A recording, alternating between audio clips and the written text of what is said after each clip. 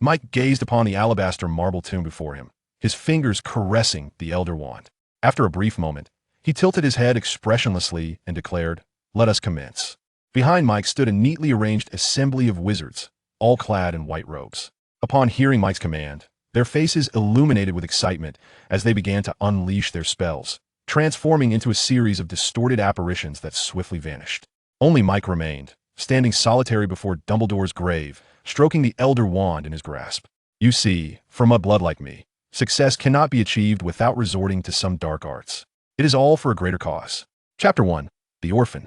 On the night of July 15th, 1991, in London, a blonde youth faced off against a large, dull black dog in a narrow alleyway. The boy held a metallic rod in his right hand, presumably salvaged from some contraption, its jagged and still bearing sharp edges. The boy shifted his right foot back, bending slightly in a fighting stance, with several large trash bins towering behind him, overflowing with refuse that emanated a foul stench. However, the confrontation between the boy and the dog clearly centered around the heap of garbage. Not far from the alley shadows, two figures observed this scene. One, an elderly man with a long white beard, whispered, "Minerva, do you believe he can scare off that dog? We cannot stand idly by while that child battles the dog. He may become injured."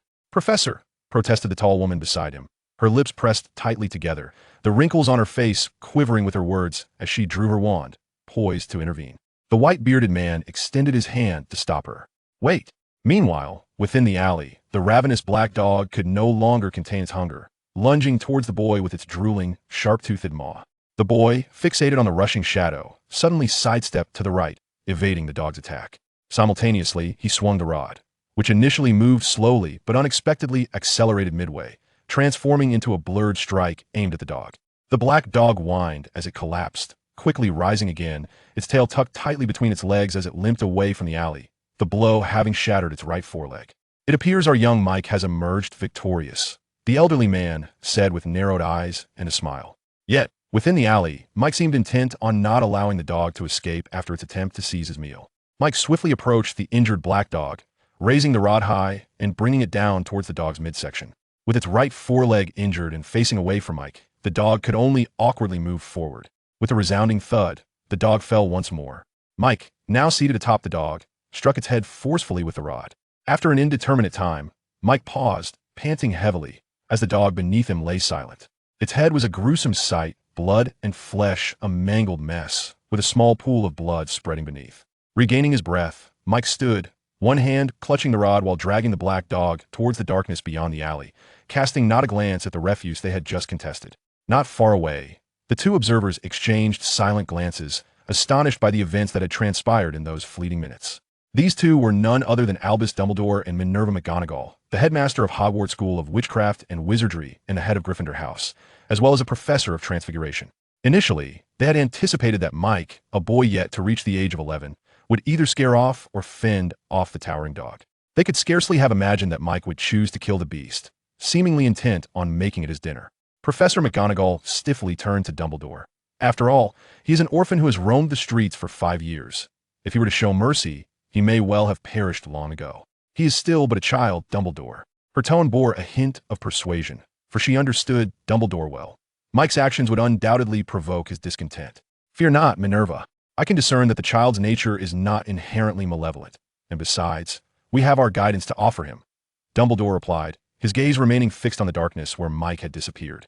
Meanwhile, our Mike remained blissfully unaware that two wizards had witnessed his actions. He hummed a tune as he strolled along the empty street. Mike had ventured out in search of food, his original target being the trash bins within his territory. In these Western nations where resources abound, the populace often indulges in wasteful habits.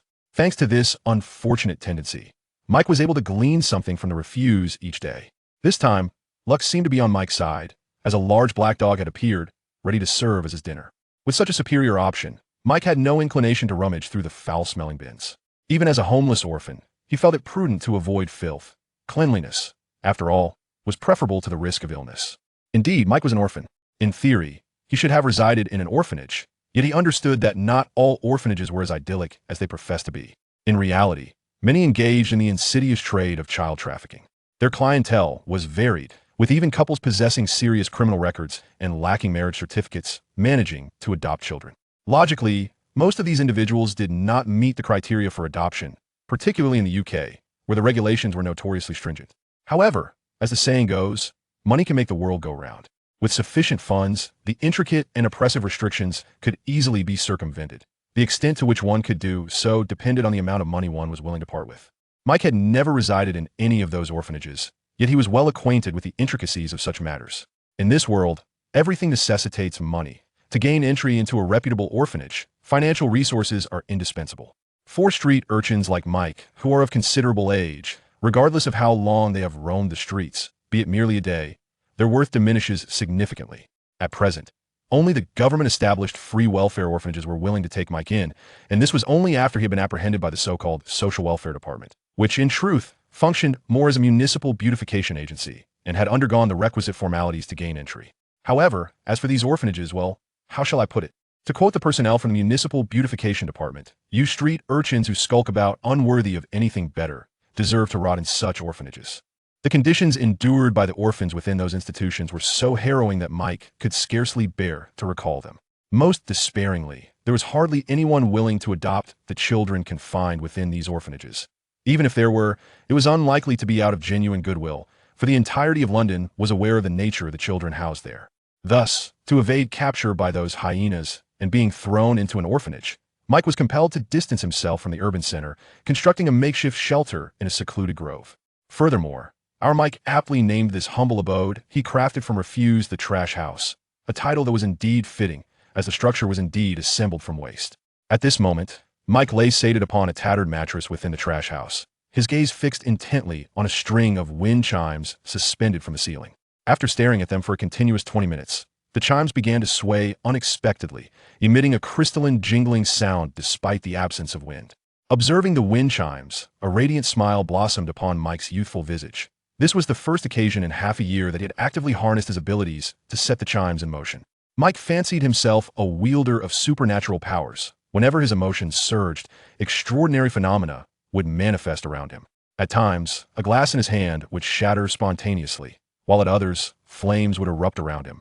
The severity of these supernatural occurrences was entirely contingent upon the intensity of his emotional upheaval and remained wholly uncontrollable. This was precisely why Mike had chosen to relocate to the Grove. Should such phenomena frequently reveal themselves in public, he would undoubtedly attract unwanted scrutiny, and the consequences could very well lead to him being subjected to dissection for study. Ever since Mike discovered the correlation between his abilities and his emotional fluctuations, he had embarked on a journey to master his emotions. He realized that by gaining control over his feelings, he could, to a certain extent, regulate his powers, allowing them to manifest in accordance with his desires. Evidently, his efforts over the past 6 months had not been in vain. Just moments ago, while grappling with a large black dog, he had successfully activated that very ability. His mind had been consumed with the singular thought of vanquishing the beast, and thus, his makeshift club seemed to be imbued with some form of enchantment, enhancing both its speed and strength remarkably. With this, the next phase of the plan can be executed, mused the boy, his eyes glimmering in the darkness. Soon, faint snores emanated from within the small abode. The exertion of actively deploying his abilities twice in one night had proven too taxing for the slender youth. Chapter 2, Lucky Boy Mike and the Letter Mike, whose full name is Mike Tully, could certainly be deemed a successful individual, at least by the measure of wealth. It must be said that Mike was fortunate, after all, for a boy who grew up in an orphanage and became a street thug after being cast out at the tender age of 14. Acquiring a grand villa in New York's affluent district and starting a family is no small feat. All of this can be attributed to his remarkable luck. Mike seemed like the illegitimate child of Lady Luck herself. Ever since his first day on the streets, whether involved in brawls or gunfights, no matter how dire the circumstances, he emerged unscathed. Consequently, those who knew him affectionately dubbed him Lucky Boy Mike. However, it appeared that fortune had not always smiled upon Mike. Or perhaps his luck had been exhausted during a bank heist. After successfully robbing the bank and amassing a fortune, Mike encountered a myriad of troubles in middle age. While his daughter's aspiration to enter the adult film industry and his wife's infidelities were mere trifles. The most unfortunate event was the resurgence of an old enemy who had tracked him down, despite his name change. Finally, on the night of April 21st, 2019, with the crack of a gunshot, Lucky Boy Mike fell. Yet, when he regained consciousness, he was pleasantly surprised to find that Lady Luck had not abandoned him. He had been reborn into the frail, battered body of a young boy, and had returned to the year 1991. Upon examining the child's memories, Mike discovered something extraordinary. This boy, also named Mike but lacking a surname, possessed superhuman abilities, although he could not control this power and was branded a monster. Leading to his tragic demise at the hands of the very children who ostracized him, Mike found himself indifferent to the boy's grim past. Having witnessed countless heart-wrenching tales from the lower echelons of society, Mike had become numb to such suffering. Had this body not been endowed with superpowers, he might have found himself joining a gang or entering one of the orphanages derisively referred to as thug concentration camps. With the wisdom from his previous life, Mike was confident he could navigate that world with ease. Once he had amassed considerable wealth through these connections, he could gracefully withdraw and engage in investment ventures to cleanse his reputation.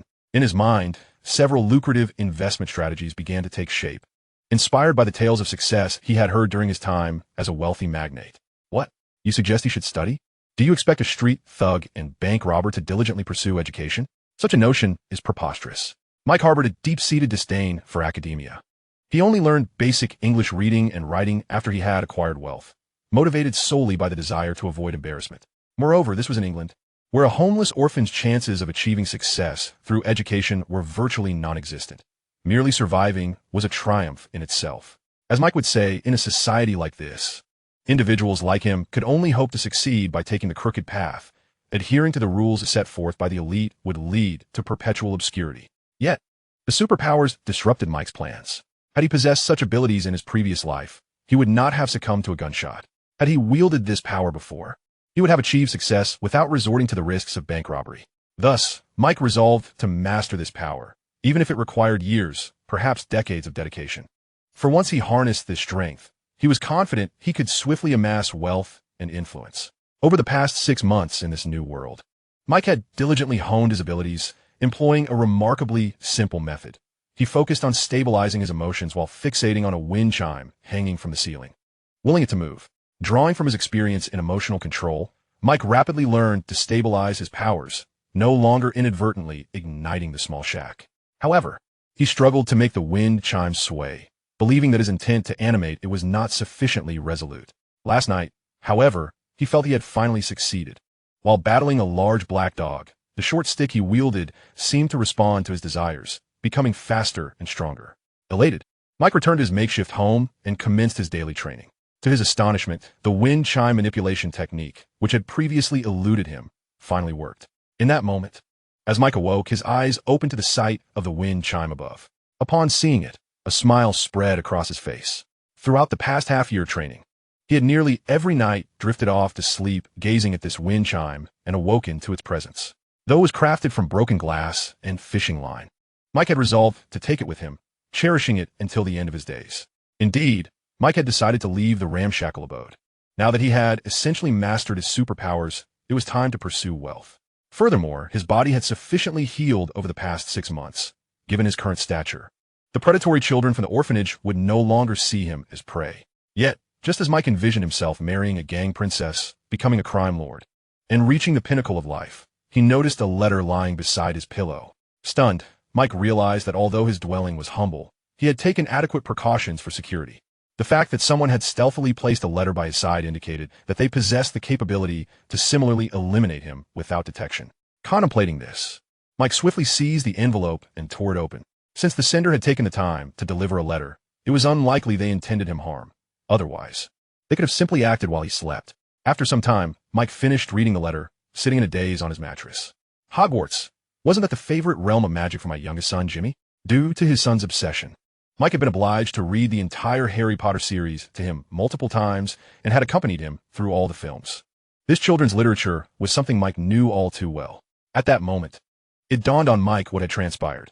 His superpower was nothing less than a magical surge akin to that of a young wizard. It was well known that such surges could be perilous, with many fledgling wizards meeting untimely ends. Yet, he had been treating it as a superpower and actively attempting to control it. Truly, Lady Luck had favored him. Otherwise, he would have been obliterated long ago. As he contemplated this, a piece of parchment slipped from the Hogwarts acceptance letter in his hand. Dear Mr. Tully, in light of your unique circumstances, we shall dispatch a representative to your residence to address your inquiries and provide the necessary assistance. Please be advised that our staff will arrive at your abode on July 16th, 1991 at 8:30 a.m. Having read the note, Mike instinctively glanced at his wristwatch, which had lost its band. The time displayed 8:31. Mr. Mike Tully, It seems you have already perused the letter we sent you.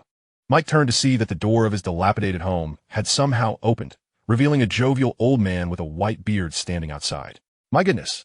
Could it be Dumbledore? Chapter 3, Dumbledore's Unexpected Visit. Mr. Mike Tully, it seems you have already perused the letter we sent you. Dumbledore stood outside the door, the gentle sunlight illuminating him, casting an ethereal glow upon his figure, particularly accentuating his immaculate white beard. Mike gaped at Dumbledore, occasionally glancing at the letter in his hand, momentarily at a loss for how to react. Observing Mike's befuddled expression, Dumbledore continued, Please forgive me for not introducing myself sooner. I am Albus Dumbledore, the headmaster of Hogwarts School of Witchcraft and Wizardry. I have come to assist a young wizard in your unique circumstances. Headmaster? Mike seemed momentarily stunned. Mr. Tully, should you not invite me in first? Dumbledore winked at Mike, sporting a mischievous grin. Startled, Mike quickly ushered Dumbledore inside, offering him a seat on the sole intact sofa in the dilapidated shed. Headmaster, is everything in the letter true? I really have been accepted into a magical school? Dumbledore settled comfortably into the chair, surveying the surprisingly tidy surroundings of the shed. Indeed, Mr. Tully, Hogwarts is a prestigious institution with a rich history. I must say, I'm quite taken aback by how clean your abode is. At this moment, Mike's mind was a whirlwind of confusion. Dumbledore's sudden appearance was overwhelming, but his previous life had exposed him to many grand spectacles, sharpening his ability to adapt. Headmaster, why did you personally come here? Surely, someone else could have handled this? He felt a flush of embarrassment, instinctively voicing his most pressing question. Mr. Mike, there is no need for you to feel anxious.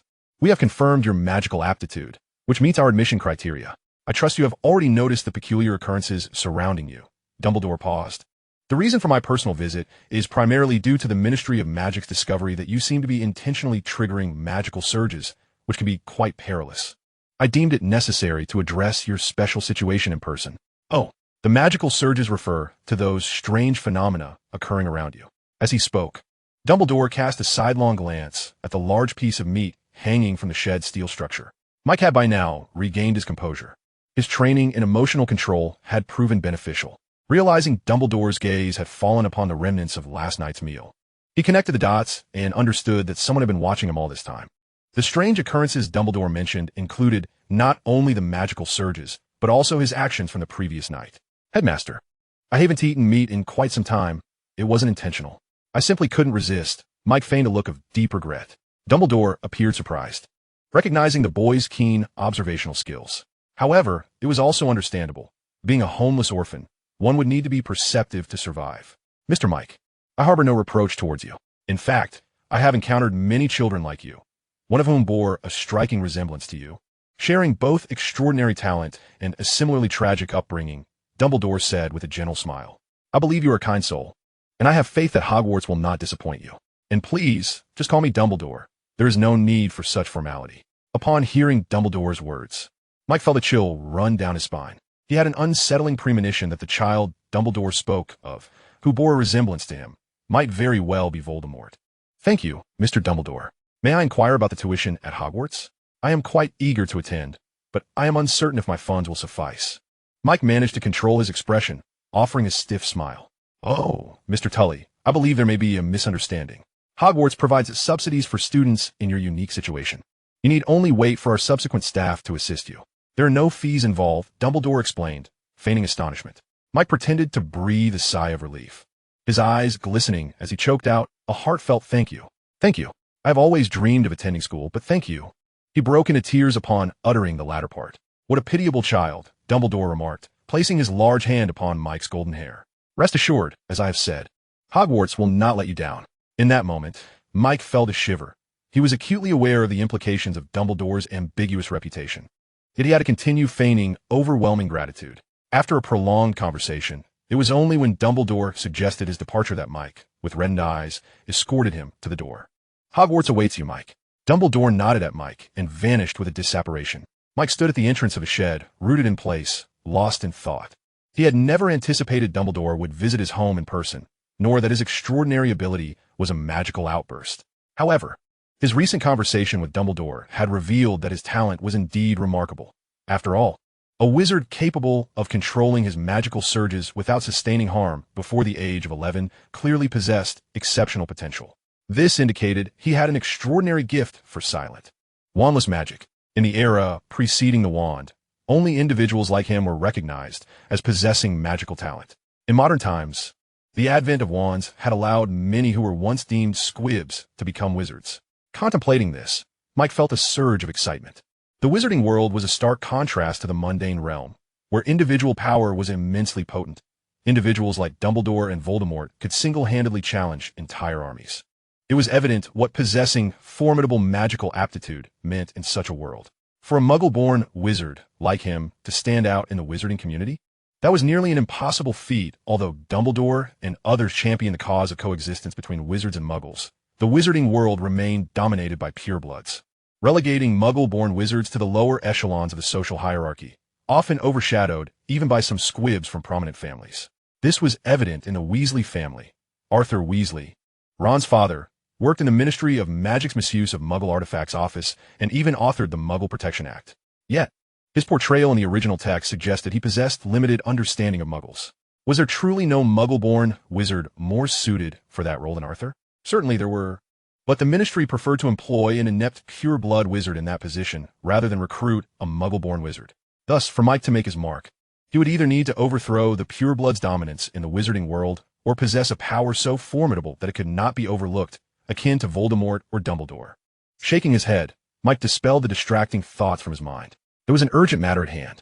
He had just learned from Dumbledore that every Muggle-born wizard could use their acceptance letter from Hogwarts as proof to exchange money at Gringotts at the rate of £5 for 1 galleon, up to 100 galleons annually. Currently, Mike possessed a little over £400, a sum he had gradually accumulated over the past 6 months. It must be said that the moniker Lucky Boy held true for him. The purchasing power of the pound in this era was substantial, and £400 was quite a considerable amount. Once he had sold some items from his cluttered abode, Michael managed to gather over £500. With this thought in mind, he hurriedly packed away some of the remnants within the refuse-filled dwelling, shouldering a hefty bundle as he stepped outside. Chapter 4. Diagon Alley. In the early morning, a tall man and a small boy ambled along the streets of North Wankerton. The towering middle-aged gentleman stood at least 2 meters tall, while the other was a frail child, adorned with a pair of black-framed glasses held together with tape. His hair, long overdue for a trim, resembled a wild thicket, obscuring his forehead. This peculiar duo garnered the attention of passers-by, with some even speculating that the child had been kidnapped, given that the giant bore no resemblance to a benevolent figure. Yet, no one intervened, not even those who might have considered contacting the authorities. After all, gang activity was not uncommon for the residents of North Wankerton, though such brazen displays were rare.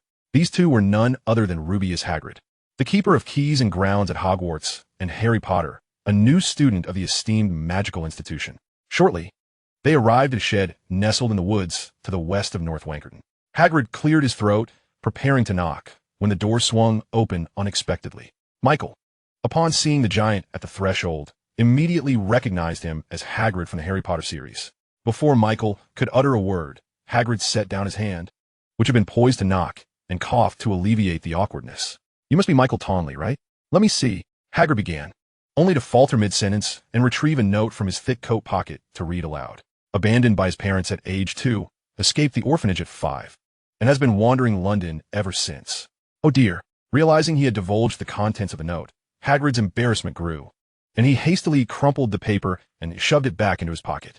To put it succinctly, I'm the keeper of keys and grounds at Hogwarts, and I'm here to take you, Harry, to Diagon Alley. Michael, unperturbed by Hagrid's lack of decorum, flashed a bright smile. "It's quite all right, Mr. Hagrid. I appreciate your coming all this way." Hagrid wasted no time. Having established that Michael understood his purpose, he led both Michael and Harry towards London. Throughout the journey, Harry remained tense and spoke little. He had initially anticipated that Hagrid would transport him to the magical realm through some wondrous means, only to find Hagrid first retrieving a fellow Hogwarts student named Michael, before taking them both on the subway to central London. Harry felt a sense of kinship towards Michael. He had long believed that no one could be more unfortunate than himself, until he met Michael. In comparison to the latter's experiences, Harry's own tribulations seemed trivial. Of course, he could not deny a flicker of schadenfreude within him, but this sentiment was swiftly quelled, replaced by a profound sense of guilt. It must be said that Harry was quite innocent. Conversely, Michael was quite chatty, engaging both Hagrid and Harry in conversation. As they spoke, Hagrid's initial awkwardness dissipated. while Harry responded to their exchanges with nervous, sporadic remarks. Before long, Hagrid ushered them into the Leaky Cauldron. As a well-known nexus between the British magical world and the Muggle realm, the pub was unmistakably famous. However, its notoriety did not extend to cleanliness. The place was dark and filthy. A few elderly women sat in a corner, sipping sherry from small cups, one of them puffing on a long pipe. A small man in a top hat was engaged in conversation with a balding pub owner. The moment the trio entered, they captured the attention of everyone present. Tom, the pub owner, was about to greet Hagrid when he noticed the two accompanying him. After a careful examination, he excitedly approached Harry, grasping his hand. "My goodness, you're Harry Potter, aren't you? What honor." With Tom's proclamation, the entire pub erupted in commotion, patrons rushing to Harry's side, eager to shake hands with the illustrious Harry Potter. Michael observed one particularly flamboyantly dressed individual, stammering as he spoke. It was evident he was Quirrell, the defense against the dark arts professor at Hogwarts that year. Hagrid appeared quite pleased, as if he were the one being compelled to shake hands with every patron. However, he fulfilled his duty by dispersing the crowd and leading the two boys to a brick wall at the back of the Leaky Cauldron. "Count 3 bricks up and 2 across," he murmured. "All right, step back, little ones." With the tip of his umbrella, he tapped the wall thrice. The brick he struck began to quiver and shift, revealing a small opening that widened gradually, until a broad archway, wide enough for Hagrid to pass through, appeared, leading to a winding cobblestone street that seemed to stretch into infinity. Michael's excitement soared as he beheld the wonders of Diagon Alley. This was the magical world. Both he and Harry wished they had 8 eyes to take in every detail around them. Hagrid, noticing their wide-eyed amazement, chuckled heartily. "Don't rush. First we'll head to Gringotts to get some money, and then we'll take our time exploring, Harry." He then acknowledged Michael. "And you too, Michael, don't worry. Your school supplies have already been prepared for you by Hogwarts. We'll collect them at Gringotts." Michael nodded, smiling, and he could clearly sense the difference in Hagrid's demeanor towards him compared to Harry.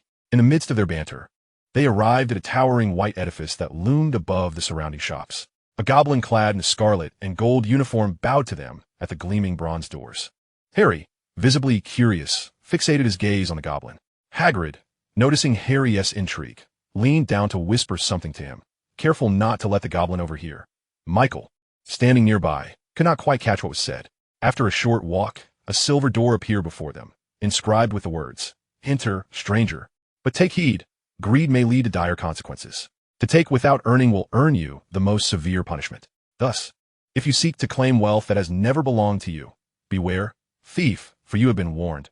What you draw forth may not be treasure, but retribution."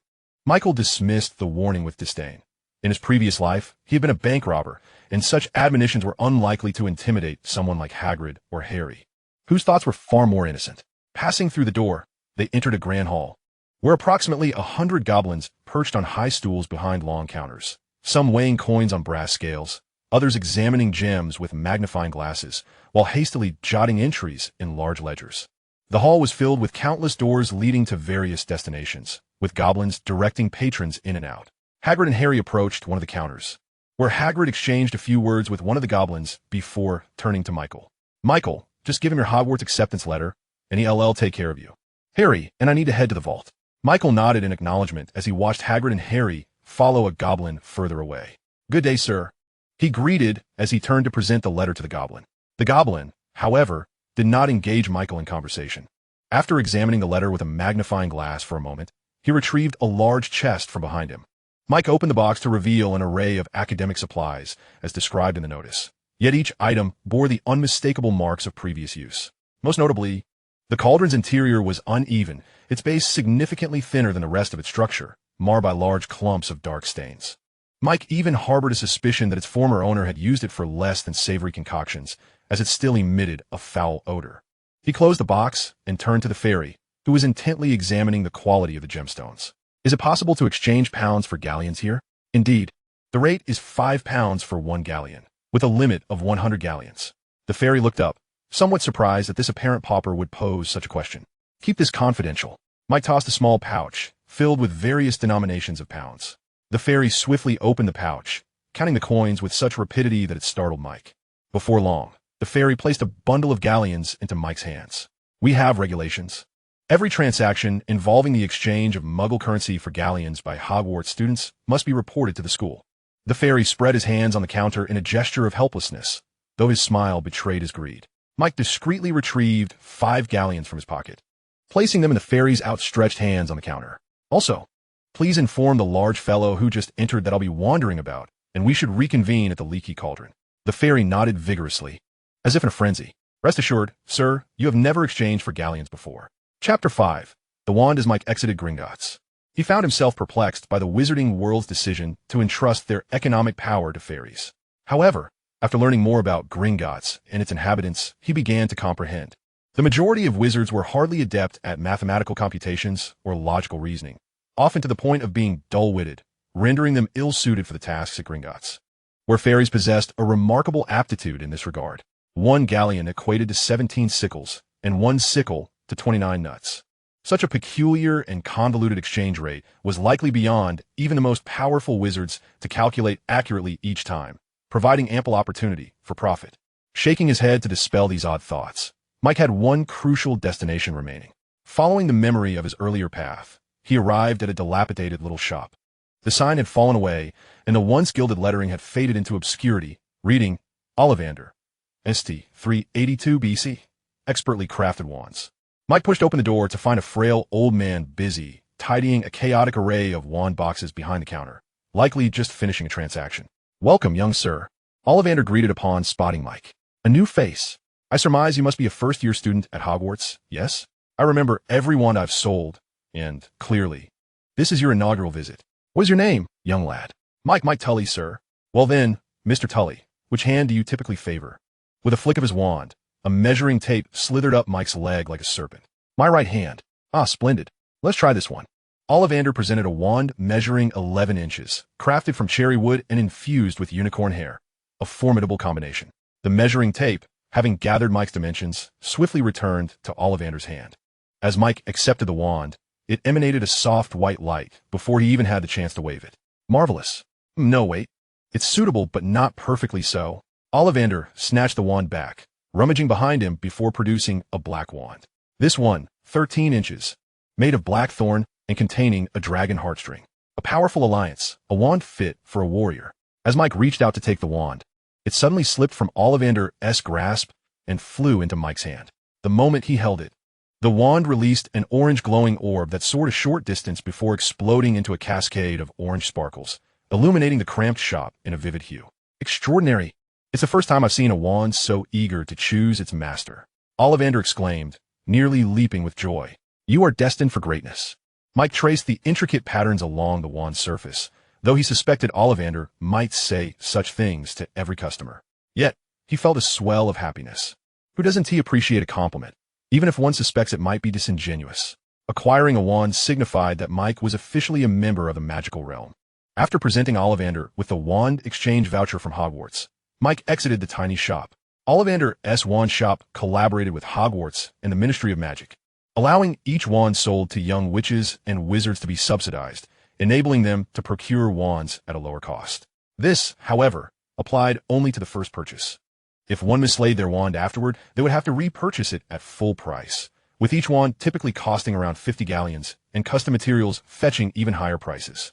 In high spirits after acquiring his wand, Mike made his way into Flourish and Blots. Although he had anticipated that magical texts would be exorbitantly priced, he was taken aback by the steep costs. A single copy of advanced potion making commanded 9 galleons, whereas the Muggle clerk's monthly salary at Flourish and Blots was only 42 galleons. This was, of course, due to the fact that it was a Hogwarts textbook, hence the subsidies. Other books of similar caliber were priced nearly twice as much, explaining why Ron could only utilize his brother's old texts. Otherwise, he could hardly afford them. Under the clerk's recommendation, Mike selected several books suitable for first-year wizards. The hefty price tag caused him some discomfort, yet he recognized it as a necessary investment. There is no investment more prudent than that which is made in oneself. Naturally, the Wizarding World also boasted second-hand bookstores. The Weasley family's textbooks were predominantly sourced from a second-hand shop tucked away in Diagon Alley. Books here were priced at roughly a third of their new counterparts. Yet many suffered from missing pages. Those that contained good student notes and were well-preserved could even command higher prices than new editions. This was one of the reasons for Ron's poor academic performance. Consider that these already tattered second-hand books had first passed through the hands of his brothers, and by the time they reached Ron, they were likely of several hands' worth of wear. With such deficient materials, it was indeed a challenge for Ron to excel in magic. Thinking of this, Mike felt a twinge of sympathy for him. By the time Mike returned to the leaky cauldron, carrying a large trunk, the sky had darkened. He did not intend to return to the shabby house, but rather rented a room upstairs from Tom. Taking Mike's youth into consideration, Tom offered him a discounted rate of 18 galleons for the month, including lunch and dinner. Eager to delve into the spells contained within his new books, Mike recalled vaguely that young wizards were warned against using magic in the Muggle world. While he could not quite remember the specifics, for safety's sake, it seemed wiser to study magic within the confines of the leaky cauldron. Just as Mike placed his belongings in his room, Harry and Hagrid arrived at the leaky cauldron. Harry placed his hands behind his back, as if concealing something. "Mike, I've heard about your situation from Hagrid. Coincidentally, I discovered that my parents left me quite a fortune in galleons." Harry's face flushed crimson, his hands fidgeting behind him. "I believe you're friends now, despite just meeting today, and if you require financial assistance, please take this." Bowing his head, Harry pressed the hidden pouch filled with galleons into Mike's hand. Poor Harry, attempting to purchase friendship with money. Mike, feeling the weight of the pouch, was momentarily at a loss for words, never expecting Harry would offer him money. Sensing Mike's prolonged silence, Harry grew anxious. "I mean no offense. I simply wish to help you. I understand your feelings. I, too, am an orphan." Poor Harry, willing to unveil his scars just to spare his friend discomfort. As Mike contemplated this, he felt a stir of emotion. At this moment, Harry truly embodied kindness and charm, a quality Mike himself would not have exhibited. "I understand, Harry, I truly do. I admit I need this money," Mike replied, offering a gentle smile. "However, accepting it without reciprocation would not sit well with me. I shall give you an IOU, though it may take me quite some time to repay it. I swear I will. You need not feel obligated. We are friends, and friends help one another. No, it is a matter of principle." "I refuse to let your goodwill become a mere act of charity," Mike interjected. Hearing Mike's words, Harry smiled in return. Regardless of the circumstances, Mike resolved to accept the money. After the IOU, he would shred it later.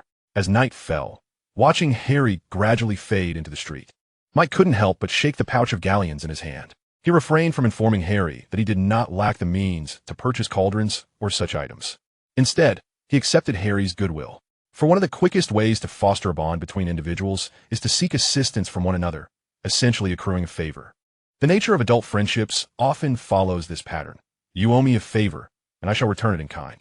This reciprocal exchange deepens their connection. Mike's past experiences taught him that this method proved to be remarkably effective. Embracing the cool night air, Mike returned to his room, eager to embark on his journey of learning magic. Chapter 6, Pride and Prejudice. The textbooks of the Wizarding World are utterly abysmal. After his 200th failed attempt at casting the petrification charm, Mike hurled the book across the room in frustration. For the past few days, Mike had devoted all his time to studying the first-year textbooks from Hogwarts. Though these were outdated tomes donated by older students, Mike's luck held strong, as the pages appeared intact. The spells available to first-year wizards are few, yet the one Mike yearned to master most was the petrification charm. This spell could render its target utterly defenseless. If executed with sufficient skill, it could even turn the victim to stone.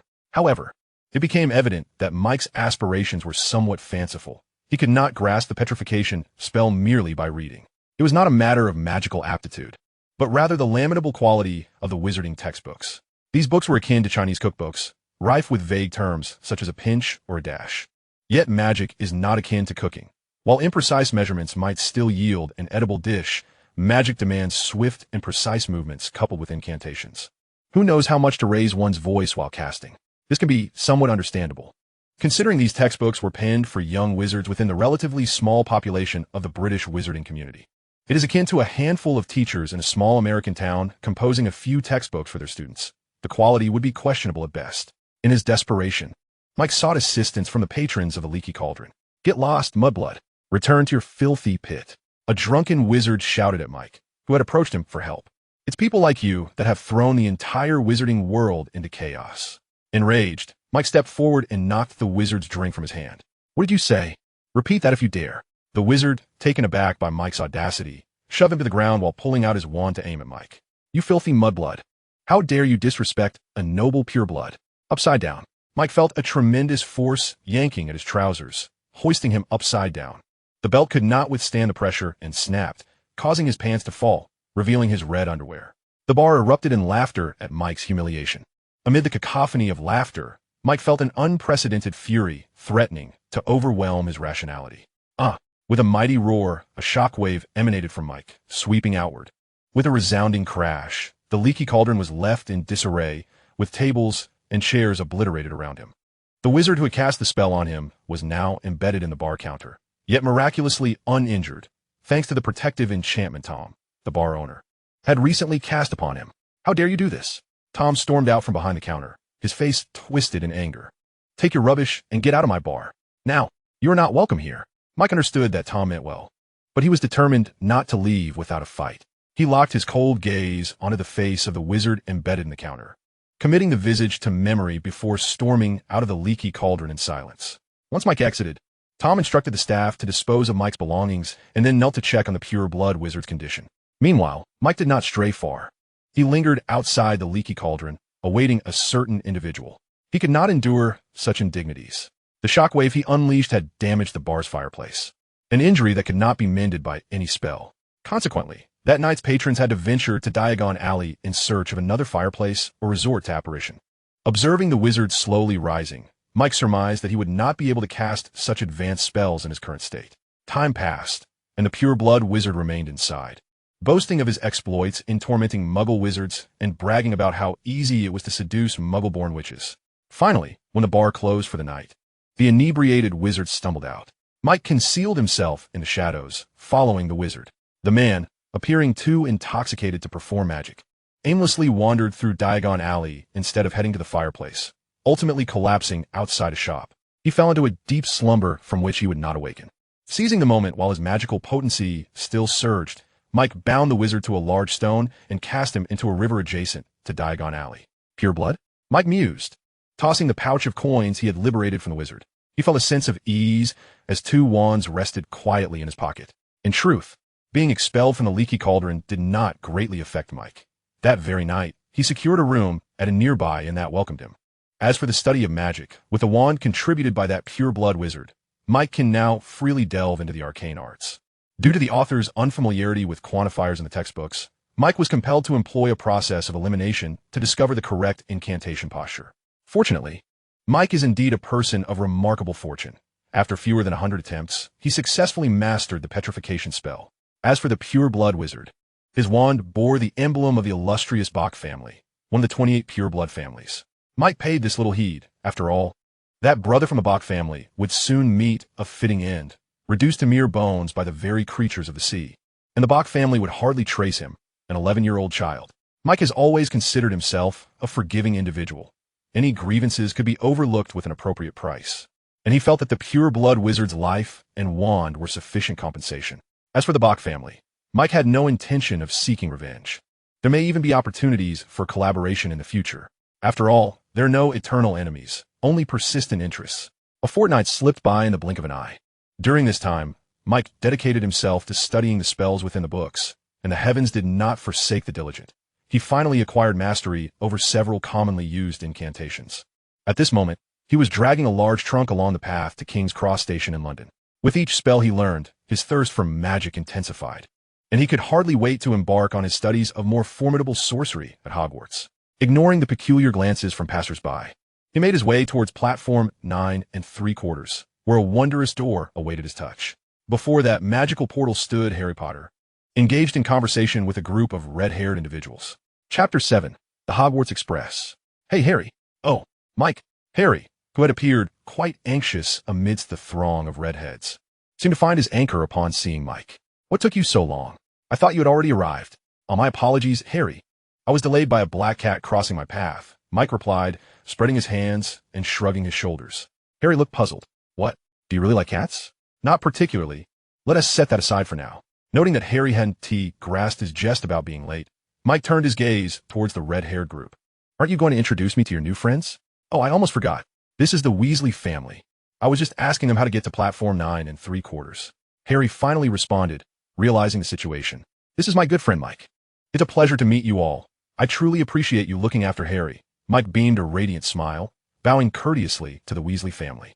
Perhaps it was the endearing sight of this 11-year-old boy bowing that prompted Mrs. Weasley to embrace Mike. What a charming and polite child. One could not deny that Mike possessed an exceptionally cute visage, which instantly endeared him to Mrs. Weasley. "Look, Mom, we have a new brother," exclaimed 2 tall, red-haired boys. making comical faces in response. Indeed, perhaps we shall find ourselves relegated to the sidelines. Mrs. Weasley turned sharply at the sound, directing her ire at one of the boys. George, you've mistaken us, Mum. It's George, retorted the other boy, adding, it's quite disappointing that you, our mother, cannot tell us apart. The two then burst into laughter as they pushed their luggage and dashed into platform 9 3/4. Those little rascals. Mrs. Weasley feigned anger, but a smile betrayed her amusement. All right, Harry, Mike, you two should head in as well. The train is about to depart. And you, Ron, take the sandwich I made for you. Don't go hungry on the way. After bidding farewell to the Weasley family, the trio plunged into the wall. Upon their first arrival at platform 9 3/4, both Harry and Mike exhibited a profound curiosity regarding their surroundings. In contrast, Ron remained notably composed, his attention solely focused on Harry, appearing as if he had something to say but hesitated. Mike spotted many familiar faces. Neville seemed to be receiving a lecture from his grandmother, sporting a look of indignation. In the distance, Draco Malfoy was bidding farewell to his parents, their family radiating an air of self-importance, creating a wide berth around them as others circumvented their presence. The three hastened aboard the soon-to-depart train, securing an empty compartment for themselves. Once seated, Ron could no longer contain his excitement and, mustering his courage, exclaimed, "Are you really Harry Potter?" Harry swept aside his fringe, revealing the lightning-shaped scar for Ron to see. "My goodness, I'm sharing a compartment with the legendary Harry Potter," Ron exclaimed, initiating a conversation with Harry. Observing their lively exchange, Mike felt the urge to join in. "Harry, I've been gathering information in Diagon Alley these past few days and have heard some things about you. I must say, the situation may not be as optimistic as we hope." Feigning seriousness, Mike continued, "Since you defeated the Dark Lord, many of his former followers harbor significant resentment towards you, especially those pure-blood aristocrats." Mike began to instill his own perspectives into Harry's mind, thinking that a naive boy like Harry would be easily swayed. If Dumbledore could do it, so could he, Mike. Indeed, Harry, those so-called aristocrats are nothing but scoundrels, particularly those from Slytherin. They are all little Death Eaters. Ron readily chimed in, echoing Mike's sentiments. Mike found this amusing. Ron himself hailed from one of the 28 pure-blood families, yet he spoke disparagingly of them so adeptly. It was no wonder the Weasley family was dubbed the traitors of purebloods. Harry appeared visibly intimidated by their assertions and quickly began inquiring about the Wizarding World. As the conversation deepened, Ron grew warmer towards Mike, and when the snack vendor entered, Harry bought a plethora of treats to share with everyone. Just as the three were munching on snacks and chatting, Neville, with his round face, entered the compartment. "Excuse me, have you seen my toad?" Neville's eyes were brimming with tears. Harry and Ron shook their heads. "I've lost him again. He must hate me. He always tries to escape from me." "He'll come back." Mike quickly stepped forward to comfort him. As a member of the Longbottom family, one of the 28 pure-blood families leaning towards Muggle acceptance, it was essential to befriend him. "How about this? I'll help you look for him." "Really? But never mind, I don't want to trouble you." "Thank you." It was evident that Neville was a shy and insecure child. "That settles it. Let us go."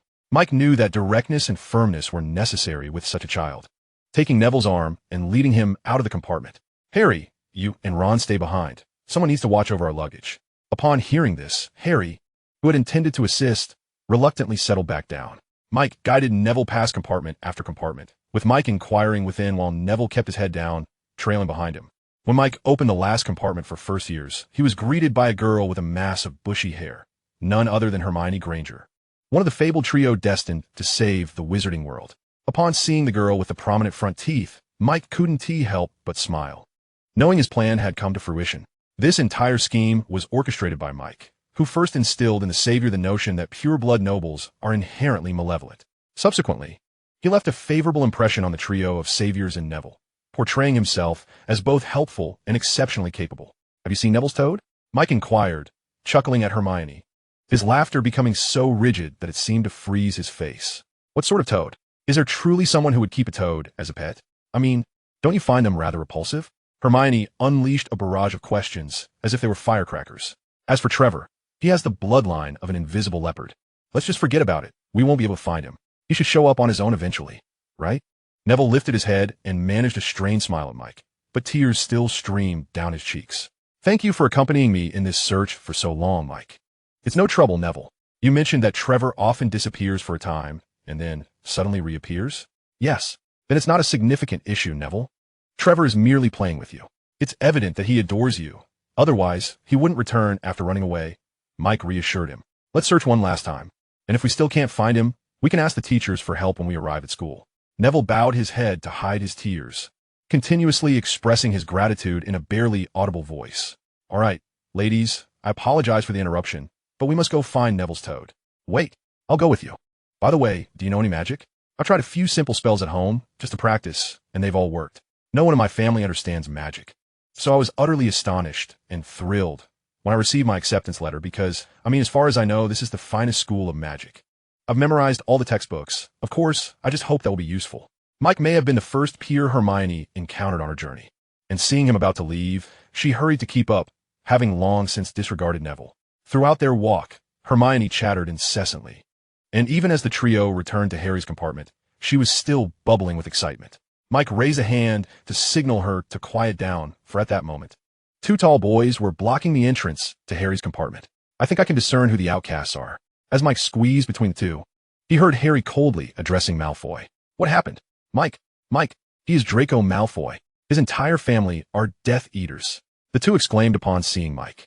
Ah, red hair, tattered clothes. You must belong to the Weasley clan. I doubt there's a single item on you that is new. After all, your father's pitiful salary hardly supports you all. I've even heard your mother has to sell snacks to make ends meet. True? Malfoy sneered, his face flushed as he glared at Ron. Observing this, Mike stepped forward and seized Draco by the collar, looking down at him. Do you want to fight, boy? Do you want me to land a punch on that pretty little face of yours? I swear I'll hit you so hard that even your mother wouldn't recognize you. In both this life and the last, Mike had taken many lives. Under the gaze of Mike's murderous eyes, Draco felt as though he were facing a ferocious tiger. Nearby, Crabbe and Goyle attempted to intervene, but were held back by the trembling Neville. Soon enough, Draco was drenched in cold sweat, struggling to free himself from Mike's grip. He used his trembling hands to adjust his collar and mask his embarrassment. Just wait. My father is a Hogwarts governor.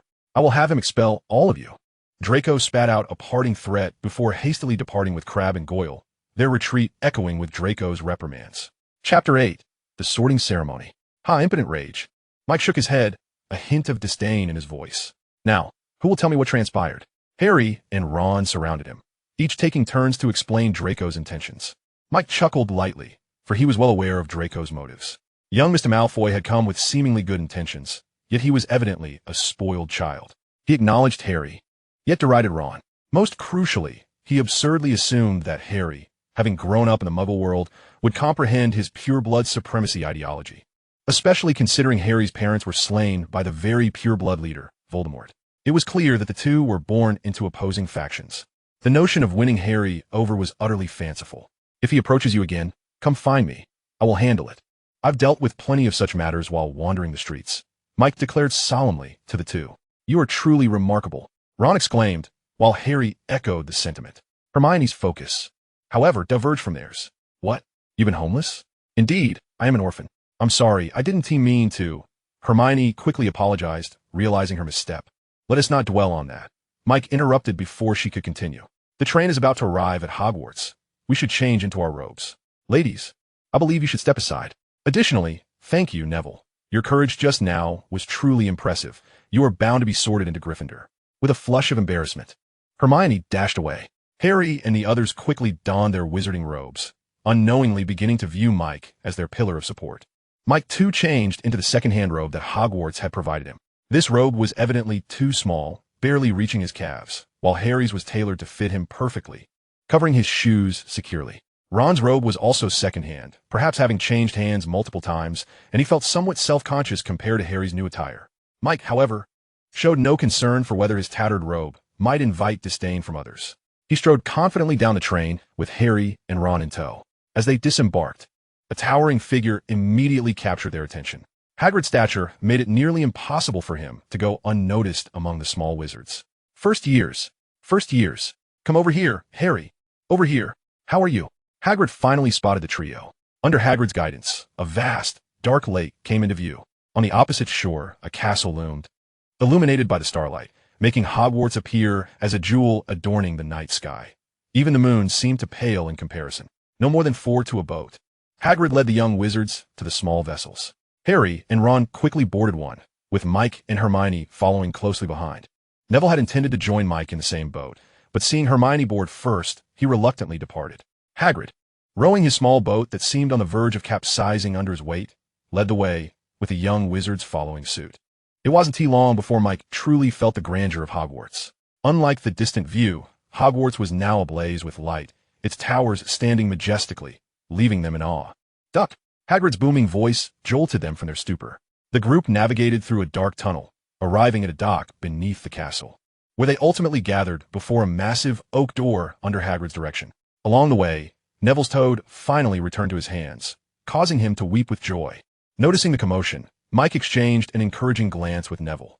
The grand door swung open abruptly, revealing a tall witch-clad in a resplendent emerald robe. Her expression stern and her lips tightly pressed together. Her gaze momentarily flitted over Mike and Harry, for she was none other than Professor McGonagall. "Thank you, Hagrid. I shall take it from here." She bid farewell to Hagrid and led the young witches and wizards into the castle. Under her imposing presence, the once chattering students fell silent, trailing behind her like fledglings following their mother hen. After traversing the vast entrance hall of the castle, they ultimately arrived at a small chamber. "Welcome to Hogwarts," Professor McGonagall announced, "but before your formal enrollment, you must undergo the sorting ceremony to determine which house you will belong to for the next 7 years. The 4 houses are Gryffindor, Hufflepuff, Ravenclaw, and Slytherin. Each has nurtured countless exceptional witches and wizards, all of whom have made significant contributions to the wizarding world. Furthermore, the school holds a house cup each year, and I hope you will all strive to perform admirably for the glory of your respective houses. In just a few minutes, the sorting ceremony will commence before the entire school. Before that, I suggest you tidy yourselves up." With a pointed glance at the smudge on Ron's nose, she turned away. Perceiving McGonagall's gaze, Mike drew his wand and directed it at Ron's nose, instantly cleansing it of blemish. Hermione, noticing Mike's use of the cleaning charm, gasped in excitement. "You actually learned the cleaning charm? I haven't even mastered it. It's so difficult." Mike offered her a polite smile, but his attention was captivated by the ethereal, translucent figures that suddenly emerged from the walls behind them, ghosts. He was intrigued by these spectral beings. What manner of life forms were they? Did souls truly exist? Before long, Professor McGonagall returned, ushering the young witches and wizards into the great hall. Mike swore he had never encountered a more wondrous hall. Students clad in robes encircled 4 long tables, while candles floated serenely above them. Gazing upward, one could see the ceiling, which appeared to be enchanted. As the moonlight streamed down unobstructed, adorned with twinkling stars dotting the night sky. Ahem! Professor McGonagall cleared her throat, drawing the attention of the first years. Before her stood a high wooden stool, upon which rested a tattered, patched sorting hat. "I shall now call the roll. When I announce your name, please take a seat on the stool and don the sorting hat." Mike was somewhat taken aback. This was not what he had anticipated. The sorting hat did not sing. However, he had little time to ponder, as Professor McGonagall commenced the roll call, and the very first name she called was his. "Mike Tully." Mike strode forward, already having made his decision regarding which house he wished to join, Ravenclaw. Based on information gleaned from the original text and recent inquiries in Diagon Alley, Slytherin was known to be a bastion for pure blood families, so he would pass on that. Hufflepuff, on the other hand, was a gathering place for mediocrity, so that was a definite no. Thus, it was left to Ravenclaw and Gryffindor. Mike opted for Ravenclaw. Firstly, the combat prowess of Ravenclaw students evidently surpassed that of Gryffindor, as the title academic elite was not earned lightly. Secondly, akin to Slytherin, Ravenclaw also produced its share of dark wizards. It is worth noting that the direct translation of Ravenclaw is Raven's Claw, which subtly implies a nature of greedy plunderers. Where did the vast collection of tomes in the Hogwarts library originate? Most were pilfered by Ravenclaw and its students from other sources, hence their adeptness in combat and occasional inclination towards thievery. This was evidenced by their head, Filius Flitwick, a champion in dueling. Surely, if Ravenclaw were merely a haven for bookworms, their head would not be he. In summary, Ravenclaw was the perfect sanctuary for Mike to cultivate his own faction. Returning to the Great Hall, Mike seized the sorting hat. Despite its grimy appearance, he bore no disdain, silently chanting, "Ravenclaw, Ravenclaw, let me into Ravenclaw." The moment he donned the hat, a whimsical voice echoed in his mind. Ah, a curious little wizard, ambitious and possessing remarkable magical talent. Were it not for your lineage, Slytherin would undoubtedly be the most fitting house for you. A pause followed. You wish to join Ravenclaw? That is feasible, though perhaps Gryffindor would suit you better. Have you made your decision? Very well then. Ravenclaw, the sorting hat proclaimed loudly. Instantaneously, The students at the second table to the left erupted in applause, for this year's first new student belonged to them. A fortuitous omen indeed. Chapter 9. The Joyful Life in Ravenclaw. After being warmly welcomed to a seat by the enthusiastic upperclassmen, Mike began a round of introductions. Upon learning that Mike was a Muggle-born orphan, many of the surrounding female students overflowed with maternal instinct in their attempts to console him, while a few others cast disdainful glances. Observing the flock of admirers surrounding him, Mike could not help but think, coming to Ravenclaw was indeed the right choice. The trio of saviors, much like in the original tale, were sorted into Gryffindor. When Harry discovered that he and Mike would not be in the same house, he nearly burst into tears. Though their time together had been brief, Harry had already considered Mike a good friend. As the feast concluded, it was well past midnight when Mike and his companions followed the upperclassmen to the entrance of the Ravenclaw common room, before the eagle-shaped door knocker. "What is humanity's most precious treasure?" it inquired.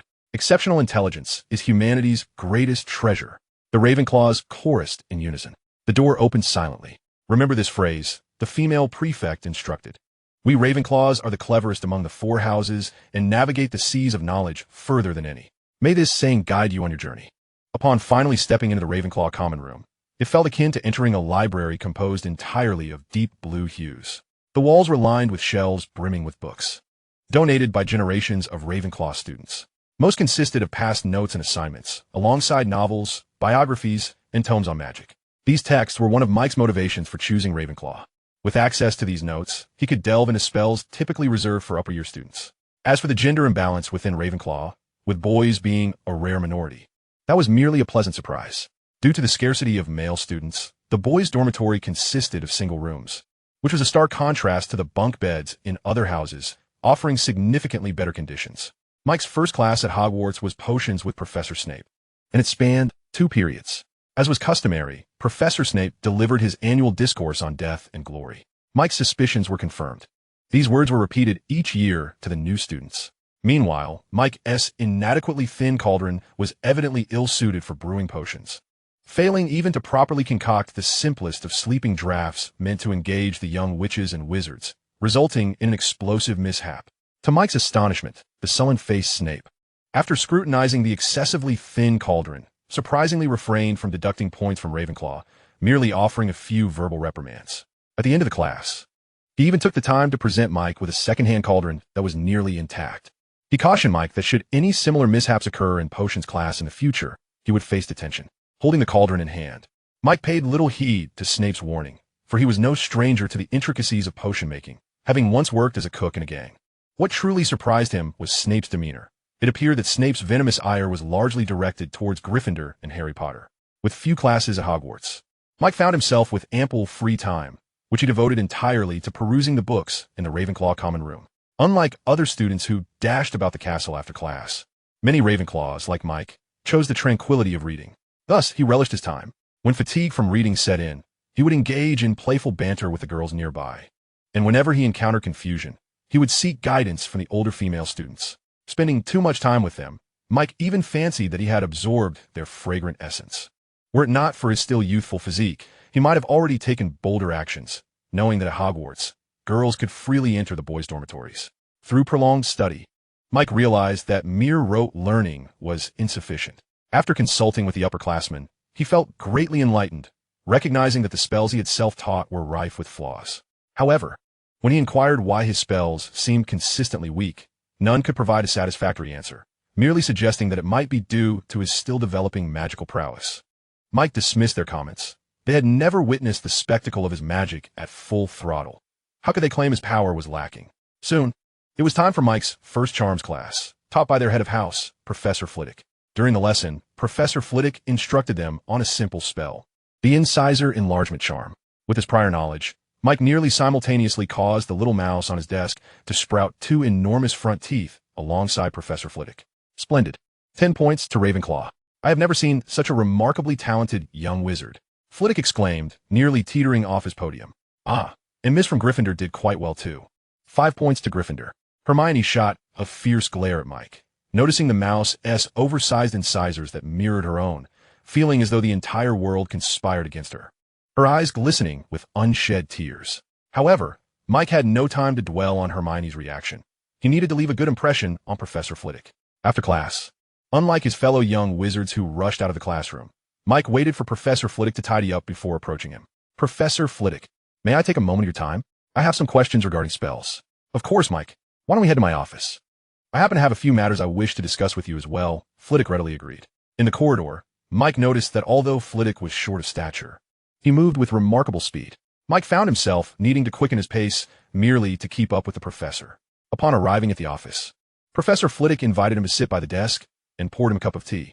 Respected headmaster, I feel that the effectiveness of my spells is significantly lacking compared to the upperclassmen. What could be the reason for this? Mike inquired eagerly. There are many reasons for such a phenomenon. Why not cast a spell for me to observe? Flitwick replied, evidently pleased by Mike's choice of title, grinning broadly. Wingardium Leviosa. Mike brandished his wand towards the book on the desk, causing it to tremble slightly before it wobbled and floated up briefly, only to plummet back down. Excellent attempt at the levitation charm. If I may be frank, Mike, your spell-casting skills have already surpassed the majority of first-year students. And even many upperclassmen do not possess your level of talent.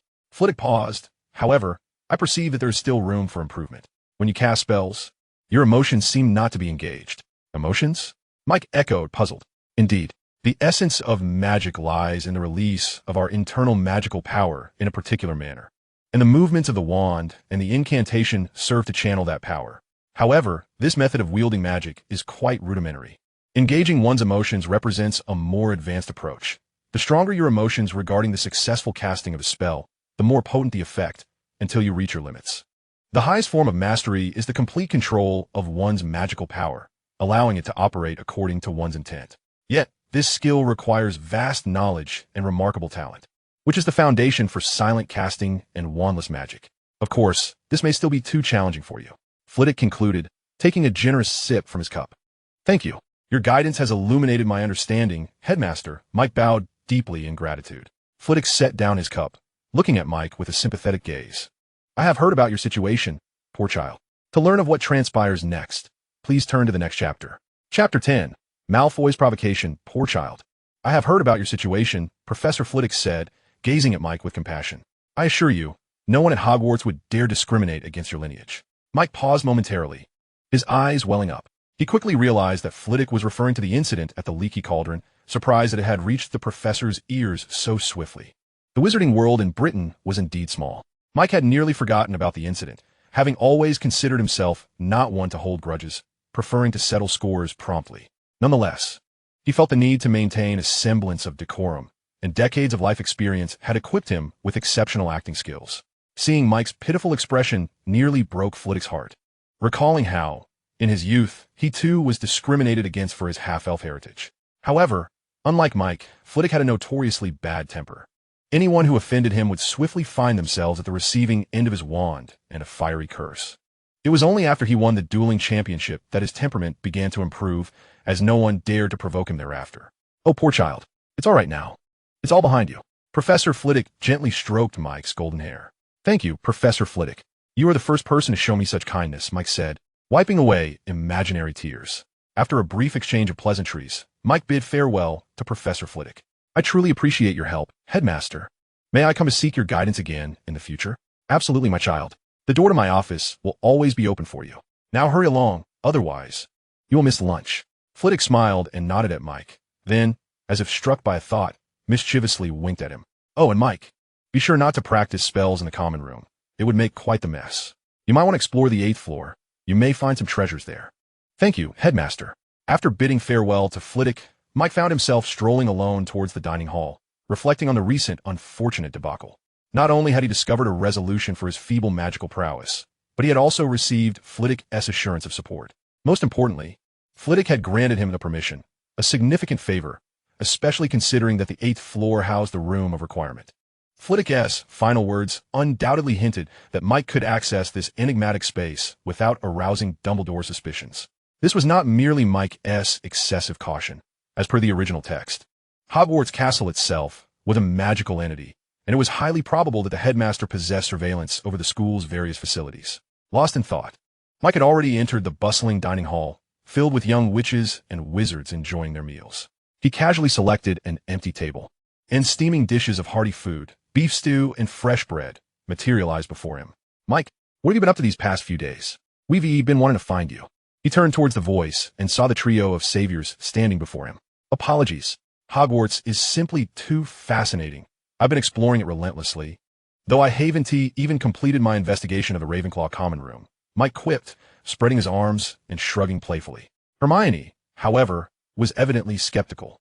I suspect some of you have been preoccupied with flirting with the older girls. I have not. You're mistaken. Mike hurriedly denied. You're lying. I saw you at the library, all cozy with those older girls. Mike was taken aback by Hermione's concern over such matters and teased. Oh, why are you so interested in me? Do you fancy me? Absolutely not. I just happened to see. Don't jump to conclusions.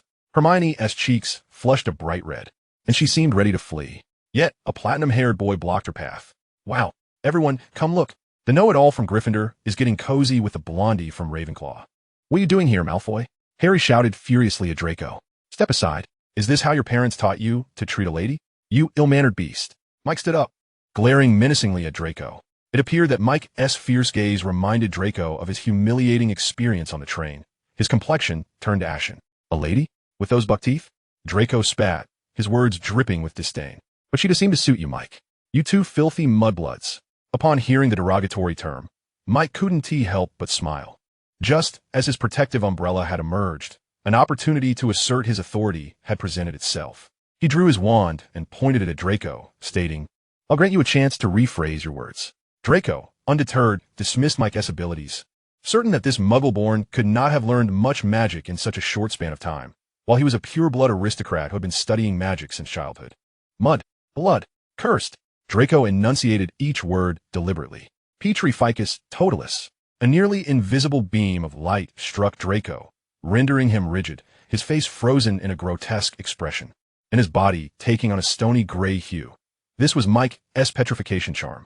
By channeling his emotions, Mike amplified the spell's potency, a feat not difficult for someone who had trained for 6 months. The emotional release technique had proven remarkably effective, resulting in a spell of unprecedented strength. A hallmark of mastery in the petrification charm. Gasps of astonishment erupted from the surrounding crowd as they witnessed Draco's petrification. You'll be expelled. No magic is allowed in the hall. We must inform a professor. Hermione exclaimed, tears brimming in her eyes, oblivious to the venomous implications of the term mudblood. Mike, however, remained unfazed. In a place like Hogwarts, blood discrimination was a violation of political correctness. What intrigued him more was the substantial enhancement this emotional spell-casting provided to his magic, further validating his hypothesis about the essence of magic. That magical energy, akin to chakra, was a fusion of physical and mental strength. Thus, heightened emotions correlated with increased spell intensity, explaining why young witches and wizards' magical abilities grew with age. Moreover, he now had a formidable ally. As expected, it wasn't long before Professor Flitwick hurried into the hall, his short legs moving briskly. I want to see which little brat dared to slap my face. Draco Malfoy. You're certainly adept, just like your wretched father. Flitwick was furious. He had just made a promise to Mike, only to have someone slap him in the face moments later. He selectively ignored Mike's use of the petrification charm, believing he would have acted even more severely. How dare you? How dare you so brazenly violate school rules? At that moment, Professors McGonagall and Snape arrived. McGonagall was evidently livid. She could hardly believe that a first year would dare to flout school regulations, especially in such a public setting. Snape stood silently beside her, having witnessed the entire incident, which explained Draco's audacity. However, Draco had miscalculated this time. The term mudblood was Snape's Achilles heel. It was due to this very term that he lost Lily. You two will each lose 50 points and face detention for 10 days. McGonagall declared. I protest. I cannot abide by your decision, McGonagall. Flitwick was evidently unwilling to accept such a lenient punishment. Young Malfoy had dared to insult Mike as a mudblood. He deserved the petrification curse. Upon hearing the term mudblood, McGonagall's expression shifted dramatically. Slytherin loses 100 points, and Draco Malfoy receives a 15-day detention, which I will personally oversee. Mike Tully will have 1 day of detention, supervised by Professor Flitwick. Chapter 11. Aftermath of the dining hall incident. Professor McGonagall announced the final verdict. Slytherin lost 100 points. Draco faced 15 days of detention, to be served in McGonagall's office, while Mike would serve 1 day in Flitwick's office. The detention would last from dinner until midnight. This punishment was indeed severe, particularly for Draco. Not only was he sentenced to 15 days of detention, but he also brought about a loss of 100 points for Slytherin House. It was worth noting that Slytherin had claimed the House Cup for several consecutive years, and Draco's actions had severely diminished their chances this year.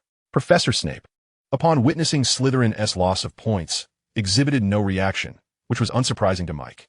As Dumbledore's right-hand man, Snape undoubtedly knew that the House Cup was already destined for Gryffindor this year. Mike was thoroughly satisfied with the outcome, having received only a single day of detention, especially in Professor Flitwick's office, felt like a reward. He could spend the evening seeking answers from Flitwick. What a delightful prospect. Under the urging of the prefects, the crowd that had gathered to witness the spectacle in the dining hall began to disperse, while Mike and Draco were escorted back by their respective heads of house. However, unlike Mike, Draco trailed behind Snape, his face etched with misfortune, looking as though he had just consumed something utterly repulsive. Mike strode confidently beside Professor Flitwick, slightly trailing behind. A throng of onlookers, many of whom were Muggle-born or half-blood, clapped enthusiastically for Mike, their disdain for the pure-blood aristocracy palpable. "I sincerely apologize, Mike," Professor Flitwick said, his eyes filled with regret. "I had just assured you otherwise." "It's quite all right, Professor. I am more than capable of defending myself. My Petri Ficus Totalis is nothing to scoff at," Mike replied, raising his wand with a hint of pride. "Huh. Your Petri Ficus is indeed the finest I have witnessed among the first years," Professor Flitwick chuckled. "However, when confronted with such individuals, I personally prefer using the Incendio spell. I had forgotten you haven't mastered it yet. No matter, I can teach you tonight." Upon hearing this, Mike felt less than elated. He had perused references to the Incendio spell in the Ravenclaw library and knew it wasn't particularly challenging, nor did it possess significant power, easily extinguished by a simple Aguamenti charm. Nevertheless, he feigned enthusiasm. The two of them engaged in lively banter as they returned to the Ravenclaw common room. By now, word of Mike's victory over Malfoy with a Petri Ficus had spread among their peers, and students began to gather around, eager to learn the details. After much explanation from Professor Flitwick and Mike, the crowd gradually dispersed, returning to their original seats to resume their studies, while Professor Flitwick retreated to his office. At that moment, a robust young black man approached, visibly excited. "You did brilliantly. I've long been irritated by those purebloods. Their bloodline discrimination is appalling." Mike recognized him as Franklin Clinton, also Muggle-born, who towered over the other first years. Mike found it perplexing that he was sorted into Ravenclaw. Given his stature, Gryffindor seemed a more fitting house. "Thank you, Franklin. It's the least I could do. Those purebloods deserve their just desserts." Franklin was not surprised that Mike remembered his name. He knew his imposing figure drew attention. "Absolutely. I'm definitely going to be your friend. Next time something like this happens, count me in. I'll make sure they're left searching for their teeth." Franklin exclaimed. "Indeed, we Muggle-borns must unite against those who harbor bloodline prejudices." Mike found Franklin's distinctly American demeanor quite amusing and thought he might befriend him. "Hey, the moment I laid eyes on you, I felt a connection. From now on, we're friends. If you ever need anything, don't hesitate to ask. I will do my utmost to assist you." Franklin was overjoyed. The past few days had been trying for him, as many had kept their distance due to his size. Mike was the first willing to befriend him. After a bit more conversation, Mike managed to send the overly excited Franklin on his way. Having extricated himself from Franklin, Mike resolved to head to the kitchen for a bite to eat. He had only had half of his meal before getting into a scuffle with Draco, and now that the dining hall had closed for service, he had no choice but to seek out the house elves. As he exited the Ravenclaw common room, he found a trio of heroes waiting eagerly at the door. Upon seeing him, Harry and Ron rushed forward. "You were amazing. Did you see Draco's face? He looked as though he had just bitten into a Bertie Bott's every flavor bean that tasted like earwax." Harry and Ron chimed in excitedly. "Mike, Professor McGonagall has explained the meaning of Muggleborn to us. He absolutely deserved it." Mike nonchalantly dismissed their praise, his attention drawn to Hermione, who stood in a corner with red-rimmed eyes, clutching a paper bag that appeared to contain food, her expression forlorn. "Hey, Hermione, is that for me? Thank you so much. I'm starving." Mike observed her guilt over his detention and decided to say this deliberately. "I noticed you seem to have missed lunch." Hermione handed him the paper bag. "It's all my fault. I got you into this mess." As she spoke, tears welled in her eyes again. Mike quickly reassured her. "It's quite all right, Hermione. We are friends, aren't we? Malfoy was targeting me, so I'm the one who dragged you into this. Besides, in my view, it was hardly a punishment. Being confined to Professor Flitwick's office is something I would gladly welcome." "Really? You're not just saying that to comfort me, are you?" Hermione's tears began to subside at his words. Mike was one of her few friends, as many Gryffindor students viewed her as a bookish know-it-all. "Of course. You needn't worry about it. After all, we are friends, right?" Mike now quite ravenous, tore open the paper bag. Oh, sausage and chicken leg. My favorite. Thank you so much, Hermione. Hermione lowered her head, trying to hide her embarrassment at his compliment. Mike paid little mind to her demeanor. In his eyes, Hermione, along with Harry and Ron, were merely kids, much younger than his own children. Ah, daughters really are the most understanding, he mused inwardly. Harry and Ron were solely concerned with how impressive Mike had been in the dining hall, while Hermione was the only one who noticed that he hadn't finished his meal, a thought that reminded him of his daughter from his past life, Tracy. Once upon a time, Tracy was a dutiful and thoughtful little girl, but alas, she had somehow decided to pursue a different path that had brought misfortune to their family. Chapter 12. A Different Incendio Spell. After bidding farewell to Harry and the others, Mike made his way to the Transfiguration classroom, the sole class of the afternoon. Professor McGonagall was not one to tolerate tardiness. Mike's aptitude for Transfiguration was evidently not on par with his prowess and charms. Perhaps it was simply that he lacked a keen interest in Transfiguration. Compared to other offensive spells, Transfiguration was exceedingly intricate. Upon his initial foray into Transfiguration, Mike discovered that successfully casting spells was quite a challenge, as it required a clear understanding of the material's composition. In other words, mastering Transfiguration necessitated a substantial grasp of physics and chemistry. For Mike, this proved rather daunting, as he had little to no experience in those subjects in either of his lives. The only chemistry he had dabbled in was under the guidance of his mentor during his culinary days. Enough to manage potions class, but utterly incompetent when it came to understanding material composition. However, this did not imply that Mike's performance in Transfiguration was subpar. On the contrary, he excelled compared to most first years. A lack of knowledge in physics and chemistry? No matter. Many wizards had their own unique methods of comprehending material composition. After completing his Transfiguration class, Mike returned to the Ravenclaw common room to continue his study of emotional casting techniques. He was particularly pleased with his Petri ficus from earlier. It was the most powerful spell he had cast since mastering it. Emotional casting techniques significantly enhance spell potency, as vividly demonstrated by the Lumos spell. If Mike's previous Lumos was akin to a smartphone flashlight, then a fully powered Lumos utilizing emotional casting was comparable to a high-intensity flashlight, producing bright, penetrating light. Emotional spellcasting is not an exceedingly advanced technique. Most wizards discover this skill during their magical studies. The reason why Mike's seniors did not disclose this to him was not due to their lack of mastery, but rather their failure to comprehend the essence of this casting technique. To them, it merely appeared as if they were fervently wishing for their spells to succeed, and thus, they did. From this perspective, Professor Flitwick truly exemplifies the expertise of a charms master, as he elucidated the principles of this technique to Mike in the most accessible language. Time flew swiftly, and soon it was time for Mike to face confinement under Professor Flitwick.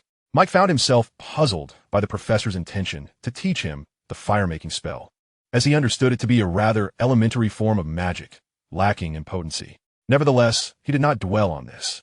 His immediate priority was to continue to win over Professor Flitwick. The esteemed head of Ravenclaw possessed combat prowess that rivaled even Severus Snape's.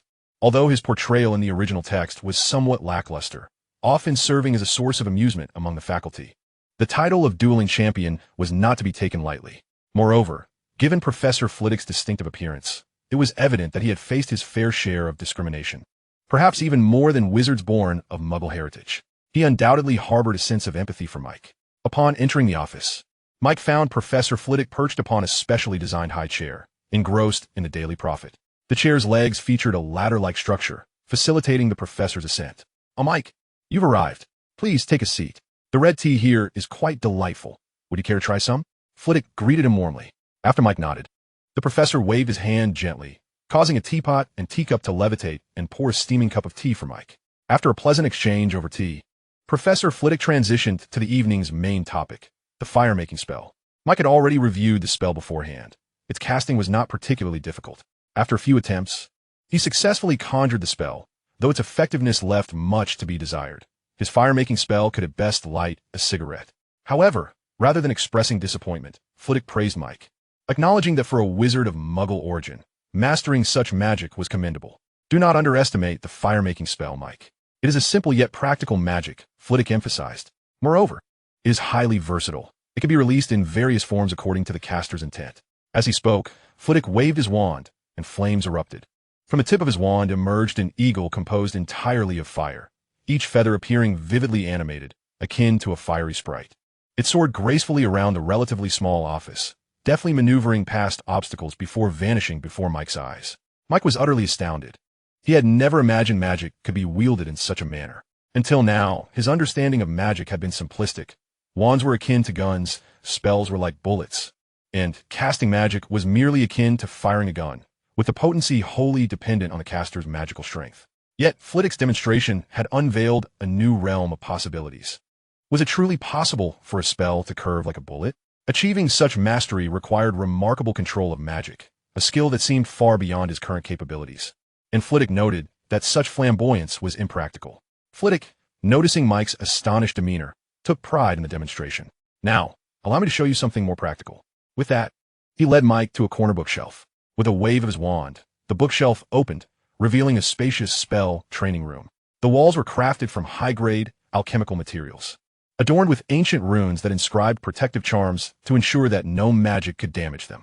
At the far end of the room stood several dummies, each one a product of an alchemist's skill, imbued with unique alchemical spells that allowed even magics effective only on living beings, such as the Tarantaligra, to work on these dummies. Once inside, Professor Flitwick wasted no time. He pointed his wand forward, unleashing a deep purple flame that surged forth and struck one of the dummies. The temperature of the flames was so intense that the air nearby warped from the heat. Though the dummies were constructed from alchemical materials with remarkable resistance to high temperatures, they began to melt almost instantly under the scorching purple flames, incinerated within mere seconds. Flitwick glanced at the awestruck Mike and chuckled with satisfaction. He pointed his wand again, and the purple flames reappeared, this time manifesting as spherical fireballs that erupted one after another from the wand's tip. These purple fireballs flew with astonishing speed, some darting erratically in the air, before accurately striking the dummies and resulting in violent explosions. By the time the explosions ceased, the dummies had vanished, leaving only charred remnants in their place. Mike's eyes sparkled with wonder. He had not anticipated the fire-making spell to be so powerful, capable of functioning like a fireball spell. From Flitwick's recent display, it was evident that this was akin to a fireball machine gun. Spells are adaptable and versatile. Flitwick interrupted Mike's reverie. The spells you are currently learning have been largely simplified. While this simplification makes your studies easier, it also renders the spells you cast rigid and lacking in vigor. Meditate, and attune yourself to the flow of magical energy. Once you have a clear understanding of how that energy flows, attempt to control it, allowing it to accept you and become an extension of your will. Chapter 13. Perception of Magic and Meditation. Mike lay wide-eyed on his dormitory bed, still reeling from the overwhelming impact of Professor Flitwick's demonstration of the fire-making spell. He was so astonished that he could scarcely recall how he had made his way back from the office to his dormitory. The capabilities of magic were astonishing. It was laughable to think he had once believed that casting spells merely involved waving a wand and reciting incantations. In hindsight, he realized he had been utterly naive. Today marked his first encounter with the true power of magic, and he finally understood the pride of wizards. Imagine a group of individuals casually wielding wands to unleash spells rivaling the might of heavy artillery. How could they ever treat a crowd of talentless mortals, akin to ants, with equality? Mike even pondered that it was a miracle humanity had not been enslaved or annihilated by wizards before the advent of nuclear weapons. In the past, wizards faced muggles much like the Americans confronting indigenous peoples while colonizing the Americas, an entirely unequal power dynamic. The fate of those indigenous peoples is well known. They were nearly exterminated. It is important to note that Flitwick had unleashed purple flames. Mike recalled his former mentor in the culinary arts once mentioning that red and orange flames reach temperatures around 3,000 degrees Celsius, which are the most common flames we encounter. As the temperature of flames increases, their colors change, eventually becoming invisible ultraviolet light. At such extreme temperatures, flames can reach tens of thousands of degrees. The violet flames, though Mike was unaware of the precise temperature, were undoubtedly above 3,000 degrees. Such a temperature could instantaneously melt steel. If a mere flame spell could achieve this magnitude, how much more terrifying would the Inferno curse be? Without the use of counterspells, it would nearly extinguish itself, growing ever stronger, and in certain conditions, its destructive power could rival that of nuclear weapons. Mike yearned to possess such power, when contrasted with this formidable force. His original ambition of becoming a paragon among men seemed utterly trivial. Contemplating this, Mike found himself too exhilarated to sleep. However, he was entirely at a loss regarding what Flitwick had mentioned about meditating and sensing the flow of magic. First, to sense the flow of magic. Professor Flitwick must have meant that he should feel the magic coursing through him during the casting of spells. Yet, Mike had always succeeded merely by waving his wand and uttering incantations, never having perceived any semblance of magic. He suspected that perhaps he had overlooked something in his previous spellcasting. He casually released a flickering light, but once again felt nothing. This left Mike feeling somewhat like a muggle. As for amplifying magical power, according to Professor Flitwick, one must have complete control over their own magic. Yet, if he could not even sense his own magic, how could he hope to control it? After several attempts, Mike had nearly exhausted every spell he knew, but the outcome remained disappointing. Beyond tiring himself to the brink, he had not sensed even a hint of the so-called magic. Gradually, doubts about his own aptitude began to creep in. Perhaps the ability to sense magic was a gift, akin to his innate luck. Those without such talent, no matter how hard they tried, could never perceive magic. Nevertheless, Mike refused to concede defeat. His luck was such that even if he were to be killed, he could be reborn. If sensing magic truly required talent, then he must possess that gift. After all, good fortune can indeed pave the way for one's desires. Unyieldingly, Mike began to meticulously scour his memories, hoping to uncover that elusive essence of magic from his past spellcasting experiences.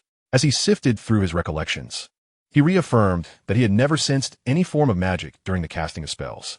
Just as he was about to tear his hair out in frustration, a thought struck him. It didn't necessarily have to occur during spellcasting. Rather than the formulaic release of magic aided by incantations and wands, the supernatural phenomena resulting from a surge of magic occurred without any external assistance. Might the fluctuations of magic during such an eruption be more readily detectable? Mike was immediately reminded of his recent surge of magic, the incident at the Leaky Cauldron. Though he had been engulfed in rage, intent on dispatching that wizard, he vaguely recalled a force being unleashed from within him, akin to flowing water. With renewed hope, Mike nearly leapt at the prospect of inciting another magical surge to conduct his experiment. However, reason restrained him. Such an eruption within the dormitory would undoubtedly lead to significant trouble. It was well known that Professor Flitwick had explicitly warned him against experimenting with magic in the dormitory. While the professor's tone had seemed somewhat jesting, Mike did not perceive it as a mere joke. Teachers preferred students who excelled academically and obeyed the rules, and he had already caused enough trouble for Flitwick during the day. To disregard his warning and create a significant explosion that very night would surely provoke the professor's ire. Thus, the experiment would have to wait. Mike had discovered a perfect venue for his endeavors, the Room of Requirement. Restraining his impulses, Mike resolved to visit the Room of Requirement for his experiment the following day. Although locating it so quickly might draw the attention of Dumbledore, that old busybody, time was of the essence. As he aged, magical surges had become increasingly rare. Mike had once needed to actively suppress his emotions to prevent such eruptions. Yet, during his time at Hogwarts, despite releasing his emotional constraints and even employing emotional spell-casting techniques, he had not triggered a single surge. At this moment, Mike harbored doubts about whether he could still incite a magical eruption. Yet, all this could only be determined through experimentation. With his plan set for the morrow, Mike began to ponder another keyword mentioned by Professor Flitwick: meditation. He was utterly clueless about meditation, having only heard the term for the first time today. No, he recalled having encountered the term meditation from his wife, Amanda. He remembered that she had been quite enamored with yoga for a time, spending her days either sitting cross-legged on her mat or engaging with her infuriating yoga instructor, who had betrayed her trust. When he inquired about her activities, her response had been that she was meditating. Was meditation merely sitting cross-legged with closed eyes? Imitating Amanda's posture from memory, Mike settled onto his bed. However, it wasn't long before he felt a wave of drowsiness wash over him. His head, adorned with golden locks, began to nod, and ultimately, with a heavy drop, Mike succumbed to slumber. Chapter 14. Franklin the following day. Mike awoke to the brilliant sunshine streaming through the glass window, illuminating his face. His golden hair glimmered dazzlingly in the sunlight. Outside, shadows flitted past, the returning owls laden with letters. These industrious messengers had endured a long night's journey and were in desperate need of nourishment and rest at the Olery on the west side of Ravenclaw Tower. As a rhythmic knocking echoed at his door, Mike squinted and rose from his bed. Rubbing his head, he realized it might be time for a haircut. His once neatly cropped hair had grown longer and was no longer as comfortable to the touch. Adjusting to the bright sunlight, Mike did not rush to open the door. He casually grabbed a cup from his nightstand and took a sip of the water he had left unfinished from the previous night. As he straightened his wrinkled clothes, He remembered that he had fallen asleep in them, having neglected to change due to his meditation. Once tidied up, Mike opened the door to find a tall young black man standing there, towering over him by nearly half a head. This was Franklin Clinton, a fellow first-year student from the same house. "Hey, Mike. Good morning," Franklin greeted, displaying no signs of impatience despite having waited outside for a while. "Looks like you're all set. Let us hurry. We're late for defense against the dark arts class." "Oh, all right, Franklin," Mike replied, somewhat taken aback that Franklin, a classmate with whom he had exchanged only a few words, would go out of his way to wake him, even at the cost of being late to class. "I'm sorry, there was just so much happening yesterday, and I overslept a bit." "Don't say that. We're friends, aren't we? It's only natural for friends to help each other." Franklin flashed a bright smile, revealing his gleaming white teeth. "But we really need to get going. We're already late." Regarding Franklin's concerns about Professor Quirrell, Mike dismissed them nonchalantly, stating, "Fear not. The defense against the dark arts instructor is Quirrell, that stuttering jester, who also hails from Ravenclaw. He shan't pose any difficulties for us." Relieved, Franklin sighed and slowed his pace, though he inquired, "What do you mean by jester?" "You'll understand soon enough," Mike replied, licking his teeth and revealing a knowing smile. "To be honest, I too am surprised that Quirrell graduated from Ravenclaw. His current demeanor is quite the embarrassment for our house." The two strolled along, engaged in light-hearted banter, even taking a detour to the dining hall for a breakfast. Throughout their conversation, Mike regaled Franklin with tales of Hogwarts, including the rivalries among the four houses and numerous peculiar anecdotes. Upon their arrival at the defense against the dark arts classroom, they found Quirrell at the lectern, stammering through the text. The young wizards, seated before him, bore expressions of mild fatigue, yet maintained a semblance of attentiveness. Spotting the tardy duo, Quirrell set down his book, prepared to speak, only to be interrupted by Mike. "Esteemed Professor Quirrell, please pardon our tardiness," Mike said, concealing the breakfast he had brought within his robes. "Hogwarts is rather vast, and we lost our way on the journey to class." "Ah, well, come in, Mike and this gentleman," Quirrell stuttered in response. This lesson was co-hosted by Ravenclaw and Hufflepuff, with the classroom divided into yellow and blue sections, students instinctively choosing to sit with their respective housemates. However, Mike remained indifferent to such divisions, guiding Franklin to a secluded corner of the room. There, a diminutive Hufflepuff boy, seemingly shy, stood upright upon noticing the two towering Ravenclaws, bowing slightly before hastily retreating to an empty seat at the front. Mike, unfazed, took a seat while Franklin hesitated, but seeing Mike's nonchalant demeanor, he too settled down. The two blue figures stood out prominently against the vast sea of yellow, and though Mike had chosen this corner for Quirrell's sake, it was still quite conspicuous from the lectern. Yet, Mike was unconcerned.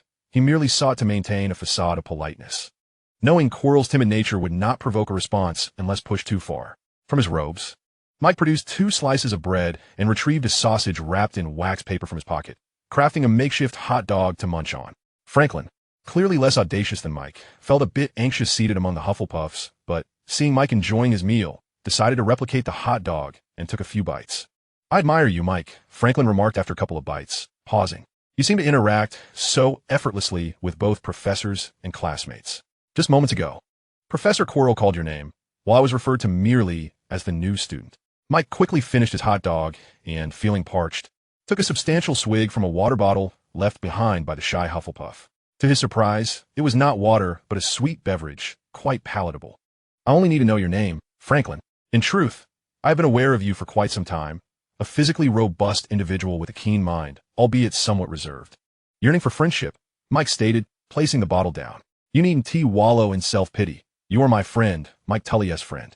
You are not inferior to others. Frankly, your magical aptitude astounds me." A hint of color flushed Franklin's dark complexion, a rarity for him, since it was the first time someone had praised him since arriving at Hogwarts. Observing the emotional reaction on Franklin's face, Mike couldn't help but feel a bit exasperated. This boy seemed to be in dire need of affection. His instinctive praise had elicited such a response. Meanwhile, Professor Quirrell continued to read from the textbook, occasionally casting glances at the striking blue amidst the sea of yellow. Franklin, animated, began sharing his life story with Mike, recounting his troubled home life and the peculiar gazes he received at Hogwarts due to his stature and reticence. Mike responded intermittently, oblivious to the fact that he had drained the beverage bottle. Truth be told, the drink was quite delightful. He resolved to inquire about its brand once class concluded. At long last, when the bell rang to signal the end of class, Franklin finally ceased his chatter. However, his gaze remained fervent as he looked at Mike, making Mike somewhat uncomfortable. He quickened his pace to exit the defense against the dark arts classroom, with Franklin trailing closely behind. Chapter 15, The Shadow. After completing the 2 morning defense against the dark arts classes, Mike began to meander through Hogwarts, feeling somewhat stuffed from his earlier meal and in need of a stroll. He had no desire to return to Ravenclaw, as he had thoroughly explored that area. After some contemplation, he decided to venture toward Gryffindor's domain. The classroom for defense against the dark arts was not far from the Gryffindor common room, and after riding the enchanted staircase for a short while, Mike finally arrived at the portrait of the fat lady. Observing the chubby woman grooming her hair, he recalled that the password to the Gryffindor common room was Dragon Dung. "The password has changed, dear," the fat lady remarked, pausing in her actions to glance at Mike. "Oh, you're a Ravenclaw student. What brings the handsome young Ravenclaw to Gryffindor?" The fat lady struck a rather vain pose that repulsed Mike. "Look who it is. Our very own Prince Charming." "Indeed. It seems our Prince Charming has finally remembered his friends in Gryffindor," George Weasley quipped as he and Fred approached from a distance. "You two arrived just in time." "George and Fred, I was just about to find you," Mike said, spreading his arms in a gesture of exasperation. "What is this about Prince Charming? Don't you know? Your exploits in the dining hall have become legendary," George exclaimed dramatically, feigning shock. Poor Cinderella Hermione, cornered by the villainous Malfoy. Just when all seemed lost, her Prince Charming swooped in to save her from the clutches of evil. Fred clasped his hands to his chest, tilting his head back in a pose of mock ecstasy as he gazed skyward. Mike was at a loss for words. He hadn't anticipated that the dining hall incident would morph into a tale of heroism. Yet, observing the antics of the 2 brothers, it was evident they were the primary culprits behind the embellishment. The Weasley twins did not continue to tease Mike. Their grasp of humor was quite adept, which was one of the reasons Mike enjoyed their company. George glanced at the tall figure following Mike and asked, "By the way, who is this? Your new friend?" "Indeed. This is my newly acquired friend, Franklin," Mike replied with a resigned shrug. "Quite right. Since the conclusion of defense against the dark arts class, Franklin has been silently trailing behind me," Mike added, noting how Franklin had chosen to remain quiet.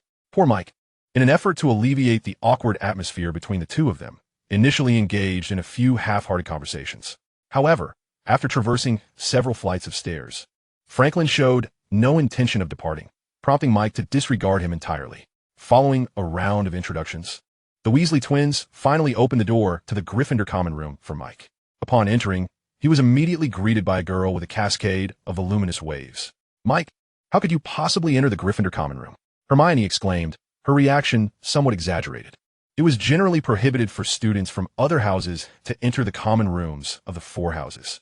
Yet, she quickly realized her demeanor was inappropriate. "What I meant was, what prompted you to seek me out in the Gryffindor common room? I was worried about you, Hermione. I noticed something was off with you when I left yesterday." Mike fabricated effortlessly. "By the way, where are Harry and Ron?" Hermione rolled her eyes, a hint of disdain in her voice as she replied, "They're in the dormitory playing WizardingWorld chess. Shall I take you to them?" "I really don't understand what's so entertaining about that." "It's a frivolous pastime," Mike remarked. Under Hermione's guidance, they swiftly made their way to Harry's dormitory. The door was ajar, and the raucous sounds of the 2 boys were clearly audible from the corridor. Hermione boldly stepped into the room. Girls could freely enter the boys' dormitories. But the reverse was far less acceptable, with dire consequences awaiting any boy attempting to breach a girl's dormitory. "Goodness, Hermione, this is the boys' dormitory. If you must enter, at least have the courtesy to knock," Ron exclaimed, startled by Hermione's sudden intrusion. As he hastily concealed a pair of trousers carelessly strewn across the floor, he spotted Mike. "Mike, you came to see us? How splendid. Harry and I are studying WizardingWorld chess. Do join us." Neither Mike nor Franklin declined the invitation, as both were curious about the wizarding game. After introducing themselves, the 4 gathered around the chessboard. However, after only a few glances, Mike diverted his gaze. To him, aside from the pieces that could speak and move, it was merely a replica of chess, rendering it rather dull. Noticing Mike's disinterest in WizardingWorld chess mirrored her own, Hermione appeared quite pleased and began to criticize Harry and Ron. Franklin, meanwhile, looked on with embarrassment, as he too fell under Hermione's description of those distracted by trivial pursuits. Instead of echoing Hermione's sentiments, Mike proposed that they all head to the Great Hall for lunch. He had already explored enough, and if they didn't leave soon, they would miss the meal. Upon exiting the dormitory, Franklin immediately reverted to his previous silence, trailing behind Mike. Mike strode forward without a care, while Harry and the others seemed to sense something amiss, yet chose not to comment. Today's lunch consisted of roast chicken and mashed potatoes, clearly appealing to Harry's palate. He enthusiastically gnawed on a drumstick, his hands smeared with grease and sauce. A ring of dark brown residue around his mouth where the mashed potatoes had mingled with the chicken gravy. "You should try this. It's truly delicious," Harry urged, extending a drumstick towards Mike. "By the way, Mike, Ron and I have arranged to visit Hagrid this afternoon. Would you like to join us?" Mike deftly evaded Harry's offering, cutting a piece of chicken with his knife and fork before replying, "I'm afraid not. I have some matters to attend to this afternoon." Before Harry could inquire further, Hermione interjected, "Indeed, Mike is not like you two, who are perpetually preoccupied with play. This afternoon, we should visit the library to study." The latter part was directed at Mike. I'm afraid that won't work either. Professor Flitwick has called for me regarding some matters," Mike replied, sensing Hermione's tone was somewhat off, and he concocted a flimsy excuse to placate her. "Very well," Hermione said, somewhat disappointed, as she absent-mindedly poked at her chicken with her fork. "May I accompany you?" Franklin piped up, seemingly having latched onto Mike. The moment he heard Mike mention his appointment with Flitwick, he eagerly inquired. Mike sighed, realizing that if he didn't assign Franklin some task for the afternoon, the boy would surely follow him into Flitwick's office. "How about this, Franklin? Could you do me a favor this afternoon?" Mike quickly devised a plan. Franklin, looking as if he were facing a formidable challenge, eagerly nodded and stood up, seemingly prepared to forsake his meal. "Oh, sit down, Franklin. There's no need to rush. It's just a small task." Mike urged him to take a seat. "This morning in class, I had a drink that I found quite appealing. Could you inquire what it was?" Upon hearing Mike's request, Franklin sat back down, gobbling down his food while muttering indistinctly, "Don't worry. I'll handle it right after I finish eating. I promise to get it done." Mike observed as Franklin devoured his lunch with remarkable speed, making his way toward the Hufflepuff common room, and couldn't he help but think, this boy is beyond saving. Yet perhaps he could serve as a useful pawn, Mike mused. Chapter 16. The Room of Requirement, the 8th floor of Hogwarts, appeared remarkably desolate compared to other levels, devoid of classrooms typically frequented by young wizards. Thus, those who ventured here were either driven by ulterior motives, lost, or simply bored. Mike was evidently among those with a specific purpose. He now stood before the tapestry, depicting the giant troll thwacking the hapless Baruffio, the very location of the legendary Room of Requirement. It is said that the Room of Requirement can fulfill nearly any need of its user. All one must do is walk back and forth in front of the tapestry 3 times while mentally repeating the desired item. Subsequently, a door will materialize in the otherwise bare wall, revealing a room meticulously arranged to meet one's needs. Legend has it that Dumbledore once found himself desperate for a restroom after a soiree, pacing anxiously before the Room of Requirement, only for a door to suddenly appear on the wall. Upon entering, he discovered the room filled with an array of lavish and luxurious chamber pots, which he later collected as a keepsake from that night. How Dumbledore first discovered the Room of Requirement remains a mystery, but it is certain that many are aware of its existence. For centuries, Hogwarts has nurtured countless exceptional wizards, many of whom undoubtedly possess extraordinary luck.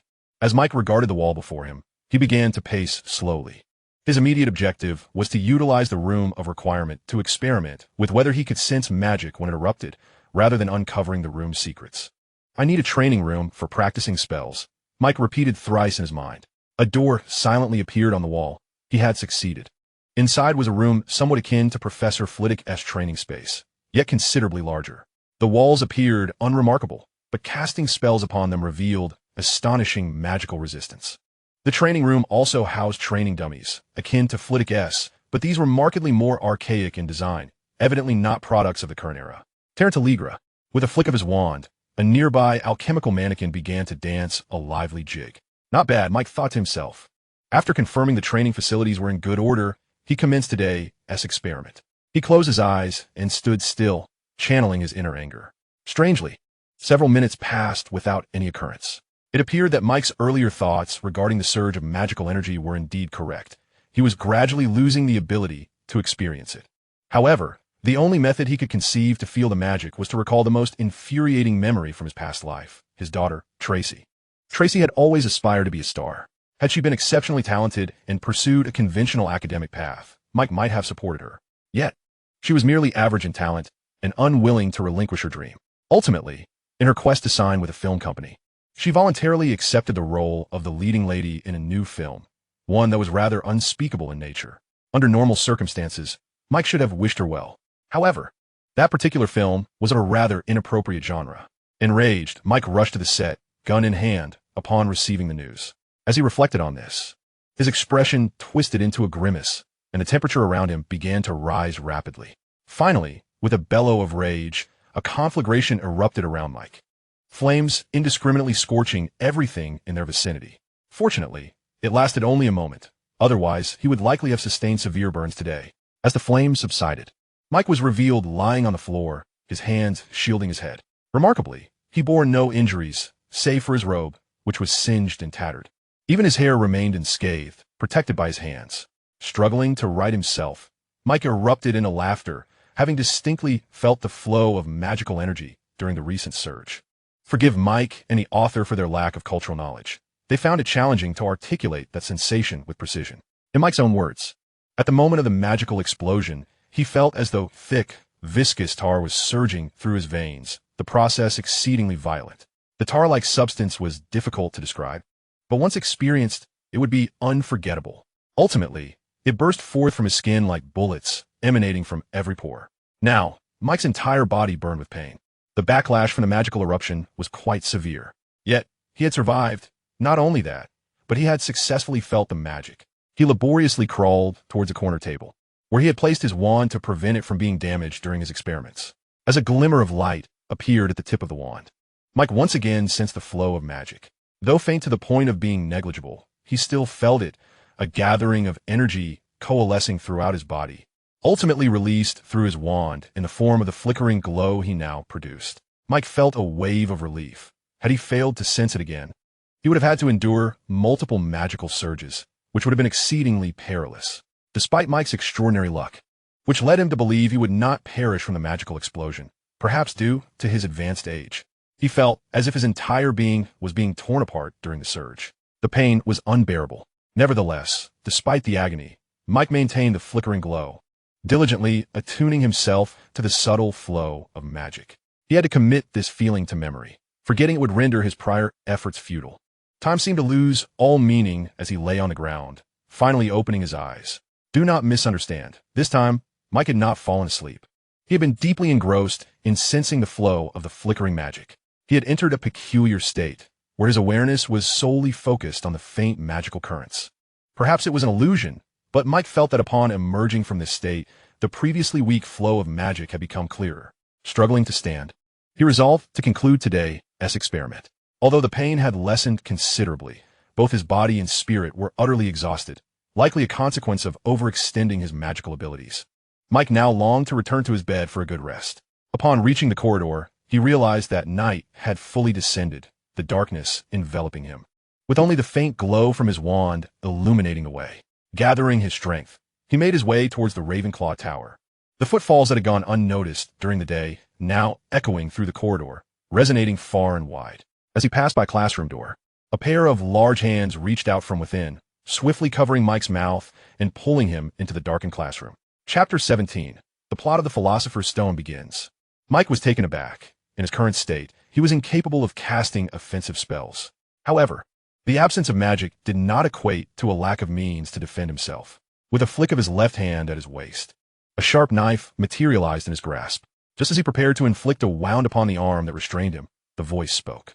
"Hey, it's me, Mike. Stay calm." Mike recognized the voice as belonging to the Weasley twins. "Filch is nearby. Can you quiet down?" Mike nodded, and the knife silently vanished into his sleeve.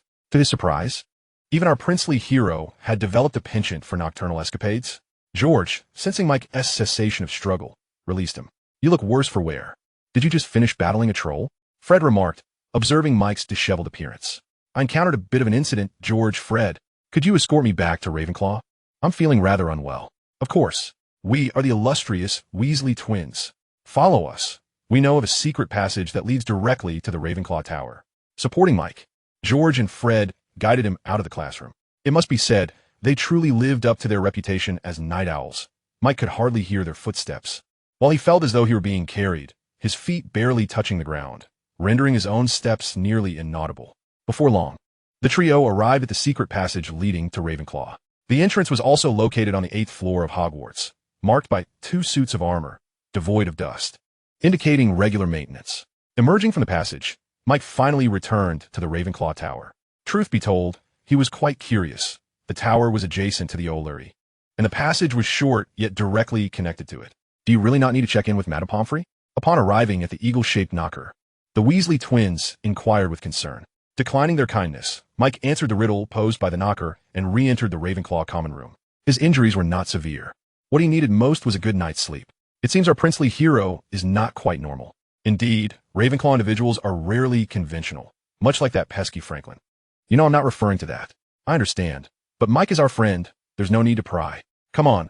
Filch has been led to the 8th floor. We should hurry to his office and retrieve our treasure.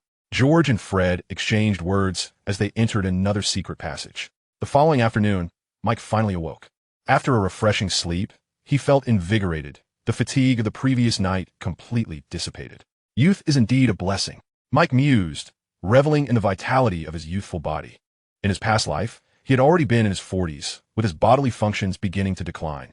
Today is the weekend, so Mike need not worry about being late for class. He leisurely tidied up his appearance before stepping out of his dormitory. As soon as he opened the door, he spotted Franklin idly playing with a water bottle outside. Upon seeing Mike, Franklin's eyes lit up, and he stepped forward to offer the bottle to him. Mike instinctively took it, but the weight of the bottle almost caused him to drop it. The vessel was approximately the size of an ordinary thermos.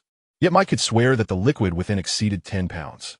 I sought out that Hufflepuff yesterday, but he informed me that the beverage was made by his mother and is unavailable for purchase, Franklin proudly recounted. Hence, I devised a way to persuade him to part with the remainder, and here it is. Mike stood there momentarily stunned, asking, "How much?" Upon hearing the mention of money, Franklin's pride swelled. I didn't spend a single canute. That Hufflepuff is truly kind-hearted. Upon hearing I enjoyed it, he willingly gave it all to me. Mike could not help but mourn for that Hufflepuff. However, it appeared Franklin had been waiting at his dormitory door for quite some time. Having refrained from knocking to avoid disturbing his rest, Mike felt a flicker of gratitude. He handed the water bottle back to Franklin, acknowledging its excessive weight. "Thank you so much, Franklin. You must have waited outside for quite a while." Mike expressed with a hint of remorse. "Not at all, I just arrived myself." After a brief exchange of pleasantries, Mike led Franklin to the dining hall, his stomach audibly protesting its emptiness. Today's lunch was remarkably sumptuous and surprisingly delectable. Far from the stereotypical English fare, Mike unhurriedly savored his steak, occasionally raising his cup filled with beverage to toast with Franklin. This time, Mike did not mistakenly sit at the wrong table. He and Franklin were at the exclusive Ravenclaw dining table.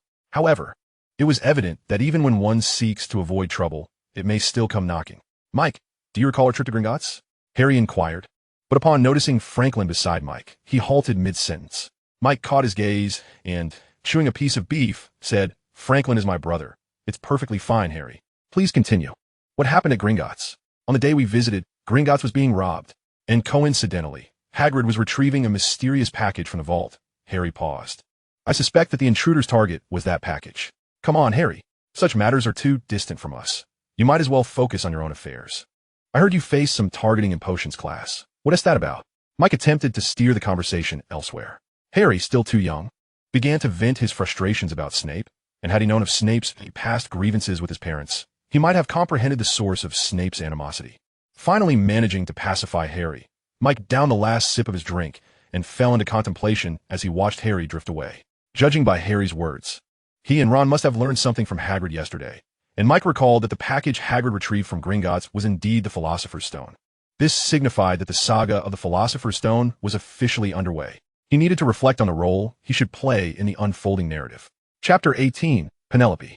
A week had passed since Mike discovered his magical abilities, and during this time, he had been frequenting the room of requirement nearly every night. With the secret passageway shown to him by the Weasley twins, his travel time between the two locations was significantly reduced. The room of requirement was, without a doubt, a splendid place. It afforded Mike the liberty to experiment with magic without reservation. Moreover, the room housed a plethora of magical tomes, some of which were not even found in Hogwarts library, including numerous books on dark magic. The surfaces of these books were coated in dust, indicating they had not been opened in quite some time, while only a few bore minimal dust, suggesting recent usage. Among them were several books on defensive magic that were not part of the curriculum. It was as if a pillow had been offered to him, just as he felt the need for it.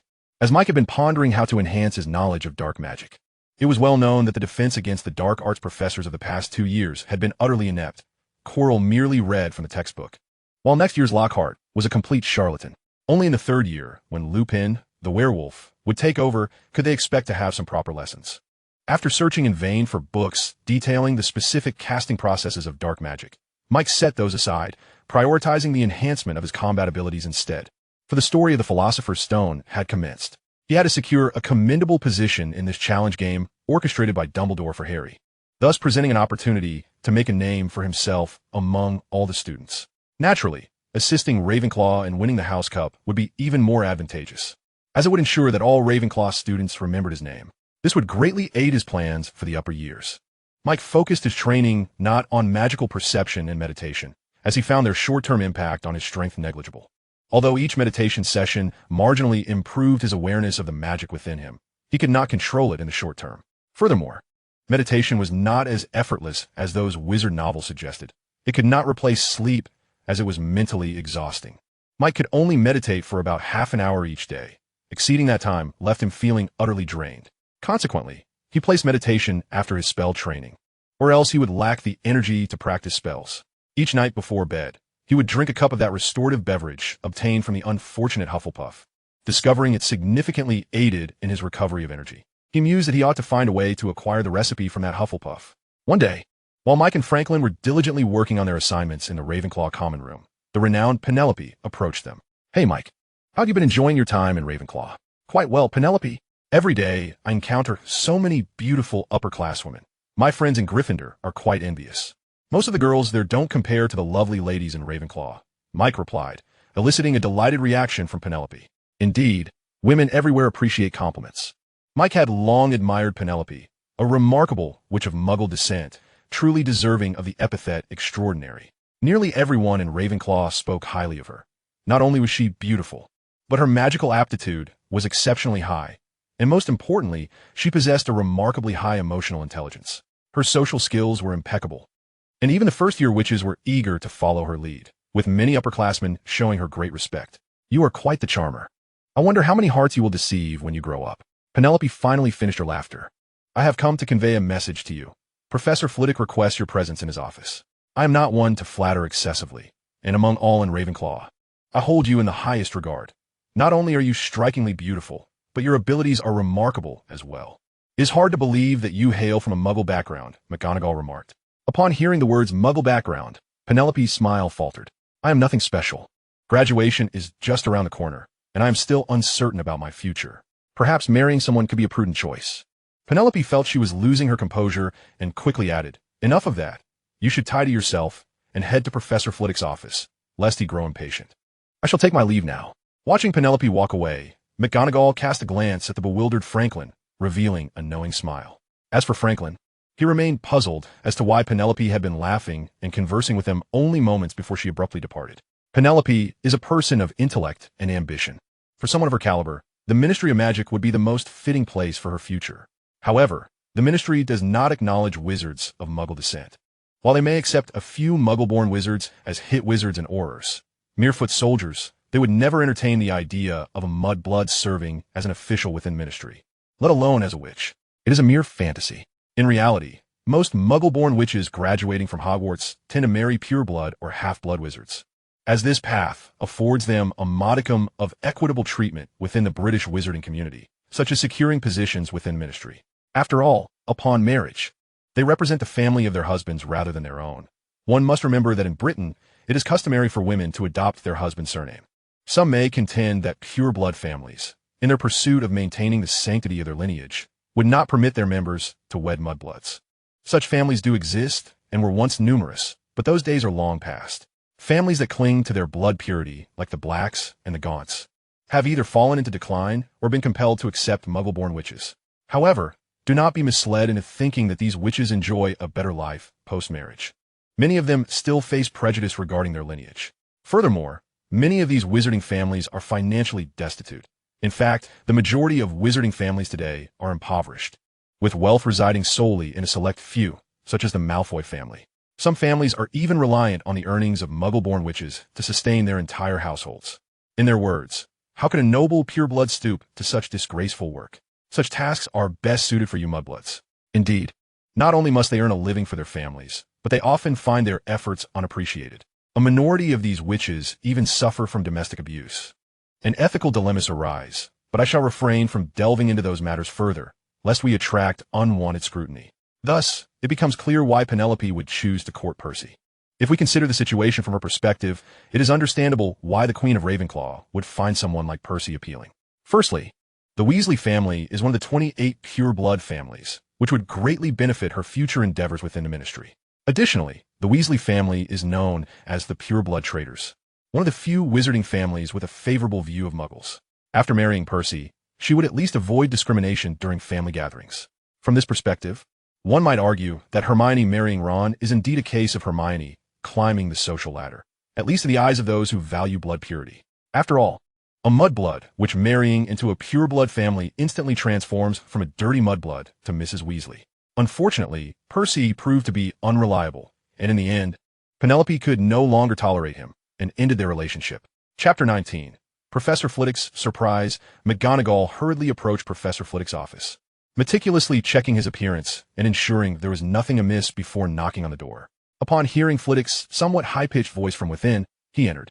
The moment he stepped into the office, he was greeted by a rich, sweet aroma wafting through the air. He noticed a steaming cup on Flitwick's desk, from which the delightful scent emanated. "What are you dawdling for? Please, take a seat." With a flick of his wand, Flitwick magically pulled out a chair for McGonagall. "How have you been lately, McGonagall?" McGonagall replied that he was well, though his attention remained fixed on the mysterious beverage, which exuded an overly sweet fragrance. Noticing McGonagall's fixation on the cup of tea, Flitwick waved his wand again, replacing it with a fresh brew that was left by a previous guest, who had a particular fondness for sweet things. McGonagall suspected he knew who it was. "It seems you have discovered that room. How do you find it?" Flitwick inquired. "It is simply marvelous. That room is akin to a wishing well. Whatever I desire is granted." McGonagall feigned excitement and continued. "And I even sensed the presence of magic there, a feeling that is hard to describe." "You sensed it? How is that possible?" Flitwick exclaimed, his eyebrows nearly shooting up in astonishment. "You are truly the most gifted little Ravenclaw I have ever encountered." McGonagall took a sip from the freshly brewed tea, appearing quite pleased with himself. "Being able to sense magic indicates that you possess the potential to become a true wizard. In the days when spells were not yet simplified, only those capable of sensing magic were deemed qualified to learn it. Even during the height of wizardry, very few young wizards achieved such a feat at your age. You truly astonish me." "Thank you for your kind words, Professor Flitwick. Your next task is to engage in regular meditation, as it will enhance your ability to perceive and control magic. However, be cautious not to exceed 10 minutes of meditation daily. You are still young, and your mental fortitude is not yet robust. Prolonged meditation may lead to fatigue. An overexertion of your mental energy could result in irreparable harm to your psyche. This is no trifling matter, so exercise utmost caution." McGonagall nodded in agreement, though he mused internally about how he typically meditated for around half an hour without experiencing any adverse effects. Could it be due to his past life as an adult, endowing him with exceptional mental strength? Or perhaps it was related to the beverages he frequently consumed.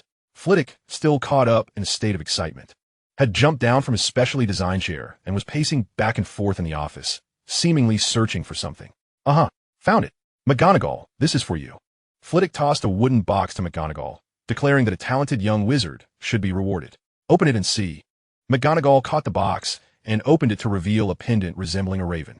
The pendant was entirely black, but reflected an ethereal glow, particularly in the eyes of the raven, which shimmered as if alive. The material of the pendant was indiscernible, but it felt cool to the touch, promising a refreshing sensation when worn against the skin, especially in the summer. "What are you waiting for? Put on and try it out." Flitwick, being rather impatient, urged McGonagall. "This is an ancient artifact, crafted by bygone wizards to aid young witches and wizards in sensing and controlling magic. Currently, there are no more than 10 individuals in the entire wizarding world capable of creating such pendants." As Mike adorned himself with the pendant, he was unexpectedly met with a sensation that was not the chilling touch he had anticipated. Instead, it radiated a gentle warmth, reminiscent of jade. "Does it possess a name?" "Indeed. It is one of the treasures left by Lady Ravenclaw, known as greed, symbolizing an unquenchable thirst for knowledge." "Greed? I find it quite enchanting. My heartfelt thanks to you, Professor Flitwick."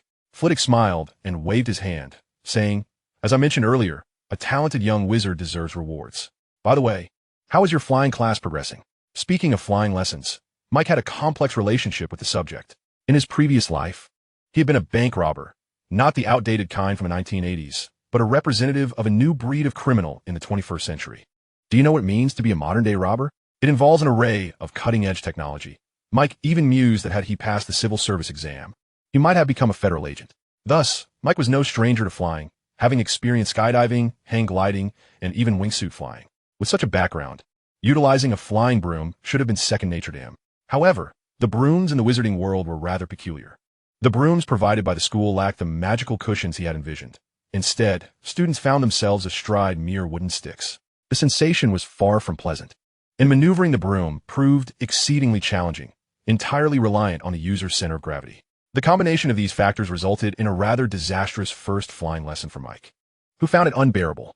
Only those eager young wizards, filled with a yearning for flight, could endure such trials.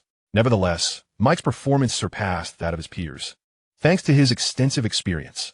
Well, it was passable, Mike replied nonchalantly. Why do you ask? Harry Potter has joined the Gryffindor Quidditch team, becoming the youngest member in history. Flitwick exclaimed. If you have the time, seek out Penelope. Let her take you to see Quidditch. I have high hope for you, Mike. With that, Flitwick bestowed upon Mike a fatherly smile. Mike shuddered at the sight of that smile, which was startlingly disconcerting on a face reminiscent of Pixie. He hastily expressed his gratitude and exited the office. As he felt the warmth emanating from the greed pendant resting against his chest, a smile crept onto Mike's face.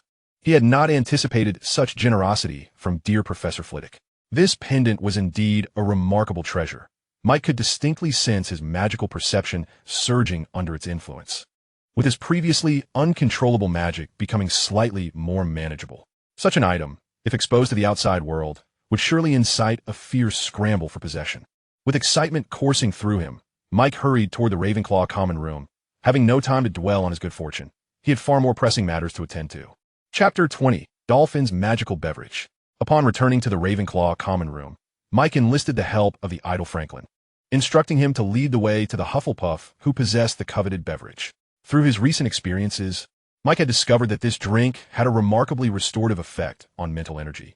A single cup after meditation would accelerate his recovery, and even if he overextended himself, it would not hinder his ability to engage in normal study and life the following day. Additionally, the beverage was simply delightful. Before long, they arrived at the Hufflepuff common room, which was notably different from those of other houses, as it lacked a locking door, allowing anyone to enter freely. However, Hufflepuff had never encountered any misfortune due to this openness, for the Hogwarts kitchen lay adjacent. Within the kitchen resided hundreds of house elves. Generations of these small beings thrived in Hogwarts, finding sanctuary from the oppressive wizarding army that once nearly exterminated them during the Goblin Rebellion. The founder of Hufflepuff House, Helga Hufflepuff, had brought them here, and in gratitude for her immense kindness, these house elves have been safeguarding Hufflepuff for millennia. Thus, the common room required no locks, as the elves provided round-the-clock protection. These house elves possessed combat abilities rivaling those of adult wizards, and under their watchful gaze, any ill-intentioned intruder would face their wrath. Regrettably, Mike fell into the category of such intruders, for he sought the recipe for that beverage and was willing to resort to somewhat extreme measures to obtain it. Guided by Franklin, Mike soon encountered the young wizard named Dolphin Carlo. The Carlo family was one of the esteemed pure-blood families, with nearly all its members having graduated from Hufflepuff. However, due to their support of Dumbledore, the family had suffered at the hands of Voldemort, leading to the near annihilation of its core members. Dolphin was now the sole representative of his family attending Hogwarts. Mike was not surprised that such an ancient pure-blood family would possess a potion capable of restoring mental energy.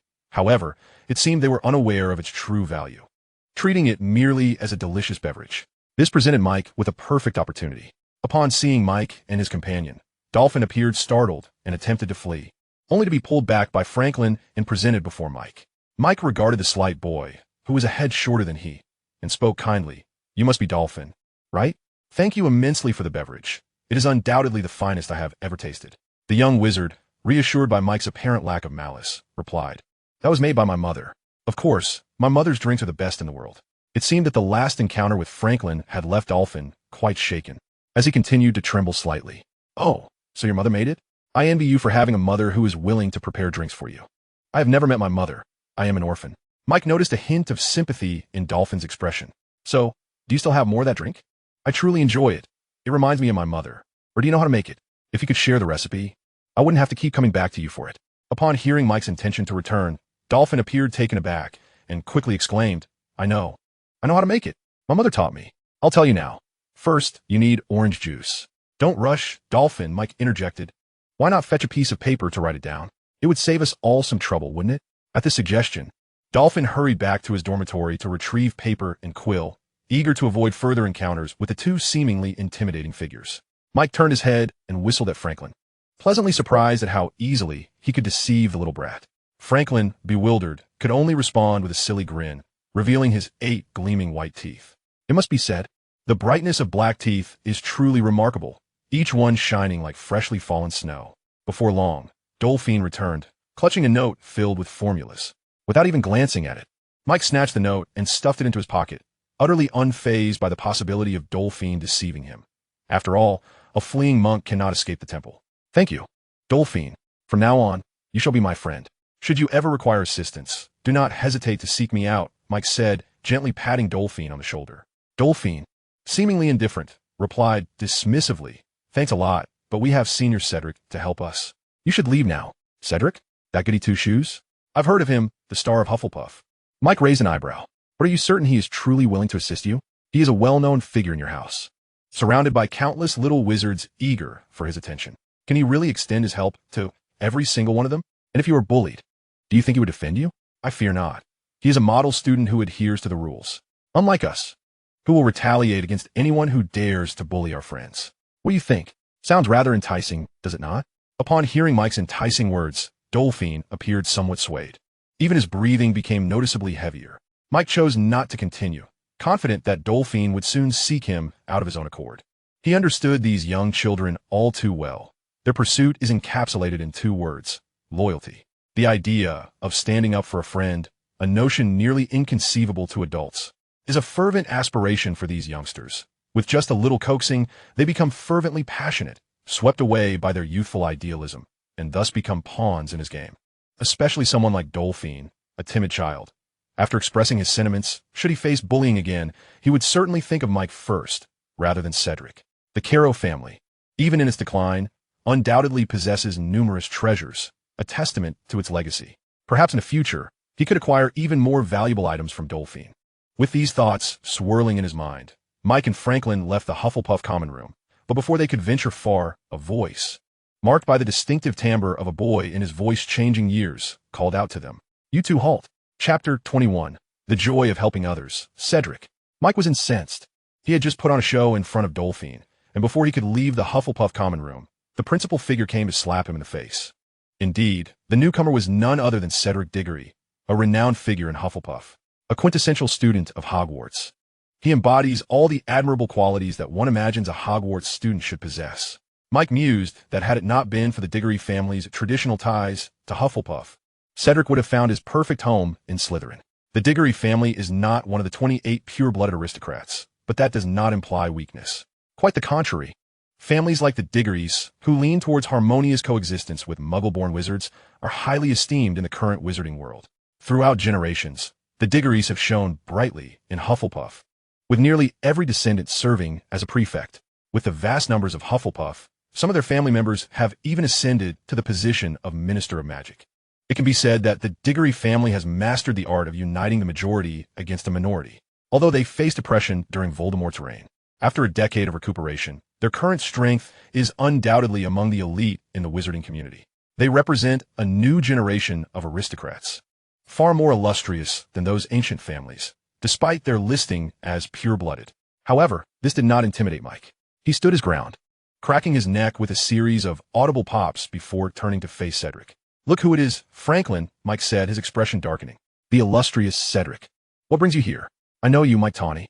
When my younger students informed me that 2 tall Ravenclaws were causing trouble for Dolphin in the common room, I suspected it was you. But heed my warning. Do not assume Hufflepuff is easily bullied. Cedric stepped forward, his keen eyes locking onto Mike's. You truly are a saint. Cedric. However, I am curious. What evidence do you have that we bullied a Hufflepuff student? Mike responded fearlessly. That is inconsequential. I trust my younger students. This is Hufflepuff's common room, and you are not welcome here. I suggest you leave at once. Cedric raised his voice. As the two faced off, onlookers began to gather, intrigued by the unfolding drama. Please mind your language. Hufflepuff's ethos seems to be one of inclusivity, does it not? There are no locks on the doors of the Hufflepuff common room. Does that not imply an invitation to all? A hint of menace flickered across Mike's face. What do you mean by people like you? Has Hufflepuff begun to engage in blood discrimination as well? I implore you to clarify. A blackthorn wand appeared silently in Mike's hand, and the sight of it elicited gasps from the surrounding young wizards. Some older Hufflepuff students also brandished their wands, ready to intervene. Cedric's expression darkened. He had expected the first year to scurry away in fright after his warning, but Mike was proving to be a formidable opponent. Regardless of the outcome of a confrontation between him and Mike, neither would emerge with a favorable reputation, especially now that Mike had accused him of blood discrimination. While Hufflepuff students might believe him, students from other houses, particularly Ravenclaw, would likely side with Mike. I am referring to those who bully their classmates. Cedric began to falter. Where's Dolphine? Bring him here for a confrontation. Cedric, after all, was still a youth, lacking experience in navigating such situations.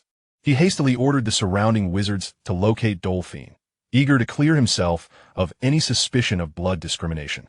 If it were confirmed, not only would his reputation at Hogwarts suffer, but his family's standing in the wizarding community would also be severely damaged. However, the subject of the matter, Dolphine, had long since vanished, having fled at the first sight of Cedric. Observing the Hufflepuff wizards frantically searching for Dolphine in various dormitories, Cedric's expression grew increasingly grim. Without the presence of the person involved, he would be unable to clarify the situation. At that moment, Mike, having retracted his wand, was prepared to put an end to the farce. Why would I ever bully someone as important to me as Dolphine? Mike remarked, idly fiddling with a note detailing the potion recipe in his hand, smiling brightly at Cedric. I believe you may have misunderstood, dear Cedric. Cedric could see that Mike was extending an olive branch, albeit stiffly, and could only manage a forced smile in return, murmuring something about it being a misunderstanding. Since it was a misunderstanding, it is of no consequence. However, my fragile heart has suffered considerable distress due to your misapprehension, dear senior. I implore you to offer me an apology. Mike was relentless. Cedric's smile vanished as he realized he had once again fallen into Mike's trap. Now that he had admitted the previous incident was a misunderstanding, Mike had assumed the role of the victim. If he failed to apologize to Mike, his reputation would be irreparably tarnished. I sincerely apologize, Cedric articulated, each word carefully enunciated. He understood the principle of a true gentleman being able to endure and adapt, but he found it exceedingly difficult to swallow this indignity. Upon hearing the response he sought, Mike chuckled lightly and departed from the Hufflepuff common room, leaving behind a visibly irate Cedric. On the return journey, Mike was in high spirits. Not only had he acquired the desired potion recipe, but he had also managed to put Cedric in his place. He was confident this incident would soon spread across the four houses. However, he was taken aback by the unexpected retreat of that rascal Dolphin at such a crucial moment. Clearly, Cedric had come over to assist him, perhaps out of fear of future retribution. What a foolish boy. After this incident, who would dare to come to his aid? Nevertheless, this was fortuitous. Dolphin's days in Hufflepuff would surely become quite burdensome, and eventually, he would have no choice but to seek help from his friend Mike. With this thought, Mike's mood lifted even further, and he even began to whistle as he and Franklin laughed their way back to the Ravenclaw common room. Chapter 22. Hermione's Complaints. Time flew by swiftly. It had been a week since Mike acquired the potion recipe from Dolphin. The ingredients listed were hardly valuable commodities. It was evident that if the potion were truly expensive, Dolphin would not treat it as an everyday beverage. Having verified the authenticity of the recipe, Mike promptly contacted the Weasley twins. His efforts to obtain the recipe were not merely for personal enjoyment. He was intent on making a profit. The Weasley twins were quite the characters. They possessed an intimate knowledge of Hogwarts, being well-versed in its numerous secret passages. Their ambition was to open a magical joke shop after graduation, and they had already begun their entrepreneurial endeavors, amassing funds. To date, they had become the most significant smuggling operation at Hogwarts, capable of procuring various prohibited items, such as butterbeer. While the younger students may not have been familiar with the Weasley twins, their reputation was well known among the older years. After negotiating a 50-50 split, Mike handed the recipe directly to them. He was too engrossed in studying spells and meditating to delve into such matters himself. He trusted the integrity of the Weasley twins. They would never betray a friend for the sake of a trivial profit. Thus, Dolphin's potion began to circulate throughout Hogwarts. Indeed, Mike had named this potion after Dolphin, unabashedly acknowledging its origin, as it was merely a means to earn quick money. Once these arrangements were finalized, Mike could finally devote himself to studying magic. One day, Mike ventured into the Hogwarts library for the first time in a while, seeking a book not found among Ravenclaw's collection, only to unexpectedly encounter Hermione. Hermione was surrounded by towering stacks of books that obscured her petite form. Had it not been for her trademark cascading brown curls, Mike might not have recognized her. "Hey, little Hermione, have you missed me since we last met?" Mike settled beside her. "You really ought to pay more attention to your appearance. A tidy young lady is far more endearing. Don't speak to me in that patronizing tone. You're just a child yourself." Hermione shot him a disapproving glance, shifting away slightly. "I was merely jesting. Where are Harry and Ron? Why are they not with you?" Mike raised his hands in a gesture of surrender. Mentioning Harry and Ron caused Hermione to bristle. "You only know Harry and Ron. If you want to find them, go seek them out yourself. Don't come asking me." Silence. "If you continue to make noise, I will have to expel you." Madame Pants, brandishing a feather duster, barked angrily. Mike dismissed the old woman, who had come to disrupt his playful banter with the little girl. "What happened? Did you have a quarrel with them? Do tell." Hermione's eyes glistened with unshed tears as she took a deep breath to suppress her emotions. "They sneaked out at night to duel with Malfoy. Even venturing into the room, the headmaster forbids us from entering. They care nothing for house points, which I worked so hard to earn." Her voice dwindled to a whisper. "Ron even called me Miss Know-It-All behind my back." At this point, Hermione appeared to recall something, her voice rising once more. "And you, I don't know how you manage it. You never come to the library to study, yet you consistently earn more points than I do. Just get out of here." Madame Pants could no longer tolerate the commotion. Hermione jumped in surprise, her eyes welling up again as she clutched her books and fled the library. Mike hurried after her, placing a comforting hand on her shoulder. "It's all right, don't cry. I don't come to the library because Ravenclaw has its own library, which is well stocked. Since the library is no longer an option, why not come to mine? But I'm a Gryffindor." Hermione was clearly unaccustomed to Mike's sudden physical closeness, squirming slightly in an attempt to shake off his hand. Though she found it futile, "There's no but about it. Let us go," Mike insisted, steering her towards the Ravenclaw common room without further ado. Upon entering the Ravenclaw common room, Hermione maintained a dazed expression. It was her first time visiting another house's common area. Unlike the Gryffindor common room, Ravenclaw's was markedly tidier, as its inhabitants took pride in cleanliness. In such an environment, even the most unruly little witches would inevitably adapt, lest they face ostracism. Many young witches and wizards were seated, engrossed in their studies. Mike found a sofa, pulled Hermione down beside him, and handed her a bottle of Dolphin's potion. "What do you think? Not bad, right?" Mike settled into the adjacent sofa. "If I may say, you really ought to consider joining Ravenclaw." As Hermione sipped the potion, Mike's words captured her attention. Before she could respond, he continued, "The students of Ravenclaw are the most diligent in all of Hogwarts, with Slytherin trailing closely behind. Surely you can sense the atmosphere here. It is entirely different from Gryffindor, where the focus on learning is palpable. Do not underestimate the influence of 1S environment. I assure you that if you were to join Ravenclaw, your academic efficiency would multiply significantly. After all, one cannot rely solely on solitary study." Hermione lowered her gaze, the bottle in her hand creaking under her grip. "The Sorting Hat suggested I join Ravenclaw, but I insisted on Gryffindor. Everyone told me Gryffindor was the best house at Hogwarts. In truth, you need not worry, even if your experience in Gryffindor is less than satisfactory. You're always welcome to visit Ravenclaw. I am your friend, am I not? And I believe the riddle at the Eagle Door will present no challenge for you." "But—" Hermione seemed poised to argue, yet Mike interrupted her. "There's no but about it. Ravenclaw is unlike Gryffindor. No one will cast you out. Here lie the notes of generations of Ravenclaws, and should you encounter any incomprehensible passages, you may inquire with the upperclassmen nearby. Is not the efficiency of learning here superior to your solitary hours spent in the library?" Hermione was evidently intrigued, and MCK did not press further, instead uncapping a bottle of Dolphin Fizz. Before MCK could take a sip, Professor Flitwick's voice resonated. "Ah, young MCK, are you on a date with Miss Granger?" Upon hearing this, MCK rose to see Professor Flitwick approaching with a book in hand, while Penelope silently followed in his wake. "Good afternoon, Professor Flitwick," MCK greeted with a bow. "I merely invited Miss Granger to explore our esteemed house. I believe Ravenclaw offers her a more suitable environment than Gryffindor." Hermione, standing beside him, also rose to pay her respects to Professor Flitwick, who waved his hand dismissively, indicating they need not be overly formal. "In fact, I share your sentiment. Since Lily's graduation, I have seldom encountered such a bright and eager young witch. It is worth noting that Lily was also a Gryffindor student. I find it perplexing why such exceptional witches gravitate towards Gryffindor. Professor, Hermione wishes to frequent Ravenclaw for her studies." MCK interjected on her behalf, asserting that the academic atmosphere here is far superior. Hermione shyly lowered her gaze, pinching MCK's side, still unaccustomed to conversing with professors as effortlessly as he did. "Welcome, welcome," Flitwick exclaimed with a beaming smile. "Ravenclaw welcomes any astute young witch. You two are my favorite students, and you must always support one another."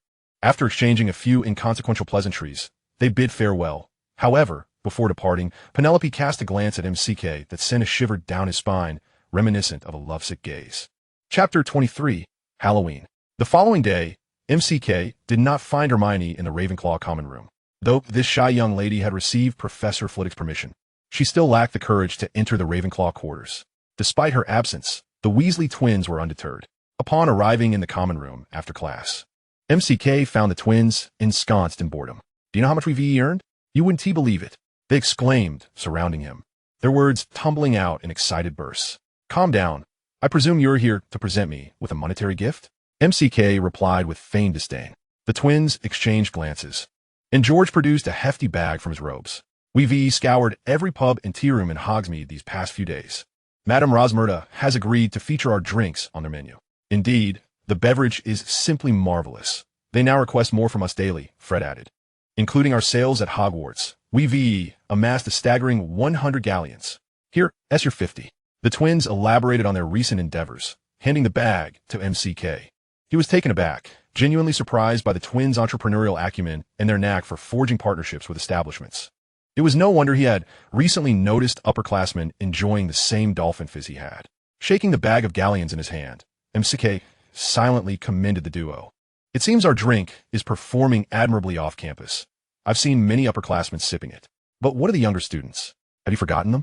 Remember, women and children's money is the easiest to earn." The Weasley twins' eyes sparkled with enthusiasm, eager to hear MCK's ingenious ideas. With Halloween fast approaching, MCK paused. "What if we offered every witch and wizard a taste of dolphin fizz at the Halloween feast? Those who enjoy it may seek to purchase it thereafter." The twins froze for a moment, then excitedly seized MCK, lifting him high as they shouted, "MCK, our white knight," invoking curious glances from passing Ravenclaws. Fortunately, the twins understood the limits of jest, and as the crowd thickened, they gently set MCK down. "We must prepare our supplies. Farewell, MCK." They dashed out of the Ravenclaw common room, bickering playfully. MCK shook his head at their retreating figures. They were delightful, but undeniably exuberant. With Halloween on the horizon, MCK had scarcely settled on the sofa in the Ravenclaw common room when Penelope enlisted his help to decorate the Great Hall. Ever since she had overheard Professor Flitwick deeming MCK his favorite student, her demeanor towards him had grown markedly warmer. She frequently appeared before him, inquiring after his well-being. What a shrewd young lady she was. Yet, MCK found no disdain in her flattery. After all, Penelope was quite the beauty, and he preferred her mature charm over Hermione's youthful innocence. As for being opportunistic, are not most people in the world inclined to do so? They gravitate towards the powerful, yearning for the remnants of their bounty, pouncing upon any scraps that may fall. MCK had encountered many such individuals in his past life and enjoyed their company. At least they were straightforward. They would not betray you unless greater interests emerged before them. Assisting in the hall's decoration garnered house points, prompting each house's prefects to organize their fellow students to lend a hand. In truth, the young witches and wizards were of little assistance. Some Gryffindor pranksters even created more chaos than help. The primary labor force remained the house elves, who tirelessly cleaned up after the young wizards' daytime messes. This was, in essence, Hogwarts' way of imparting a lesson in labor to the young witches and wizards, akin to elementary students being taken outdoors to collect litter on International Environmental Day. Most participants were first and second years, while older students busied themselves with the mounting coursework. Among them, MCK undoubtedly stood out as the hall celebrity. His magical prowess and spell-casting skills surpassed those of his peers, while others needed to pause after levitating 2 or 3 large decorations. MCK could toil tirelessly for an entire afternoon. At last, after 3 days of diligent labor, the hall was adorned by Halloween morning. Dumbledore and the professors from the 4 houses hosted a luncheon for all students who had participated in the preparations. During the event, MCK received abundant praise from Dumbledore and earned Ravenclaw an additional 50 points, propelling the house ahead of Gryffindor, second only to Slytherin. Professor Flitwick, elated, clapped his hands red and was blissfully unaware, his eyes nearly disappearing in delight. Throughout the luncheon, MCK searched for Hermione. fully aware that she would soon find herself cornered by a troll in the girls' bathroom that evening, and he was determined to avert such a predicament. Due to his arrival, although the world largely maintained its original narrative arc, many details have been altered significantly. He could not assure whether Hermione would survive the troll's assault this time. He had to prevent her from encountering the troll today. However, to his disappointment, Hermione was conspicuously absent from the Gryffindor table, where only Harry and Ron were voraciously devouring their meals. Mike recalled that they had given up after just one day due to the arduous nature of their experience. With no appetite to speak of, Mike, after receiving commendation from the professors, exited the hall. Finding Hermione was of utmost importance. He searched numerous locations: the library, the Gryffindor common room, various professors' classrooms. Yet all his efforts proved fruitless. As the sky darkened outside, a dejected Mike could only return to the Ravenclaw common room. In the time that followed, he needed to conserve his strength. A towering troll, over 3 meters tall, awaited him that night. Yet, upon stepping into the common room, he was greeted by the very figure he had spent the entire afternoon seeking, Hermione. She was huddled alone in a corner of the deserted Ravenclaw common room. Her nose and eyes reddened. Chapter 24. The Hunt Begins. Hey, look who it is. Mike approached Hermione slowly. Oh, a little kitten. Hermione did not respond to Mike's voice. Instead, she quickly turned her head away, attempting to conceal her face from him, while hastily wiping her eyes in a bid to hide the evidence of her tears. Observing Hermione's demeanor, Mike was reminded of his daughter in his previous life, how Tracy would similarly appear when she felt wronged. Who has bullied you? I shall go and deliver a proper thrashing. Mike offered her a handkerchief. Stop rubbing your eyes. It's not good for them. You wouldn't want to end up like Harry. Sporting those large glasses, would you? That would hardly be appealing. As she listened to Mike's gentle words, Hermione felt the tears she had worked so hard to suppress begin to flow once more. They all hate me. Mike placed a hand on Hermione's back, gently patting her as she coughed from her sobbing. It's all right. You still have me, don't you? I will always be your friend. Upon hearing this, Hermione turned to him and threw herself into his embrace, weeping loudly, her tears and snot soaking the front of Mike's robes. He held her tightly, patting her back, murmuring the comforting words he had once used to soothe his daughter in his previous life. After what felt like an eternity, Hermione finally ceased her crying. Yet she did not leave the sanctuary of Mike's embrace, burying her face in his chest and murmuring, "Am I particularly detestable? Who said that? Tell me who said that. And I shall go and give him a piece of my mind. No one said that. It's just how I feel." The poor girl was still protecting her friends, fearful that Mike might indeed go and confront Ron. Mike was quite adept at comforting children, having amassed considerable experience in his previous life. A few words were enough to quell Hermione's tears. All right, today is Halloween. Let us hurry to the Great Hall. Mike took Hermione's hand. You shed quite a few tears today. You must eat well later. Hermione playfully hit Mike, yet she did not resist his grasp. As Mike led Hermione through the castle, initially, she paid no mind to their path, but after some time, she finally noticed something amiss. This doesn't seem like the way to the Great Hall, does it? Is it? Perhaps I've made a mistake. Mike nonchalantly deflected her inquiry. This was all part of his plan. He intended to lead Hermione to confront the troll, instructing her to fetch a professor while he faced the creature alone. This way, even if he couldn't defeat the troll, he could buy time until the professors arrived, serving as a safeguard. Hermione, unsuspecting, followed Mike as he guided her forward. At last, around a corner, a 3-meter-tall humanoid monster loomed before them. Quickly, go find a professor for help. I will hold it off here. Mike released Hermione's hand. No, you must come with me. We cannot allow it to roam freely in the castle. Hurry, Mike commanded in a stern tone, startled by his authoritative tone. Hermione's eyes once again brimmed with tears, yet she did not let them fall. Instead, she turned and sprinted towards the Great Hall. Mike watched as Hermione disappeared around the corner, then turned to face the troll before him. His ebony wand, crafted from blackthorn wood, had silently materialized in his hand. The hunt had begun. In his previous life, Mike had relished hunting. He had even hunted lions and rhinoceroses in Africa, well aware of the tactics required to deal with such formidable creatures. Legs be stiff. A leg-locking charm struck the troll's right leg with precision. When dealing with such large beings, it was essential to reduce their mobility, for one could not hope to slay them in a single blow. And injured creatures often became more ferocious. At that point, one would certainly be unable to outrun the troll. The troll, preoccupied with examining the girl's bathroom door, twitched violently as the leg-locking charm impacted its right leg, yet it did not bind with the left. It had forcibly broken free from the previous charm. Just as the troll scratched its head, puzzled by the sudden cramping in its leg, another 2 leg-locking charms struck its right leg. This time, The right leg finally aligned at an awkward angle with the normal left. Mike even heard a distinct crack. He could ascertain that it was the sound of a bone fracturing. The troll let out a pained roar, and with a sound reminiscent of a lioness roar, it collapsed to the ground. On the ground, the troll finally noticed Mike, the pesky little creature causing it such agony. Despite its immense pain, it crossed its hands and uninjured left foot, advancing toward Mike at an unnaturally rapid speed. Mike immediately began to run to the side, simultaneously casting obstacles in the troll's path. This moving target spellcasting required exceptional shooting skills. Most wizards would likely miss their mark. But Mike was different. In his past life, he was renowned as a sharpshooter. The writhing troll's speed gradually diminished. With each obstacle spell that struck it, it would emit a furious roar.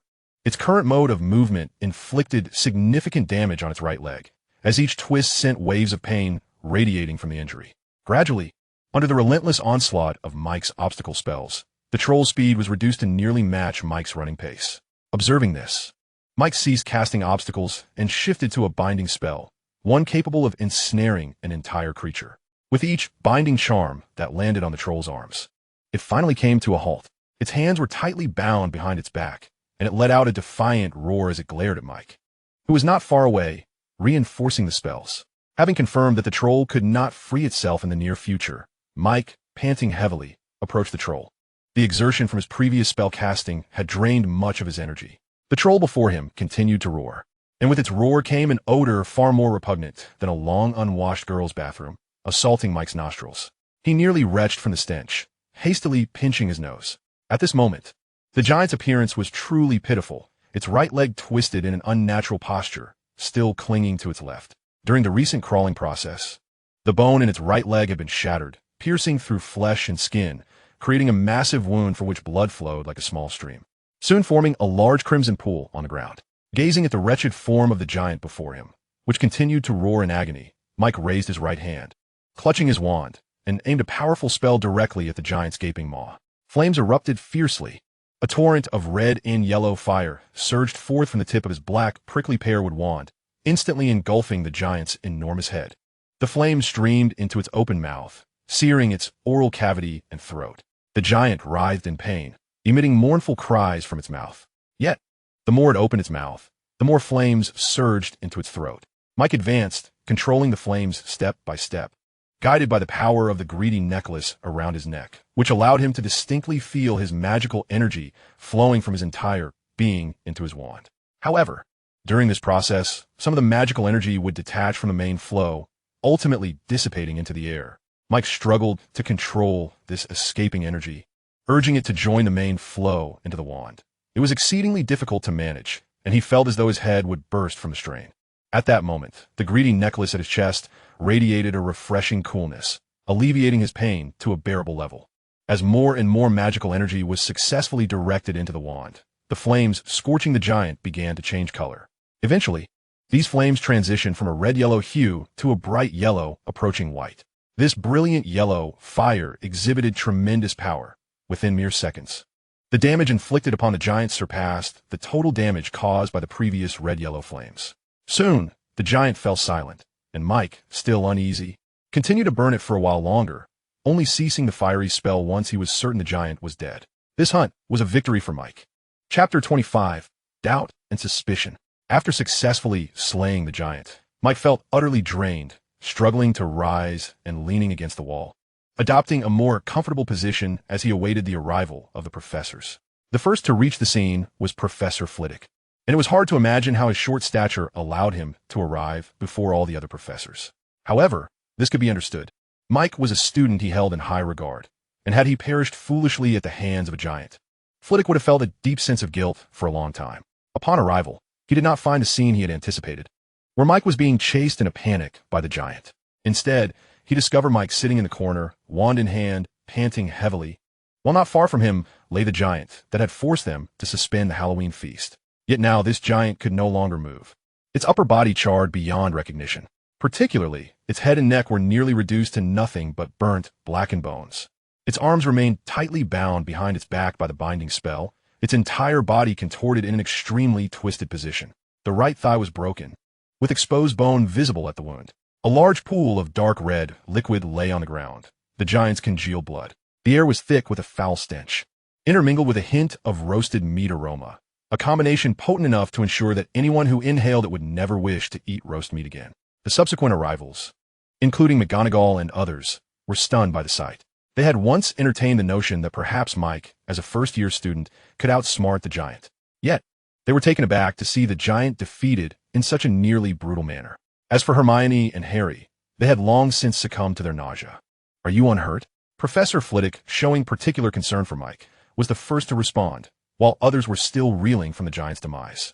"I'm fine, Professor. I just feel a bit exhausted." "That essay relief. You did remarkably well. That was an impressive fire spell. I was nowhere near your level at your age." Flitwick seemed less concerned about the giant's fate and more focused on Mike's well-being. But not everyone shared his sentiment. "How dare you? How could you do such a thing? Don't you understand how dangerous it was? A single finger from that giant could have easily crushed you." Professor McGonagall exclaimed, her anger palpable. Hearing McGonagall's reprimand, Hermione interjected, suppressing her disgust. "It's all my fault. Mike encountered the giant because he was taking me to the Great Hall. He stayed behind to hold off the giant to protect me." McGonagall felt somewhat embarrassed by Hermione's retort, but thankfully, Professor Flitwick came to her aid. "All right. As long as everyone is safe, that's what matters." 20 points to Ravenclaw for Mike's bravery and cleverness. Mike felt a surge of emotion. During his time in this world, Professor Flitwick was the first to genuinely care for him. He sensed that Flitwick regarded him as a promising protege, a gaze he had never experienced in his 2 lifetimes. "Now, we should not linger here. Let us head back. Mike needs to be checked by Madame Pomfrey." With that, Flitwick and Hermione supported Mike as they left the stench-ridden entrance of the girls' restroom. McGonagall, feeling a mix of emotions, reflected on Hermione, a student she cherished, whose character mirrored her own youth. Watching Hermione assist Mike, McGonagall felt as though her cherished cabbage was being trampled by a pig. Glancing at Mike and Hermione, then turning to observe Harry and Ron, who were still retching, McGonagall's irritation grew, prompting her to grab their ears and lead them toward Gryffindor. Alone at the scene was Snape, who had remained silent, his presence almost pitifully diminished, which was rather uncharacteristic for him. Unlike the others, he did not choose to depart. Instead, he meticulously scanned the area, attempting to reconstruct the entirety of the battle, a task not difficult for him. Eventually, his gaze settled on the giant's hands, still bound behind its back, and its right leg, which remained pressed against its left, lingering there for an extended period. When Hermione and Professor Flitwick brought Mike to the infirmary, Madame Pomfrey was enjoying a pumpkin pie, having hastily concluded her dinner due to the incident with the giant. By the time Madame Pomfrey completed her examination of Mike, it was deep into the night. Although Mike was merely fatigued, for safety's sake, Madame Pomfrey decided it best for him to rest in the infirmary for the night. Once she confirmed that Mike was all right, Hermione reluctantly departed the infirmary under the escort of Professor Flitwick. Meanwhile, in the headmaster's office at Hogwarts, Snape was reporting to Headmaster Dumbledore about his recent observations. "Our dear Mr. Tully is quite a formidable character. Not only does he possess astonishing talent in combat, but he also harbors a heart of unyielding cruelty," Snape remarked in his signature deep voice. Dumbledore, seated at his desk, engrossed in writing, remained silent, merely lifting his pen hand to signal Snape to continue. He first employed the leg-locking curse to restrict the giant's movement, which was exceptionally clever. Severus Snape approached Albus Dumbledore's desk, a method known only to those seasoned in the art of monster hunting. Mr. Tully could have retreated unscathed once the leg-locking curse took effect, yet he chose otherwise. He opted to employ the binding spell to render the giant immobile before ultimately using the incantation of fire to extinguish its life. Do you comprehend the implications of this? It signifies that Mr. Tully, in the face of an utterly defenseless adversary, still made the choice to slay it. Such a notion is hardly befitting a first-year wizard. Dumbledore finally ceased his activities, raising his head to regard Snape with an expression devoid of emotion, uttering, "You've done well. Go take a rest." Snape turned on his heel and departed without hesitation. The office fell into a profound silence, the crackling of the burning logs in the hearth resonating clearly. Dumbledore refrained from resuming his work. Instead, he rose and approached the corner where his phoenix, Fawkes, was preening its feathers. He gently scratched the back of Fawkes' head, eliciting a contented squint from the bird as it leaned back in delight. "It seems we must find a moment to converse with young Mike," Dumbledore murmured, barely above a whisper. Fawkes, seemingly oblivious to Dumbledore's words, opened its eyes wide and regarded him with a look of curiosity. Chapter 26. The Giant Slayer. The following day, as Mike emerged from the infirmary, it was already midday. Perhaps due to fatigue, He had dozed off midway through his examination the previous night, completely unaware of when Professor Flitwick and Hermione had departed. Upon entering the dining hall, he found it teeming with students. The previous evening's banquet had been abruptly interrupted by Professor Dumbledore's decree that all students must return to their respective houses under the guidance of their heads of houses. Consequently, the culinary delights meticulously prepared by the house elves went to waste. Fortunately, in this magical realm, house elves are adept in various domestic enchantments, and preserving food is but a trivial skill. Thus, the feast that had not been served the night before had transformed into the lunch for the young wizards that day. However, the usual favorites were scarcely touched, as everyone congregated around the Gryffindor table, with Ron at the center, animatedly recounting his experiences of the previous night at the scene of the giant's demise. His storytelling was vigorous, punctuated by sips of juice handed to him by others. In his narrative, it seemed Mike had not vanquished a giant, but rather a dragon. Yet, it was undeniable that Ron possessed a gift for storytelling, captivating the surrounding young wizards, who were spellbound and momentarily forgot about the food before them. Look, it's Mike, the giant slayer, a small wizard on the periphery, who had attempted unsuccessfully to join the crowd, exclaimed with fervor. As a shout echoed, the throng encircling Ron dissipated rapidly, coalescing around Mike, who was bombarded with questions regarding the events of the previous night. Mike, overwhelmed, struggled to manage the enthusiasm of his peers. Fortunately, a savior had arrived. Clear away. Snape's deep voice, though not loud, resonated clearly in the ears of every young wizard present. As his command echoed, the cluster around Mike promptly scattered, returning to their respective tables. Mike even noted a few timid wizards quaking in fear at Snape's presence, reliant on their companions for support. This was the power of Professor Snape. In all of Hogwarts, only two individuals possessed such authority, Professor McGonagall and Snape himself. Mike had intended to express his gratitude to Snape for his timely intervention, but before he could utter a word, Snape spoke again. Disruption of the dining hall's order. Ravenclaw loses 5 points. With that, Snape whisked his black robes and departed. The entire spectacle left Mike feeling a mix of anxiety and resignation as he settled down at the Ravenclaw table. As he took his seat, a nearby Ravenclaw girl trembled with excitement. Yet before she could speak, Penelope approached, insisting on switching seats with her. The younger girl, clearly intimidated by the older student, complied reluctantly, her face downcast as she exchanged places with Penelope. Do you know what they call you? Penelope began, her questions tumbling out in rapid succession. The giant slayer? Indeed. Did you really slay a giant? If you mean the one from last night, that would be me, Mike confirmed. Upon hearing his affirmation, Penelope's eyes sparkled with intrigue as she leaned in closer, asking, how did you manage it? Luck, I suppose. I did this and that, and, in the end, the giant was defeated. Penelope's face was mere centimeters from Mike's, and he could distinctly smell a fragrance akin to pear blossoms, which was quite enchanting. Too close, Penelope, Mike remarked, instinctively leaning back. It seems young Mike can be shy, Penelope chuckled, playfully pinching Mike's cheek. Provoked by her teasing, Mike straightened himself, bolstered by memories of his past life, where he had navigated through fields of flowers. Surely, he could withstand the banter of this girl. Now it was Penelope's turn to feel bashful as Mike's sudden motion startled her, causing her to retract her hand, her cheeks flushing. You're truly remarkable. I've never heard of anyone slaying a giant in their first year, she said, attempting to shift the focus from her embarrassment. Oh, it's nothing.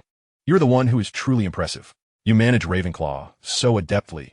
Professor Flitwick often speaks of you, saying he would be in quite a predicament without you. Mike observed Penelope's bashful demeanor with amusement. Their mutual flattery seemed to strike a chord, as she covered her mouth and giggled, her blush deepening. Mike found some amusement in teasing the older girl, and continued, especially since you're so beautiful. I imagine many boys must have their eyes on you. Not at all. It's you they admire, she countered playfully. With your good looks and formidable prowess, many younger girls are your admirers. Even my friends have expressed interest in you. Penelope shot Mike a playful glare, feigning annoyance. The remainder of their meal slipped away amidst their banter, unaware of the watchful gaze fixed upon them from the Gryffindor table, where Hermione stared daggers at Mike. You insufferable Mike. That wretched Mike. Watching him converse merrily with Penelope ignited a fury within Hermione. Upon returning to her dormitory the previous night, it had been well past midnight. Anxious for Mike's safety, she had spent the night awake, and at dawn, rushed to the infirmary to check on him, only to be turned away by Madame Pomfrey, who insisted that patients must not be disturbed. During the subsequent potions class, fatigue overcame her, causing her to inadvertently doze off, resulting in Snape deducting 20 points from her house. Yet, The very subject of her concerns, Mike, seemed completely unfazed and had attained celebrity status throughout Hogwarts. This could be overlooked, yet now he dares to flirt openly with his beautiful upperclassman in front of her. Truly, the words of men are nothing but deceitful illusions.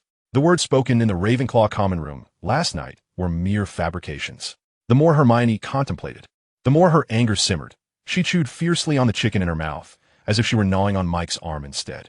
Sitting beside her, Harry halted his movements of shoveling food into his mouth, gazing at Hermione in astonishment. He had just distinctly heard the sound of bones being crushed. Did Hermione just chew through a chicken bone? Harry pondered. Observing Hermione's predatory expression, he instinctively moved his plate further away from her.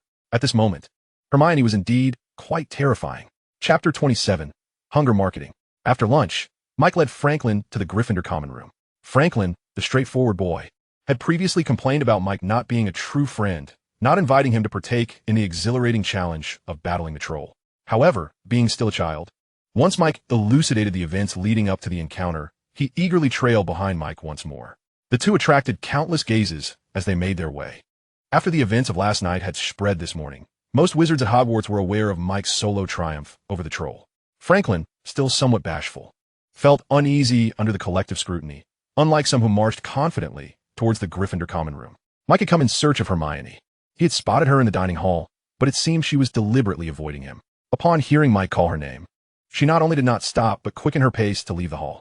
Reluctantly, Mike had to seek her out in Gryffindor.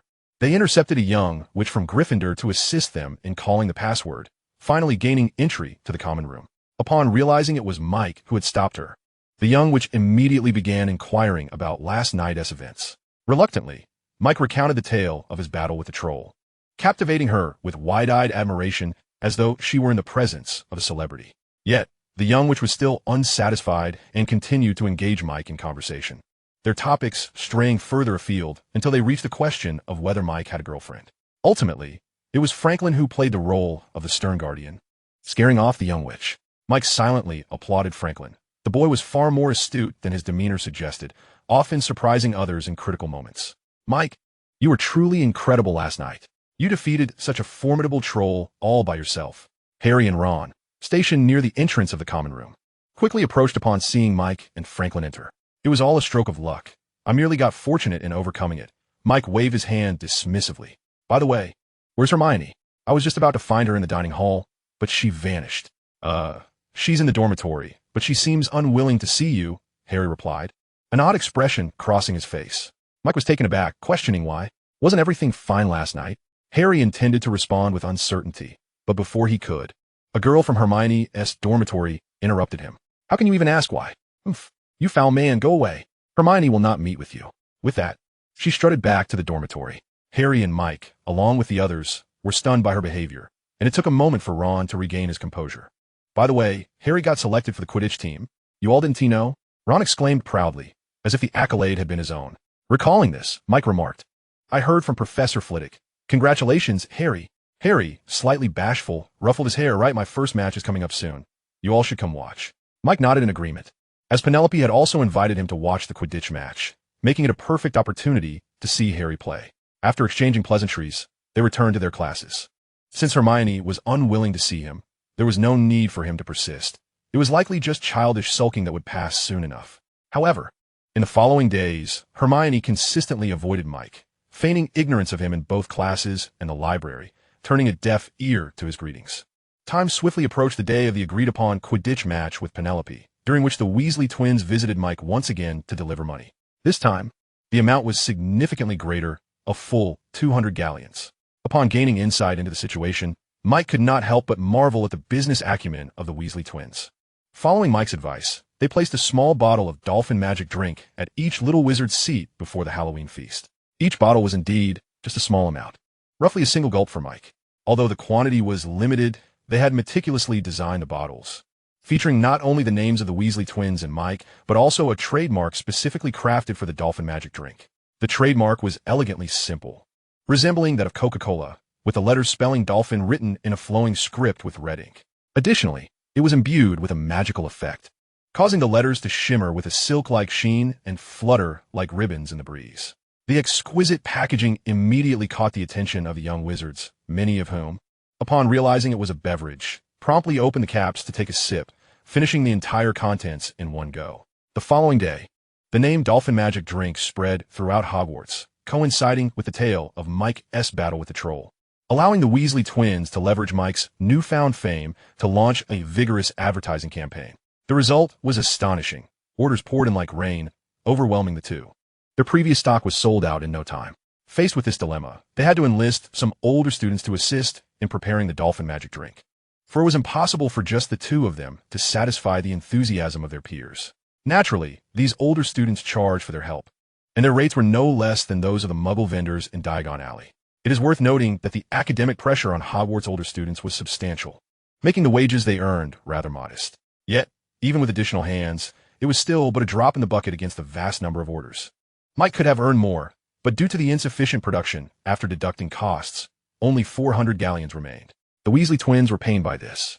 They could have made a larger profit, yet being students limited their ability to scale production. In response, Mike proposed a solution that left the Weasley twins astounded: hunger marketing. Since increasing production was out of the question, they would simply refrain from doing so. They would maintain the official price, but the actual stock available would be woefully inadequate, selling out almost instantly upon release. Subsequently, the majority of the stock would be privately sold at a markup to resellers, so by the time the drinks reached customers, the prices would have multiplied several times. This marketing strategy was widely recognized in Mike's previous life, but regardless of how many were aware, it continued to yield substantial profits through hunger marketing.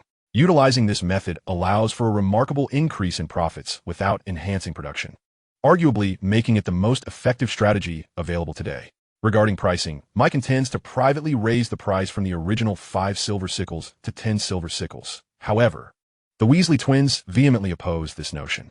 They directly propose setting the price of a 500 milliliter bottle of Dolphin's magical elixir at 1 gold galleon, nearly quadrupling the price, a testament to their commercial acumen, far exceeding Mike's own ambitions. Chapter 28. Quidditch. The weather in England is notoriously fickle. By November, the chill sets in, and daylight hours grow shorter. On this particular day, just as dawn began to break, Mike was roused from his slumber by Franklin, for they were to join Penelope in witnessing Harry's debut in Quidditch. Initially, Penelope had planned to take them to watch the match between Ravenclaw and Hufflepuff, but Mike suggested they attend Harry's game instead, and she reluctantly acquiesced. Mike harbored little interest in Quidditch, deeming the game riddled with loopholes and devoid of aesthetic appeal. Yet, curiously, nearly every wizard worldwide exhibits an unwavering enthusiasm for Quidditch, even going so far as to regularly host the Quidditch World Cup. Wizards who excel at the World Cup become household names, amassing considerable wealth and admirers, a phenomenon not unlike that of the Muggle world. Interestingly, within the realm of Quidditch, there exists no discrimination based on blood status, whether one is pure blood or of Muggle descent. As long as one possesses exceptional skill and good looks, stardom is attainable. This inclusivity has drawn many Muggle-born wizards into the realm of Quidditch athletes, albeit this is a tangential point. By the time Mike and Penelope finished their leisurely breakfast and arrived at the Quidditch pitch, the match had already commenced. Given that it was Harry's inaugural Quidditch appearance, the atmosphere was electric, with attendance rivaling that of previous Quidditch finals, as spectators eagerly anticipated whether the young savior, Harry, would showcase the same prowess on the pitch as he did in defense against the dark arts. It is worth noting that the commentator for this match was Lee Jordan, a close friend of the Weasley twins. Birds of a feather flocked together, and Lee's exuberant personality mirrored that of the Weasley brothers, infusing his commentary with humor that frequently elicited hearty laughter from the crowd. Mike searched the skies for a considerable time before finally spotting Harry, adorned in the red and gold garb of Gryffindor, soaring aimlessly on his broomstick, occasionally glancing around in search of the elusive golden snitch. As the seeker, his task was to capture the snitch, thereby concluding the match. His speed surpassed that of his fellow players, attributed to the latest model of broomstick sponsored by Professor McGonagall, the Nimbus 2000. This clearly indicated that, while McGonagall publicly maintained an air of impartiality, she secretly favored her own house. While Mike was engrossed in Harry's aerial maneuvers, Penelope leaned into converse with him. "I've heard from other first-year students that your flying skills are quite remarkable. Have you considered joining the Quidditch team?" The excitement of the crowd necessitated that Penelope speak close to Mike's ear for him to hear her. He felt her breath, fragrant as orchids, and instinctively turned his head away, feeling somewhat awkward. "I am but a first year, and my prowess in flying does not guarantee success in Quidditch. Harry is also a first year. With him setting the precedent, no one could object to your joining the team. Moreover, Professor Flitwick holds you in high regard. If you express interest, he would undoubtedly support you. You could even practice with the Ravenclaw team for a few days to see if it suits you. I have a good rapport with Roger Davies, the captain of Ravenclaw. I could arrange it. Mike discerned that Penelope sought to do him a favor, but opted not to disclose his awareness, choosing instead to feign disinterest. Gradually, Penelope recognized Mike's resolute stance and ceased her entreaties, redirecting her focus to introducing him to the members of the various house Quidditch teams. Mike had no intention of joining the Quidditch team in his first year, primarily because he was inundated with responsibilities and lacked the time to commit to weekly practices. Furthermore, he was acutely aware that Gryffindor would undoubtedly clinch the Quidditch championship this year, a gift from Dumbledore to Harry, and he had no desire to participate in a match he was certain to lose. As Mike and Penelope engaged in their whispered conversation, Hermione, seated nearby, felt increasingly uncomfortable. After several days, her irritation had subsided, and upon hearing that Mike would attend Harry's match, she had hoped to reconcile with him. She had even reserved a seat next to hers, fearing that Mike, the notorious late riser, would arrive too late to find a place. However, the tardy Mike was led by Penelope to a spot reserved for Ravenclaw students, and before long, they had begun to whisper sweet nothings to each other, their closeness palpable. The more Hermione pondered, the more her frustration simmered, her brows knitting together in displeasure, her cheeks puffed up with indignation. It was not jealousy that consumed her. Her feelings for Mike were devoid of romantic inclination. She was simply too young for such emotions. Rather, she felt a sense of betrayal, as though her friend had been usurped by Penelope, who had seemingly eclipsed their bond. What does that girl have that is so special? Is it merely her looks? Hermione mused. Just as Hermione's thoughts spiraled into frustration, the crowd erupted in gasps, and as she followed their gaze, she beheld Harry struggling in the air, his broomstick behaving erratically, as if it might plummet at any moment. With her keen observational skills, Hermione noticed Professor Snape in the stands, fixated on Harry, his lips moving animatedly, a scene that prompted her to concoct a narrative in her mind that Snape was attempting to harm Harry. Meanwhile, Mike and his companions were also drawn to Harry's peculiar behavior.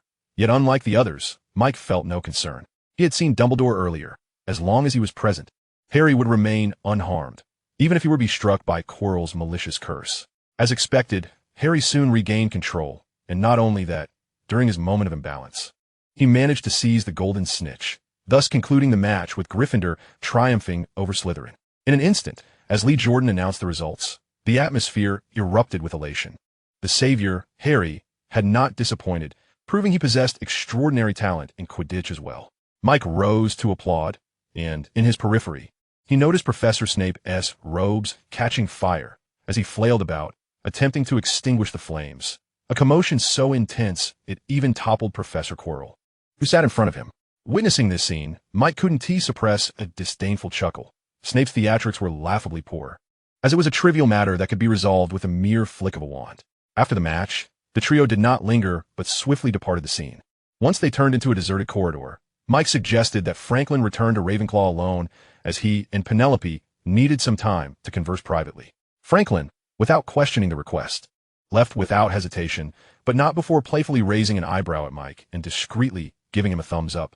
Chapter 29, The Control Charm. In the narrow corridor, only Mike and Penelope remained, for Hogwarts Castle was devoid of any electric lighting. Coupled with the inclement weather outside, the surroundings were shrouded in darkness. Mike turned to face Penelope, his gaze lacking the usual warmth, instead tinged with a hint of ominousness. Startled by the intensity of his look, Penelope instinctively recoiled, her face betraying a flicker of panic as she realized that this boy before her was not as she had previously perceived. Mike scrutinized the expression on Penelope's face as the blackthorn wand materialized in his hand. "Penelope, I require your assistance with a matter." "What is it?"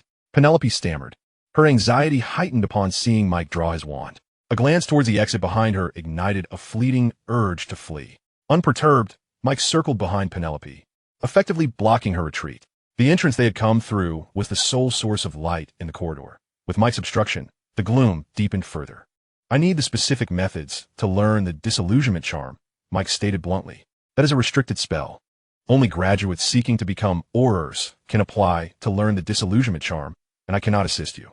I believe you must have a way. Considering you are the social queen of Ravenclaw," Mike remarked, pacing slowly around Penelope. The dim light cast a particularly somber shadow over his face, and his stature, half a head shorter than hers, now loomed large, exerting considerable pressure on her. Don't you have Professor Flitwick? If you speak to him, I'm sure he will teach you. If it were that simple, why would I seek you out? Mike mused inwardly, yet he maintained a facade of calm. Do you wish to become a prefect, Penelope? He pressed, observing her reluctance. The mention of the prefectship caused her expression to shift dramatically. For some time, she had been attempting to curry favor with Mike in hopes that he might speak well of her to Professor Flitwick. To her surprise, Mike not only recognized her intent, but was now using it as leverage. Penelope fell silent. Noticing her prolonged quietude, Mike remained patient, gently caressing his blackthorn wand. Awaiting her response, he had no fear of her refusal. Through their recent interactions, he had come to realize that Penelope was far more ambitious than he had initially assumed. Moreover, she possessed the capability to procure the detailed methods for the disillusionment charm, given her status among the pure-blood graduates, who had many suitors vying for her attention. The disillusionment charm is an invisibility spell. Upon casting it, the user experiences a sensation akin to liquid flowing down over their head, enveloping their body. Once completed, the user's skin adapts to the colors of their surroundings, resembling a chameleon, albeit with significantly enhanced effectiveness. Furthermore, an invisibility cloak is essentially a cloak imbued with the disillusionment charm. Due to the limited duration of the charm, most invisibility cloaks require periodic reapplication of the spell. Cloaks made from ordinary materials can only maintain the charm for a brief time, necessitating the use of magical materials for prolonged effects. In the original text, Harry's invisibility cloak was unlike typical ones. It was a true artifact, permanently imbued with the disillusionment charm, rendering its invisibility eternal. However, mastering the disillusionment charm does not automatically confer the ability to create invisibility cloaks, as applying the charm requires profound knowledge of alchemy. This was a spell Mike must learn this year. Previously, he had scoured the Ravenclaw library and the Hogwarts library for detailed methods to learn the disillusionment charm, but had found nothing beyond rudimentary descriptions.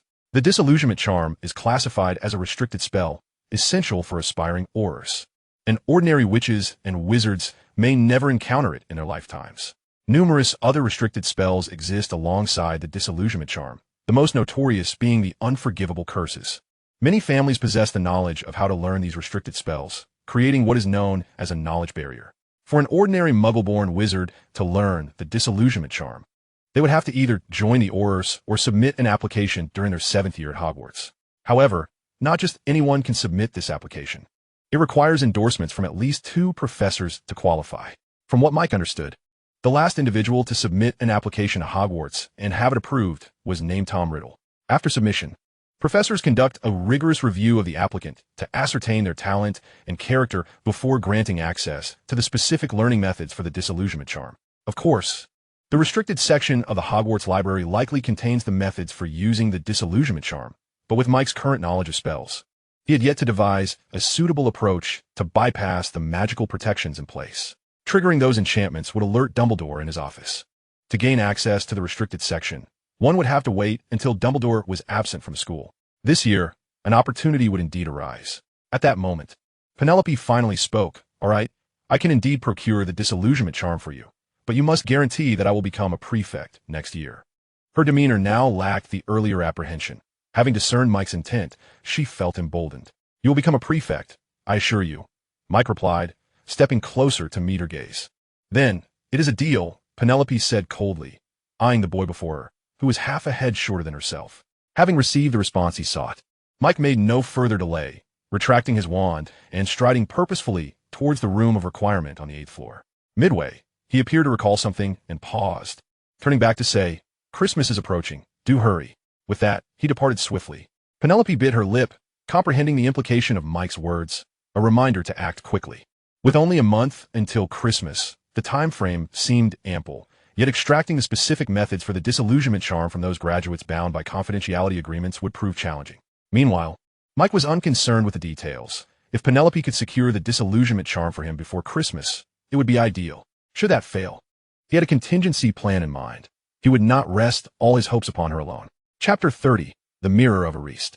That evening, as was customary, Mike emerged from the room of requirement after a late-night practice session, dragging his weary body behind him. Since discovering the room of requirement, he had taken to frequenting it whenever he found a spare moment. With the mastery of meditation now added to his training regimen, he often exited the room in a state of utter exhaustion, resembling a zombie. Leaning against the wall, he navigated the secret passage leading to the Ravenclaw Tower, relieved that this peculiar tunnel, despite its illogical design, allowed for a remarkably swift transit to his destination.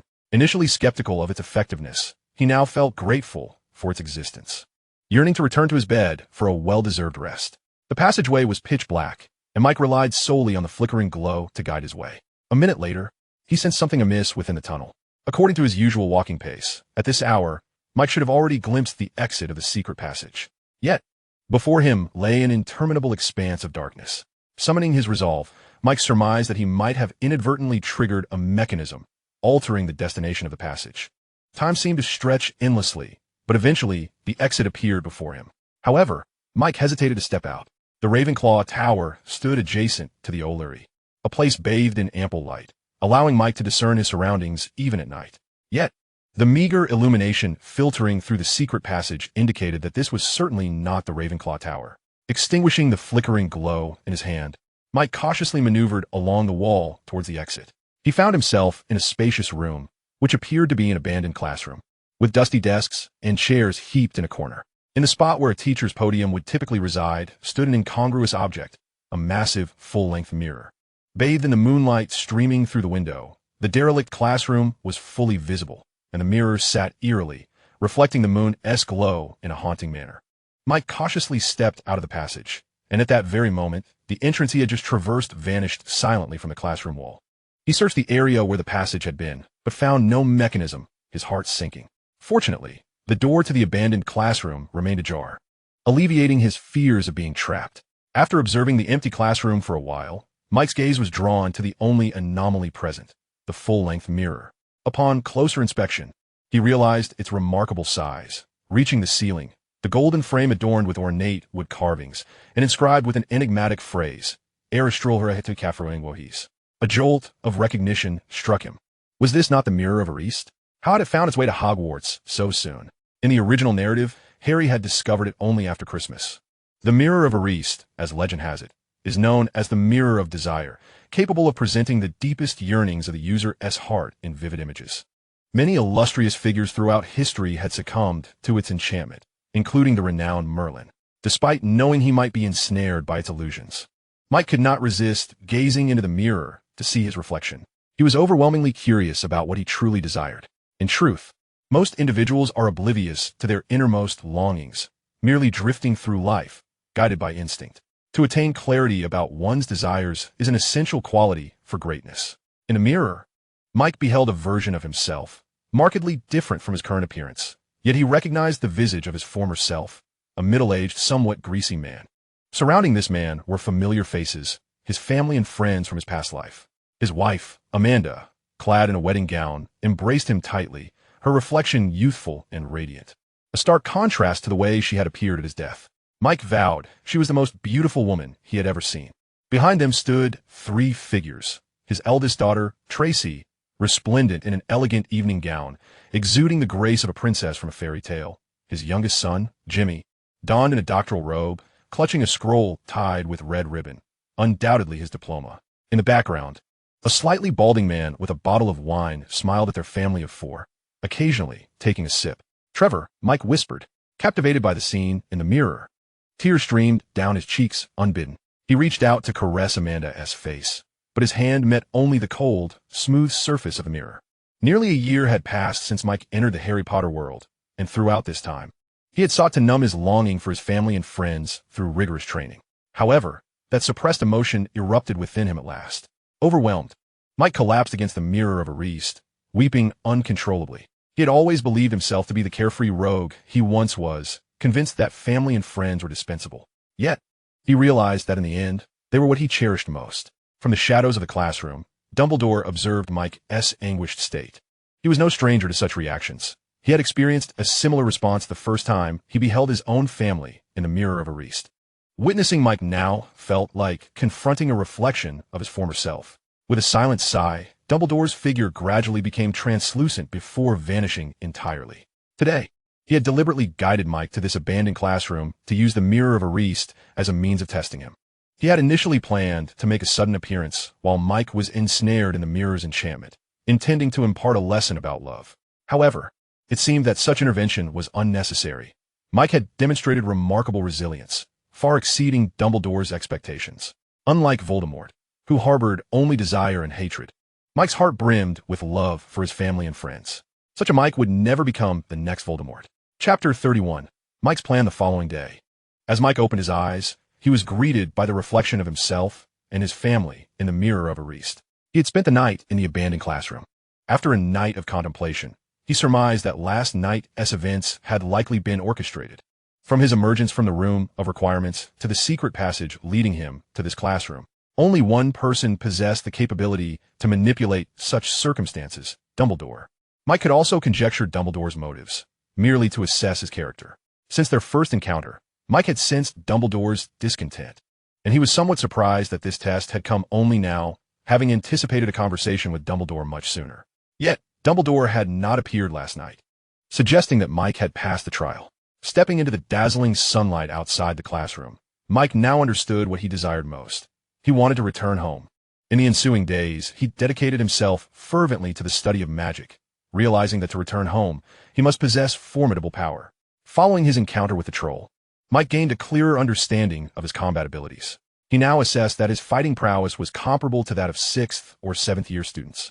Yet in terms of magical knowledge and comprehension, he fell short of even 3rd or 4th year students. It is noteworthy that Hogwarts' educational approach is somewhat peculiar. 1st and 2nd year students are almost left to their own devices, learning only the most fundamental aspects of wizardry. This is understandable, given the need to accommodate students from Muggle backgrounds. It is not until 3rd year, when elective courses become available, that Hogwarts truly begins to provide a substantive magical education.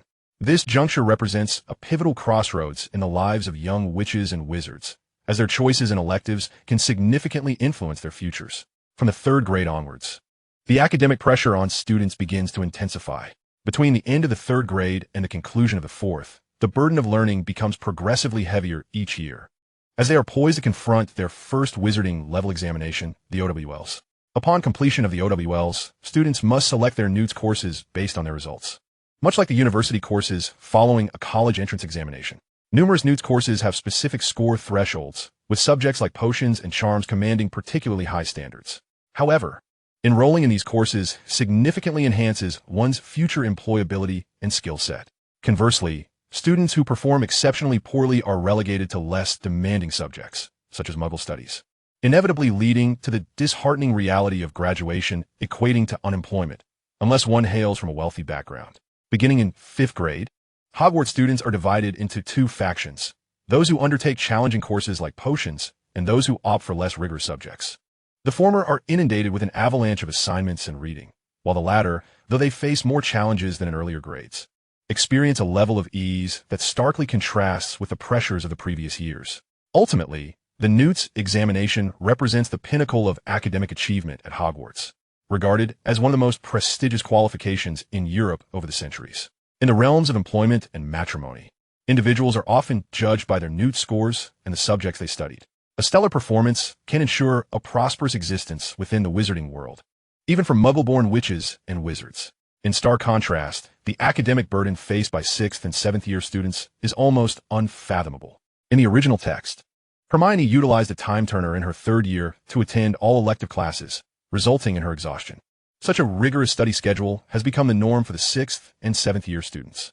As a result, nearly all upperclassmen at Hogwarts appear harried, with little time for leisure activities such as Quidditch matches. It is not that they eschew entertainment. Rather, they are simply overwhelmed with their commitments. However, the arduous pursuit of knowledge yields rapid growth in their magical prowess, with 6th and 7th year students mastering spells that rival those of many adult wizards. Thus, Michael's combat abilities are formidable at this stage. It is noteworthy that he has acquired spells like Shield Charm and Disarming Charm, which significantly enhances combat effectiveness, largely owing to his past life's experience in battle. Utilizing a wand to cast spells is akin to shooting a handgun, demanding a high degree of accuracy. Many wizards struggle in combat due to their limited range. If one is at a distance, they become ineffective. Yet, Michael was a sharpshooter in his previous life, making marksmanship as effortless to him as quenching thirst. Moreover, with the added benefit of emotional spell-casting techniques and magical control skills, the spells he casts surpass those of his peers with equivalent magical capacity. Currently, aside from learning new spells, Michael aims to enhance his magical perception and control. The greater his control over magic, the more potent his spells become. Nonetheless, many spells are exceedingly challenging to grasp solely from textbooks. This is not a reflection of Michael's lack of talent, but rather the inadequacy of the wizarding textbooks, which often fail to convey effective learning methods. Genuine understanding often requires the guidance of others, with personal notes holding the true educational value. Michael had previously sought the counsel of Professor Flitwick. Yet upon discovering that Michael was inquiring about advanced spells, the professor advised him to focus on mastering the spells he was currently learning. Michael strongly suspected that Dumbledore had subtly influenced the old professor's advice. Upon considering this, Michael clenched his teeth, realizing Dumbledore's cunning nature. However, Michael was not entirely devoid of options. There existed a place where detailed casting methods for advanced spells could be found, including the unforgivable curses, namely, the restricted section.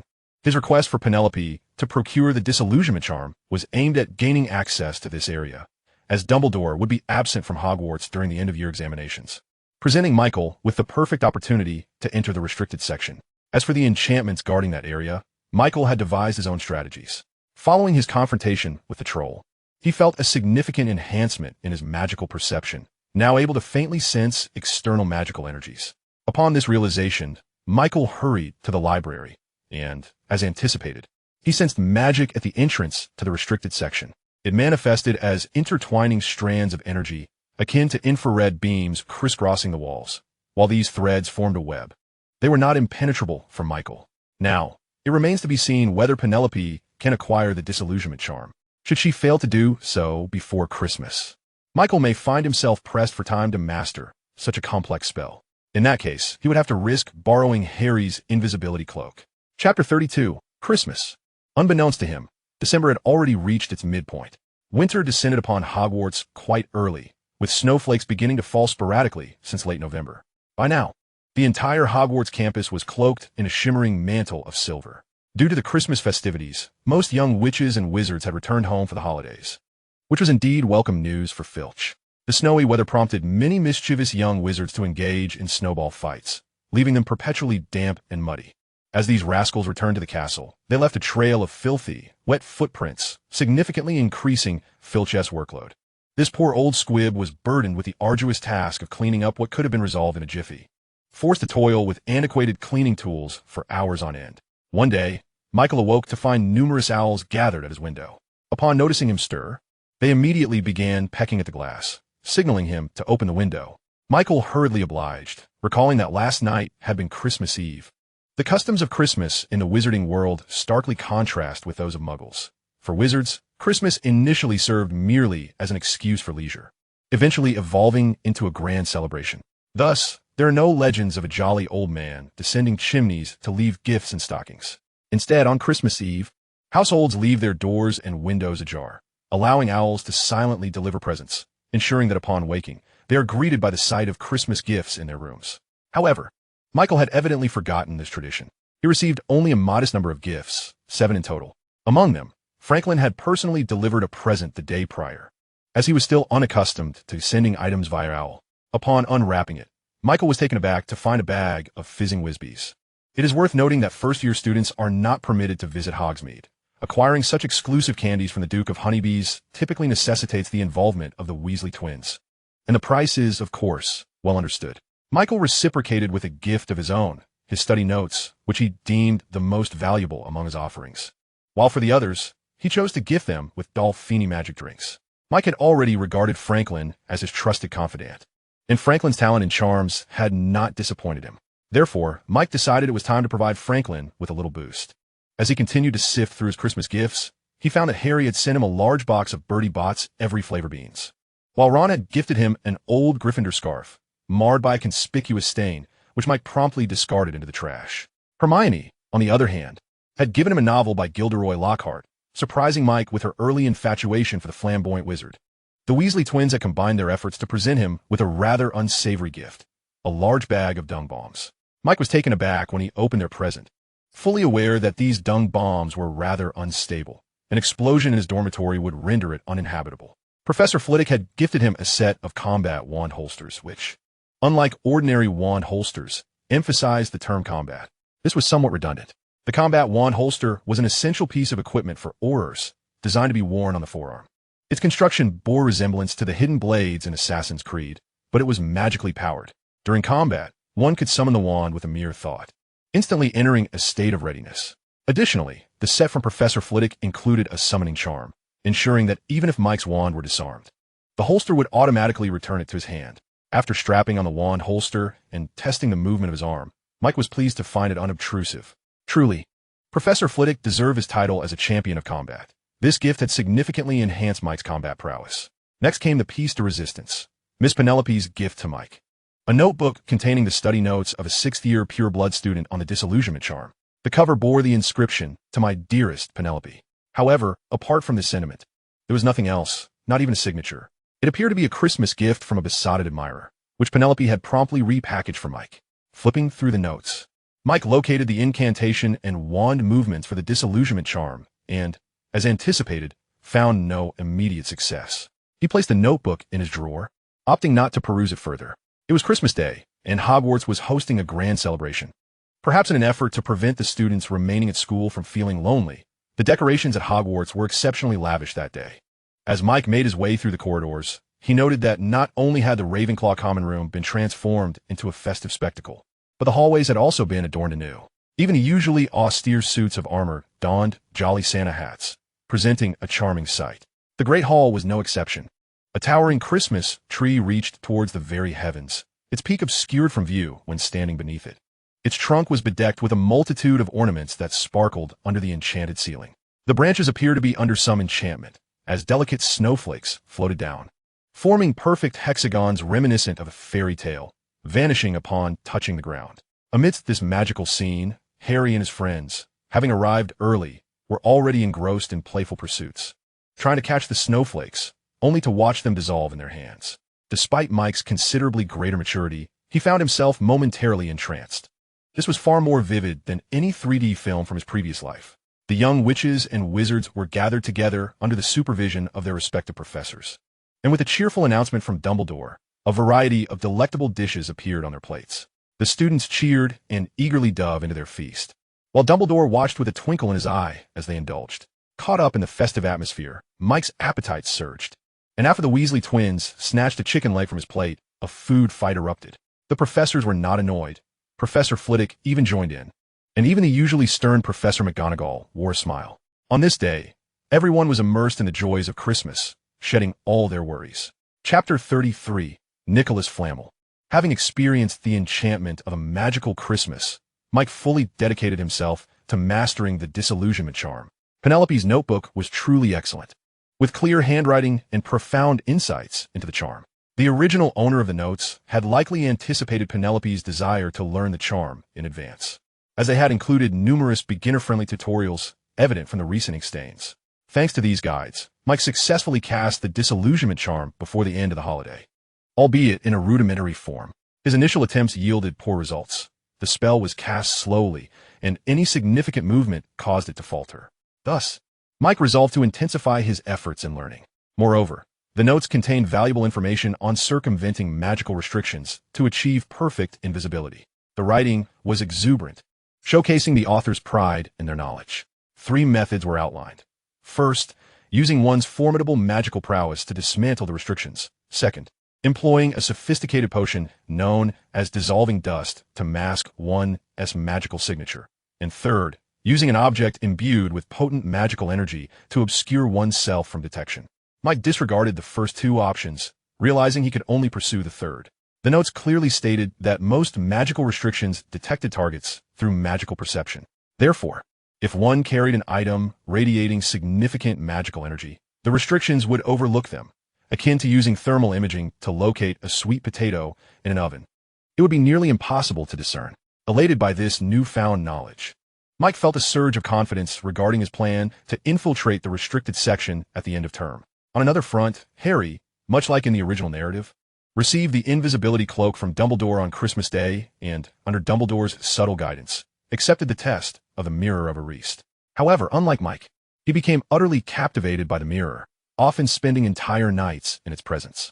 Eventually, Dumbledore had to intervene and provide Harry with some psychological guidance, which finally brought him back to reality. Once grounded, Harry remembered his promise to Hermione to investigate the enigmatic Nicholas Flamel during the holiday. Flammel was the key to uncovering what Hagrid had retrieved from Gringotts that fateful day. Since arriving at school, they had not been idle.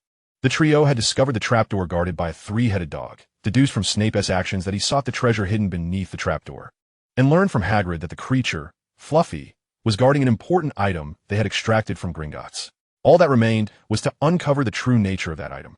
I believe we should inquire with Mike. He has become quite the celebrity now, and perhaps he possesses some knowledge, Ron remarked with a hint of envy to Harry. However, Harry held little hope regarding Ron's suggestion, for he was aware that Mike, like himself, had grown up in the Muggle world, and it seemed improbable that he would know anything beyond what even a pure-blood wizard like Ron was unaware of. Nevertheless, driven by a sense of curiosity, they made their way to Ravenclaw to seek out Mike, as they felt compelled to take some action. Otherwise, Hermione would surely be displeased. Upon arriving at the entrance to the Ravenclaw common room, they were taken aback. In what year did the first Goblin Rebellion occur? The eagle-shaped knocker inquired. Harry and Ron exchanged glances. Blast it! Professor Bin's lectures on history of magic were akin to lullabies. We barely stayed awake in every class. Who could possibly be so dull as to pay attention to that old ghost teachings? After some hesitation, Harry fabricated an answer. 520 AD. Incorrect.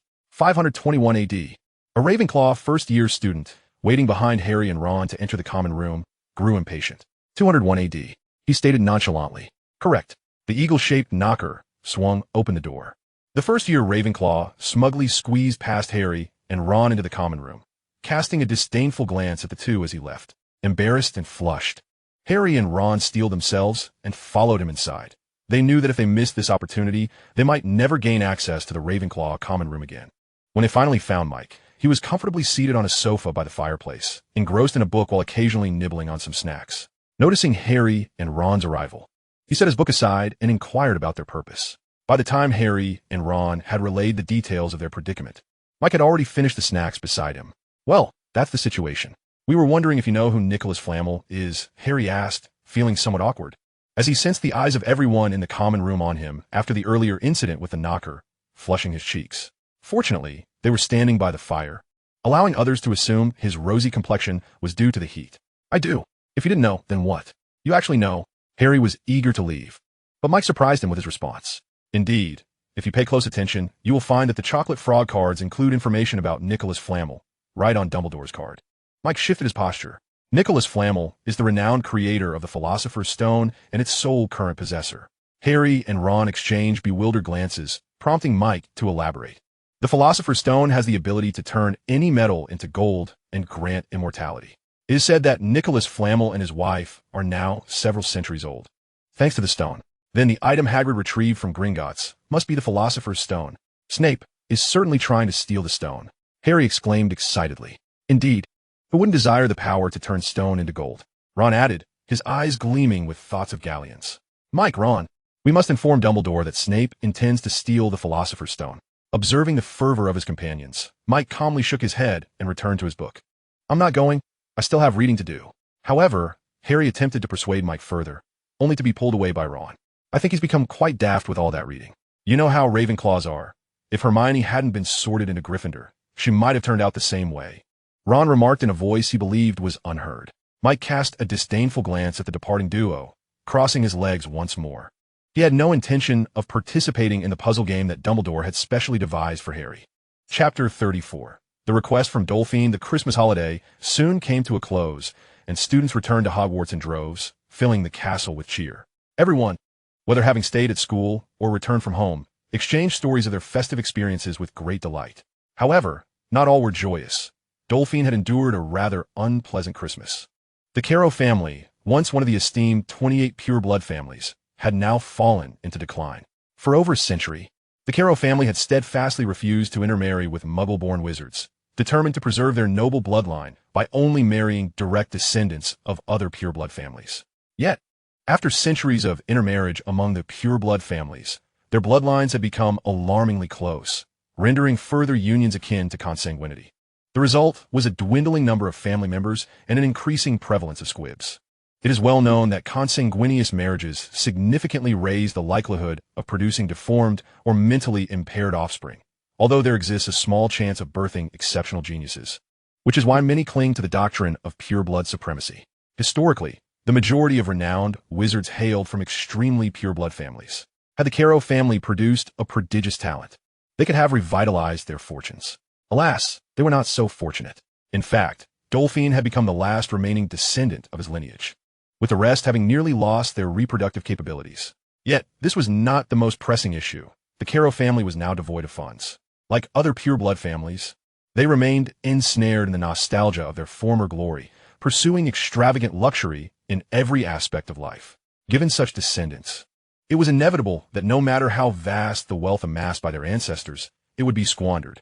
Thus, Dolphine was taken by his parents to the Malfoy Manor Christmas dinner, hoping that the Malfoy family, being fellow members of the Pure Blood 28, might extend a helping hand. However, the evening unfolded contrary to their expectations. Led by Draco, the children at the dinner subjected Dolphine to relentless humiliation. The reason? Dolphine's association with the magical drinks, which Draco believed were named after him due to Mike's and the Weasley twins' connection with the concoctions. As a result, Dolphine found himself in a dire predicament. He had always lacked peers in his youth, and, as he grew older, his family's impoverishment rendered him the target of scorn from the offspring of other wizarding families, fostering a deep-seated inferiority complex. The saying goes, in silence, one either erupts or perishes. Under Draco's incessant taunts, Dolphine chose to explode, landing a punch squarely on Draco's cheek. The blow caused Draco to stagger back a few steps, though he did not fall. Enraged, Draco, along with Crabbe and Goyle, retaliated fiercely against Dolphine, ultimately expelling him and his parents from Malfoy Manor. Dolphine returned to Hogwarts bearing the marks of his ordeal, and the first thing he did upon arrival was seek out Mike. "You were serious about offering your assistance, weren't you?" Dolphine asked, his face bruised and contorted with pain. "Of course, feel free to share your troubles." Upon hearing this, Mike rose from the sofa beside the fireplace, fully aware that business was at hand. "I need you to help me teach Draco a lesson. That scoundrel has left me in this state." Dolphin seethed, pointing to the bruises adorning his face. Mike circled around Dolphin, assessing his injuries, and remarked, "It appears he has truly done a number on you. I shan't pry into the specifics, for you're my friend, and I shall certainly assist you. However, we must discuss the matter of remuneration." Dolphin, incensed by Mike's words, lunged forward, seizing Mike by the collar, and bellowed, "Did I not give you the recipe for the potion? Did you not promise to help me? Do you understand that it is because of you?" Before he could finish, Mike delivered a swift kick to Dolphin's abdomen, sending him sprawling. "Mind your manners, young one." Mike adjusted his collar, continuing, "Consider who would be willing to assist you now. Cedric. Perhaps? I dare say he would be more inclined to avoid you than to offer aid. In short, if you wish for my assistance, you must present something of value. Otherwise, this conversation is moot." But I have no money." Dolphin curled into a ball. "I do not require money," Mike replied, a cunning smile gracing his face. "I am aware that your family, the Caros, is one of the 28 pure-blood families. Even if your fortunes have dwindled, a starving camel is still larger than a horse. Your family must possess some valuable heirlooms. Our family's treasures have long been sold." Dolphin groaned, still on the ground, struggling to rise, but failing repeatedly. "Then it appears we have nothing to negotiate." Mike signaled to Franklin with a glance. Franklin understood, nodded to Mike, and approached Dolphin, preparing to eject him from the Ravenclaw common room. Wait, I know what I can offer you," Dolphin exclaimed, fearing Franklin was about to deliver another beating. Mike raised his hand to halt Franklin's advance, settled back onto the sofa, and said, "Go on." "The acceleration charm. It is a legacy spell of the Caro family that enhances one's speed. I have mastered it." Dolphin, sweating profusely, knelt on the ground. "The acceleration charm is incredibly useful." "Truly." Mike stepped forward, helping Dolphin to his feet, and whispered in his ear, "Deal." After watching Dolphin inscribe the incantation for the acceleration charm, Mike, accompanied by Franklin, made his way to the Slytherin common room. This time, Mike had no intention of employing any underhanded tactics. It was his inaugural opportunity to stand up for his subordinate, and he aimed to deliver a resounding lesson to Malfoy in full view of the crowd, so others would recognize his loyalty. As for the school rules, Mike held them in utter disregard. Given his rapport with Professor Flitwick, the school would never expel him for such matters. As for the House Cup, Mike had initially entertained thoughts of securing it for Ravenclaw, but he had since realized that this year's cup had already been predetermined by Dumbledore for Harry Potter. Regardless of the points he accrued for Ravenclaw, Dumbledore would find various means to bolster Gryffindor's score until they claimed the top position by the end of the year. Chapter 35. Chris closes the door.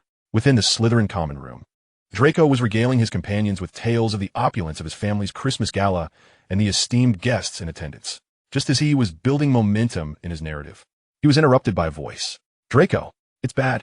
Chris panted. That madman Mike is blocking the Slytherin entrance, claiming he has come to trouble you. What? Draco's face paled. Chris quickly closed the door. Don't let him in. Draco genuinely wished to avoid further encounters with Mike. The last time he had merely offended Mike verbally. He had expected Mike to react with indignation, but instead was met with a Petri ficus totalis. The most infuriating part was that Mike faced no repercussions, while he himself endured a fortnight of detention. Professor McGonagall was no godfather to him. Draco had spent those 2 weeks staring at a wall. At the age of 11 or 12, boys are naturally restless and mischievous, and during his confinement, Draco had been petrified several times for failing to maintain proper posture. After this fortnight of detention, Draco had come to loathe the Petri ficus totalis more than any other curse. In Draco's eyes, Mike was a complete lunatic, utterly unmindful of school regulations. Should he gain entry to Slytherin and publicly humiliate him, he would truly have no face left to show. I think you should go see for yourself, Chris urged, his expression peculiar, as a crowd had begun to gather at the entrance, with Mike hurling several disparaging remarks. Draco, upon hearing Chris's words, clenched his fists. He understood the implication. If he allowed Mike to continue his tirade without responding, the outcome would be no different than if he were to be beaten in front of a large audience. Moreover, he was not certain he could not hold his own against Mike. Good brother, you do think ahead. Draco clapped Chris on the shoulder. Let us go. When Draco and Chris arrived at the Slytherin entrance, they found a throng of Slytherin students gathered, with Mike, Franklin, and Dolphin at the center. Upon spotting Dolphin, Draco immediately grasped the situation. It was merely a matter of the younger seeking the aid of the older. Observing the multitude of Slytherin students surrounding them, Draco felt a measure of relief. No matter how strong Mike was, he could not possibly overpower so many. Thus, he calmly declared, Mike, do not overstep your bounds. And Dolphin, you glutton, how dare you show your face before me? It appears I did not teach you a lesson last time. At the mention of this incident, Dolphin nearly exploded with rage. Yet, under the watchful eyes of so many Slytherins, he dared not unleash his fury, adopting a look of suppressed frustration. At that moment, Mike spoke. Draco, do you not find your actions despicable? You, who claim to be a pure-blood aristocrat, bully Dolphin, who is also one of the 28 pure-blood families. And you do so by ganging up on him. Are you afraid you cannot match him alone? You speak nonsense. Draco retorted, incensed. Dolphin is my friend, and I must seek justice for him. Since you both are pure-bloods, let us resolve this matter in the manner befitting our heritage, a wizard duel. You may choose the time and place. Mike wore a mocking smile, adding, but I hope you won't shy away as you did last time with Harry. That is utter nonsense. Tonight, at the usual place, whoever does not show is a coward. Draco felt a twinge of panic. He feared Mike might bring up the incident where he had hoodwinked Harry, turning him into a laughingstock. Very well, but you may be mistaken. The one dueling you will be Dolphin. I am merely his aide, Mike said, shoving Dolphin forward. Dolphin was taken aback by Mike's maneuver, nearly stumbling. Steadying himself, he intended to deliver a few sharp retorts, but under Draco's predatory gaze, he ultimately recoiled back to Mike's side. The surrounding crowd erupted in laughter at Dolphin's cowardly display, but Draco found no humor in it. Mike was a student highly favored by Flitwick, and his prowess required no further elaboration. If he brought Goyle or Crabbe, they might very well prove no match for Mike. As for abandoning them, like last time, Draco would never dare to do so. This time, a considerable number of people are aware of the situation. It would be far more embarrassing to be defeated after attending than to have not shown up at all. After much contemplation, Draco finally found a suitable assistant, Chris. Chris, whose full name is Chris Flint, is also one of the pure-blood families, one of the 28. Unlike the foolish Goyle and Crabbe, the Flint family is not inferior to the Malfoy family, and Chris's own strength is beyond doubt. One word suffices to describe him. Formidable. Draco sought Chris's opinion with a glance, as their statuses were equivalent. He could not command Chris as he did with Goyle and Crabbe. Chris, catching Draco's gaze, nodded gently. The Flint and Malfoy families have been allies for generations, and he and Draco have been friends since childhood. He could not turn a blind eye to a friend's predicament. Seeing Chris's agreement, Draco's face brightened as he exclaimed to Mike, My assistant is Chris. You are doomed this time. It was then that Mike noticed the black-haired boy standing beside him, whom he had overlooked until Draco mentioned his name. This boy, of a similar age to Draco, had naturally curly black hair of medium length and stood tall and straight, exuding an air of refined education. Noticing Mike's gaze upon him, Chris even smiled slightly. Mike nodded in acknowledgement and replied to Draco, We shall see. Once they left Slytherin, Dolphin could no longer contain his frustration, saying, Why is it me who has to duel Draco? Shouldn't you be the one to teach him a lesson? This is not what we agreed upon. Rest assured. With me here, you won't lose, Mike replied lazily, stifling a yawn. In the end, it'll be you who triumphs over Draco. Wouldn't that be delightful? Dolphin was somewhat swayed by Mike's words, yet his cowardly nature made him hesitate. Mike, seeing his pathetic demeanor, grew weary of the conversation and beckoned Franklin to return to the Ravenclaw common room. Before leaving, he added, "Don't forget tonight. If you abandon me, you know the consequences." Chapter 36, The Midnight Duel. At midnight that day, Mike cast the disillusionment charm and departed from the Ravenclaw common room. When he arrived at the dueling location, the trophy room, Draco, Chris, and Dolphin were already present. "Where's that little glutton, Mike? Is he too afraid to show up?" Draco taunted Dolphin. Hearing Draco's jeers, Dolphin dared not respond, anxiously scanning for Mike. He was exceedingly nervous. Normally, he would never dare to wander out at night, but this time Mike had threatened him. "Are you looking for me, Draco?" Mike's voice echoed from a nearby empty space as he lifted the charm. Mike's sudden appearance startled the trio, causing Dolphin to gasp before hastily covering his mouth to avoid attracting Filch's attention. Draco and Chris recognized the disillusionment charm, and their expressions darkened. Its use indicated that the caster was a wizard of considerable power. "Now that everyone is here, let us commence," Chris declared, stepping forward. He was eager to end the idle chatter. The trophy room was not an ideal location for a duel, especially at night when Filch might arrive at any moment. Mike nodded in agreement. "Allow me to introduce the combatants. Draco Malfoy versus Dolphin Carlo." Dolphin gestured toward the two, and their assistants are Chris and Mike Tonks. Chris nodded to both and then retreated to Draco's side, stating, "The duel begins now. May both parties bow to each other." Both Draco and Dolphin, being pure-blood wizards, were well-versed in the etiquette of wizard duels. They raised their wands like swords before them and bowed to one another. Their formality was impeccable. Draco was, of course, unsurprising. But Mike was somewhat astonished that even the timid Dolphin could adhere to such precise dueling etiquette. However, had he known that Dolphin had been coerced by his family to practice daily since the age of 3, he might not have been so surprised. As the countdown of 3 seconds concluded, Draco swung his wand fiercely toward Dolphin, leg-locking curse. At the same time, Dolphin, upon seeing the red light hurtling towards him from Draco's wand, momentarily froze before finally attempting to evade. Unfortunately, his reaction was far too sluggish. Just as he turned to escape, the locking spell struck him. With a resounding thud, Dolphin stumbled and fell awkwardly, losing his balance due to the unexpected spell. Just as Draco prepared to capitalize on his advantage, Mike swiftly interposed himself in front of Dolphin. "We'll switch," Mike said coldly. "Hey, just what I wanted. Let me show you a new spell I've learned. Basilisk out." With a loud shout from Draco, a plume of black smoke erupted from his wand and coalesced into a small, entirely black snake that lunged at Mike, flicking its red tongue. "Wind speed charm." Mike waved his wand lightly, and a flash of green light enveloped him. Subsequently, he rocketed toward Draco. Mike had no intention of using spells against Draco. That would be far too mundane. He intended to engage him in close combat using the newly learned wind speed charm. After casting the spell, Mike's speed surged several times over. He could certainly win a gold medal in the sprints at the Olympics now. Slightly sidestepping to evade the attacking black snake, Mike surged forward to stand before Draco. Bending his knees and gathering strength for a brief moment, Mike's right fist struck Draco's abdomen with tremendous force.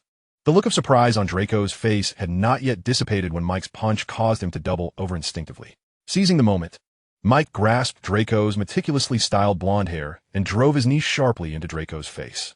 "Ah!" Draco cried out in agony as he reeled backward. His nose was broken, and blood gushed from his nostrils like a torrent. With a loud thud, Draco collapsed to the ground, clutching his nose and groaning in pain. The 2 strikes that felled Draco left the other 2 present momentarily stunned.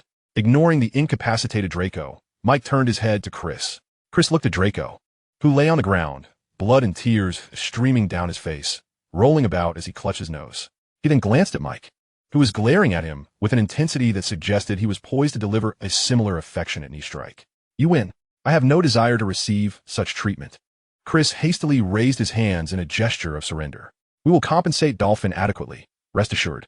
Mike regarded Chris with some surprise at his sincerity.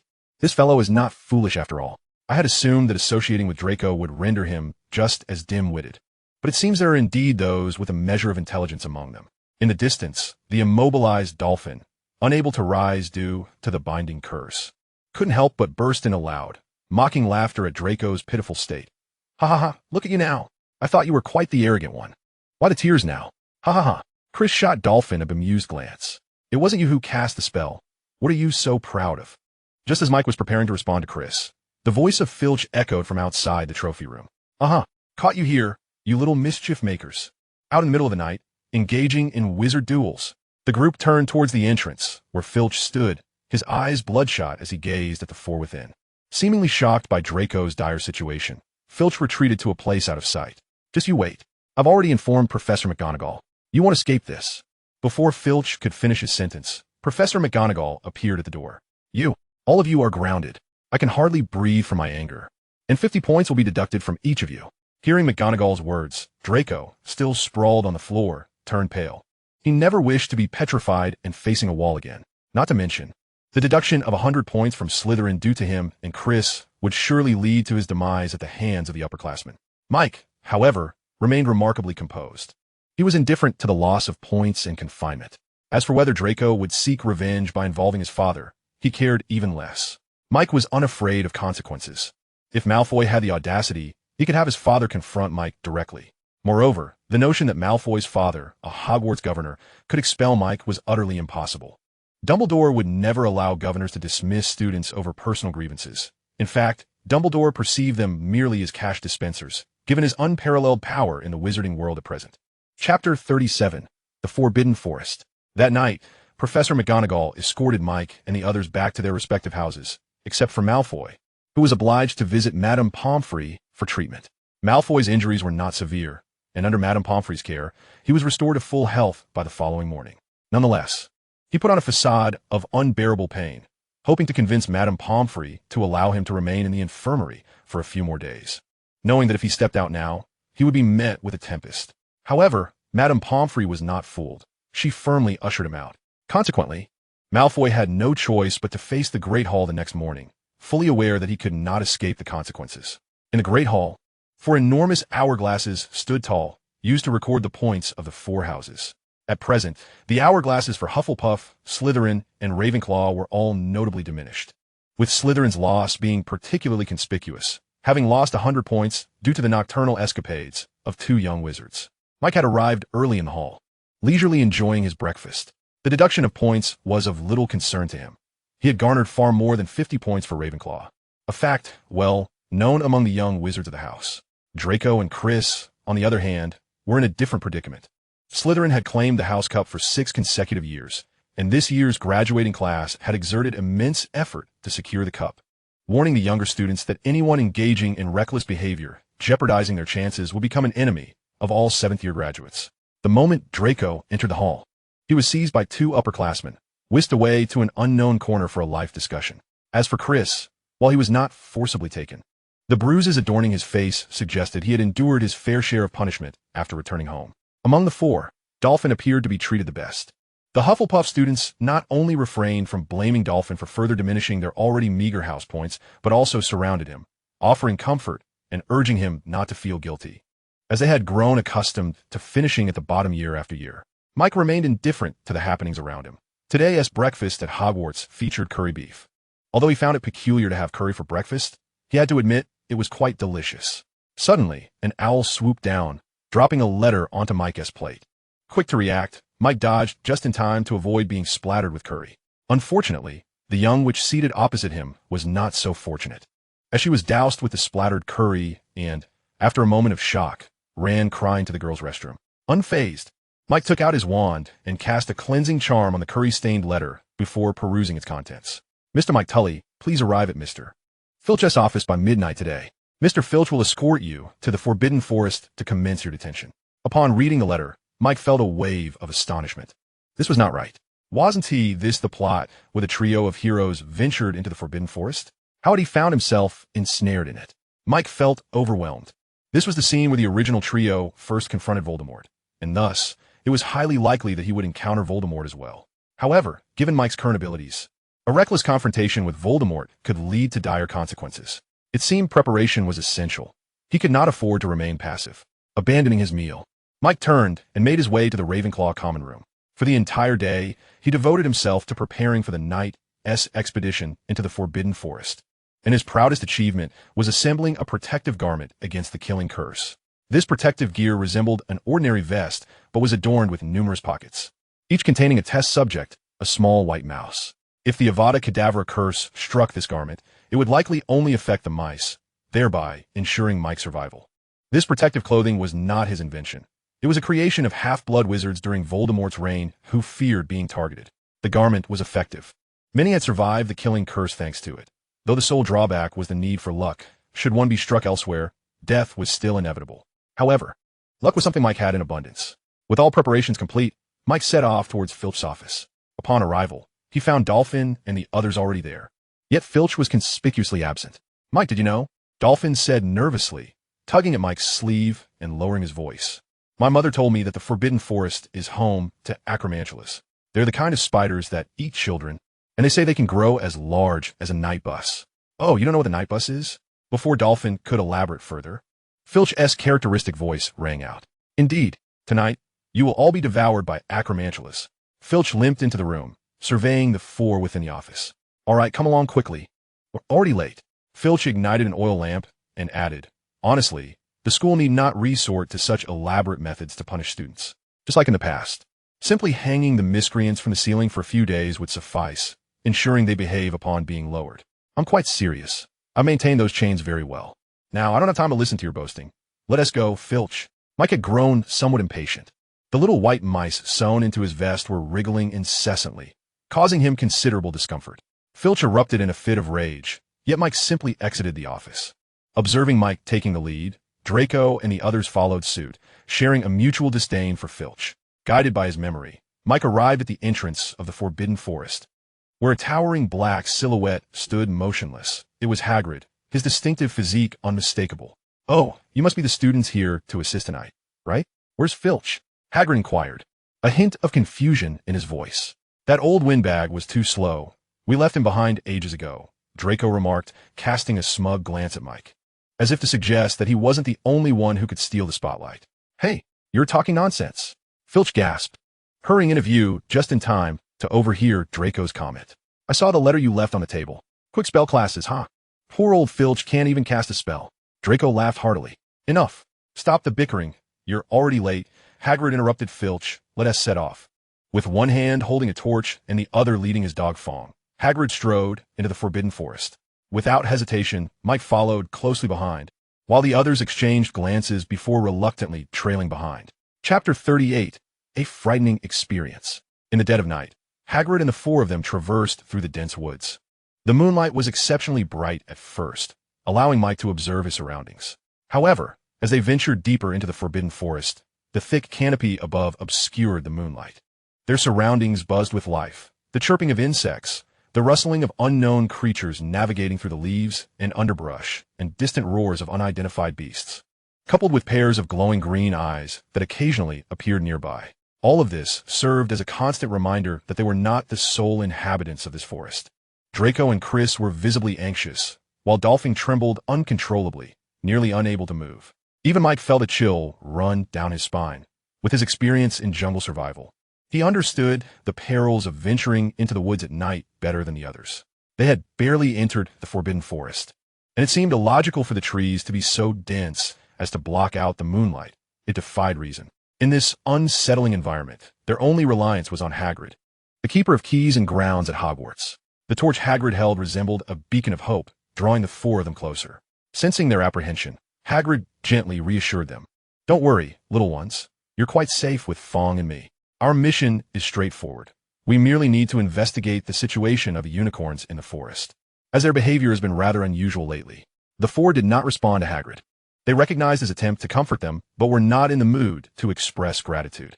After walking for a short while, Hagrid halted. "All right, at this point, I should split up," he announced to the group. "What? Split up? Have you lost your mind, or have I?" Draco shouted. "You want us to split up in such a dangerous place?" Hagrid, slightly overwhelmed by Draco's outburst, remained resolute. "We're short on time. If we don't split up, we won't be able to accomplish anything. By the way, you must be Mike, right?" "Indeed," Mike affirmed. "Oh, I remember you. You were with us when I took Harry to Gringotts. Harry often mentioned you, saying he wanted to come see me with you." "Yes, I was delayed due to certain matters. Harry has shared many things about you.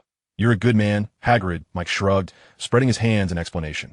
Delighted by the compliment, Hagrid handed the leash of Fong to Mike. "Ha, what a good lad. Here, I entrust Fong to you, according to Professor McGonagall's instructions." You'll be teamed up with young Malfoy. Dolphin and Chris will accompany me. Don't worry. If any danger arises, Fawn will alert you.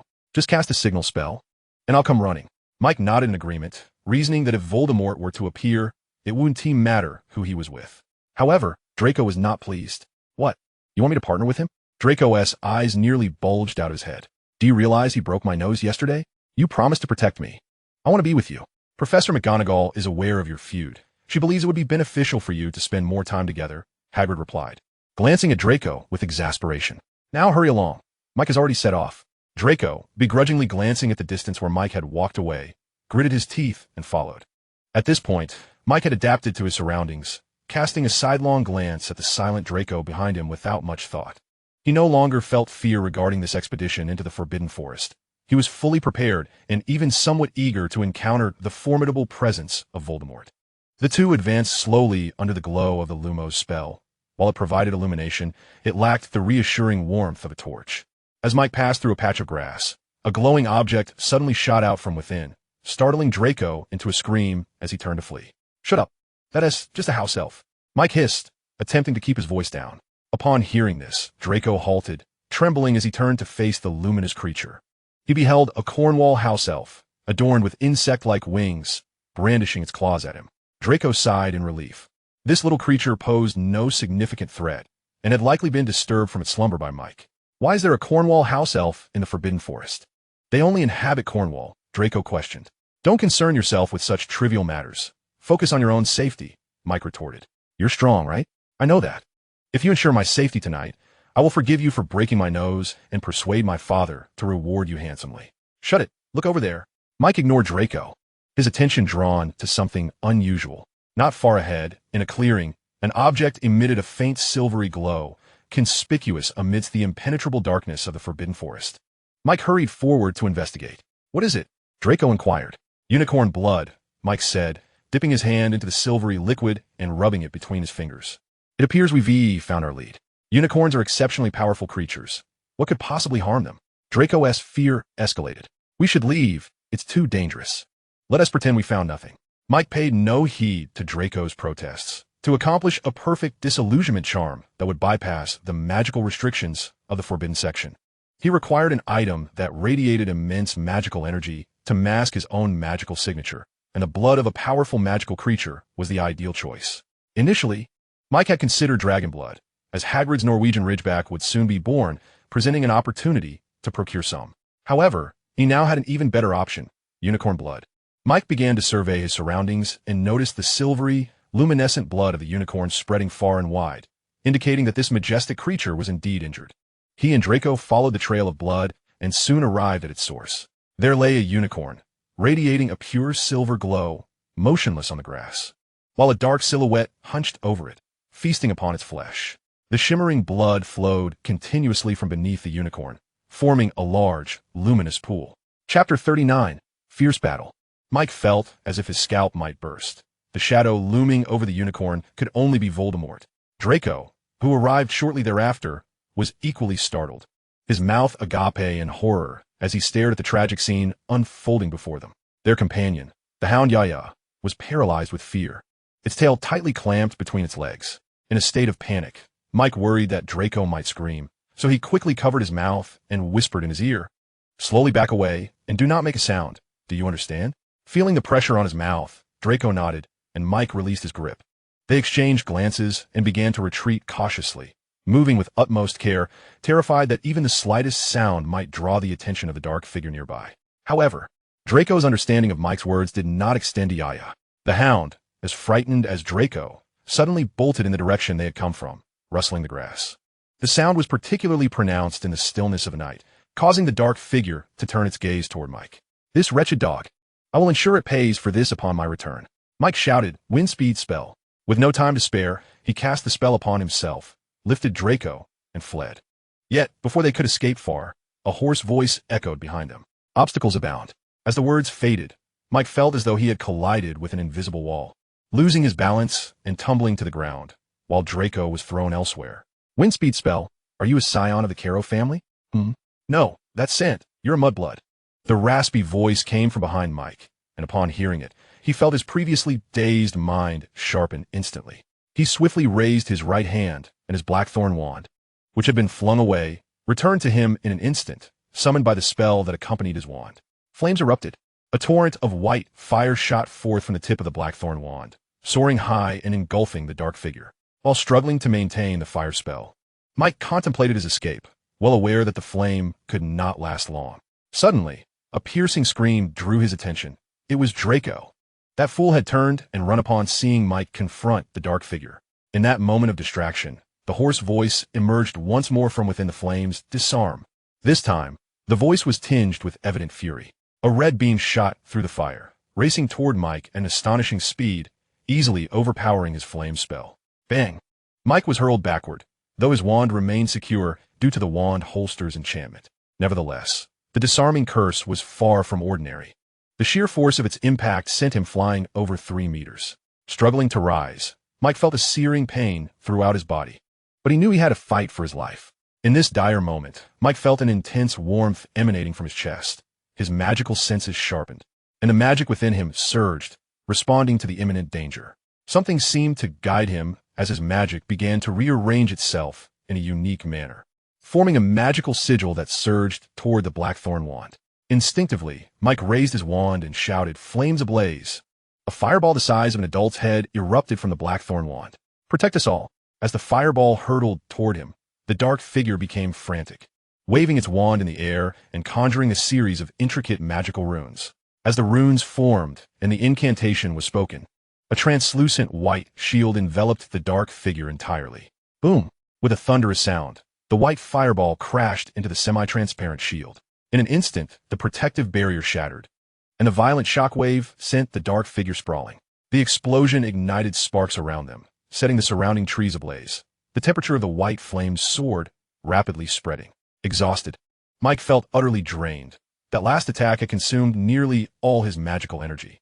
Fortunately, the effects of the wind speed spell still lingered, allowing him to muster the strength to stagger back toward their path. However, the battle was far from over.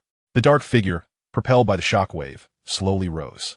The black hood that had concealed its face was torn away in the blast, revealing Quirrell's youthful visage. As Mike fled with remarkable speed, Quirrell struggled to pursue, but the intense pain in his right leg, fractured in the explosion, impeded him. Just then, a cold, emotionless voice resonated from behind Quirrell's head. "Pathetic, let me handle this." "Yes, master." A strange black mist emerged from Quirrell's nape, swiftly enveloping his entire being. Quirrell's expression became vacant as his body contorted unnaturally. Quirrell, no. Now he was to be called Voldemort, glanced at Mike's retreating form and raised his wand. Avada Kedavra! A green light, signifying death, streaked through the night sky, traveling toward Mike with a speed imperceptible to the human eye. In that moment, as Mike fled for his life, he sensed the impending danger and turned to look behind him. The green light expanded in his vision, striking him squarely in the chest. In an instant, the green light exploded upon impact, sending Mike careening backward as if struck by a speeding vehicle. Thud! Mike crumpled to the ground like a ragged cloth, his senses dulled, unable to hear or feel anything, with only a lingering green hue on his retina. Gradually, his consciousness began to fade. Faintly, he felt someone moving his body, but he was too weak to resist. It was unclear how much time passed, but eventually, the person who had been handling him seemed to depart, and Mike's consciousness finally succumbed to darkness. Chapter 40. An unfamiliar ceiling. In a Hogwarts infirmary, bright sunlight streamed onto the pristine bed where Mike lay. His brow furrowed as his mind replayed the moment the green light struck him, the pain in his head becoming unbearable. Unable to endure the agony any longer, he clutched his head tightly and abruptly sat up in bed. Upon sitting up, Mike was immediately struck by a sharp pain in his chest. He couldn't help but exclaim. Hearing his anguished cry, Mrs. Pomfrey hurried from the adjacent room. "Merlin, you have finally awakened."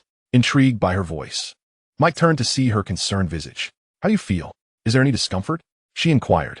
"My head is killing me, and my chest hurts as well." "Well, that is to be expected. The chest pain is normal since you fractured 3 ribs, my dear." Mrs. Pomfrey gently brushed her hand against Mike's forehead. "As for the headache, it may be a consequence of the killing curse." "The killing curse? Indeed. I can scarcely believe you survived the Avada Kedavra curse relying solely on an old protective garment. The odds of that happening are exceedingly low." With that, Mrs. Pomfrey retrieved a bottle of blue liquid and another of purple from a cabinet, pouring them into a transparent cup. The two liquids, upon mingling, formed an eerie green concoction that defied scientific explanation. Here, drink this. It should alleviate your discomfort. She brought the cup to Mike's lips. Gazing at the bubbling green liquid, he felt a wave of nausea wash over him, as the sight of anything green reminded him of the ominous green light from the Forbidden Forest. Noticing Mike's reluctance, Mrs. Pomfrey forcefully pried his mouth open and poured the entire contents down his throat. A warm sensation coursed through his throat, spiraling into his stomach before surging to his brain, and he promptly lost consciousness once more. When Mike awoke again, it was dark outside. He had to admit, despite its unappealing appearance, Mrs. Pomfrey's potion was remarkably effective. His headache had significantly diminished. He did not rise immediately, but began to move his fingers slowly, assessing his physical state. After a thorough self-examination, he sighed in relief. Mrs. Pomfrey had not deceived him. Aside from a lingering discomfort in his chest and head, he experienced no other adverse effects. Good evening, Mike.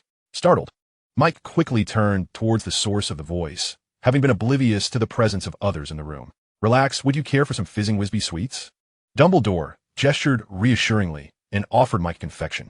Sweets are a peculiar sort of potion. They invariably bring joy. I hear Muggles have uncovered the science behind it, claiming it stimulates the nerves or some such. Professor Dumbledore, what brings you here? Mike asked, accepting the sweets in a daze. I wish to discuss the events that transpired in the Forbidden Forest that night. Dumbledore took a seat. You have been unconscious for 3 days, and everyone has been quite concerned for you. After all, not many can survive the killing curse, even while clad in protective garments. You are fortunate, Mike. You emerged almost unscathed. It was Hagrid who saved you. I must say, your mastery of the fire-making spell is impressive. It nearly ignited 1/9 of the Forbidden Forest. Upon discovering the fire, Hagrid rushed towards your direction and ultimately encountered young Malfoy, who guided him to you. It was truly perilous. You were ensconced in a sea of flames, and Hagrid had to employ a water-making spell to locate you. Thankfully, you were situated in a clear area. Otherwise, you might have perished in the blaze. Oh, by the way, please keep Hagrid's ability to perform magic a secret. He lost his wand due to an incident and was sentenced by the Ministry of Magic to never use magic again. He continued, you displayed remarkable bravery, standing up to confront unknown dangers to protect your classmates. Mr. Malfoy has told us how you insisted he leave first while you faced that 8-meter-tall, 8-meter-wide creature alone. At this, Mike could no longer contain himself. He spread his arms wide and raised his voice. What? That coward told you that? It was that wretched coward who abandoned me and fled alone. I was even thinking of taking him with me. Observing Mike's exasperation, Dumbledore chuckled brightly. The moonlight streamed through the window, illuminating his white robes and beard, giving him an ethereal glow. Regardless, the outcome is still fortunate, is it not? Dumbledore winked at Mike. And that creature? It was not a giant square of 8 meters in height and width. It was a human. Mike retorted, still unsatisfied. Dumbledore's eyes glimmered with a sly glint as he pressed on. A human? Can you describe him to me? About 178 centimeters tall, of average build, a man. Mike replied, realizing he was being led into a trap, and he offered a dismissive response. Dumbledore awaited patiently, and when Mike showed no inclination to elaborate, he pressed further. And what else? What else? It was pitch black. He wore a hood, and I couldn't see his face. Mike shrugged, lowering his voice. I couldn't discern his true voice. Dumbledore fell silent, his head bowed in contemplation. After a moment, he seemed to have an epiphany and asked, what was he doing when you discovered him? I trust that coward Malfoy has already answered that for you. If you need confirmation, I can reiterate. He was gnawing on the back of that unicorn. I understand. Thank you for the information, Mike. Dumbledore paid no mind to Mike's demeanor as he stood to leave. I must take my leave, Mike. Do rest well. Perhaps you should consume that sweet before sleeping, allowing the sweetness to envelop your mouth as you drift off. It is one of my favorite pastimes. Oh, and just before he reached the door, Dumbledore turned back, saying, for your bravery and wisdom, Ravenclaw earns an additional 100 points. With a playful wink, he vanished into the darkness, leaving Mike speechless. Chapter 41. The Wand's Anomaly. The following day, Mike awoke to find it was already midday. After Dumbledore's departure the previous night, Mrs. Pomfrey had once again administered a large dose of potion, which seemed to have soothing properties, leading Mike to feel as though he had slept far longer than usual. His wand, along with the wand holster gifted by Professor Flitwick, lay quietly on the nightstand. As Mike reached for his wand, intending to inspect it for any damage from the recent encounter, he immediately felt something amiss. Although the Blackthorn wand appeared unchanged, the sensation it imparted was entirely different from before. Ollivander's craftsmanship was beyond reproach. Mike had used other wands in the past, but none compared to the Blackthorn wand selected for him by Ollivander. Although one can cast spells with other wands, there is invariably a sense of obstruction when a magical energy is transferred to the wand, resulting in a significant reduction in the potency of the spells produced. In stark contrast, the Blackthorn wand offers no such hindrance. The magical energy flows freely within it. Compared to other wands, the spells that Mike casts with the Blackthorn wand are at least 30% more powerful. After the battle in the Forbidden Forest, this wand felt less like a mere tool and more like an extension of Mike himself. The moment his palm made contact with the wand, it brimmed with magical energy effortlessly. This sensation was nothing short of extraordinary. Under Mike's magical perception, the flow of magic within the wand mirrored that of his own body. In this state, he found that casting spells required no effort to channel energy into the wand. The magic seemed to possess its own consciousness, automatically replenishing its reserves. Mike understood precisely what this signified. His spellcasting speed would ascend to an astonishing level, and the power of his spells would increase correspondingly. The exact magnitude of this enhancement would need to be evaluated through testing once he had fully recovered. While Mike remained unaware of the reasons behind this transformation, he felt no concern. As Dumbledore had told him the previous night, as long as the outcome was favorable, that was all that mattered. He could inquire about the wand's anomaly after the holiday with Ollivander. For now, it was not worth his attention. Creak. The infirmary door swung open, and Draco stealthily entered. "Hey, Mike. As soon as I heard you were awake, I rushed over to check on you. Are you all right?" "You coward," Mike replied, his expression unyielding as he fixated on Malfoy. "I wasn't fleeing. I was seeking help," Draco retorted awkwardly, scratching his head. "See, I came back with Hagrid, that big oaf. To save you, didn't I? You should be grateful. Without me, you might have been burned to a crisp." "You coward," Mike repeated. "I wasn't trying to run away. I was simply frightened." Draco's face flushed crimson. "You coward. All right. I'm sorry. Is that enough?" Draco exclaimed in exasperation. "Is saying sorry all it takes? What use is an aura then? What more do you want?" Draco caught the implication in Mike's tone. "How about this? I'll forgive you for breaking my nose if you don't tell anyone about what happened that night, deal?" Mike toyed with his wand, a sly smile playing on his lips. "Throw in 10 ounces of dragon blood, and I'll keep your secret. You wouldn't want your cowardice to become common knowledge, would you? 5 ounces at most. That stuff is just too expensive." Draco glared at Mike's grin, frustration bubbling within him. Understanding the art of negotiation, Mike nodded in agreement. The market price for 1 ounce of dragon blood hovers around 100 galleons, and with 5 ounces costing 500, it nearly equated to his earnings from a semester's worth of selling his special potion. Seeing Mike acquiesce, Draco visibly relaxed, the tension in his expression easing. He approached Mike's bedside with an awkward gait, lifting his chin proudly as he proclaimed, "Furthermore, after our experience in the Forbidden Forest, I believe you might be a rather exceptional Mudblood wizard. Perhaps we could be friends." The scion of one of the 28 esteemed pure blood families, Draco Malfoy. "Wishing to befriend a Mudblood? Have you taken a blow to the head from a troll, Malfoy?" Mike quipped. "And please, refrain from speaking to me in that manner. All I can see are your filthy nostrils and the unsightly hair within." Initially taken aback by Mike's self-identification as a Mudblood, Draco's temper flared at the latter comment. "You think I want to be friends with you? If it weren't for my father's insistence on maintaining a good relationship with you, I wouldn't even acknowledge your existence. If you refuse, then let us pretend I never said anything." Draco leaned against the bed's edge and added, "But believe me, if you continue associating with those talentless individuals, you will inevitably become just like them." With that, Draco stormed out, slamming the door behind him. It was indeed surprising that Draco's father would seek to cultivate ties with a gifted Mudblood, a nuance not highlighted in the original narrative. Yet it made sense. Prejudice based on race and bloodlines pales in comparison to substantial interests. Mike's remarkable abilities had undoubtedly caught their attention, a fact he found quite natural. Furthermore, although the expedition in the Forbidden Forest had not yielded any unicorn blood, Draco, in an unexpected turn, had voluntarily offered Mike 5 ounces of dragon blood, alleviating one of Mike's concerns. Otherwise, given Mike's financial situation, acquiring such an expensive ingredient would have proven challenging. Now, he might even save some for future use. With clarity on these matters, Mike reclined once more, dismissing thoughts of Draco. The recent conversation had triggered a resurgence of pain in his head, and he desperately needed a rest. Unfortunately, it seemed that Mike's opportunity for a peaceful respite was thwarted. Not long after Draco's departure, Harry and his companions arrived to visit him. Harry and Ron, ever oblivious, were eager to pry details about the previous night's events, intent on boasting to their friends. causing Mike's already throbbing head to ache even more.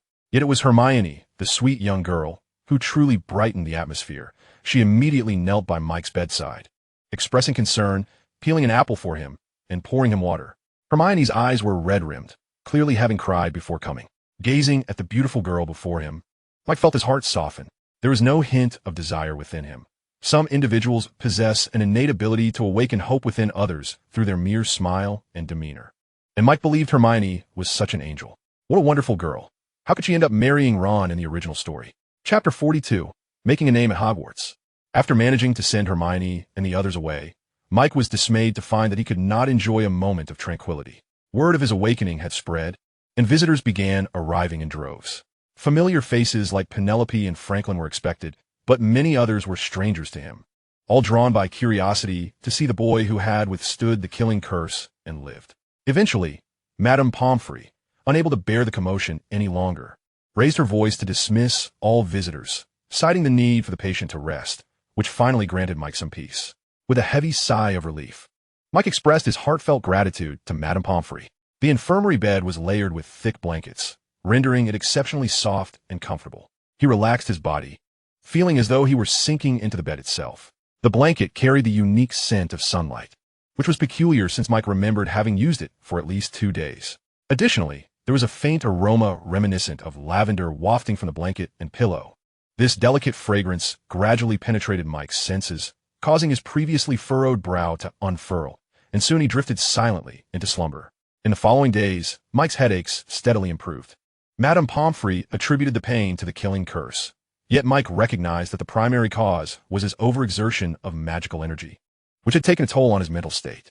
The severity of this injury could not be remedied by merely administering a few potions. As was the case with the wound on his chest, it necessitated a period of complete rest. The green potion that Madame Pomfrey had previously given to Mike was, in fact, a pain-relieving elixir made from elm leaves, which did not affect any healing on his injuries. It was not until a full month had elapsed, during which Mike languished in bed, that his condition finally improved. Throughout this month, he endured a torment akin to hell. The only activities he could engage in were eating and sleeping. Due to his mental strain, Mike was utterly incapable of casting spells, and even reading books or newspapers was strictly prohibited by Madame Pomfrey. When she finally announced that he could be discharged, Mike felt an overwhelming urge to howl at the heavens. He believed that if he continued to lie there, madness would soon overtake him, for the monotony was unbearable. As he pushed open the creaking wooden door of the infirmary, a young black boy appeared before him, Franklin. Mike was momentarily taken aback. He had not anticipated anyone would be there to greet him at the infirmary during class hours. Franklin stepped forward and enveloped Mike in a hearty embrace, gently saying, "Next time something like this happens, remember to bring me along." In response, Mike enthusiastically patted Franklin on the back and replied, "Absolutely." The two friends made their way towards the hall, with Mike's spirits evidently lifted as he recounted his experiences in the Forbidden Forest to Franklin, embellishing certain details for effect. Franklin proved to be an excellent listener, consistently posing the perfect questions at opportune moments, which made Mike's storytelling all the more enjoyable. As they arrived at the hall, they coincidentally timed their entrance with mealtime, and the young witches and wizards were trickling in. Mike had initially assumed that the topic of his recent ordeal would have cooled after a month of reflection. However, reality soon proved him mistaken regarding the lingering fascination surrounding the incident in the minds of these rather mundane young wizards. Almost the instant they entered the hall, all eyes were drawn to them. The more timid among the younger students dared only to glance curiously from a distance, while the bolder ones swiftly surrounded Mike, their eyes alight with curiosity, chattering excitedly about who knows what. The sight of this throng made Mike's scalp prickle, and even the headache that had seemingly vanished returned with a vengeance. At this moment, it was Franklin's time to shine. He utilized his physical advantage to force a path through the crowd, guiding Mike away from the growing throng before it became even larger. Finally, escaping to a secluded corridor, Mike leaned against the wall, panting, and exclaimed, "What in the world is going on? It's been a month. Have they lost their minds?" Franklin, appearing even more exhausted than Mike, lay sprawled on the ground, panting heavily as beads of sweat dripped from his brow onto the floor. "You have no idea. You've become quite the celebrity." Franklin eventually managed to reply after a moment's respite. That night, around 2 o'clock, Dumbledore summoned all of us and gathered us in the hall. Professor McGonagall distributed sleeping bags for us to rest. Dumbledore informed us that the Forbidden Forest had been invaded by a creature that might enter Hogwarts Castle. Although the professors assured us that as long as we stayed together, we would be safe, we were still terrified. Later, we discovered that the forest was on fire, the flames illuminating nearly the entire sky. Professor Flitwick rallied some 7th-year students to help extinguish the blaze, which they eventually managed to do. We were all quite frightened. Many of us couldn't sleep a wink that entire night. It was only the next morning that Dumbledore announced the alarm was lifted and shared the news about you. "You become a hero, Mike," Franklin exclaimed, gripping Mike's shoulders with enthusiasm. "Malfoy told us everything that happened that night. You are remarkable. I almost forgot to mention, Dumbledore awarded Ravenclaw a full 100 points because of you. Our house points have now surpassed Slytherin, putting us in first place. With so little time left in this school year, the House Cup is practically ours." Mike hardly registered the last part of Franklin's enthusiastic proclamation. He was still reeling from the earlier revelations.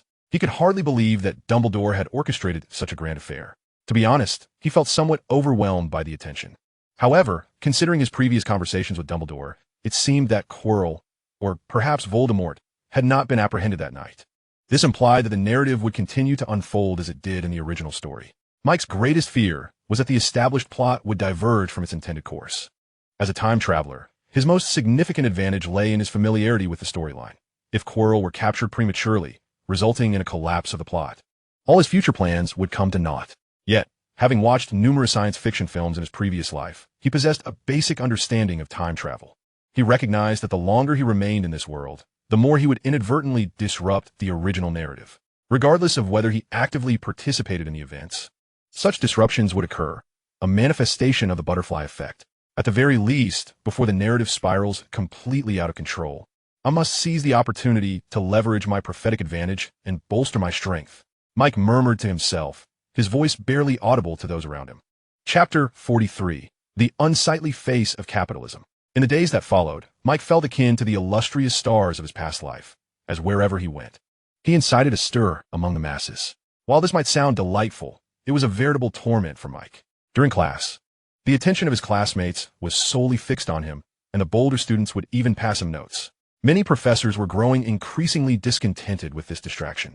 Mike surmised that were it not for his commendable grades, he would have been unceremoniously expelled from the classroom by irate educators. Even mealtimes offered no respite. For the moment he appeared, he became the center of attention. Some would go so far as to engage in physical altercations to secure a seat beside him. Naturally, the younger students could not compete with their older counterparts, resulting in a pack of upperclassmen surrounding Mike at every meal. This situation weighed heavily on him, as some of the older girls would even tease him under the table, and he found it perplexing that, being only 11 years of age and lacking the capacity for mischief, they would engage in such antics. Fortunately, relief was near, as exams loomed on the horizon in just a month's time. The impending end-of-term exams, OWLs and Newts, loomed ominously over all students, causing the usually bustling Quidditch pitch to fall eerily silent, while the library, typically sparsely populated, became a veritable hive of activity, filled to capacity with students engrossed in their studies. The end-of-term examinees found themselves in a relatively relaxed state, whereas those preparing for the OWLs and Newts faced an overwhelming challenge. The sheer volume of material for the OWLs and Newts was enough to drive students to the brink of despair, necessitating round-the-clock study sessions to achieve satisfactory results. Reports indicated that candidates for the Newts averaged just 3 hours of sleep per night in a month leading up to the exams, a grueling endeavor indeed. However, thanks to the relentless dedication of these students, the previously declining sales of the Dolphin Magical beverage, attributed to hunger marketing, had transformed into a situation of overwhelming demand. The candidates discovered that even after a night of fervent study, a brief respite following the consumption of a bottle of Dolphin Magic drink could restore their vigor, allowing them to confront the new day's lessons with renewed enthusiasm. Consequently, nearly every candidate succumbed to fervor, and the supplies of Dolphin Magic drink in the hands of various resellers were swiftly depleted by the frenzied students. The Weasley twins, brimming with excitement, eagerly relayed this news to Mike, their words tumbling over one another as they divulged the entire saga. With wide, expectant eyes, they gazed at Mike, who had transformed in their eyes from an ordinary individual into a deity of fortune. Their previous strategy of creating scarcity had proven exceedingly lucrative, leaving them eager for Mike to conjure yet another scheme to further enrich them. Naturally, Mike was not inclined to refuse. The more successful the Dolphin Magic drink became, the greater his share of galleons. Moreover, he had an ambitious plan for the summer that necessitated a substantial amount of galleons. As Mike rubbed his chin, Still devoid of any beard, he paced back and forth, his head bowed in contemplation. The Weasley twins' eyes remained fixated on him, their heads swiveling in tandem with his movements. The silence of the empty classroom was punctuated only by the echo of Mike's footsteps, each step resonating like a steady beat against the hearts of the twins, intensifying their anxiety over the possibility that Mike might be unable to devise a profitable strategy. In truth, their concerns were unwarranted. Mike, having grasped the situation, was already formulating ideas for maximizing profits. The duration of his pacing was uncertain, but eventually he came to a halt, approaching the twins with a benevolent demeanor. He inquired in a somewhat persuasive tone, "Do you wish to earn more?" The Weasley twins nodded vigorously, as if trying to pulverize garlic. "Then let us proceed as I suggest," Mike continued, his smile growing even more genial. "We shall triple the selling price, setting it at 3 galleons per bottle." Upon hearing this, the twins' expressions of anticipation froze instantly, and they exclaimed in unison, "Have you lost your mind? 3 galleons a bottle? That's nearly the price of standard energy potion. Aren't those candidates currently treating dolphin magic drink as an energy potion?" Mike maintained his smile, replying, "Moreover, if memory serves, a standard energy potion seems to deliver less than half the effect of a dolphin magic drink. To achieve results comparable to the dolphin magic drink, one would need a high-grade energy potion, which I believe retails for around 10 galleons per bottle." The Weasley twins fell into a state of stunned silence. It was hardly surprising, given that Mr. Weasley earned a mere 80 galleons a month, supporting a family of 9. Although their elder brother Charlie and second brother Bill had graduated early, alleviating some financial burden, it was undeniable that 80 galleons held significant purchasing power. Observing the twins' bewilderment, Mike clapped his hands sharply, the sound reverberating unsettlingly in the quiet night, causing the twins to shudder back to reality. Satisfied with their regained focus, Mike nodded approvingly.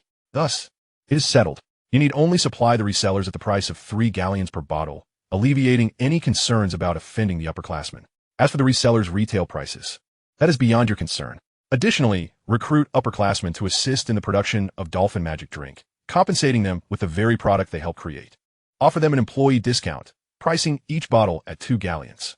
And do not forget, use an assembly line for potion preparation, ensuring each step is conducted in a separate location to protect our formula. I will personally warn Dolphin against disclosing the potion's recipe." Mike's amiable smile remained. Yet to the Weasley twins, it appeared akin to the grin of a demon. Heavens! Only a fiend could conceive such a nefarious plan. The unfortunate candidates who cannot afford dolphin magic drink, but fear falling behind in their studies will be left to toil under this scheme, they thought, exchanging glances of concern. Chapter 44. The Exam. It became evident that the Wizarding World harbored a substantial number of affluent individuals. The dolphin magic drink, akin to a cheat code, nearly doubled study time upon consumption, presenting an irresistible temptation for candidates striving for exemplary results. Even with Mike's price hike to 3 galleons per bottle, demand continued to exceed supply. The final retail price of each dolphin magic drink ranged from 5 to 9 galleons, resulting in resellers reaping profits that sometimes surpassed even Mike's earnings. However, Mike felt no envy. He understood that for a brand to flourish, it must maintain a sterling reputation. Recklessly inflating prices for short-term gain was akin to killing the goose that laid the golden eggs. Moreover, while these resellers may bask in success now, once the exams concluded and the demand for dolphin magic drink waned, they would bear the brunt of the consequences. After all, who among those able to afford dolphin magic drink was not wealthy? Would they allow others to profit at their expense without retaliation? Mike found it hard to believe. The soaring sales of dolphin magic drink inevitably attracted the attention of opportunists. Given the drink's name, it was apparent that it bore some connection to dolphins, leading to a steady influx of individuals seeking out dolphin. Yet, Mike had already warned Dolphin that should he dare to disclose the potion's formula, he would find himself in dire straits. Of course, Mike understood the principle of offering a carrot with a stick after intimidating Dolphin into submission. He promised to grant him 5% of profits as a royalty. This tactic left Dolphin, the timid lad, feeling an unexpected sense of gratitude towards Mike. Mike remained indifferent to whether Dolphin's meekness was inherent or a result of Stockholm Syndrome. All that mattered was that the outcome aligned with Mike's interests. Days passed, and the sales of dolphin magic drink steadily climbed. On the eve of the exams, when Mike and the Weasley twins convened to tally their earnings, they were astounded by the staggering sum. After rounding off the figures, their net profit over the past few days had reached an astonishing 12,000 galleons. After accounting for Dolphin's promised 5% share, Mike and the Weasley twins divided the remaining 11,400 galleons equally. Gazing at the colossal sum of 5,700 galleons before them felt surreal, as if they were in a dream. This windfall was more than sufficient to establish a moderately sized joke shop in Diagon Alley. They even entertained the impulsive thought of dropping out of school to pursue their dreams, but upon considering their mother's likely reaction, they swiftly abandoned the idea. Following the division of profits, Mike finally faced his first final exam at Hogwarts. He felt little apprehension regarding this examination, as the first-year questions were not particularly challenging. Furthermore, Mike had no family to worry about. Even if he performed poorly, there was no parental wrath awaiting him at home. Nevertheless, passing was essential, for he had heard that students with too many failures risked expulsion, though he was uncertain of the truth behind such claims. The first examination was in Professor Flitwick's Charms class, and there was little to elaborate upon. As a prized pupil of Professor Flitwick, Mike excelled in his charms studies above all subjects.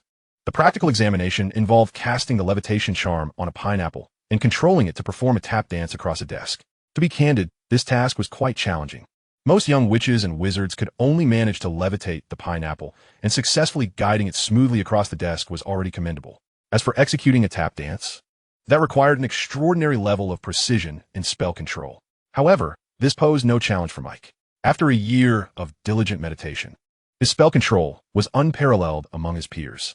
With a subtle flick of his wand, the pineapple sprang to life, executing a series of impressive aerial maneuvers before finally bouncing across the desk like a skilled performer.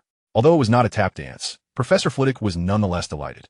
After the examination, he inquired why Mike could master such intricate aerial movements yet failed to make the pineapple dance the tap. Mike found himself at a loss for words.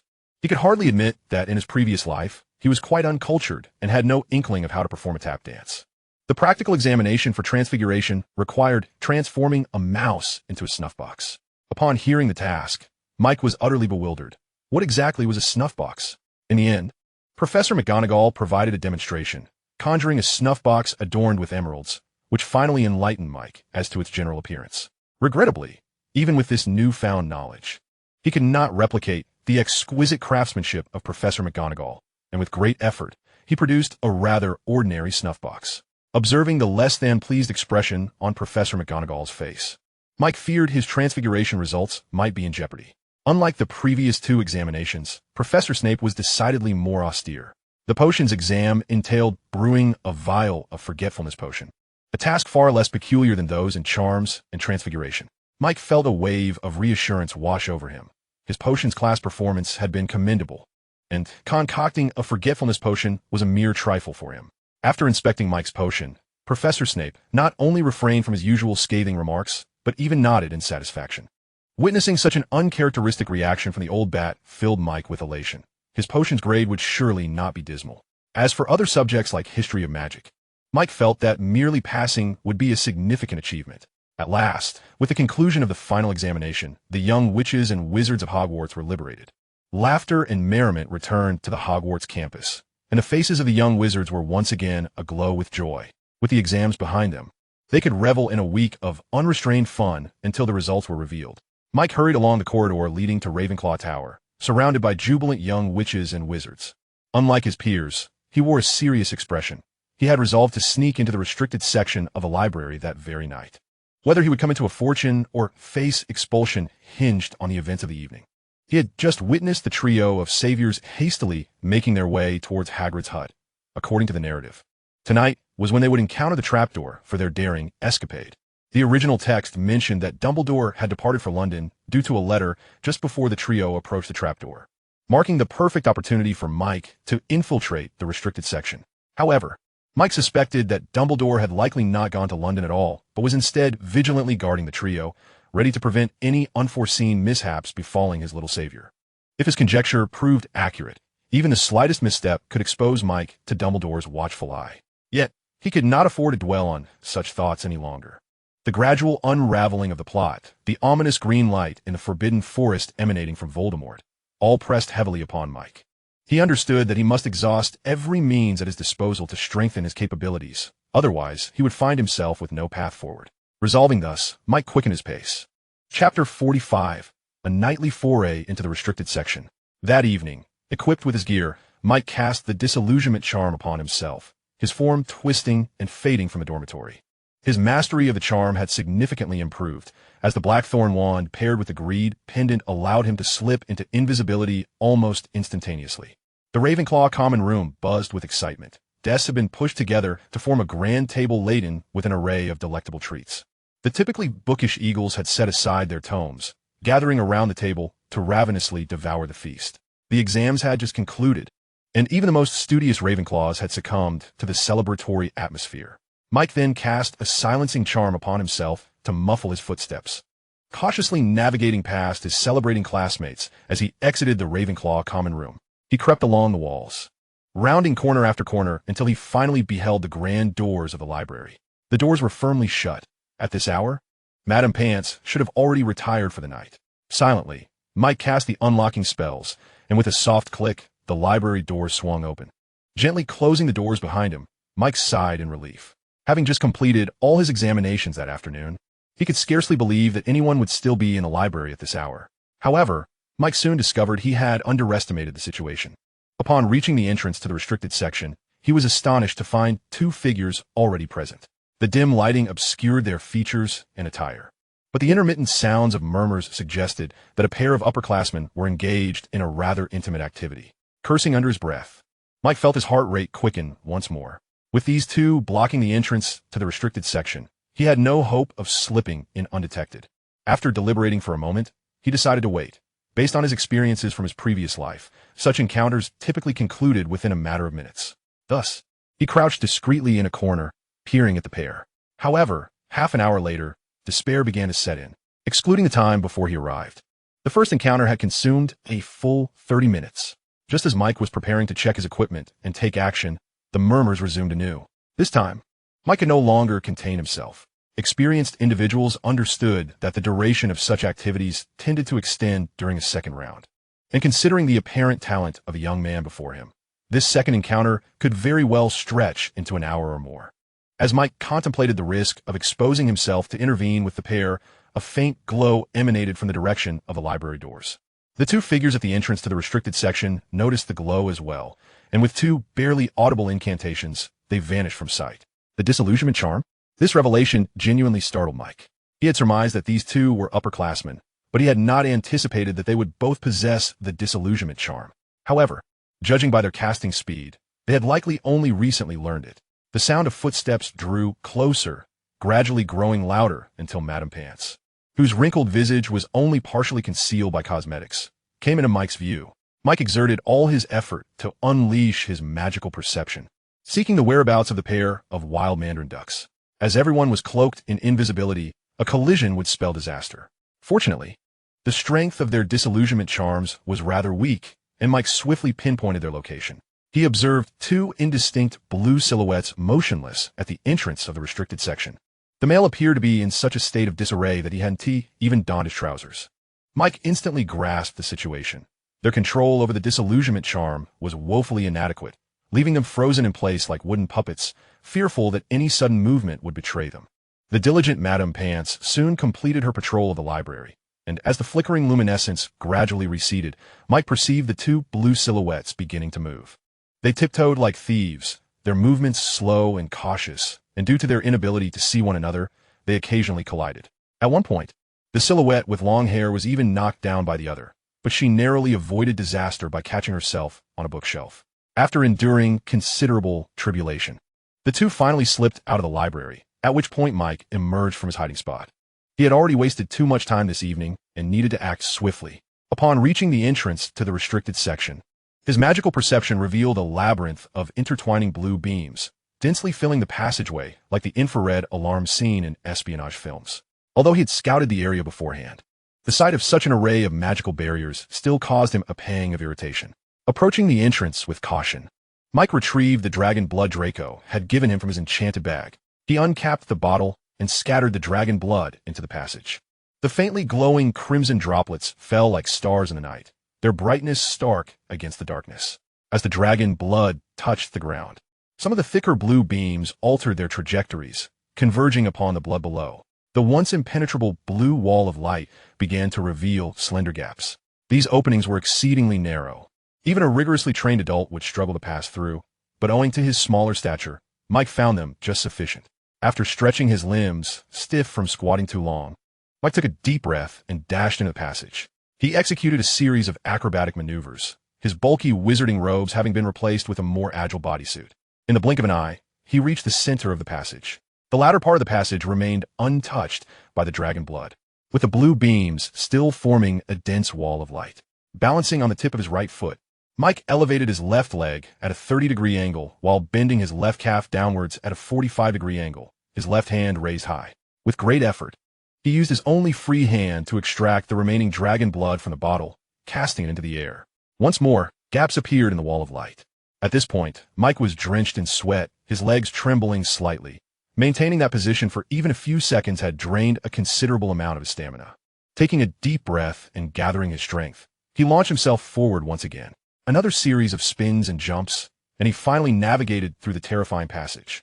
Once through the first passage, Mike collapsed onto the ground, gasping for breath. He had refrained from even taking deep breaths while inside, his current body still a child-esque, lacking the endurance of his former middle-aged self. After resting for a moment, Mike glanced back at the passage, and the thought of repeating the earlier ordeal made his teeth ache anew. Chapter 46, Harvest.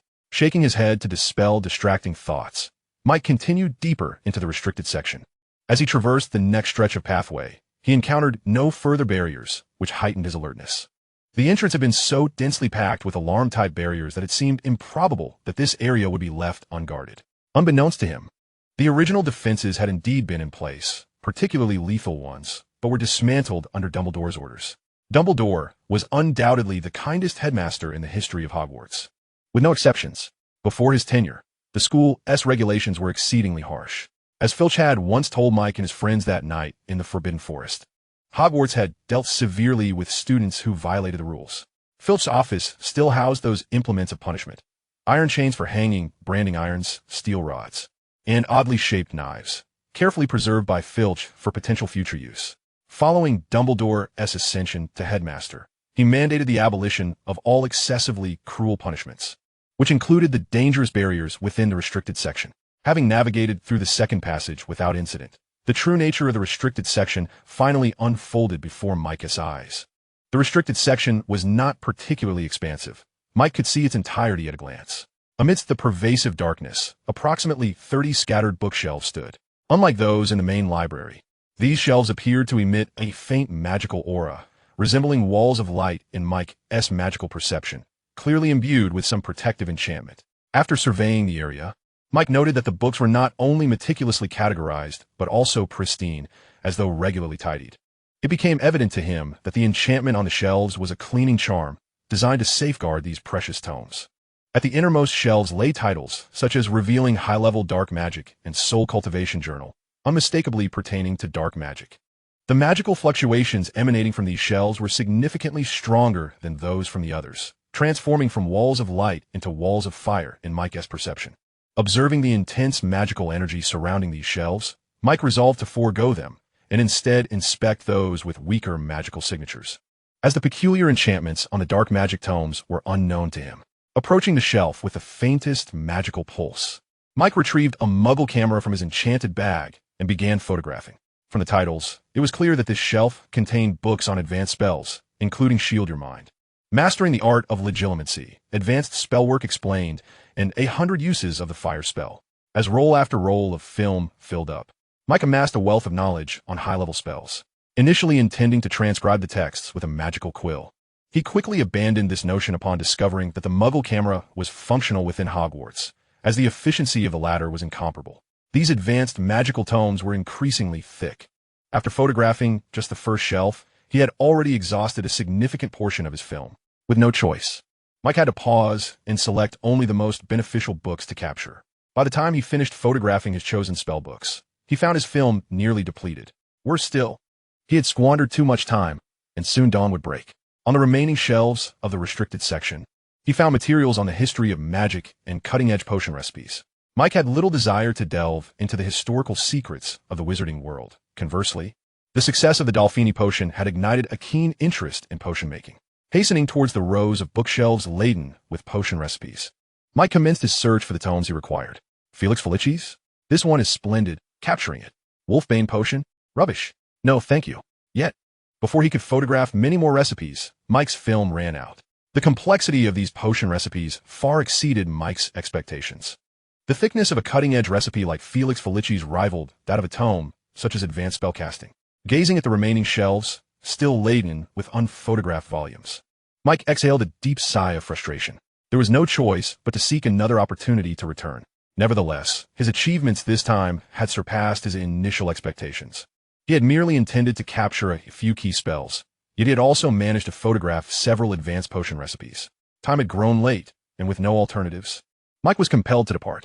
Upon returning to the Ravenclaw common room, dawn was breaking outside, and the once jubilant Eagles had retreated to their dormitories, leaving the space in disarray. Unexpectedly, one person remained awake, Franklin. Mike carefully maneuvered around Franklin, who was dozing on the sofa, intending to stealthily return to his dormitory. However, upon seeing Franklin shivering in the cold, Mike's heart softened. He fetched a blanket from the dormitory and gently draped it over Franklin. The moment the blanket covered him, Franklin startled awake, grasping Mike's hand with a look of terror. Mike, taken aback, attempted to withdraw his hand, but found himself unsuccessful, and with no other recourse. He dispelled his disillusionment charm. Upon seeing Mike before him, Franklin's mouth fell agape in astonishment, and the atmosphere turned awkward. If I say I merely stepped out to use the restroom, would you believe me? Mike scratched his nose and replied. Gradually regaining his composure, Franklin released Mike's hand. Weakly addressing him, I searched for you all night. Just tell me where you went. Why didn't you include me? Aren't we friends? This barrage of inquiries left Mike feeling profoundly uncomfortable. He had not anticipated that Franklin, in his earnestness, had waited for him all night in the common room. Yet he felt a flicker of warmth in his heart. I ventured into a perilous location, and I refrained from bringing you along for fear of your safety. In truth, it was due to my own inadequacy that I feared I would hinder you, he admitted. How foolish of me. I had thought we were the kind of friends who shared everything. Franklin slumped back into the sofa, tears welling in his eyes. After a prolonged silence, Mike stepped forward and enveloped him in a heartfelt embrace, whispering softly in his ear, Hey brother, listen to me. I promise this will be the last time, all right? I will definitely bring you along next time. Franklin clenched his fists tightly, choking out a response. Okay. Mike's earlier silence had inadvertently affirmed Franklin's words. Tears finally spilled over, and Franklin clung to Mike, vowing inwardly to study diligently and enhance his abilities, lest he remain unable to assist Mike in the future. Chapter 47. The Year-End Feast.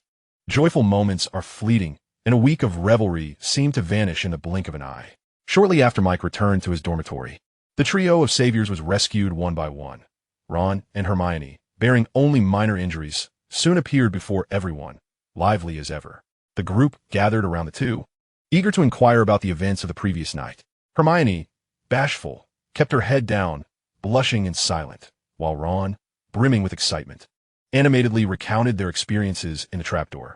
In stark contrast, Harry had fared much worse, having spent 3 full days in the infirmary before awakening. Mike, along with Franklin, rushed to visit Harry the moment he regained consciousness. During their conversation, Harry expressed his apologies to Mike, explaining that they had been unable to locate him and thus had not included him in the adventure surrounding the Philosopher's Stone. The mere mention of Franklin left Mike feeling overwhelmed. Ever since that day, Franklin had withdrawn into himself. Mike, holding high hopes for the young man, could only offer words of comfort. After promising to tutor Franklin during the summer holidays, he finally saw Franklin begin to recover. At last, after a week filled with such busyness, Mike was poised to attend his first year-end feast at Hogwarts. Having volunteered to assist with decorations, Mike arrived early alongside Professor Flitwick. The young Eagles, under Flitwick's guidance, hung banners emblazoned with Ravenclaw's Eagle of Wisdom upon the hall's walls, and the tablecloths were replaced with vibrant blue. They currently held the highest house points, signifying that the house cup belonged to them this year. Through the efforts of the young Eagles, the hall transformed into a sea of blue, and Flitwick's eyes sparkled with joy. Slytherin had clinched the house cup for 6 consecutive years, leaving Ravenclaw in second place for just as long. Initially, Flitwick had expected this year to follow suit. However, Mike's extraordinary prowess had propelled Ravenclaw into first place. He began to search the crowd for Mike, believing such a deserving student should be rewarded. Unlike his peers, Mike wore no smile. He was acutely aware that the house cup had already been predetermined for Gryffindor, regardless of the points by which they led. Dumbledore would ensure Gryffindor received a boost that evening. Observing Mike's somber demeanor, Flitwick mistook it for melancholy over the impending holiday, during which Mike would find himself homeless once more. This thought stirred a hint of compassion in Flitwick's eyes. Mike, why are you here all alone? He gently patted Mike's arm. Don't be disheartened. You are our hero today. Perhaps you won't be so happy soon. Mike mused internally, forcing a strained smile. Flitwick, noticing Mike's discontent, reassured him, do not worry about the holiday. If you do not mind, you may stay at my home. I have a few old friends I would like you to meet. Mike felt a twinge of confusion, but maintained an impassive exterior. Is that really appropriate? Wouldn't it be too much trouble for you? He hesitated, wanting to decline, for he had already promised Franklin to tutor him over the summer. Do not be courteous. It is decided. Flitwick clapped his hands. Tomorrow, do not rush to leave. Once I finish my duties within the school, I will take you to my home. Mike could only smile wryly in agreement, silently mourning for poor Franklin. Just as Mike and Professor Flitwick were engaged in pleasant conversation, students began to arrive in droves, quickly filling the hall to capacity. With the feast about to commence, Flitwick beckoned the students to return to their respective tables before resuming his own seat. In the throng, Mike spotted Draco, who appeared rather unwell. His once sleek hair was now disheveled, and he walked with a slight limp, as though he had recently endured a beating. Not only he, but the Slytherin students collectively bore grim expressions, as if everyone owed them a million galleons. Mike empathized with their plight. The legendary streak of 6 consecutive House Cup victories had been shattered in their hands, marking them as the disgrace of Slytherin. In stark contrast stood the jubilant Ravenclaw and Gryffindor. One house celebrated as the year's greatest victor, while the other relished in every misfortune that befell Slytherin. The students of Slytherin could hardly contain their fury upon witnessing the gloating expressions of the Gryffindor crowd. Losing to Ravenclaw could be deemed a consequence of their own inadequacies. However, to be scoffed at by Gryffindor, a mere third-place contender, was intolerable. What right did a vanquished foe have to be so arrogant? Thus, a barrage of insults erupted between the two houses, with the Slytherins clearly outmatched in eloquence, particularly by the Weasley twins and Lee Jordan, whose barbs rendered the entire third year of Slytherin speechless. Just as the verbal skirmish threatened to escalate into a physical confrontation, Dumbledore finally made his entrance. With a mere flick of his wand, a resounding explosion echoed throughout the Great Hall. The gathered students, drawn by the noise, quickly returned to their seats, settling into an attentive silence. Dumbledore surveyed the now quiet assembly with a satisfied nod before commencing his address. As McGonagall had anticipated, with each announcement of points awarded to the trio of saviors, Gryffindor's score soared, catapulting them from third place to a tie for first with Ravenclaw. The situation only intensified when Neville was awarded an additional 10 points, elevating Gryffindor to the lead. Clearly, the decor of the evening required an immediate transformation. With another flourish of his wand, the previously blue-themed hall, painstakingly arranged by the Eagles, was instantly transformed into the vibrant gold and crimson of Gryffindor. The little lions erupted in jubilation, rallying around the trio, lifting them high in the air and chanting their names. Meanwhile, the Eagles fell into a deep silence. Seated beside McGonagall, the male student president, Abbott, clenched his fists tightly, oblivious to the pain of his nails digging into his palms. As drops of crimson blood steadily dripped onto the table, absorbed by the gold and crimson tablecloth, the meal became excruciatingly uncomfortable for the Eagles. What once were delectable dishes now tasted like mere wax in their mouths. Professor Flitwick's expression mirrored their discontent, prompting him to exit the banquet shortly after its commencement. McGonagall, too, found her appetite waning amidst the glum and disheartened faces of her fellow witches and wizards. It was inappropriate for her to indulge while others suffered. As Flitwick departed the hall, McGonagall rose to follow suit. Her exit acted as a signal, prompting the Ravenclaw Eagles to rise one by one, trailing behind her as they left the Great Hall.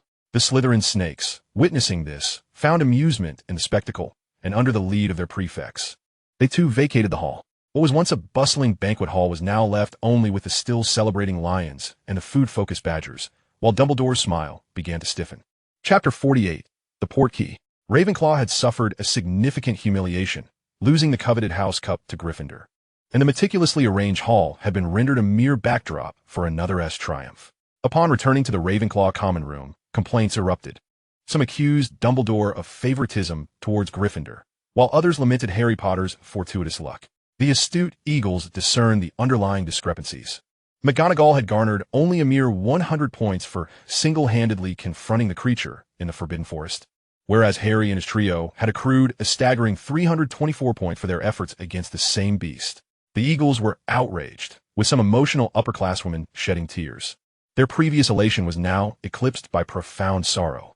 Fortunately, Professor Flitwick arrived just in time. It was evident he too was a sensitive soul, his eyes red and possibly having shed tears already. Yet, he stood to console the assembled students. This demonstrated the advantage of having more female students. Under Professor Flitwick's soothing words, the crowd began to regain their composure. Had the situation been reversed, with Slytherin seizing the house cup from Gryffindor, it was likely that the lions would have already clashed with the snakes. McGonagall observed the unfolding events with a stoic expression, having anticipated tonight's outcome, and thus feeling little distress. The events of the evening had irrevocably soured relations between Ravenclaw and Gryffindor, a rift that seemingly would not mend for at least the next 7 years. Gryffindor's position was precarious, already at odds with Slytherin. If events unfolded as in the original narrative, it would merely add to their enmity. However, now they had also offended Ravenclaw, suggesting that the forthcoming semester would be particularly challenging for Gryffindor. Yet, these matters bore little weight on McGonagall, for she had a pressing issue to address. Are you saying the training plan for the holidays has been cancelled? Franklin had once again withdrawn into himself. It's merely postponed. McGonagall produced a slender wooden box and handed it to Franklin. Take this. It contains a wand with no trace. I am uncertain of its material or core, but it will allow you to perform magic in the Muggle world. For now, practice on your own, and once I have concluded my affairs, I shall seek you out. Franklin accepted the wooden box in silence, aware that this was all McGonagall could do for him. In the stillness of the night, McGonagall lay in bed, wide awake. Over the course of a year, she had encountered the wondrous facets of the magical realm and mastered powerful spells. She had forged trustworthy friendships and garnered the affection of her mentors. While she had achieved much, a sense of discontent lingered. She understood that she was currently navigating against the tide, and without further effort, stagnation loomed. Time passed unmeasured until she finally succumbed to a deep slumber. On the following morning, the young witches and wizards busily packed their belongings, gathering at the school gates to await the Hogwarts Express.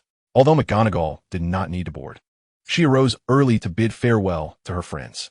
Harry's envy was palpable upon learning of McGonagall's invitation to spend the holidays at Professor Flitwick's home.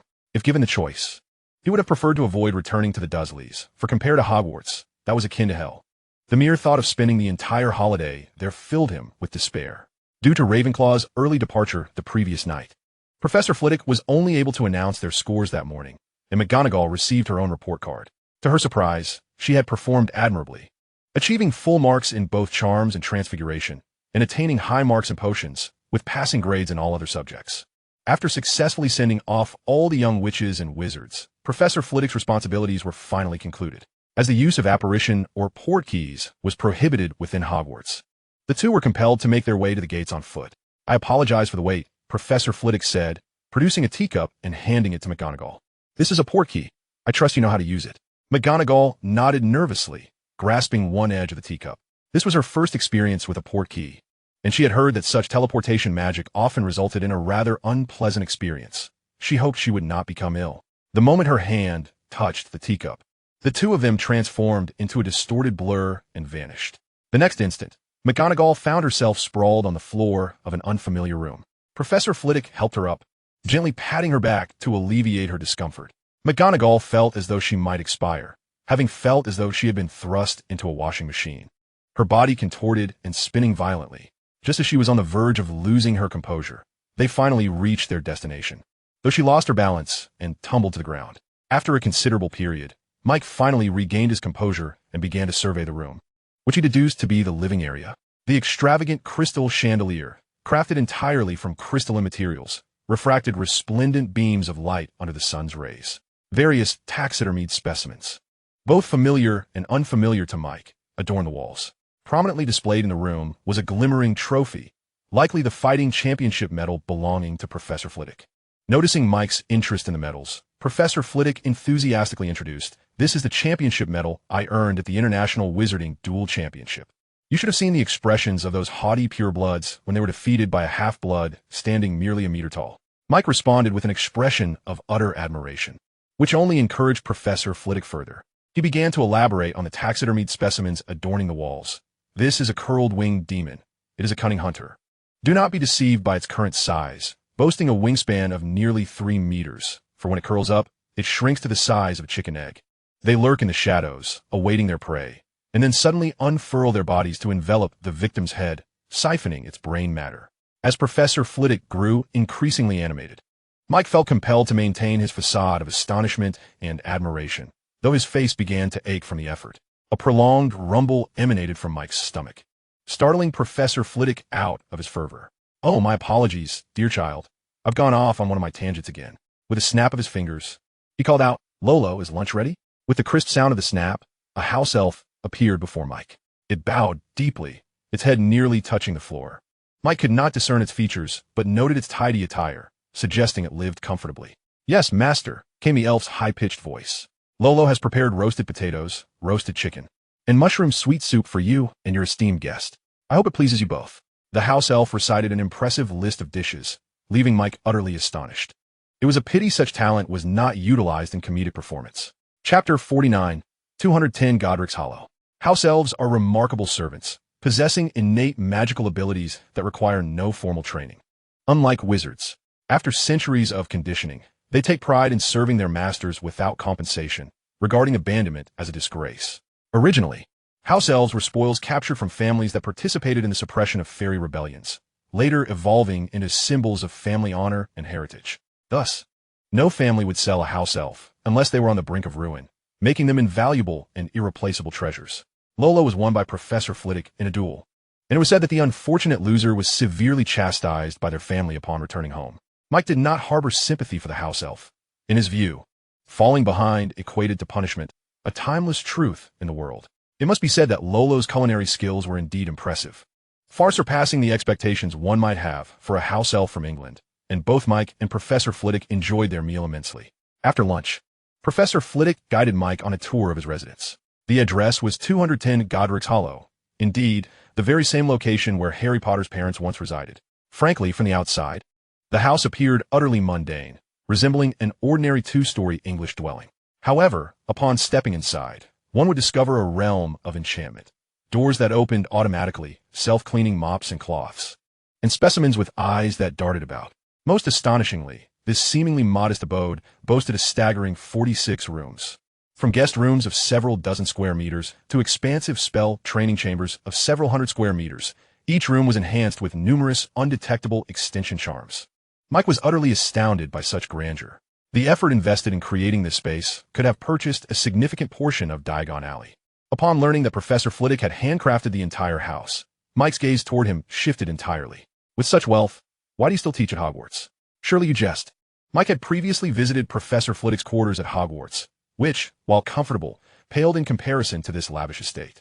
Mike expressed his confusion to Professor Flitwick, but the professor merely chuckled awkwardly and changed the subject. Let us not dwell on trivial matters. Instead, let us proceed to the spell training room. I am eager to assess your magical prowess. The training room in this opulent residence was even more extravagant than the one hidden within Professor Flitwick's office. The walls, fortified with materials upgraded from anti-magic stone to obsidian, gleamed impressively. Under Professor Flitwick's watchful gaze, Mike brandished his blackthorn wand. Inferno! Brilliant white flames erupted from the wand's tip, engulfing several dummies in the distance, dimming the room's illumination. The quality of these dummies was evidently superior to those in the room of requirement, as they endured the searing flames for a good 10 seconds before beginning to melt. With a mere thought, Mike extinguished the flames, launching fireballs the size of an adult's fist. Although the fireballs flew at a leisurely pace, they seemed to have an innate ability to track their targets, adjusting their trajectories accordingly. Boom, boom, boom. As the fireballs converged on the dummies, a series of explosions obliterated the area, sending shockwaves that rustled the garments of both Mike and Professor Flitwick.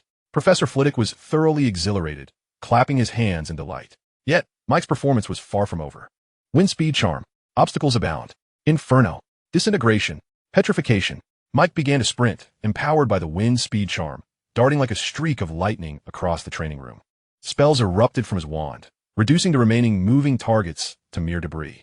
After completing his display, Mike leaned over, hands on his knees, gasping for breath, drenched in sweat, as if he had just emerged from a pool. Professor Flitwick hurriedly conjured a glass of water and handed it to Mike. You are undoubtedly the most exceptional student I have ever taught. I only demonstrated the fire spell once, and yet, after a year of self-study, you have achieved this level. It's hard to believe you have only just completed your first year. Nonsense. It is thanks to the headmaster's excellent teaching, Mike replied, downing the glass in one gulp. As an orphan with no support, I would not have reached this level without your guidance. Professor Flitwick, a deeply sentimental man, felt his eyes well up at Mike's words. He instinctively reached out to pat Mike on the head, but quickly realized his height was a disadvantage, leading to an awkward expression. His outstretched hand shifted direction, landing softly on Mike's arm as he continued to praise him. Mike, seemingly oblivious to Professor Flitwick's earlier gesture, continued to reciprocate the professor's compliments. Before dinner, Professor Flitwick took Mike on another tour of Godric's Hollow. They had scarcely stepped outside when the grand estate vanished from view. Mike understood this to be a protective enchantment, elevating his appreciation of the magnificent residence even further. Godric's Hollow, the renowned birthplace of Godric Gryffindor, one of the illustrious founders of Hogwarts, has transformed into a village where muggles and wizards coexist since the enactment of the International Statute of Wizarding Secrecy. Over time, the mingling of these two communities has led muggles to uncover certain secrets about wizards, making this locale a focal point for the Ministry of Magic's Department of Magical Accidents and Catastrophes. Almost every muggle resident here has undergone a memory charm, and perhaps due to the aftereffects of these spells, their memory seems rather unreliable. This village is also famously known as the birthplace of Harry Potter, where the dark wizard Voldemort was vanquished by the infant Harry. To commemorate the Potter family, a statue of them was erected in the village square. Enchanted with the muggle-repelling charm, these statues merely appear as a memorial for World War II to the muggles, while wizards recognize them as the likenesses of the Potter family. Nearly every wizard visiting Godric's Hollow takes a moment to bow deeply in gratitude for the sacrifices made by this courageous family. The village's church is noteworthy as well, with a small graveyard behind, it's serving as the ancestral resting place for numerous pureblood families. Those powerful wizards who once commanded respect in life now find their final repose in this diminutive and decrepit graveyard, a stark reminder that death treats all with equal severity. As Mike gazed upon the myriad of tombstones before him, he pondered how it was no wonder Voldemort pursued immortality so fervently. Death indeed harbors great terror. In the following days, Mike's routine was filled with purpose. Each morning, he would jog around the village, home to mostly elderly muggles. As the younger generations had ventured out for work, these seniors, likely not having encountered someone of Mike's youth in quite some time, would often invite him into their homes upon seeing him run by.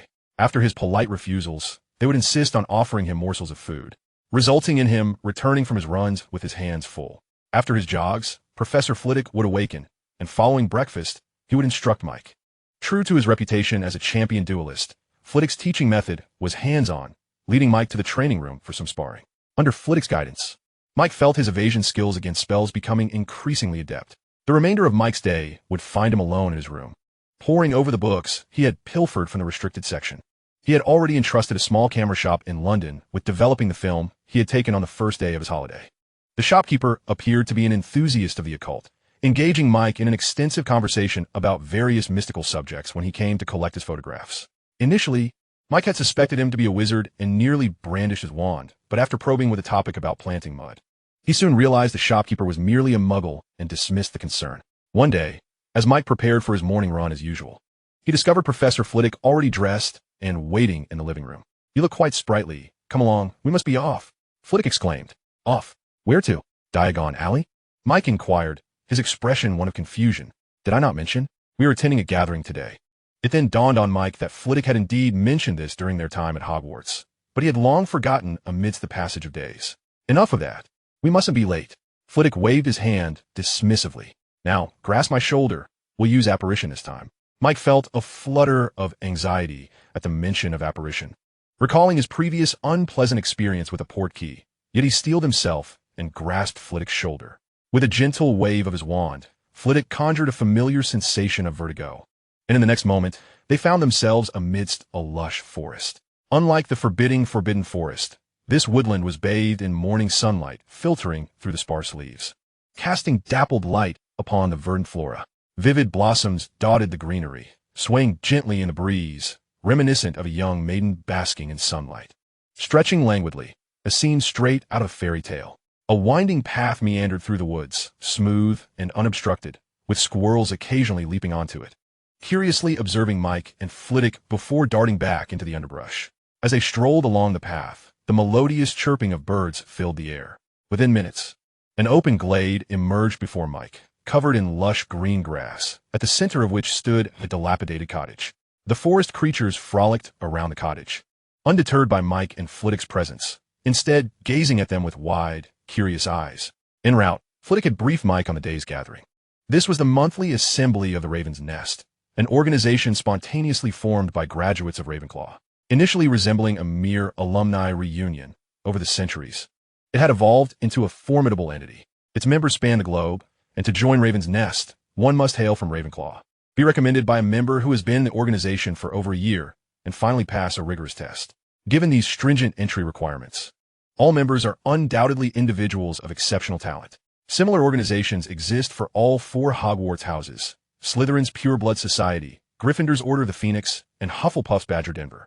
Among them, Badger Den wields considerable influence, as Hufflepuffs may not rival Ravenclaw in intellect, Slytherin in wealth, or Gryffindor in bravery, but they possess an unparalleled advantage: numbers.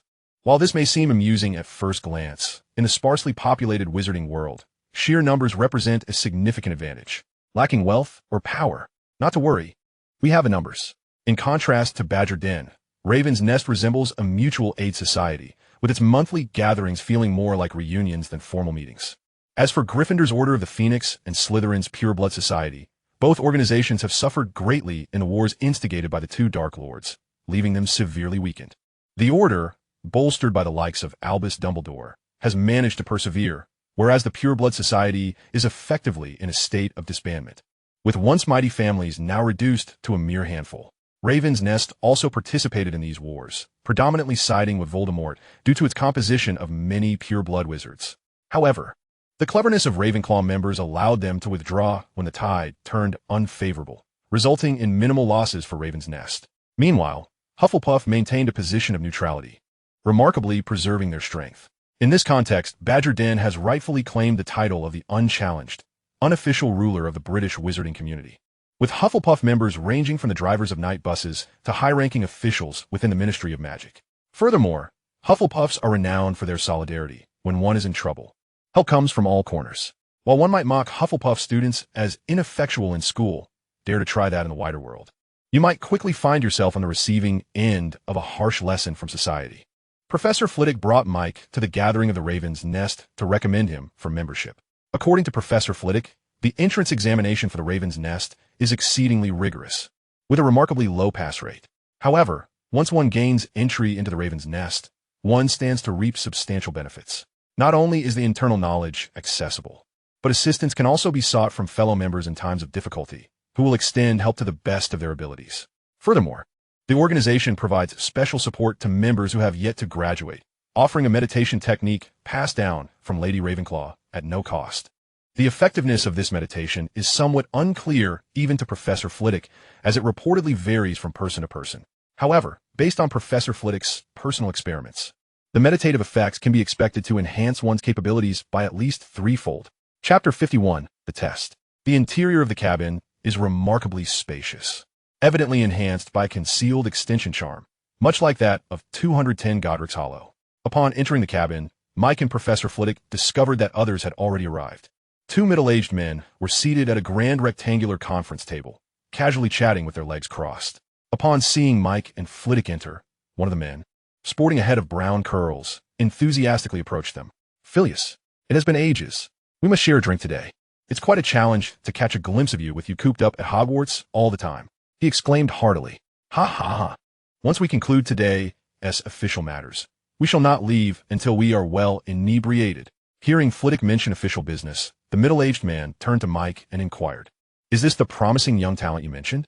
"Indeed, this is Mike Tully, the most gifted child I have encountered in my years of teaching at Hogwarts," Professor Flitwick introduced. "Mike, this is Mario Flitwick, the current deputy director of the Auror office. You must be familiar with his son, Abbot Flitwick, last year as president of the Hogwarts Boys Student Council. It is an honor to meet you, Mr. Flitwick." Mike extended his right hand, speaking with respectful confidence. "Senior Abbot has always been my idol. I often hear him speak of his exceptional father. I was truly impressed to learn he achieved 12 outstanding grades in this year's SOWL's examination. It was evident that, whether in the East or the West, parents relish hearing praises about their children." Upon hearing Mike's commendation of his son, Mr. Mario Flitwick erupted into hearty laughter, vigorously shaking Mike's hand, revealing his straightforward nature. Observing the pleasant interaction, Professor Flitwick's smile grew even brighter. "Allow me to introduce this gentleman." Professor Flitwick gestured toward the more reserved middle-aged man seated alone at the table. Mr. Barty Crouch, the current head of the Department of Magical Law Enforcement, a member of the WizardingWorld, and a formidable contender for the position of Minister of Magic. Upon hearing Flitwick's introduction, Mr. Crouch's already dark complexion turned a shade paler. Everyone knew that he lost the ministerial election to Fudge due to the infamy surrounding his son, Barty Crouch Jr., a Death Eater. Flitwick's public reference to him as a strong contender for the minister's position felt like a blatant insult. However, his good breeding prevented him from reacting excessively. He merely nodded slightly at Mike. Mike, recognizing the coldness, refrained from overly familiarizing himself, offering a polite greeting to acknowledge the introduction. After introducing the two, Professor Flitwick began to look around on his tiptoes, as if searching for something. "Where's old Carter? He is supposed to be the host of today's test. I have yet to see him." Flitwick turned to Mario inquiringly. "Who knows? Probably lost his way. You know, he's getting on in years." "A bit of senility is not uncommon," Mr. Mario jested. "Ah, speak of the devil, and he shall appear." Just then, a man with a goat-like beard, his hair and beard entirely white and appearing even older than Dumbledore, entered the cabin. "I believe someone has been speaking ill of me. Was it you, Mario?" The elder chuckled. "Ha, you must have misheard, Carter. We were just introducing young Mike Tully to you," Mr. Mario replied with a hearty laugh, shifting the topic. "This is Gilgar Carter, former head of the Department of Magical Accidents and Catastrophes, and a permanent member of the WizardingWorld. This is young Mike Tully, a truly handsome lad." Before Mike could respond, Mr. Gilgar's large hand affectionately rested on his head. "Phileas has informed me of your situation. You are indeed a poor child." Feeling the warmth radiating from above, Mike was somewhat taken aback. Despite having inhabited this body for over a year, he still found the gesture of a head pat, often reserved for children, uncomfortable and could only manage a dry smile in response. The four of them were engaged in lively conversation at the entrance, while Mr. Crouch appeared increasingly impatient. He glanced at his pocket watch and interrupted, "Since everyone is present, let us commence. I have a plethora of work awaiting my attention." The interruption clearly displeased Mario, who had hoped to continue discussing his son with his two old friends.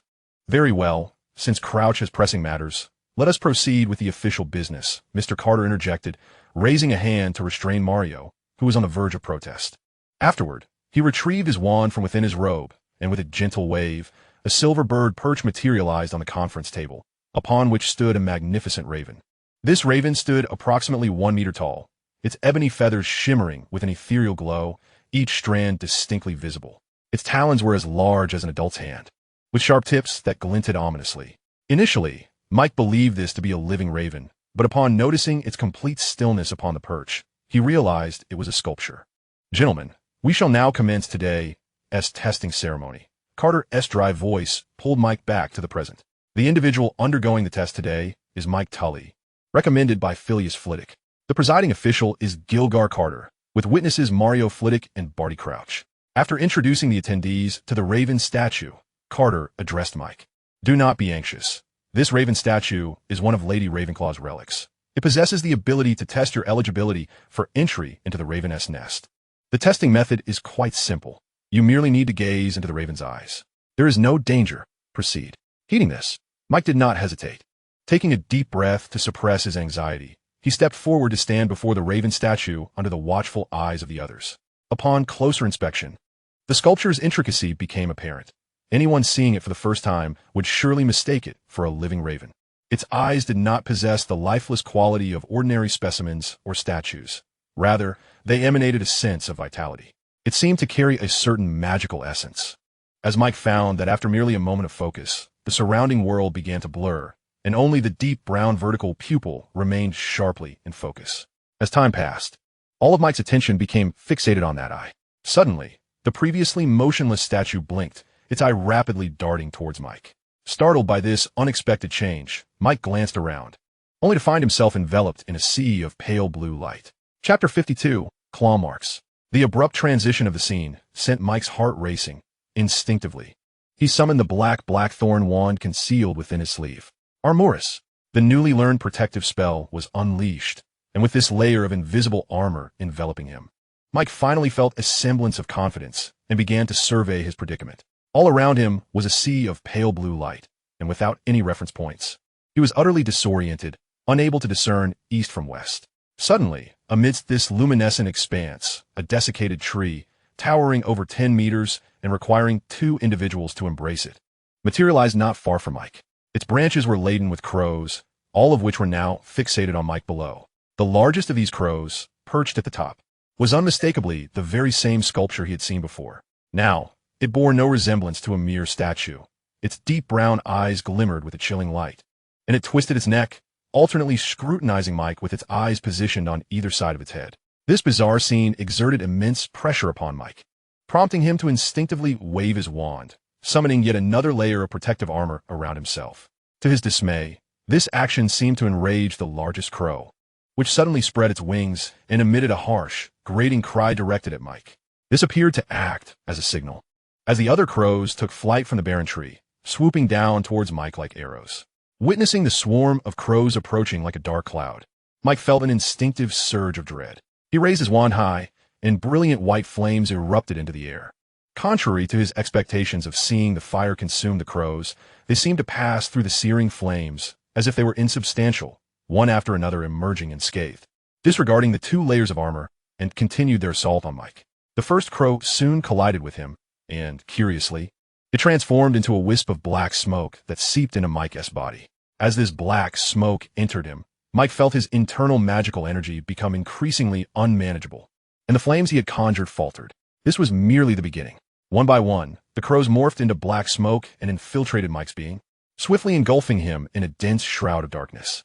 Initially, he could suppress this surging magical energy with sheer willpower, but as time passed, it boiled over like water reaching its boiling point. The chaos of this magic brought Mike excruciating pain, and soon his consciousness began to blur. He felt himself on the brink of unconsciousness. Just then, a piercing chill surged from his chest to his brain, forcibly yanking his awareness back from the precipice of oblivion. It is widely known that unconsciousness serves as a protective mechanism for the body, yet under the influence of this icy breath, Mike's safeguards faltered. Thus, he finally comprehended what it truly meant to be worse off than dead. Every inch of his body was aflame, with pain akin to being gnawed by bullet ants. Yet his mind remained painfully alert. Unbeknownst to him, the greedy pendant adorning his chest radiated a dazzling blue light, causing the dark mist enveloping him to dissipate rapidly under its glow. The enormous crow atop the withered tree observed this spectacle, and a flicker of surprise flashed in its beastly eyes, surprisingly human-like. Mike realized that his limbs had lost all sensation, and a numbness was creeping from his extremities toward his torso. He understood he could not afford to be passive. If this continued, he might perish here today. Damn that old fool Carter. Didn't he say the test would pose no danger? Gritting his teeth against the agony, Mike began to attempt to control his internal magic. The cold breath, upon sensing Mike's mental fortitude beginning to coalesce, seemed to possess a will of its own, attaching itself to his mental energy. This icy presence appeared to have a calming effect on his tumultuous magic, as the once unruly energies quieted under its influence, and Mike's limbs gradually regained their feeling. Time became a blur. Eventually, the magical energy softened, and the chilling aura enveloping his mental strength was nearly expended. Without the invigorating effect of the cold presence, Mike felt his consciousness begin to wane once more. In the haze, he faintly heard that familiar cawing, and a massive bird's claw loomed large in his blurred vision, followed by a searing pain across his face. Mike cried out, clutching his face, and finally succumbed to unconsciousness. When he next opened his eyes, he found himself being gazed down upon by 4 elderly faces. Instinctively, he threw a punch, causing one of them to yelp and stumble backward. Hearing the cry snapped Mike back to reality. He seemed to have escaped the realm of light and hurriedly began to explore his own face, finding only smooth skin, unmarred by any injury. "What happened to your face?" Professor Flitwick inquired with curiosity. "I just saw a giant crow scratch my face. It's nothing to worry about. The injuries you sustained during the test were merely illusions conjured by the crow statue." Carter chuckled, stroking his goatee. "Congratulations, you passed the test." "What?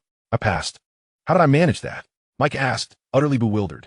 "You passed the moment the crow statue pulled you into the illusion. Only those of exceptional talent can trigger the crow statue. The illusion you entered was more like a reward. The longer you remain within it, the greater the benefits you gain." Mario, having recovered from being punched in the eye by Mike, stood up and remarked, "You got quite the strength, kid." "Indeed. Take a moment to feel it. Your magical capacity and mental strength should have both increased," Carter added. "Moreover, the meditation technique should now be imprinted in your mind." This is a benefit bestowed by the crow statue upon young wizards. Mike opened his magical perception and was astonished to find that his range had nearly tripled, with significant enhancements to both his magical capacity and control. Furthermore, complex and esoteric texts began to surface in his mind, though he could not comprehend them entirely. They seemed imbued with a mysterious power. As he focused on them, he was drawn into a profound meditative state. However, he had barely entered this state when a violent headache jolted him awake. This meditative state demanded a considerable amount of mental energy, and coupled with the exhaustion he had already incurred in the illusion, he was inevitably reaching a state of overextension. It looks like our drinking party will have to be postponed. Phileas, you should take this kid back to rest. His mental energy is depleted, Mario said, shaking his head. Next time, you want to escape. Rest assured, next time I will indulge with you to the fullest, Professor Flitwick replied, hurrying to support Mike as they made their way out of the small room, which was now devoid of spatial restrictions, preventing the use of apparition. Mike did not lose consciousness. This bout of mental fatigue paled in comparison to the previous incident in the Forbidden Forest. The two hastened out of the small room, and the small creatures that had been frolicking around it scattered in terror upon seeing Flitwick and Mike, as if confronted by a dreadful apparition. Flitwick found this curious, but prioritized ensuring Mike's well-being. Unbeknownst to them, not far from the small room, a crow perched on a tree, watching Mike with keen interest. Unlike the other creatures that had fled, in its line of sight, a large claw mark on Mike's left cheek glimmered with a deep blue light. Chapter 53, Dreamscape. Accompanying Professor Flitwick back to his room at 210 Godric's Valley, Mike, struggling against the dizziness induced by apparition and the headache from mental exhaustion, collapsed onto his bed without even bothering to change out his clothes. In his dreams, he seemed to return to that world composed of soft azure light, though this time the skeletal tree laden with crows did not make an appearance. Everything before him was hazy, illuminated only by the gentle azure glow, and his body felt weightless, as if he had shed all burdens. A warm, comforting sensation enveloped him, and Mike realized he was indeed within his own dream. He flitted about like a headless fly, desperately seeking an escape from this ethereal realm. Yet, no matter how swiftly or far he ventured, the familiar azure hue remained ever present. Lost in this half-dream state, he was unaware of how much time had passed until a melodious bird's song pierced through the veil. Having endured an attack from a flock of crows, Mike had developed a psychological aversion to bird songs, and the sudden sound sent a shiver down his spine. His consciousness quickly returned, and he awoke. The morning sunlight streamed through the window, casting a warm glow across his blanket. Outside, the sound of chirping birds filled the air. Glancing toward the source, he saw two unknown birds squabbling over a worm. Mike sighed with relief, wiping the cold sweat from his forehead as he muttered, "Damn birds." Last night, Lolo must have helped him clean up, for not only had his clothes been changed into pajamas, but they also carried a delightful fragrance. Since he was awake now, there was no reason to linger in slumber. It seemed that his mental fortitude had significantly strengthened following his recent venture into the Forbidden Forest. The discomfort from mental exhaustion dissipated after just a single nap. Moreover, he felt even more invigorated than before. Eagerly, he grabbed his wand set from the bedside and jogged to the spell training room. Due to his earlier mental fatigue, he had not thoroughly tested the extent of his magical enhancement. Having regained his strength, he was determined to conduct an in-depth evaluation. As for the dream from last night, Mike dismissed it as merely a reflection of his thoughts, influenced by the terrifying experiences he had endured, which had nearly left him incapacitated. Thus, dreaming of nightmares was hardly surprising. Activating the evasion training mode, he observed the obsidian walls around him sprout numerous hollow openings, from which arrows occasionally shot forth, transforming into silent shadows as they hurtled toward him. Clad in protective armor, the arrows merely clanged against his transparent shield before falling to the ground in defeat. With a flick of his wand, he conjured a dozen fireballs, each the size of a dragoness eye. These fireballs did not fly far. After traveling a short distance, they returned to hover around Mike. With his magical perception fully engaged, he could clearly discern the trajectories of the arrows, which were nearly imperceptible to the naked eye. With a thought, the floating fireballs scattered and struck the arrows, erupting into dazzling bursts of sparks mid-air. Clap, clap, clap. Applause rang out, and Mike turned to find Professor Flitwick, who remarked, "Very good, indeed. In terms of magical perception and control, you have surpassed many adult wizards. Your spellcasting prowess is formidable, rivaling even that of seventh-year students. I have not misjudged you. You're truly the most gifted student I have ever taught." Mike tucked away his wand and bowed sincerely to the petite half-elf professor before him. Professor Flitwick having never married or had children, seemed to regard Mike as his own progeny. "Thank you, Professor. Without you, I truly wouldn't know where I would be," Mike began, but Flitwick interrupted him. "Do not speak such words. All of this is a result of your own efforts. Now, let's go have breakfast." As always, Lolo's breakfast was delectable, and both men enjoyed their meal with great pleasure. After breakfast, Professor Flitwick bid farewell to Mike, as he needed to attend to some school matters at Hogwarts, leaving Mike alone to lounge on the sofa in the living room, lost in thought.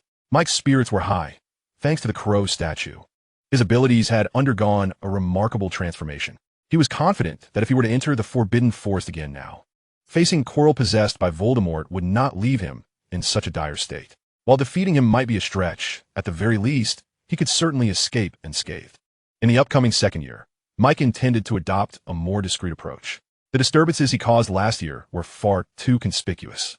Although he had passed Dumbledore's test with a Mirror of Ariste, that did not guarantee his safety. After all, Dumbledore was a master of legilimency, and should he take a fancy to probe Mike's mind, discovering the secret of his rebirth would spell disaster. Forget about enhancing his power or finding a way home. Merely preserving his life would be a significant achievement. Dumbledore was known for his relentless pursuit of goals. Even the pitiful Harry Potter was prepared for sacrifice at any moment. To borrow Severus Snape's words, in Dumbledore's eyes, Harry was merely a pig for slaughter. He had granted just enough kindness to allow the boy to grow, only to ultimately slaughter him once he had matured. It seemed imperative that Mike prioritize the training of the mind-shielding charm. He quietly resolved to himself, "The training methods for mind-shielding and legilimency are ones I've retrieved from the restricted section, and I've skimmed through them a few times over the past few days. The training process is vastly different from that of other spells. It lacks a fixed incantation and relies solely on gradual cultivation over time. The mind-shielding charm is an exceptionally unique spell, serving as the sole defense against legilimency. Yet it is intrinsically linked to it. Without mastering legilimency, the mind-shielding charm can only render the mind blank, placing the caster in an extremely calm and rational state. In this state, not only is legilimency unable to extract any information, but also enhances the speed, power, and accuracy of spellcasting. Once one learns legilimency, the mind-shielding charm transcends mere mental blocking. It allows for the fabrication of a memory. This fabricated memory has no effect on the caster and does not result in memory disarray. However, if someone attempts to use legilimency during this time, they will only access the fabricated memory. Thus, every master of the mind-shielding charm is simultaneously a master of legilimency. Chapter 54. A Dream, Yet Not a Dream. The method of training the mind-shielding charm is quite simple. One merely needs to empty their mind. However, this emptying does not equate to a lack of thought. Rather, it involves a complete clearing of the mind, discarding all emotions, and entering a state of extreme rationality. The simplicity of the training method does not indicate its ease of mastery. In fact, the mind-shielding charm is a spell that heavily relies on innate talent. Those devoid of talent, no matter how long they practice, will see no progress. Novices often confuse the act of emptying the mind with daydreaming, rendering such practice utterly futile, leaving them as mere dullards. Theoretically, the successful complete emptiness of the mind signifies the successful release of the cerebral closure technique. However, in practice, beginners can only attain such a state after meditating for a considerable time in a serene and comfortable environment, and they must remain motionless. This rudimentary level of cerebral closure is undoubtedly insufficient as a defensive measure against the soul-capturing incantation. Only those who can instantaneously achieve cerebral closure in any environment can effectively resist such enchantments. Some masters of cerebral closure can even maintain this state while going about their daily lives, with Severus Snape being a notable exemplar. Snape consistently maintains a state of cerebral closure, even while instructing his students, as evidenced by his cold, emotionless gaze devoid of warmth. Mike has always been a person of action, and upon deciding to practice the cerebral closure technique, he immediately began his attempts to empty his mind. However, he evidently fell into the common pitfall of beginners, conflating mental emptiness with mere daydreaming. Thus, amidst the fragrant air of Godric's Hollow, Mike gradually succumbed to slumber on the couch. As his consciousness sank, when Mike next opened his eyes, he found himself once again amidst that sea of blue light. An alarm rang out in his mind. While last night's dream could be explained by the adage that thoughts of the day manifest in dreams at night, the recurrence of the same dream now defied explanation. Instinctively summoning his wand, he discovered that the wand sheath, which he typically concealed on his forearm, had vanished. After a brief search of his person, he found not only the wand sheath missing, but also the dagger he kept at his waist and the greed pendant that hung on his chest. Now, he was clad only in a plain, unadorned robe. Taking a couple of deep breaths to regain his composure, Mike began to survey his surroundings. To his astonishment, not far from him stood the familiar withered tree. However, unlike the last time, this time, only a small raven perched upon its branches. Upon noticing Mike, the raven called out and flew towards him.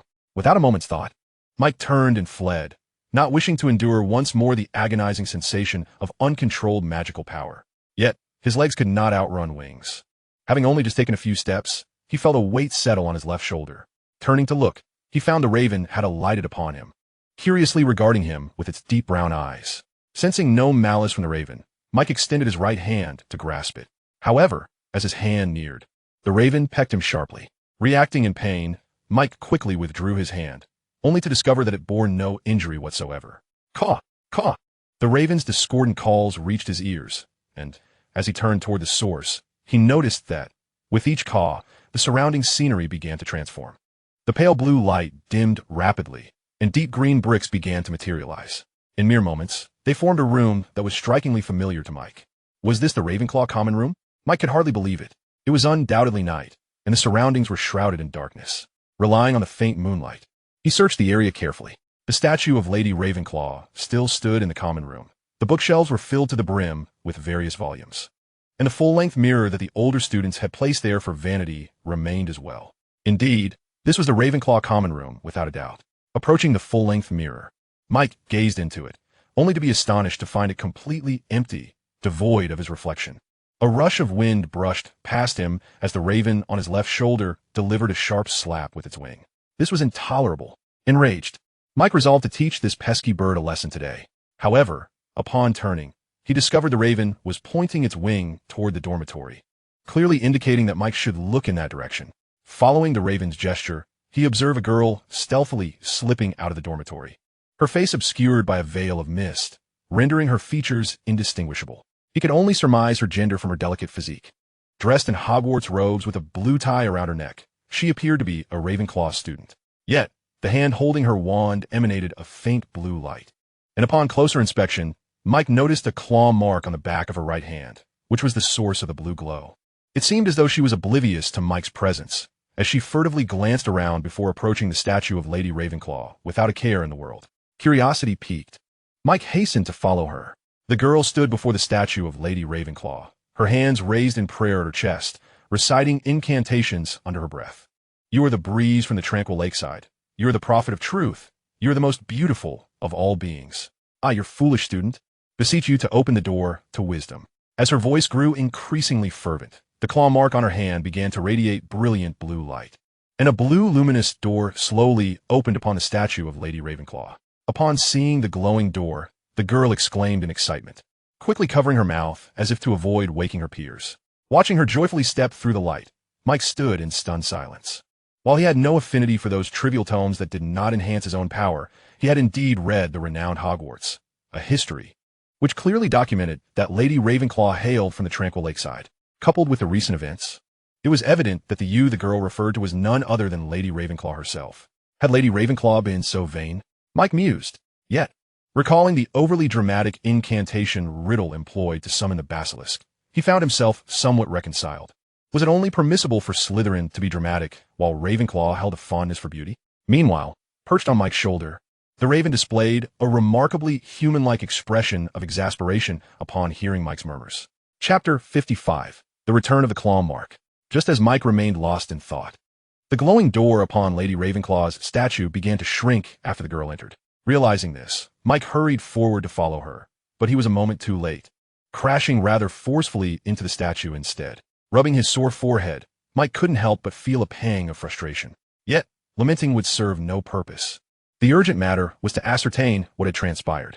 Analyzing the available information, it was highly probable that the luminous door led to a secret chamber left behind by Lady Ravenclaw. If Slytherin could leave a hidden chamber within Hogwarts, then it stood to reason that Lady Ravenclaw, as one of Hogwarts' 4 founding members, could do the same. During his readings, Mike had often speculated that the other 3 founders might have left their own chambers, even concocting elaborate theories on how to access them.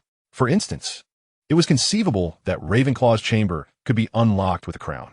Now, it appeared that Ravenclaw's chamber indeed existed.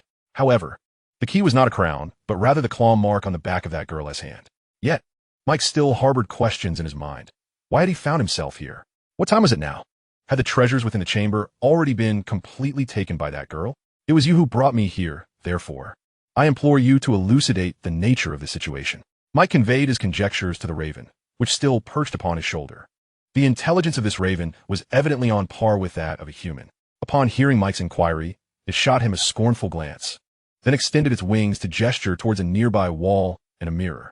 Mike turned his gaze towards the designated wall, yet discerned no abnormalities.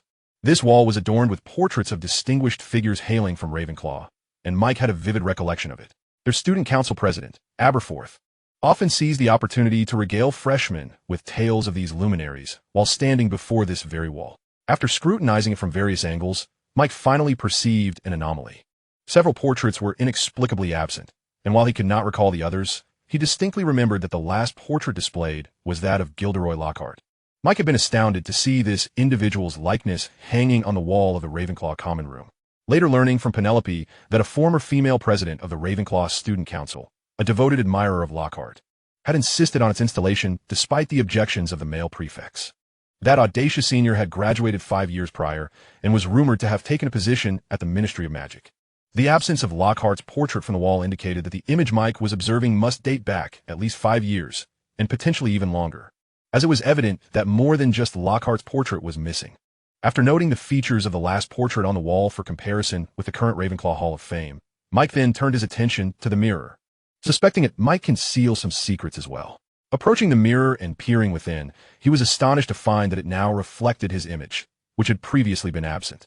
A blond youth stood within the mirror, clad in a plain wizarding robe, his expression filled with terror, a pitch-black raven perched upon his shoulder, locking eyes with Mike.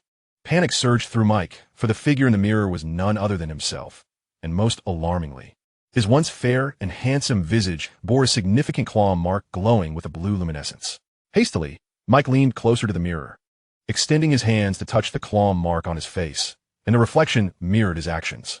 Caw, caw, caw. The raven on his shoulder emitted a harsh cawing, sounding akin to mocking laughter at Mike's dismay. The unnerving sound grated on Mike's nerves, not merely for its unpleasantness, but due to the unmistakable tone of glee it conveyed.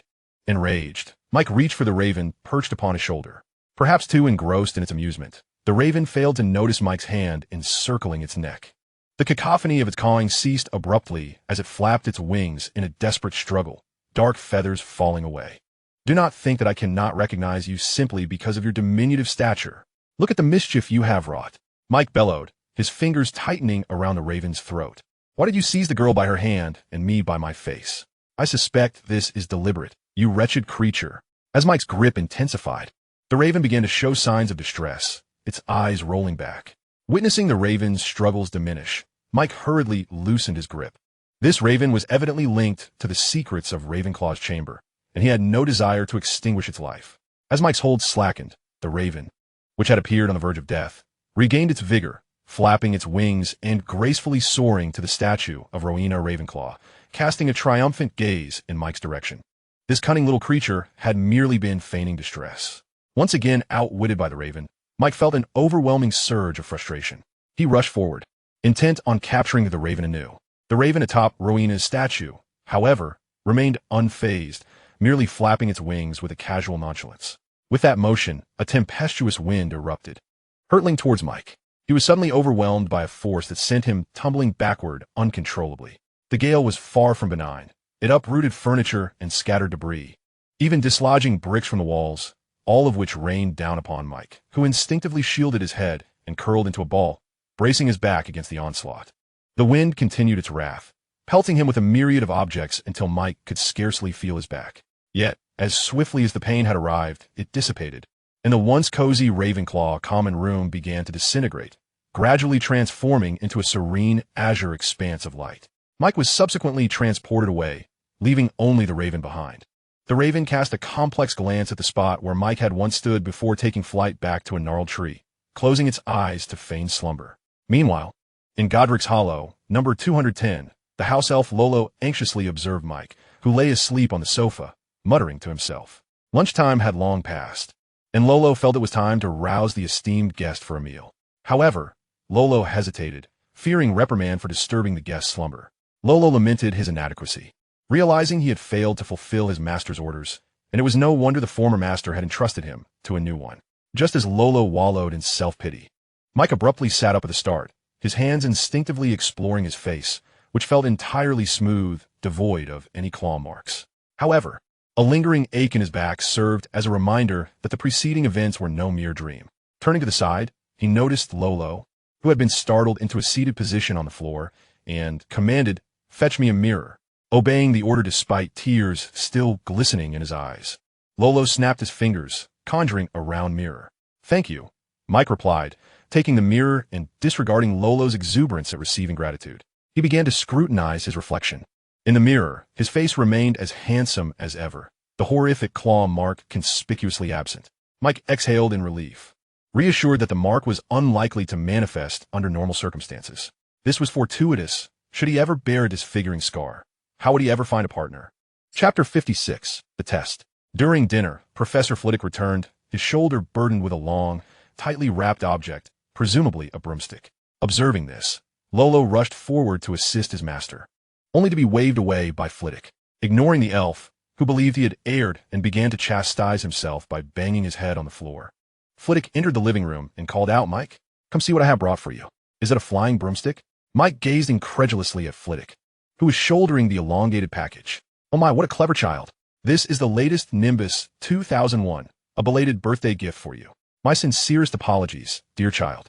I cannot believe I forgot that the day before yesterday was your birthday. It was only today, while bustling about with the new student's arrival at Hogwarts, that it suddenly dawned on me," Professor Flitwick expressed apologetically. "This item, enhanced with the latest anti-magic coating, simply cannot fit into my undetectable extension charm bag. Speaking of which, it is quite heavy. Do come and help me carry it." Upon hearing this, Mike hurriedly stepped forward to lift the broom off Professor Flitwick's shoulder. As soon as he grasped it, he felt the weight of this broom far exceeded that of other flying brooms. Glancing at Professor Flitwick, who was rubbing his shoulder, a pang of sorrow surged through him.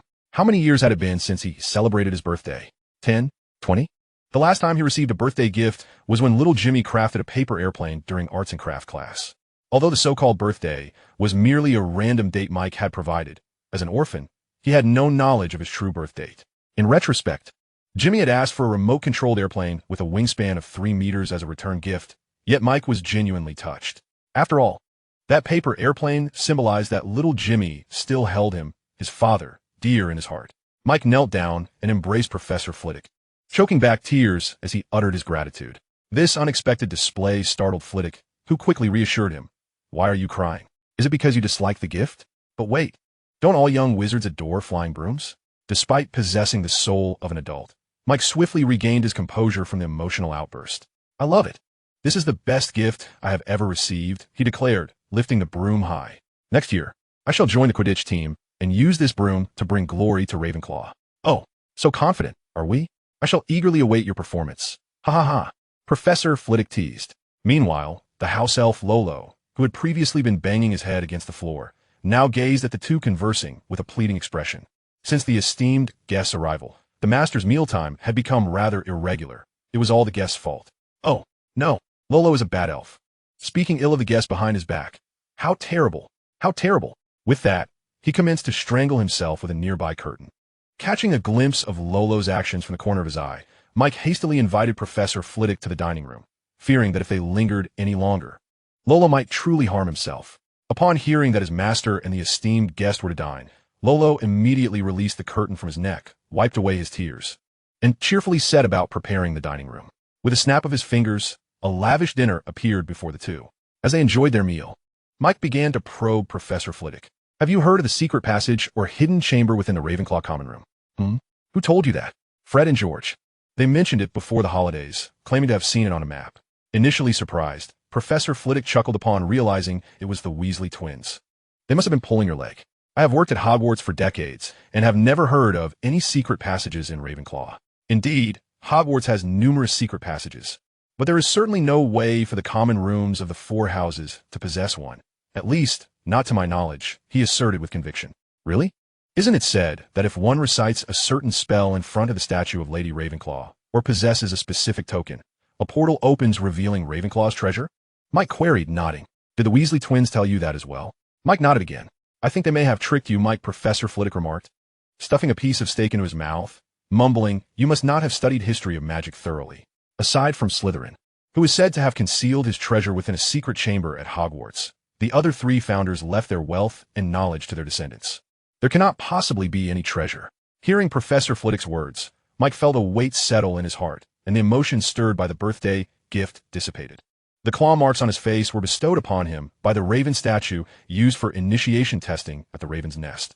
A statue that had remained in their possession for centuries, having tested countless wizards for membership, based on the visions he had seen in his dreams. He was not the only fortunate one.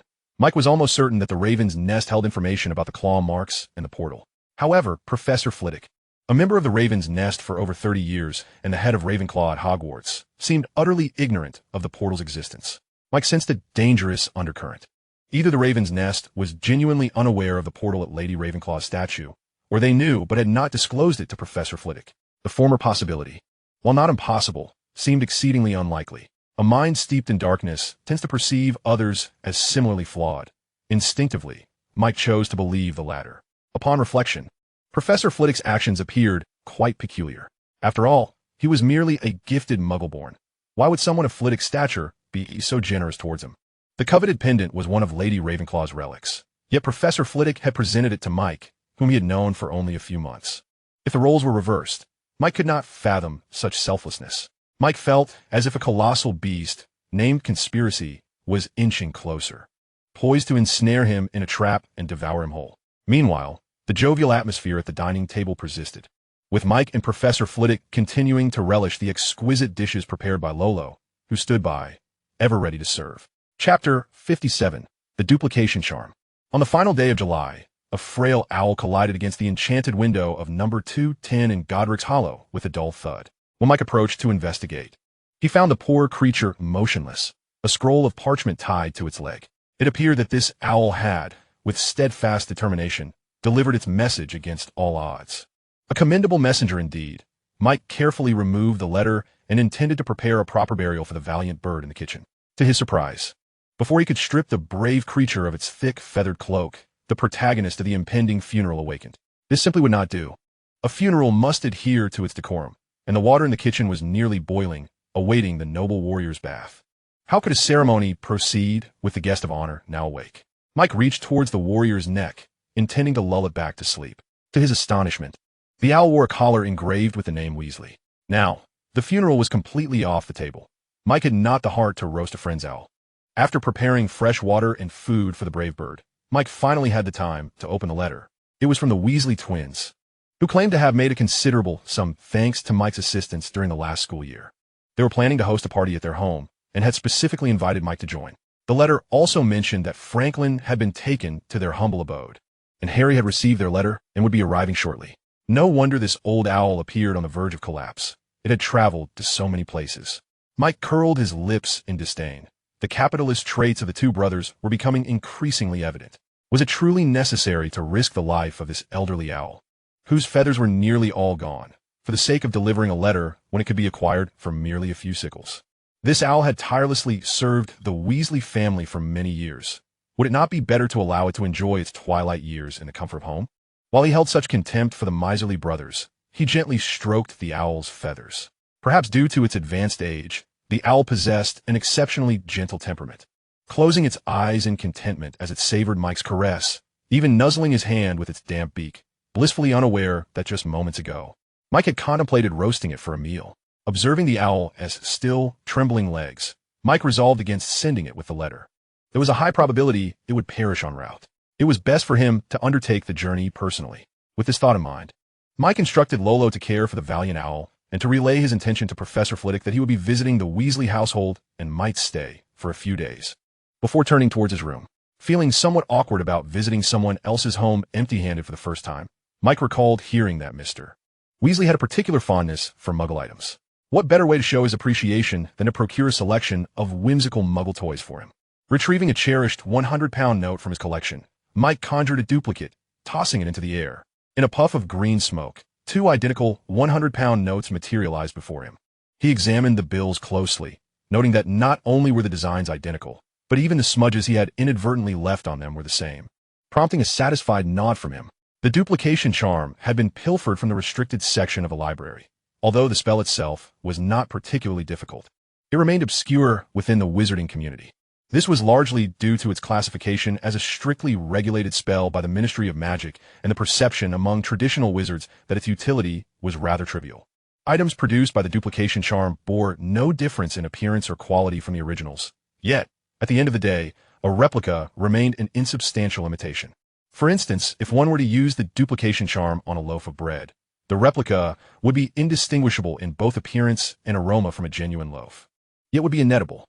As time passed, the magical essence would wane, rendering it nothing more than a void. Consuming it might provide a fleeting sense of fullness, but would offer no nutritional value, ultimately leading to a more pronounced hunger as the illusory sustenance vanished. However, when applied to copying currency or precious metals, the charm bore no such drawbacks. Aside from the risk of sudden disappearance, Muggles possessed no means of discerning the difference between a replica and the original. In truth, wizards were not naive. The duplication charm had been widely exploited to counterfeit galleons for fraudulent purposes. But the advent of magical detection methods and the ministry's stringent regulations eventually curtailed such practices. Thus, the words of the goblin at Gringotts rang true. Muggle currency held no significance for those in the wizarding world. Only law-abiding citizens like the Weasleys, or wizards incapable of performing the duplication charm, found themselves living in frugality. With a thick stack of pounds in hand, Mike eagerly made his way to the common room, where he found Lolo anxiously focused on the owl. After greeting him, Mike dashed into the fireplace. As his magical prowess was still developing, the pounds produced by the duplication charm would only remain for a day, so he needed to spend them swiftly. Dusting himself off, Mike stepped out of the leaky cauldron, greeted by the bustling streets of London. Taking a deep breath of the smoke-laden air, he felt a wave of nostalgia wash over him. It had been a year since he last ventured into the Muggle world, and even the heavily polluted air smelled delightful to him. The serial numbers on the notes were identical, and Mike was reluctant to frequent the extravagant luxury shops. Instead, he sought out establishments where his total expenditure would not exceed 100 pounds. Fortunately, in 1992, the pound remained robust, allowing him to purchase a multitude of items. The latest remote-controlled airplane would surely delight Mr. Weasley. He bought it without hesitation. What? Only 20 pounds for one. I'll take 5. Cookbooks? Mrs. Weasley would undoubtedly appreciate those. 5 pounds each? I'll take 20 from around the world. His shopping spree continued until the afternoon, and although Mike had only duplicated approximately 10,000 pounds, he found himself with several unmarked expansion bags filled to capacity, still having around 3,000 to 4,000 pounds left. He couldn't help but lament how long he had been away from the Muggle world, feeling somewhat out of practice with spending money, which had once been his forte. Reaching a deserted alley, Mike made sufficient space to draw forth his blackthorn wand. With a resounding bang, a bright purple 3-decker bus materialized before him. The words Night Bus elegantly painted in gold on the windows.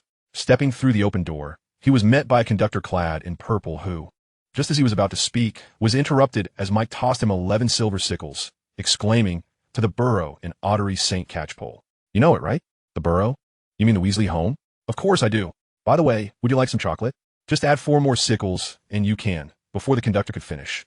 Mike ascended to the second floor of the night bus, leaving the conductor bewildered below. The second level was furnished with a few single beds, adorned with lengths of rope that presumably served as wizarding seatbelts. Quite rudimentary indeed. Mike beckoned the conductor to join him, gathering pillows from the empty beds to support his back, and had him tie him securely to the bed before commanding the driver to set off. With another thunderous roar, the night bus lurched into motion. Mike experienced a powerful thrust against his back as the scenery outside transformed into a blur, the speed of this magical vehicle far surpassing that of Mr. Weasley's modified flying car. As dusk approached, the night bus finally reached its destination, the Burrow. The conductor assisted Mike in disembarking, as the driver's reckless maneuvers had been far too wild. Drifting and sharp turns were merely par for the course. Despite the bus being enchanted with space magic, which eliminated concerns over obstacles, the driver still drove as if possessed. Mike vowed never to ride the night bus again. He much preferred the reliability of the fireplace, as this experience had been utterly dreadful. Suppressing the nausea that churned in his stomach, Mike lifted his gaze to behold a 4-story building, crookedly constructed and scientifically implausible. The burrow, while enchanting in the eyes of muggles, appeared to wizards as a rather dilapidated abode. Wizards, too, were human, and their aesthetic preferences did not differ significantly from those of ordinary muggles. They, too, cherished opulent villas and classically lavish estates. Hence, a true wizarding residence ought to resemble the likes of Professor Flitwick's or Malfoy Manor, outwardly indistinguishable from typical muggle architecture, yet hiding a wealth of wonders within. As Mike scrutinized the burrow, a red-haired little girl peeked curiously from the door, only to hastily retreat upon spotting him. Shortly thereafter, the Weasley brothers and Franklin emerged. "Mike, what brings you here at this hour?" George opened his arms and embraced Mike, inquiring, "What about Errol? Why hasn't it returned?" After exchanging hugs with everyone who had come to greet him, Mike explained, "Are you referring to that old owl, nearly devoid of feathers? I left it at Professor Flitwick's for some much-needed rest. You lot are quite stingy, resorting to such an aged owl for delivering messages. Are you not concerned it might perish on the way?" Before Mike could finish his sentence, George swiftly covered his mouth with his hand. Casting a nervous glance towards the shabby dwelling, he sighed in relief upon seeing that no one had noticed, raising his index finger to his lips in a gesture for silence. Recognizing George's demeanor, Mike understood that the Weasley brothers had likely not been forthright with their parents regarding their joint earnings, or at the very least, had concealed the amount they had accrued. Naturally, Mike comprehended their rationale. Knowing Mrs. Weasley's temperament, she would undoubtedly confiscate the nearly 6,000 galleons they had earned in just a year. Thus, he nodded at George, who then released his hand from Mike's mouth. George intended to say something further, but upon seeing Mike gesture an okay sign, he reluctantly followed him into the shabby abode. As soon as they stepped inside, they were enveloped by the enticing aroma of sausages roasting. Mrs. Weasley was at the stove, wielding her wand with finesse, as pots, pans, and various kitchen utensils danced through the air. Sausages were roasted to a perfect golden brown before gracefully floating into pre-prepared serving dishes. Once the last sausage was completed, Mrs. Weasley noticed Mike. Wiping her hands on her apron with a smile, she exclaimed, "You must be Mike. Come, take a seat. George and Fred have told me all about your endeavors. Earning 200 galleons in a single term is quite remarkable. When shall we invite that child, named Dolphin, over for a visit? I am aware of the troubles surrounding the Caro family. It's rather unfortunate." Mike could hardly suppress his astonishment. The 6,000 galleons were reduced to a mere 200 in Mrs. Weasley's account. The Weasley brothers were evidently just as parsimonious with their mother. Though internally deriding their frugality, Mike maintained a cheerful facade, replying, "You flatter me. It is solely thanks to George and Fred that we were able to earn such a sum. By the way, I also brought gifts for everyone, nearly forgot." As he spoke, Mike began to retrieve one gift after another from his undetectable extension charm bag. Mrs. Weasley initially intended to engage in polite conversation, but as Mike produced more and more extraordinary items, her attention was captivated by the gifts. Not only she, but everyone in the room unconsciously gathered around, including a red-haired little girl who had been secretly observing them from upstairs. "Here, this is for you, a cookbook featuring recipes from around the world. I thought you would enjoy it." Mike presented it to her.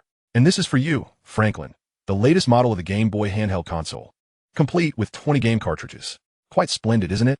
This is for you, Ginny, a pure silver hairpin. Don't be shy. Come and take it.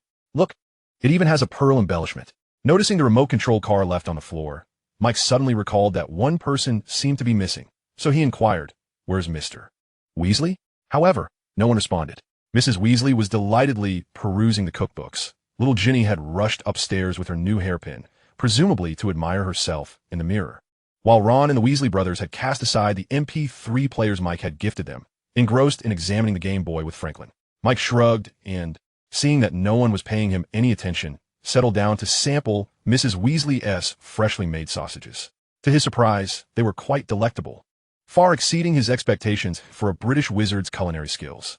Just as he was enjoying his meal, the magical clock on the wall erupted with a resounding melody, and a hand, marked with Mr. Weasley's photo, pointed to the position denoting home. Moments later, a slightly portly, red-haired middle-aged man pushed the door open. "Wow, why is it so lively here today?" Mr. Weasley placed his hat on the shoe rack by the door and, astonished at the sight before him, asked, "Where did all these things come from?" Chapter 59. Confronting the goblins, the Weasley family was thoroughly pleased with the gifts Mike had brought, as evidenced by their reactions during dinner. Mr. Weasley clutched the remote-controlled car tightly, utterly baffled as to how something devoid of magical traces could move according to his commands. Little Ginny had completely lost interest in her meal, already wearing the silver hairpin atop her head, occasionally reaching up to touch it. The three Weasley brothers and Franklin were each engrossed with their Game Boy consoles, thoroughly enjoying themselves, which they had persistently requested from Mike. From their conversations, it was clear they were playing a game called Pokemon, one that Mike's son Jimmy had also been fond of in his previous life. Fortunately, Mrs. Weasley did not become so engrossed in the cookbooks that she lost track of her guests. She engaged in light conversation with Mike at the table, continuously offering him more food.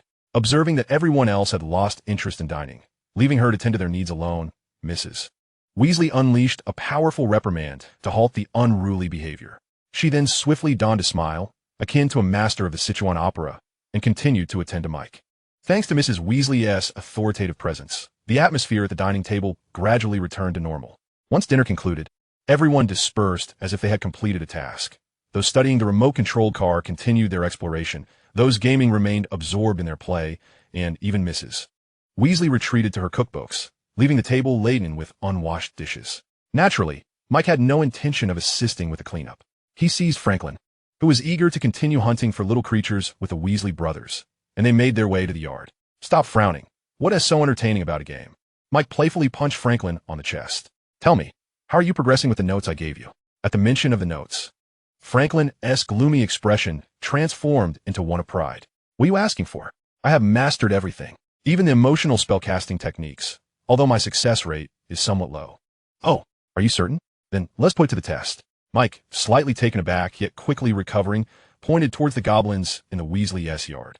Goblins are a common magical creature in Britain, standing about 30 centimeters tall, with disproportionately large heads and feet. They typically dwell underground, and due to their diet of plant roots, they often wreak havoc in gardens and fields, leading them to be classified as pests. Mrs. Weasley had evidently neglected her garden, and at that moment, several goblins were frolicking amidst the overgrown weeds. Franklin, being clever, understood Mike's intention. He shot Mike a look that conveyed, "Watch this," before drawing his wand and casting a spell. A red beam shot forth, striking the rightmost goblin. The creature exploded like a watermelon struck by a hammer, showering the area in a mist of blood. The other goblins, startled by the sudden demise of their playmate, let out piercing shrieks and scattered in all directions. However, Franklin's expression was far from pleasant. He had just aimed at another goblin. Mike, being an adept marksman, naturally discerned the situation, shaking his head and letting out a sigh. Visibly disappointed, observing this, Franklin's countenance darkened further as he hurriedly aimed once more, hoping to salvage some of his dignity.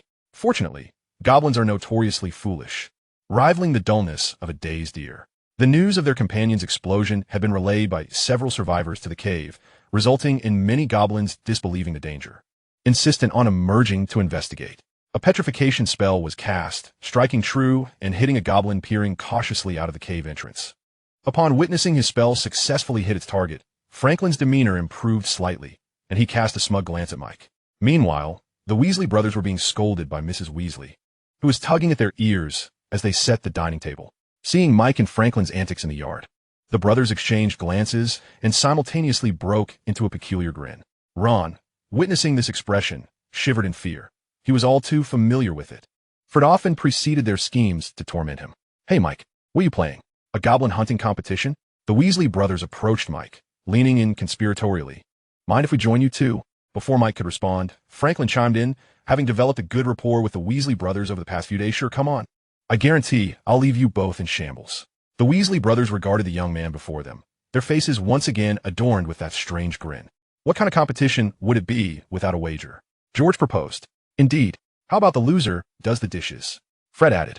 Mike, recognizing their intentions from their grins, chose not to expose them, instead responding cheerfully, "I think that sounds feasible. I'll officiate the match, 5 minutes on the clock, and the loser will assist Mrs.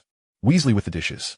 What do you say?" He then waved his wand lightly, causing a glowing scoreboard composed of magical energy to materialize above their heads. The trio nodded in agreement. "Begin."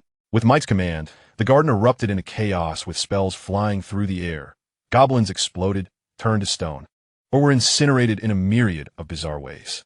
Yet, the goblins beneath the Weasley garden seemed inexhaustible. For every wave defeated, new ones emerged, curious eyes blinking up from the earth. The Weasley brothers, having been clearing goblins since the age of 6, were undeniably experienced, while Franklin stood no chance against them. The brothers coordinated seamlessly, one employing obstacles and transformation spells to ensnare several goblins together, while the other swiftly dispatched them with a fire spell. Their alternating tactics resulted in an impressively efficient slaughter, the scoreboard reflecting their scores soaring like rockets, leaving Franklin far behind. "What are you all doing?" Just as they were engrossed in their contest, a familiar voice of fury echoed from behind them.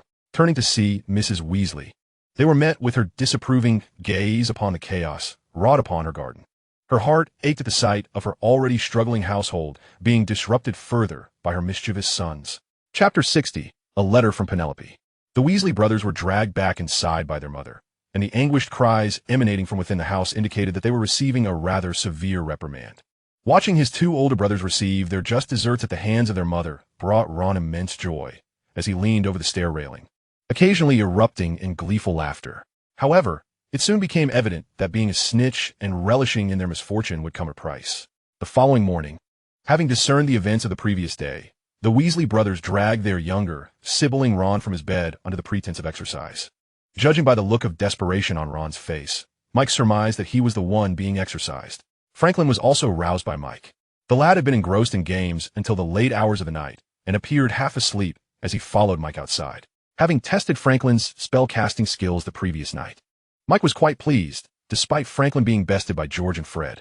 After all, while those two brothers were a handful, they were undeniably talented. Mike could tell that Franklin had earnestly studied the notes he had given him, and he had even made considerable progress. However, it was still insufficient to aid Mike. "Wake up a bit. Next, I'm going to teach you a spell." Mike pat Franklin's head. "We don't have much time. If you can master it before school starts, I'll take you somewhere special." Franklin, jolted awake by Mike's pats, inquired curiously, "Where?" "You'll find out once you learn it," Mike replied with a roll of his eyes. "What I'm going to teach you is the disillusionment charm. Have you heard of it?" "ISNT, the disillusionment charm, a control spell?" Franklin exclaimed in surprise, then quickly glanced around to ensure no one was nearby before whispering, "Where did you get it?" "That's not for you to worry about. Just tell me if you want to learn it," Mike said with a smile. Franklin eagerly nodded. After all, this was a control spell, and if he missed this opportunity, he might never learn it again. "All right, when casting the disillusionment charm, you need to conceal your presence as much as possible. It sounds tricky, but it's quite simple. Just slow your breathing and heartbeat. Meanwhile, trace a shape in the air with your wand. Do you understand?" "Got it. Sounds easy enough."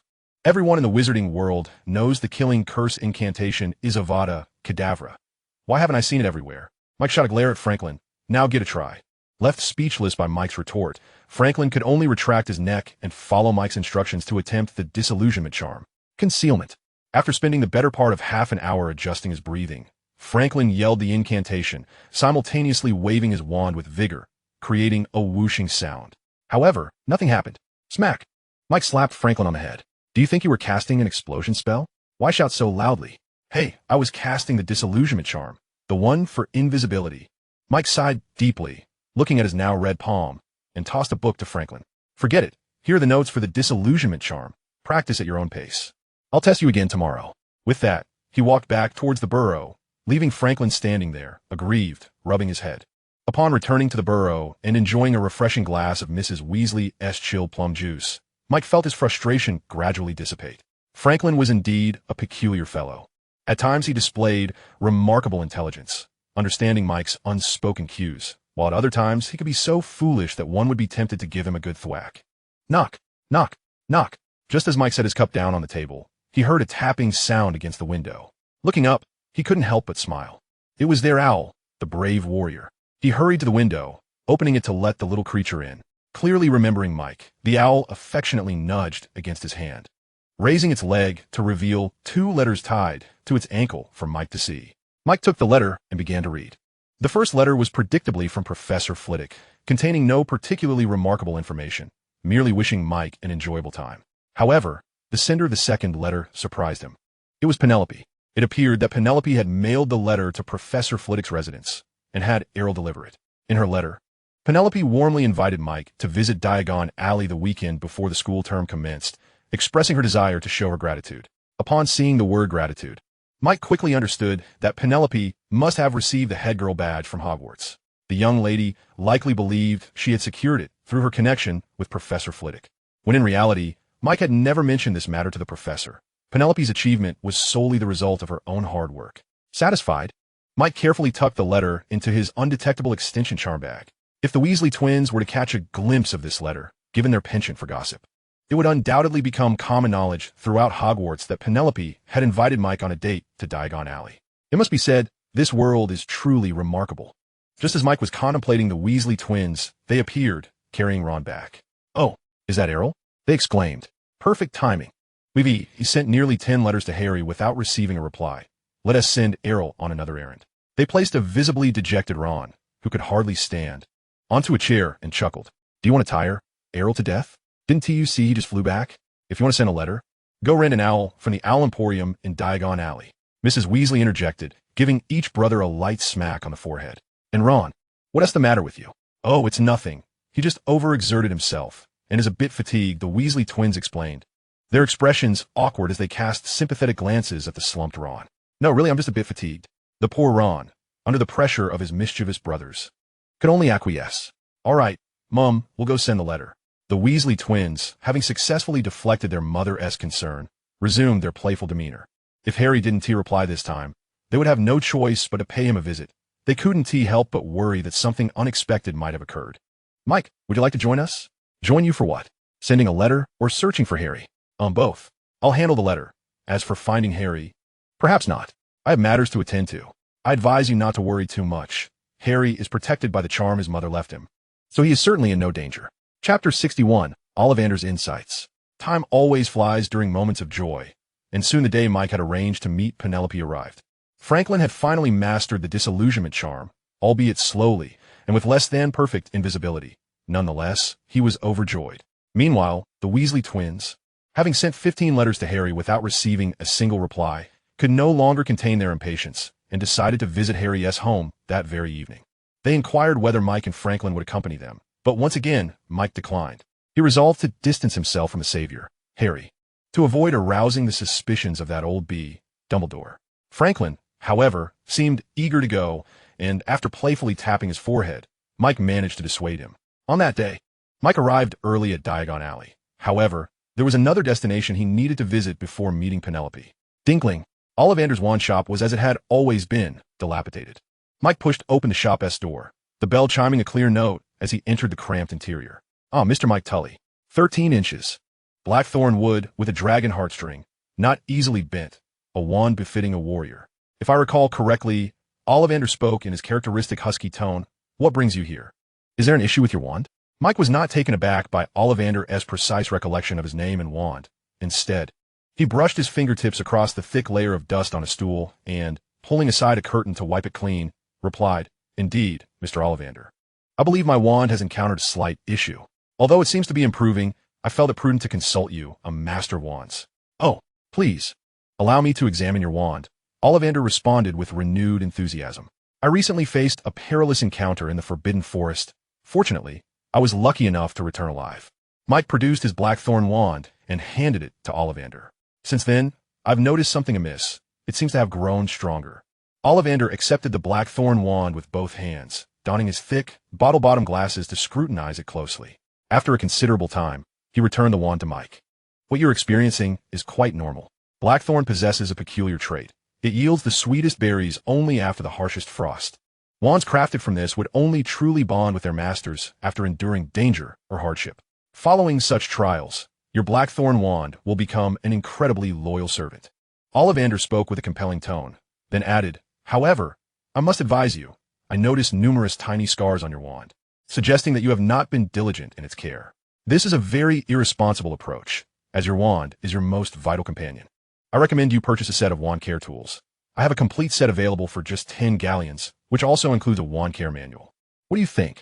As Ollivander bid him farewell, with a promise of welcome back next time, Mike exited the small shop, clutching a set of wand care tools, gazing absently at the bustling crowd on the street.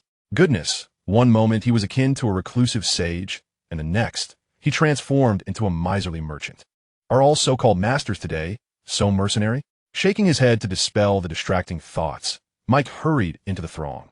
Time was of the essence, and Penelope was waiting for him. After much effort, he arrived at the agreed-upon location, Florian Fortescue's ice cream parlor, with a sheen of perspiration on his forehead. With the Hogwarts term fast approaching, many students and their parents flocked to Diagon Alley to procure supplies for the new semester. Indeed, these days were the most bustling for the alley. Penelope sat at a window-side table, smiling as she watched Mike squeeze through the crowd. Before her rested a glass of ice water, indicating she had been waiting for quite some time. "Apologies, Penelope. I didn't mean to be late. But a black cat crossed my path on the way," Mike explained, wiping the sweat from his forehead. "It's quite all right. I just arrived as well," Penelope replied, resting her chin on one hand, her large eyes sparkling with mirth as she regarded Mike, not revealing his flimsy excuse. Today, Penelope was dressed vibrantly, a stark contrast to her usual neat and polished appearance at Hogwarts. Her golden curls cascaded casually over her shoulders, and the hem of her white printed t-shirt was tucked into denim shorts, adorned with a whimsical image of Doryman, whose oversized head appeared comically inflated. Her long legs swayed gently, glistening under the sunlight. Mike found himself momentarily entranced, swallowing hard as he took in the sight. As Mike gazed at Penelope's teasing smile, he couldn't help but feel a flush creep across his cheeks. Nearly 2 years had passed since he arrived in this world, and during that time, he had not approached the fairer sex at all. If he were merely a child, it would not matter, but he had been an adult man in his previous life. Thus, seeing Penelope dressed as she was now left him somewhat flustered. To alleviate his embarrassment, Mike cleared his throat and called over a server. "Could I please have 2 of the signature flu ice cream cones?" The summer in England was not particularly sweltering. Temperatures reaching 30 degrees Celsius were considered high. Yet the human inclination towards sweet treats remained undeniable, resulting in a bustling crowd within the shop. The server merely nodded at Mike's request before hastily returning to the counter to attend to other customers. "It's quite warm today, isn't it, Penelope?" Mike exhaled, finally settling into the chair before her. "Oh no, I should address you as Prefect Penelope, right?" At this, Penelope erupted into a peal of laughter, her mirth causing her chest to jiggle, which made Mike swallow hard. "I owe you a debt of gratitude. If it weren't for you, I wouldn't have attained the position of prefect at all. You know, Paula has long coveted that role. She comes from a pure blood family, while I, a muggle-born wizard, could never hope to compete with her. I know Paula. I hear she hails from an obscure pure blood lineage, not even among the 28 renowned families. She may not match your grace or charm, and her appearance pales in comparison to yours, Penelope," Mike replied with a smile. It was evident that all women, regardless of age, relished compliments. Penelope, upon hearing Mike's praise, covered her mouth and giggled for quite some time. Only when the server brought forth their 2 ice cream cones did she manage to compose herself. "I must thank you as well. This is a gift I carefully selected for you. Please, open it and take a look," Penelope said, retrieving a small gift box from her bag. Coming from a muggle family that was not particularly affluent, she could not afford a bag enhanced by the undetectable extension charm. Chapter 62, A Date with Penelope. Mike accepted the gift box, seizing the opportunity to casually brush against Penelope's delicate hand, earning himself a pair of exaggerated eye rolls. He grinned widely as he opened the gift box, but his smile faltered upon seeing its contents. Penelope had gifted him a set of wand maintenance tools, albeit of a lesser quality than the premium set he had just purchased from Ollivander's. This set was merely of intermediate quality, likely costing around 5 galleons. Understanding Penelope's financial situation, Mike felt a swell of gratitude. The 100 galleons per year that Gringotts allowed Muggle-born students to exchange when used by her. And this maintenance set was likely something she had saved for a long time to afford. Regaining his composure, he returned to his radiant smile and remarked, "This gift is remarkably timely. Professor Flitwick just informed me that my wand was damaged during last year's Forbidden Forest battle and requires proper care. I cannot thank you enough." Penelope, delicately savoring her ice cream cone, flashed a toothy grin in response. "I'm glad you like it." The flu ice cream cones from the Florian Fortescues were worlds apart from those in the Muggle realm. The cream and milk were sourced from a magical creature known as the English horned cow, whose milk was not only delicious, but also rich in magical properties, purportedly beneficial for young wizards' magical growth. Consequently, these magical creatures were extensively farmed, with the Malfoy family boasting the largest breeding operation. Moreover, the cones were enchanted with a marvelous spell that caused snowflakes to appear all around the consumer, creating a captivating spectacle. Though Penelope consumed her cone with utmost decorum, she devoured it with surprising speed, finishing off a cone the size of an adult's palm in no time. Observing her insatiable expression, Mike couldn't help but chuckle and offered her his own cone. Penelope's cheeks flushed slightly, seemingly concerned that Mike might mock her for her gluttony, and she hesitated to accept. Ultimately, Mike insisted, pressing the cone into her hands. Looking at the ravenous young woman before him, Mike smiled gently and inquired, "Penelope, you're in your 5th year now. In just 2 years, you'll graduate. Have you thought about where you might work afterward?" At this, Penelope's smile faltered, and she lost her appetite for the moment, replying with a hint of disillusionment. It's not that simple. We, being Muggle-born wizards, are well aware of how the Wizarding Society views us. You are exceptionally talented and held in high regard by Professor Flitwick. He even invited you to stay at his home during the summer when you had nowhere else to go. Your future employment prospects are undoubtedly bright. Unlike you, my magical talent is merely average. Even if I excel in management, the Ministry of Magic is unlikely to hire a Muggle-born witch like me. As for employment, I would be fortunate to land a position at a restaurant, much like that server. Penelope, you are being excessively modest. In my eyes, your abilities are more than sufficient for a role at the Ministry. Their refusal to hire you would be a disservice to themselves. Penelope merely shook her head in response, refusing to acknowledge Mike's compliment. Actually, you do have a chance to work at the Ministry, Mike remarked thoughtfully, adding, of course, I'm not suggesting the foolish notion of marrying a pure-blood wizard. I imagine Percy has been quite persistent in pursuing you, causing you some distress. What do you mean? Penelope stammered, caught off guard by Mike's insight, yet she quickly regained her composure. Mike noted her reaction with satisfaction. It was clear that Penelope possessed both high emotional intelligence and magical talent, contrary to her self-deprecation. Such a valuable individual was someone Mike resolved to cultivate a closer relationship with. Have you heard of the Raven's Nest? It is renowned for being a support network for Ravenclaw students with rigorous admission requirements. Applicants must not only demonstrate exceptional abilities, but also require a recommendation from an existing member who has been part of the network for over a year. Mike explained with a smile. Oh, and the current head of the Department of Magical Law Enforcement, Mr. Barty Crouch, is also a member of the Raven's Nest. In fact, I saw him just last month at my initiation ceremony. Penelope's eyes widened in astonishment, her ice cream cone slipping from her grasp and landing on the table. Unnoticed, as she stammered, Are you saying you have already joined the Raven's Nest? What do you mean by sharing this with me? Precisely. Mike replied with a snap of his fingers. In my view, your potential is more than sufficient for you to join the Raven's Claw. You only lack a recommendation. Once you are part of the Raven's Nest, gaining entry to the Ministry will be as simple as a snap of the fingers. What do you want? Penelope asked, recovering from her initial shock with remarkable speed. You think too highly of me.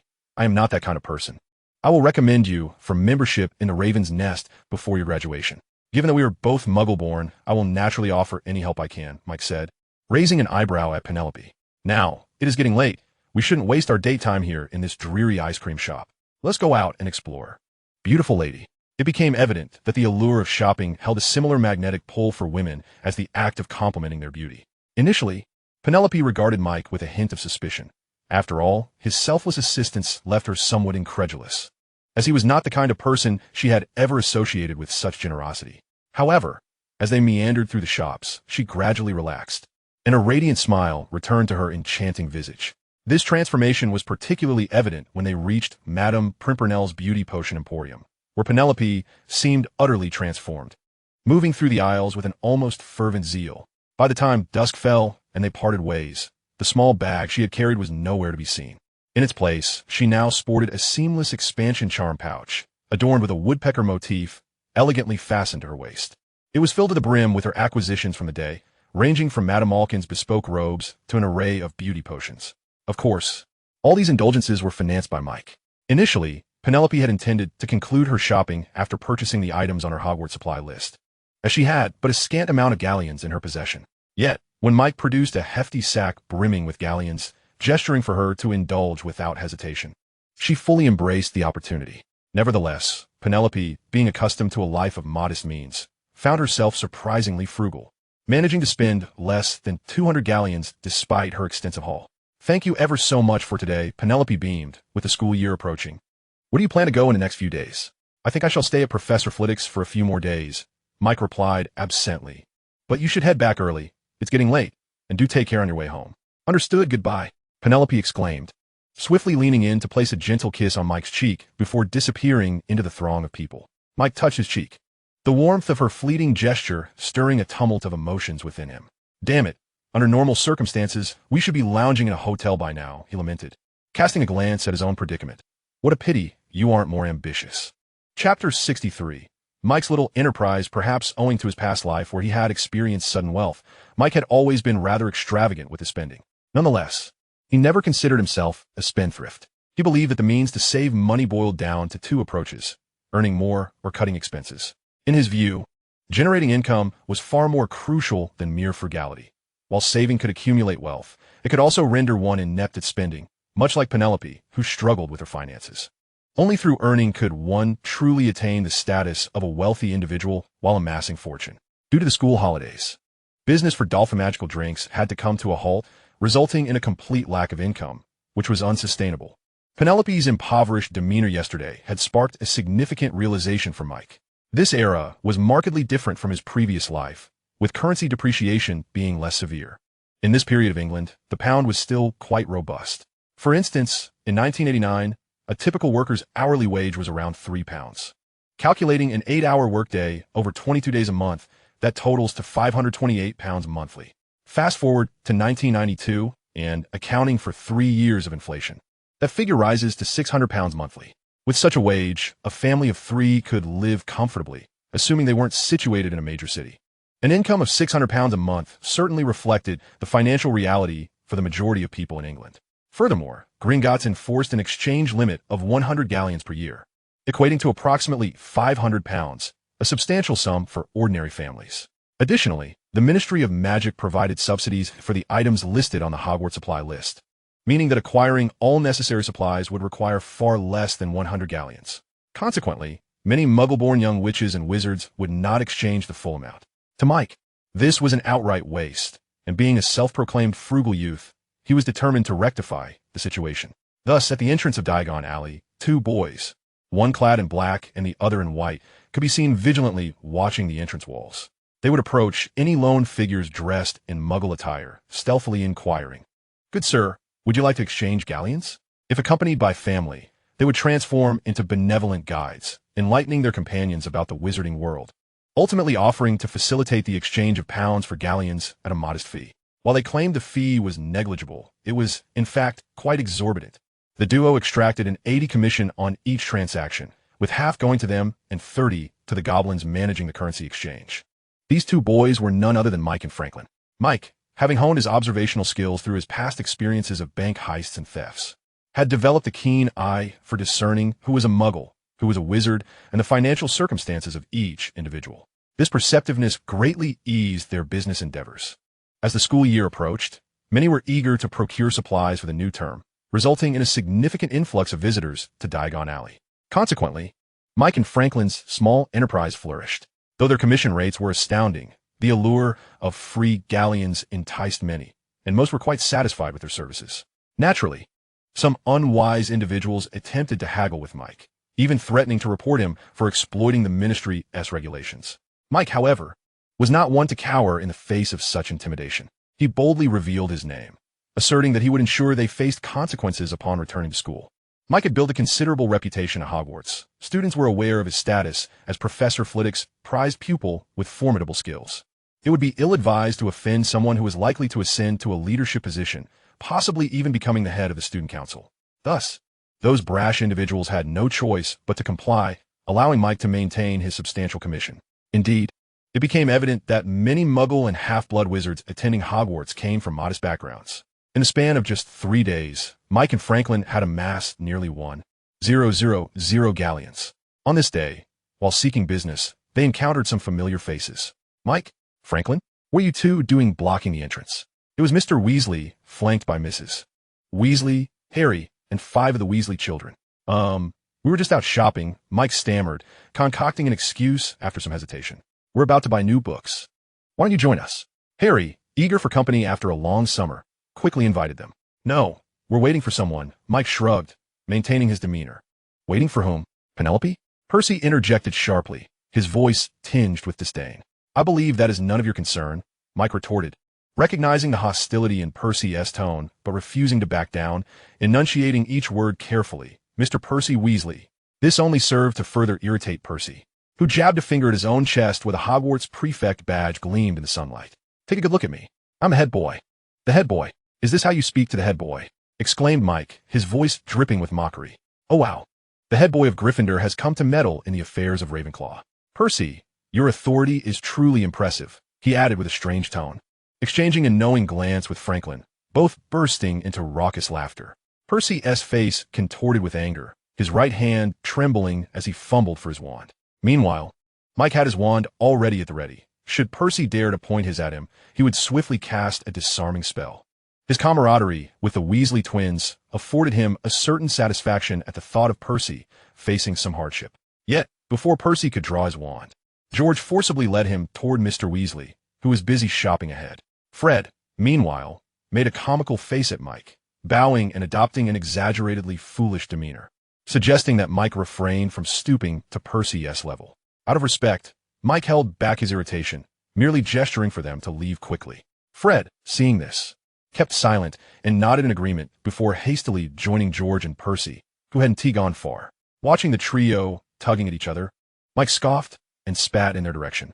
Franklin, perhaps thinking it was cool, imitated him, though his spit flew much further, nearly landing on a passing young lady. Chapter 64, Alfu. On the bustling platform 9, Mike and Franklin struggled through the throngs of people, each burdened by their luggage.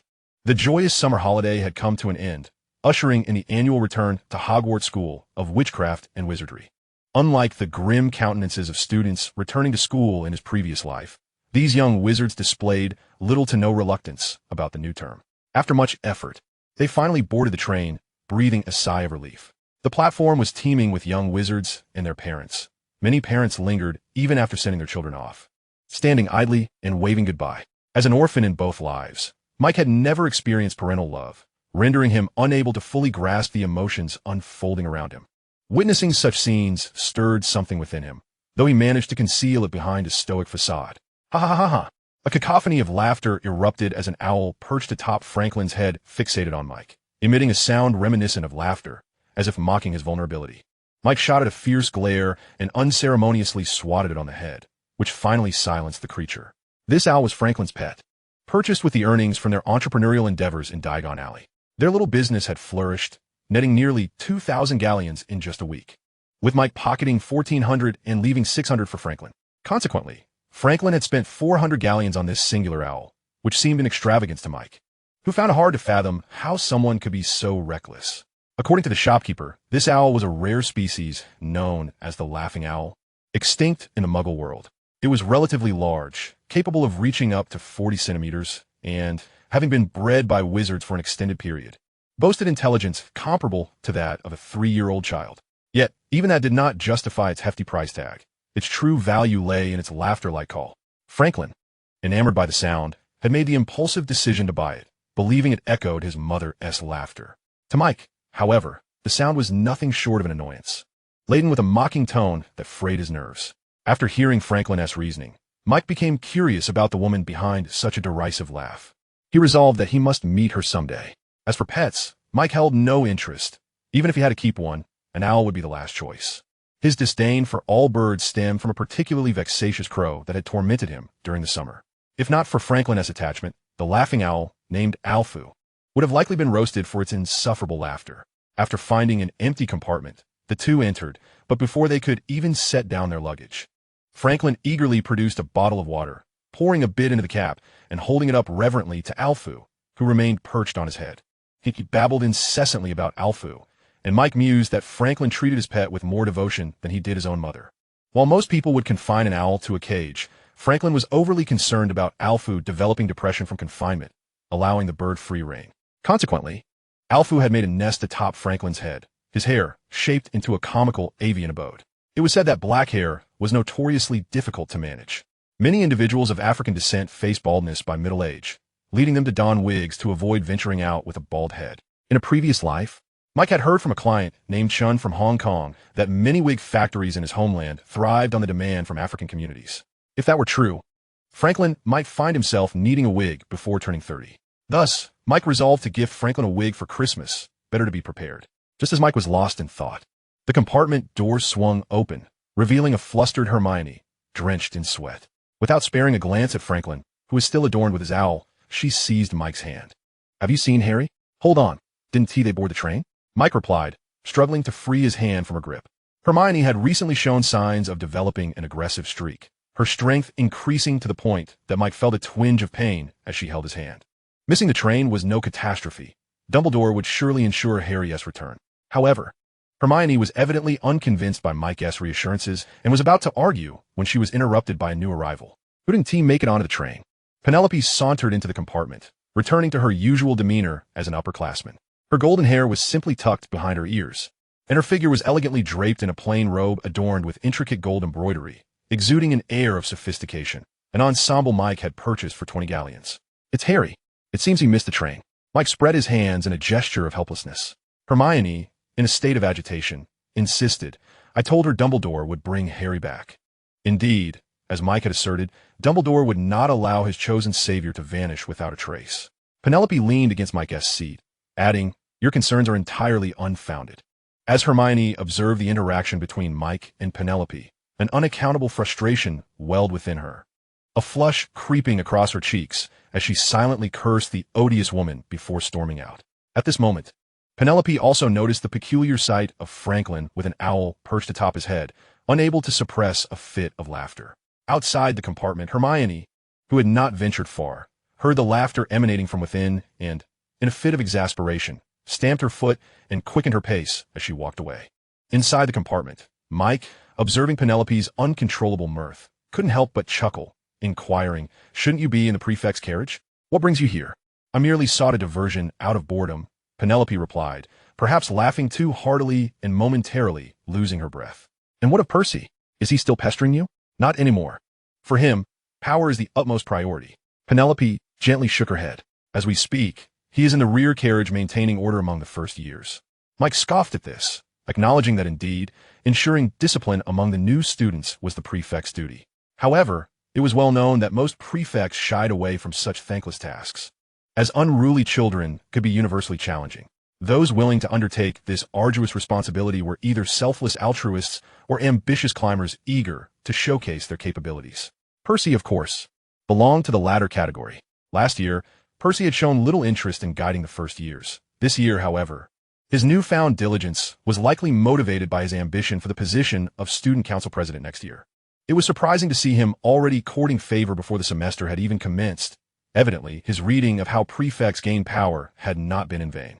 Noticing Mike's silence, Penelope shifted to a lighter topic to continue their conversation. The Hogwarts Express was not particularly swift, and the warm sunlight streaming through the window was pleasantly invigorating. With a lovely companion by his side, Mike felt life was undeniably delightful. Unfortunately, Franklin, seated nearby, remained oblivious to the atmosphere, still preoccupied with the troublesome bird on his head. Clang! With a resounding crash, the compartment door swung open once more. Mike shot a displeased glance toward the entrance, eager to discover which fool dared to disrupt such a splendid moment. Entering with swagger was Draco, brandishing a Nimbus 2001, flanked by his lackeys, Goyle and Crabbe, as he arrogantly stepped into the compartment. Upon noticing Mike's fierce glare, he tempered his bravado somewhat. "Mike, are you on a date? Whether I am or not is of no concern to you. But you, parading around with that Nimbus 2001, what's your intention?" Mike paused, feigning a moment of realization. "Oh, you wouldn't be planning to flaunt that Nimbus 2001 in front of Potter, would you? You truly are a child, ha ha ha." With that, a hearty laughter erupted from Mike and the others. While Penelope managed to stifle her laughter behind her hand, Franklin and his owl were less restrained, collapsing onto the carpet in hysterics, pounding the ground with their fists. Draco's spirits lifted momentarily upon hearing Mike recognize the Nimbus 2001 he held, causing him to stand a little taller. Yet, when he heard the latter part of Mike's remark, despair washed over him. The collective laughter felt like daggers slicing at his pride, especially that owl. This was the first time Draco had witnessed a bird that could laugh. Under normal circumstances, he would have begged his father to acquire such a creature, but now all he desired was to silence it, for its laughter was far too mocking. As Mike observed Draco's fluctuating expressions of anger and humiliation, he found it rather astonishing. Oddly enough, under such humiliation, Draco usually would have erupted in rage or even resorted to physical confrontation. Today, however, he appeared remarkably restrained.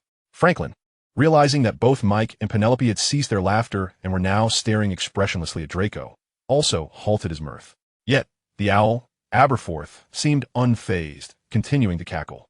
Sensing the shift in atmosphere, Franklin placed one hand on his wand while pinching Aberforth's beak to silence it. Noticing Draco's continued silence and his fierce glare, Mike rose and approached him, locking eyes with an icy stare. Franklin quickly moved to stand a short distance behind Mike, wand at the ready. Penelope, uncertain but determined, hesitated briefly before joining Mike's side, mirroring Franklin's stance. The distance between Mike and Draco was less than 8 inches, And, as Draco looked up at Mike, who towered over him, beads of cold sweat began to form on his brow. Overcome with anxiety, he instinctively took a step back. Mike, observing this retreat, smirked mockingly. "Why don't you just leave?" Draco's face darkened further, his small fists clenched until his knuckles turned white. Goyle and Crabbe, eager to intervene, hesitated as they noticed Franklin pointing his wand in their direction, compelling them to hold back. Taking a deep breath to quell his urge to draw his wand, Draco forced a grim smile. "I heard you joined a Raven's Nest? And what of it?" Mike leaned in closer, causing Draco to flinch and stumble backward, nearly retreating into the corridor. "We could be friends, Mike," Draco implored, unable to maintain his smile. "You witnessed Dumbledore's favoritism towards Gryffindor during last year's end-of-year feast. If we wish to defeat Gryffindor this year, we must unite the strength of Slytherin and Ravenclaw. Let us set aside whether two second-year wizards can truly represent their respective houses." Mike replied, noncommittally. "I only ask, what is in it for me? Don't cite house honor. That holds no significance for me. I'm indifferent whether Gryffindor or Hufflepuff emerges victorious." Draco appeared momentarily stunned by Mike's words, his mind struggling to process the implications.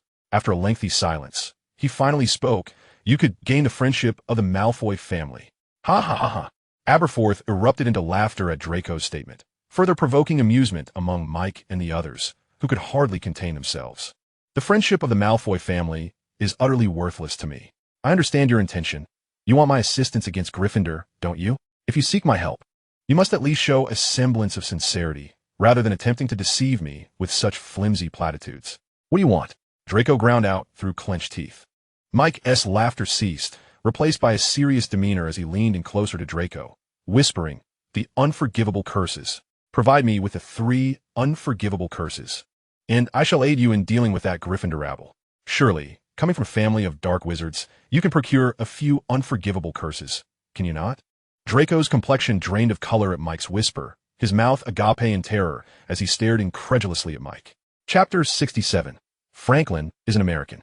As dusk descended upon the horizon, the Hogwarts Express finally arrived at its destination. Guided by Penelope, Mike and Franklin disembarked from the train, embarking on an alternative route to Hogwarts Castle this year. Traditionally, only first-year students are required to traverse the waters in small boats to reach the castle, a gesture paying homage to the 4 esteemed founders of Hogwarts, who originally arrived at this very cliff by rowing boats. Draco ultimately declined Mike's request. Upon hearing Mike's whispered intentions, he was left utterly bewildered. He had speculated about Mike's desires. Perhaps it was a desire for galleons, a powerful magical artifact, or even a controlling curse, but he never anticipated that Mike would aspire to master the 3 unforgivable curses. The Killing Curse, the Cruciatus Curse, and the Imperius Curse, though long designated by the Ministry of Magic as unforgivable upon casting, were largely disregarded by most pure blood families prior to Voldemort's rise. During that era, these simple yet brutal incantations circulated widely among pure blood families, to the extent that even young wizards in their teens could learn them at will, leaving the Muggleborns without such opportunities. However, the bloody darkness of Voldemort's reign brought a profound awareness of the dangers posed by these curses, prompting the Ministry to rigorously enforce control over them. Now, any literature detailing the methods to cast the unforgivable curses is deemed a dark magical artifact and destroyed. Consequently, most dark wizarding families, including the Malfoy family, rely on oral tradition to pass down the knowledge of these curses. Draco's attempt to obtain the means to cast them was utterly futile, as his parents would never permit him to delve into such perilous magic at such a young age. Mike, however, remained unfazed. If all went according to plan this year, the conflict between Draco and Harry would escalate considerably, and he had little doubt that Draco would fall into the trap. This year's guide for the first-year students boarding the boats was still Hagrid, whose imposing figure was unmistakable among the crowd. Beside him stood a red-haired boy, Percy, assisting in ensuring that the newcomers boarded the boats without fuss. Hagrid was immensely grateful for Percy's help. In previous years, he felt his beard would turn gray with worry as he struggled to manage the unruly children. This year, however, with Percy volunteering to help maintain order, it was a welcome relief. Hagrid excitedly patted Percy on the shoulder, demonstrating his appreciation, which caused Percy's face to contort in response to the force of Hagrid's hand. Gasping, Mike quickened his pace to catch up with Franklin and Penelope ahead. The trio followed the throng to a clearing where the night sky was particularly splendid, the bright moon illuminating everything around them. In the expansive clearing, a multitude of carriages awaited, their reins mysteriously suspended in midair, seemingly tethered to some invisible creature. To other young wizards, this would appear as a curious sight. However, in Mike's keen vision, he discerned that at the front of each carriage stood two eerie creatures resembling the fabled Pegasi, yet possessing dragon-like heads, their bodies dark and emaciated, akin to skeletal steeds from the underworld, exuding an ominous aura. These were the Thestrals, visible only to those who had witnessed death firsthand. For this reason, many regarded Thestrals as ominous beasts that heralded disaster, though, in reality, they are remarkably loyal mounts, swift in flight and comfortable to ride. What on earth are those? Franklin exclaimed, pointing at the Thestrals in astonishment. Mike turned to Franklin in surprise, realizing he must have encountered true death to recognize them. Thestrals. Only those who have witnessed death can see them. Have you witnessed death? My parents died, Franklin replied, his tone heavy with sorrow. Oh, I am truly sorry, Mike said, sensing the gravity of Franklin's demeanor and opting not to press further. Yet Franklin appeared determined to share his story, as if he had long withheld these memories. I'm American, as you can probably tell from my name. My parents were, oh, damn it, why can't I remember? My head hurts. Franklin suddenly clutched his head. Are you all right? If you can't recall, then don't worry about it. Do you want me to call someone to take you to Madame Pomfrey? Mike asked, supporting Franklin, who looked like he might topple over. No, I think I'll be fine. Anyway, my parents died right in front of me. I can vividly remember the sensation of their blood splattering on my face. Yet I can't recall how they died. It's so strange. After their death, a woman claiming to be my aunt appeared. I swear I had no idea I had an aunt. She brought me to England, and you probably know the rest. I received a letter from Hogwarts. I thought the racial discrimination in America was severe, but I was wrong. It's even worse in Britain, especially in the damned Wizarding World, where blood prejudice still exists. What a bunch of savages. Despite Franklin's insistence that he was fine, and his demeanor suggesting otherwise, Mike and Penelope helped him into the carriage and sought permission from the student council presidents, who were maintaining order among the older students, to depart for Hogwarts immediately. But a carriage must be filled with 4 people before it can depart. The number of carriages is predetermined based on student numbers. If you 3 leave now, it means someone will be left without a seat, the male student council president stated, appearing quite troubled. My friend is unwell.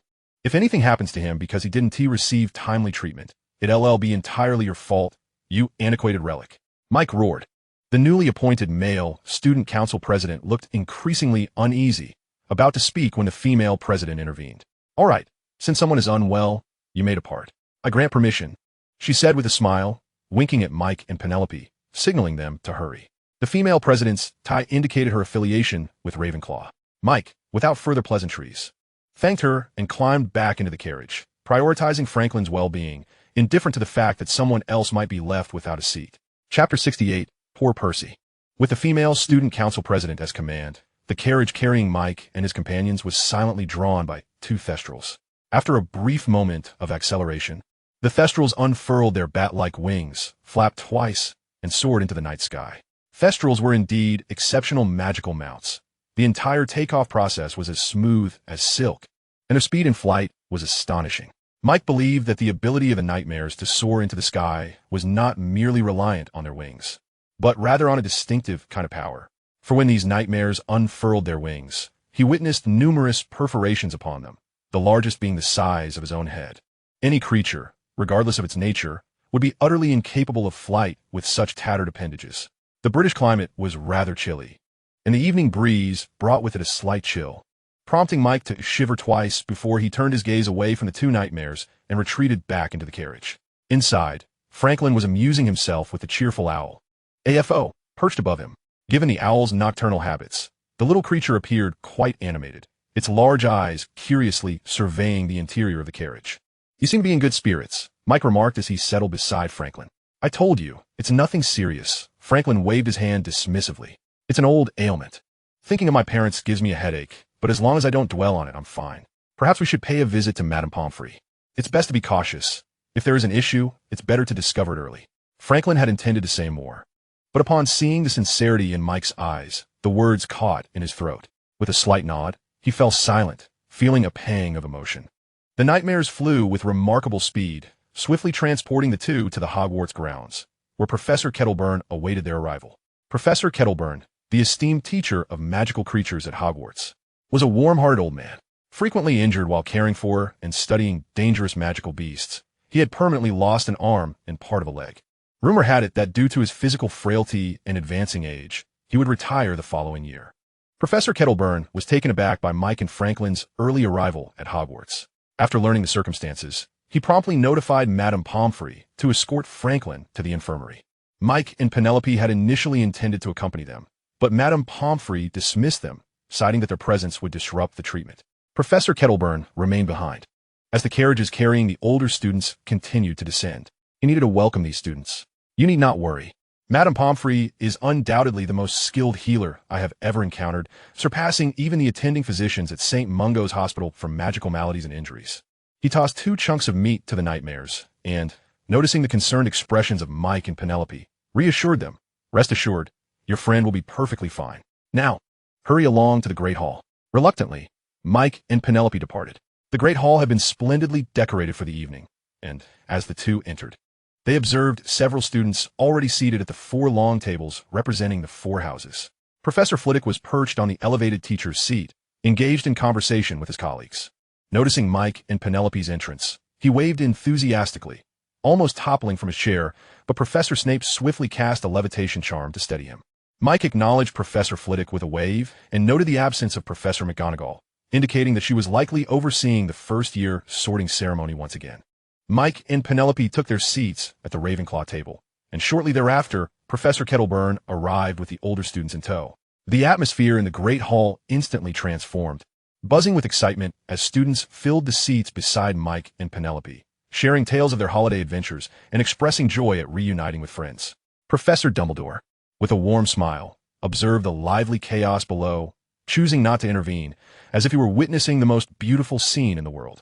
However, Professor McGonagall, standing outside and unable to endure the clamor any longer, burst into the hall, her wand pressed against her throat as she cast a sonorous charm, booming silence. "The first years are about to arrive. Sit down and behave." Before she could finish her admonition, the door swung open once more, and a drenched, red-haired boy entered, Percy. Percy felt utterly unfortunate that evening. Those wretched little brats seemed like demons from hell, leaving him utterly exhausted. If it weren't for the need to maintain his image as the caring older brother, he swore he would make them understand why flowers bloom so red. His shoulder still throbbed painfully. That infamous Hagrid had nearly broken him with a single slap. Yet this was not the worst of it. When Percy finally managed to corral the small wizards and arrived at the spot where the nightmares were parked, he found no nightmares at all. Only a note left by the heads of the student council lay on the ground, reading, "Sorry, there was a little incident. Though I don't know who you are. You might have to squeeze onto a small boat with the first years." Percy refrained from complaining, turning swiftly towards the dock, aware that Hagrid and the others would soon depart. If he missed the boat, he might have to walk to Hogwarts. Fortunately, Percy caught the boat just in time. Unfortunately, due to the fixed seating arrangements, he was forced to share a boat with Hagrid. As could be expected, the poor little boat found itself struggling under Hagrid's hefty weight. And when Percy's added heft was introduced, it capsized without hesitation. Thankfully, the Black Lake housed the giant squid, which Hogwarts had kept to prevent young wizards from drowning. Otherwise, Percy might not have made it back that night. The hall erupted in laughter at Percy's predicament, with the Weasley twins laughing the loudest. Amidst the ridicule, Percy's face turned nearly as red as his hair, having never before endured such humiliation. Professor McGonagall's expression soured. She, a woman of great pride, waved her wand gently, drawing Percy instantly. Seeing Percy still frozen in shock, she barked in a low, commanding voice, "Get back to your seat this instant. Do you not think you've embarrassed yourself enough today?" Hearing her words, Percy felt a wave of relief wash over him and hurried back to the Gryffindor table. Midway there, he might have tripped over someone's foot, nearly falling once more, which provoked another round of laughter from the students in the hall. Chapter 69. The feast. Before Percy could take a seat, George and Fred made space for him between them, gesturing for him to sit. George even offered him a cookie. At that moment, Percy felt exceedingly bashful, wishing he could vanish into a hole. Seeing his brother's support, he thought, "At least my brothers are reliable," and without hesitation, he sat down, accepting the cookie from George and stuffing it into his mouth, having been famished after his ordeal in the Black Lake. Unbeknownst to Percy, his brothers were notorious pranksters. No sooner had he swallowed the seemingly innocuous cookie than orange flames erupted from his body. Realizing he was on fire, Percy panicked, desperately attempting to extinguish the flames. However, those flames resembled the legendary fierce fire, impervious to extinguishment. In a moment of desperation, Percy cast aside any concerns for his dignity. collapsing to the ground and rolling back and forth, hoping to quell the flames. The surrounding young wizards gasped in astonishment. Yet the Weasley twins merely watched Percy in his disheveled state, their laughter echoing through the air. After rolling for some time, Percy realized something unusual. Although the flames appeared terrifying, he felt no scorching heat, and even his garments remained unscathed. On the contrary, he felt a comforting warmth enveloping him, dispelling the chill from the cold lake water that had drenched him earlier, as well as the biting wind that had followed. Struggling to rise from the floor, he was immediately incensed upon witnessing George and Fred on the verge of losing their breath from laughter. He opened his mouth, ready to unleash a tirade. Yet the anticipated expletive was replaced by a plume of flame and black smoke that erupted from Percy's throat. In that moment, the surrounding young wizards realized this was merely another prank from the Weasley brothers, and they erupted into hearty laughter at the sight of Percy. With his fierce expression and fiery breath, Michael observed the scene unfold, unable to suppress a chuckle at Percy's fiery predicament. Among the Weasley siblings, aside from Ron, who was deemed a hopeless case, Percy was considered the least capable. Had it been either George or Fred who fell into the Black Lake, they would have relished the laughter of the Great Hall as a compliment rather than a mockery, even boasting about their encounter with the lake's monster. Such actions were far more admirable than Percy's turtle-like retreat. At least within Gryffindor, many would undoubtedly yearn for a close encounter with the lake's creature. Professor McGonagall, who had returned to the Great Hall after organizing the first-year students outside, was infuriated by the raucous environment within. She bellowed at the upperclassmen, forcing the exuberant students to quiet down.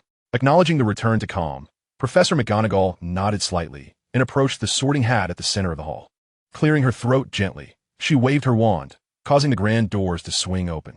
The new students, lined up in neat rows, cautiously entered the hall under the watchful eyes of the upperclassmen and professors. They had heard the earlier laughter and curiously surveyed the assembly, only to find the atmosphere within the hall quite solemn, which made them increasingly anxious. Once all the first years had entered, the Sorting Hat began to sing its meticulously prepared song, crafted over an entire year. As the melody concluded, the hall erupted into the most fervent applause. Michael found himself growing drowsy, unable to comprehend the Wizarding World's musical sensibilities. To him, the Hat's singing was inferior even to the raps of certain artists from his past life. The sorting ceremony was hardly a spectacle. Each young wizard was sorted into their respective houses after having their minds scrutinized by the Hat. Michael suspected the Hat's original purpose was to identify those dark wizards attempting to infiltrate Hogwarts. With each new student assigned, cheers erupted from their respective houses. Michael had experienced the same treatment during his first year. Initially taken aback, he later learned it was merely standard procedure. One girl among the newcomers, with flowing light golden hair, caught Michael's attention. It wasn't her beauty that stood out, but rather her demeanor, which was strikingly different from the other first years. A pair of large carrot-shaped earrings peeked through her golden locks as she walked, and around her neck hung a necklace crafted from butterbeer caps. Most captivating were her silver-gray eyes, while others either appeared anxious or curiously surveyed their surroundings. Hers reflected an unsettling calmness, as though the events unfolding were of no concern to her. "Are you smitten?" Penelope nudged Michael's arm, having noticed his gaze. "Is jealousy creeping in?" He replied nonchalantly. "That's Luna Lovegood. Her family lives next to the Weasleys. I had a brief encounter with her during the summer. Oh, by the way, her father is the editor of the Quibbler." Penelope regarded him skeptically, but refrained from pressing further. The sorting ceremony concluded swiftly, and before the feast commenced, Dumbledore formally introduced this year's new defense against the dark arts professor, Gilderoy Lockhart. Dressed in a flamboyant pink suit, his hair slicked to perfection, Lockhart exuded an air of flamboyance. Upon hearing Dumbledore's introduction, he rose from the staff table, displaying his signature grin and offering a slight bow to the audience. His entrance reignited the atmosphere in the hall, with the witches erupting into fervent applause. A nearby upperclassman fainted in excitement, cradled by a boy who seemed to revel in the attention. Meanwhile, Madame Pants, the librarian, appeared flustered, while Filch cast a disapproving glare at Lockhart. Once the crowd settled, Dumbledore announced the formal commencement of the feast. With that proclamation, the previously empty long tables were suddenly laden with exquisite dishes. Aside from a few infatuated souls still gazing at Lockhart, everyone else dove into their meals. Chapter 70, A Night Visit to Ravenclaw, Part 1. Amidst the students' revelry, the Hogwarts feast finally drew to a close. The heads of each house orderly led their students back to their common rooms. Michael noticed an unfamiliar Slytherin student whispering something to Snape before they both exited the Great Hall. Harry and Ron must have arrived, he mused internally. Paying no heed to the unfolding events, Michael followed the throng back to the Ravenclaw common room, exhausted from a day of festivities. The young wizards yawned as they listened to their prefect explain the rules of Ravenclaw before bidding farewell and retreating to their dormitories. Unlike the others, Michael, having improved his physical fitness through summer running training, found the day's activities hardly taxing. The Ravenclaw common room was empty in the dead of night, illuminated by the bright moonlight streaming through the arched windows. Standing before the wall of fame in the common room, Michael scrutinized the portraits displayed there. Not only was he observing them, but the portraits also regarded him with curiosity, some even inquiring why he was still awake at such an hour. Ignoring their questions, he remained focused on the few portraits at the end. There, the portrait of Lockhart was striking a flamboyant pose towards Mike, while in a painting slightly ahead of Lockhart, a decrepit old man was soundly asleep. Shifting his gaze away from Lockhart's glaring depiction, Mike scrutinized the old man carefully. In his recollection, this old man's portrait had not appeared in that bizarre dream, which meant that by discerning the identity of this elder and the year he was depicted, Mike could ascertain the approximate time frame of the events in the dream. The old man possessed a tousled mane of brown hair and a pair of silvery white eyes. Perhaps it was merely an illusion, but Mike felt an inexplicable familiarity with him. Beneath the portrait, a line of gilded text read, Egbert Ollivander, 1813 to 1912. A renowned wand maker in Europe, discovered various new wand materials such as mahogany and pine, and was awarded the first-class Merlin Medal in 1890. With his portrait hung in the same year, everything became crystal clear. This old man was indeed the father of Ollivander from Diagon Alley, and to his surprise, the elder was far more accomplished than his son, even having received a first-class Merlin Medal. In a preceding portrait was a witch named Asha Van Cott, an astrologer, whose greatest achievement, as stated in the painting, was the discovery of 2 new constellations. Mike found it difficult to comprehend how this could be considered an accomplishment. The portrait was hung in 1870, which indicated that the peculiar events from the dream must have transpired between 1870 and 1890. Having established the timeline, the next step was to investigate the identity of that female student. Fortunately, the time span between these 2 portraits was not extensive, making the inquiry more manageable. Had the interval been as vast as those at the top of the Wall of Fame, where centuries separated the portraits, Mike would have been utterly incapable of delving into matter due to the overwhelming amount of data. Next, Mike directed his attention to the statue of Lady Ravenclaw on the opposite wall. After meticulously examining the statue for some time, he discerned nothing particularly remarkable about it. It was merely an ordinary stone statue, the only distinction being its slightly more refined craftsmanship compared to the monstrous statues throughout Hogwarts. After a moment of internal conflict, Mike resolved to take the risk of attempting to activate that luminous door, as it was likely closely related to Ravenclaw's legacy. Imitating the stance of the girl from his dream, Mike clasped his hands tightly in front of his chest, adopting a posture of reverent prayer, and softly murmured, "You are the gentle breeze from the tranquil lakeside. You are the prophet of truth-seeking. You are the most exquisite being in existence. Your foolish student beseeches you to open the gateway to wisdom." As Mike gradually completed his prayer, he felt a searing pain radiate across his face. Simultaneously, the statue of Lady Ravenclaw began to reveal a light portal that slowly expanded. The soft blue glow emanating from the portal merged with the moonlight outside, casting a breathtaking azure hue throughout the Ravenclaw common room. At that moment, Mike had little inclination to admire the beauty of the Ravenclaw common room. The light portal seemed to possess an enchanting power, drawing him towards it. Beads of sweat, like tiny pearls, slid down his forehead, and with each drop, his gaze began to grow increasingly vacant. The blue claw mark on his face now radiated a dazzling blue light, resonating harmoniously with the glow of the portal. Ultimately, Mike found himself irresistibly drawn toward the light. He felt as though he had returned to that cerulean sea, his body weightless and warm. A woman adorned with a crown and a raven perched upon her shoulder beckoned to him from a short distance away. Though he could not discern her features or attire, her pale blue eyes stood out vividly in the blurred surroundings.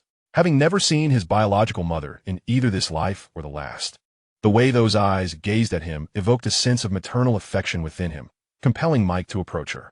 The soft whispers of the woman filled his ears. Though he could not comprehend her words, they instilled within him a profound sense of happiness. "Caw! Caw!" The raven on the woman's shoulder emitted a harsh, jarring cry, jolting Mike back to reality. However, the woman's murmurs suddenly intensified, and as he listened to the ethereal tones, The clarity he had just regained evaporated in an instant. He found himself inexplicably closer to the woman, who now stood with her arms outstretched, as if a mother awaiting her child's embrace. A radiant smile spread across Mike's face, and he instinctively quickened his pace, yearning to fall into her arms. Yet, just as he was about to touch her, an icy chill invaded his body, causing him to shiver uncontrollably. Chapter 71. A Night Visit to Ravenclaw. Part 2. In the wake of this bone-chilling force, Mike's rationality began to return rapidly, and the azure sea of light around him became increasingly unstable. The blue radiance twisted and elongated like the aurora borealis. The woman's form began to distort and fade. Sensing something amiss, she grew increasingly frantic and reached out to grasp Mike. At that moment, the raven on her shoulder emitted a piercing cry once more. As this cry resonated within Mike's ears, the woman's figure seemed to solidify somewhat. The chilling force within him sensed his peril, coalescing from his limbs toward his chest, ultimately forming an ice dragon that surged toward Mike's mind. The dragon wreaked havoc within his consciousness, and Mike felt as though his head might explode from the pain, eliciting a sharp scream. With this cry, the woman's form, which had begun to regain solidity, swiftly dissipated once more. Realizing the futility of her efforts, she relinquished her grasp and fixed her piercing blue eyes upon Mike. Gone was the previous kindness in her gaze. Instead, her eyes now radiated a fierce resentment, as if burdened by endless grievances she wished to convey to him. Mike felt a chill crawl up his spine under her penetrating stare, but fortunately, the woman, along with the raven, quickly transformed into nothingness. With her disappearance, the azure sea of light around him rapidly dispersed, and the illumination in his surroundings dimmed swiftly, ultimately reverting to the familiar appearance of the Ravenclaw common room. Mike gasped for breath, drenched in cold sweat. Looking up, he realized he was now less than a meter away from the statue of Lady Ravenclaw, and the once vibrant light portal had now silently closed. At this point, Mike understood precisely what had just transpired. That portal possessed the power to bewitch the minds of others, and he had nearly been lured within. As for the woman with the crown and the raven on her shoulder, could she possibly be Rowena Ravenclaw? It seemed implausible. In both the history of Hogwarts and the tales recounted by the ghosts, the portrayal of Lady Rowena Ravenclaw is one of formidable strength and benevolent kindness. Mac, however, finds it utterly impossible to associate her with the woman who had just attempted to lure him into the luminous portal. Shaking his head to dispel the distracting thoughts, Mac recognizes that he cannot afford to dwell on such matters. The danger has not yet passed. The blackthorn wand has silently materialized in his hand, and he grips it tightly, vigilantly surveying his surroundings. The chilling force that had yanked him from the illusion undoubtedly emanated from the realm of reality. Perhaps the enigmatic figure who had assisted him is lurking nearby. Regardless of their motives, that individual must possess knowledge regarding the portal, and Mac is determined to confront them for answers. Within the Ravenclaw common room, the moonlight streaming through the arched window has shifted its angle, suggesting that he has been ensnared in the illusion for quite some time, long enough for the moon's position to change. The portraits on the Wall of Fame are all fast asleep, including the ever-ostentatious Lockhart, who now rests with his head on the frame, drooling. Aside from this, every detail in the Ravenclaw common room remains unchanged from before Mac fell into the illusion. Scratching his head in concern, he begins to meticulously scour every corner of the room for anything suspicious. However, after a thorough inspection, he finds no signs of intrigue. Gazing out the window at the brightening dawn, Mac reluctantly retreats to his dormitory. With the dawn approaching, he decides against sleep, opting instead to reflect on the events of the night. Tonight's occurrences are steeped in peculiarity, starting with the luminous portal. Mac had no desire to step into it. He is a cautious individual. The origins of the portal remain ambiguous, and even the prospect of it leading to Ravenclaw's treasure would not entice him to take such a risk. Yet, he had not anticipated that the portal possessed such a beguiling allure. Had it not been for the intervention of the mysterious benefactor, he would surely have found himself ensnared within the portal, oblivious to his fate. The mere thought of having been so easily manipulated by another weighs heavily on Mac's heart. If only he could master the art of mental shielding, his situation would undoubtedly improve. Despite his efforts to practice this technique each night during the summer, he invariably succumbed to slumber, as if his training were merely a form of relaxation rather than a rigorous discipline. After a month of fruitless attempts to uncover the secret of mental shielding, Mac feels despondent, wondering if he lacks the innate talent for it. The next encounter with the portal may well bring forth that seductive power once more, leaving him no choice but to steer clear of it until he has fully mastered the technique. As for the woman in the illusion, Mac cannot shake the feeling that she bears an uncanny resemblance to Lady Rowena Ravenclaw. The diadem upon her brow serves as the most compelling evidence. The diadem of Ravenclaw is a coveted treasure of Hogwarts, albeit believed to be lost. Mac is acutely aware that it currently resides within the Room of Requirement. He had even ventured to seek it out previously, but upon nearing the diadem, he felt an insidious force beckoning him to don it, prompting him to flee the room in terror. In retrospect, the power of Voldemort's lingering essence pales in comparison to that of the woman. Although he did not acquire the diadem, he has a vivid mental image of it, and he is certain that the crown worn by the woman in the illusion is indeed Ravenclaw's legendary diadem. Yet if that woman truly is Lady Rowena Ravenclaw, why does she so desperately wish for him to step into the portal? Why employ such beguiling tactics? The most enigmatic aspect of the night remains the frigid force that pulled him from the illusion. Why would it choose to assist him, yet remain shrouded in secrecy? Rubbing the greedy pendant around his neck, Mac's mind swirls with confusion, feeling as though he has unwittingly stumbled into a grand conspiracy. Before he realizes it, dawn has broken outside. Observing the light filtering through the curtains, Mac springs from his bed, acutely aware that he must proceed with caution. Thanks to his robust mental fortitude, a sleepless night poses little detriment to Mac. If necessary, he could maintain a heightened state of alertness for 3 days and nights, though he would undoubtedly feel weakened afterward. However, given the multitude of events that transpired last night, Mac senses a lingering fatigue. He rushes to the bathroom to splash cold water on his face, which revitalizes him considerably. Rejuvenated, he makes his way to the dining hall, where Franklin waves him over to an empty seat. The breakfast spread is a stark contrast to last night's lavish feast. Merely a loaf of bread, a glass of milk, and a serving of mashed potatoes. Sitting in the seat reserved for him by Franklin, Mac gazes at the meager breakfast with little appetite. Franklin, however, pays no mind as he devours his meal with gusto. Each morning is marked by the arrival of owls bearing messages, and if one does not hasten to finish breakfast, their plate may be sullied by feathers and droppings from the incoming flock. Franklin's prediction proves accurate. Just as he clears his plate, a swarm of owls begins to fill the dining hall, circling overhead until they locate their intended recipients and drop their letters. Naturally, along with the letters come feathers and droppings. Mac's milk and mashed potatoes suffer the consequences, with a feather floating in the milk and an unspeakable substance nestled within the mashed potatoes. Sighing, he realizes those 2 items are now inedible. Fortunately, he had stashed his bread in his lap just before the owls arrived, saving it from a similar fate. The owl brigade arrives swiftly and departs just as quickly, with only a few brazen owls lingering at the tables, stealing morsels from the young witches and wizards. As soon as the owls leave, a cacophony of rage erupts from the Gryffindor table. They stole the car. If they expel you, I won't be surprised. If I catch you, you'll be in for it. I can only imagine how worried your parents must be about the missing car. Startled by the outburst, Mac nearly drops the bread in his hand. Sensing his surprise, Franklin leans closer and whispers, "You haven't heard? Last night, Harry and Ron stole Mr. Weasley's flying car to get to school. We've seen that car before." Mac nods discreetly, urging him to continue. Unfortunately, they didn't have a license. They ended up crashing into the Whomping Willow. Franklin's voice grows louder. "I hear that tree is an extremely rare magical specimen, and the professors are furious. Yet, despite such a grave mistake, they didn't lose a single point. Their only punishment was detention. I'm not saying I wish for Harry and Ron to face harsher consequences, but Professor McGonagall is undeniably biased in favor of her students. A mistake like that should warrant at least 100 points deducted." Franklin's words instantly resonated with his peers, sparking a fervent discussion about the events of the previous night. The students expressed their dissatisfaction with Professor McGonagall's apparent favoritism towards Harry and Ron, their indignation palpable as they contemplated marching to protest before Headmaster Dumbledore. Chapter 72, a new term filled with tension. Ultimately, the Ravenclaw students were not like the Gryffindor Lions.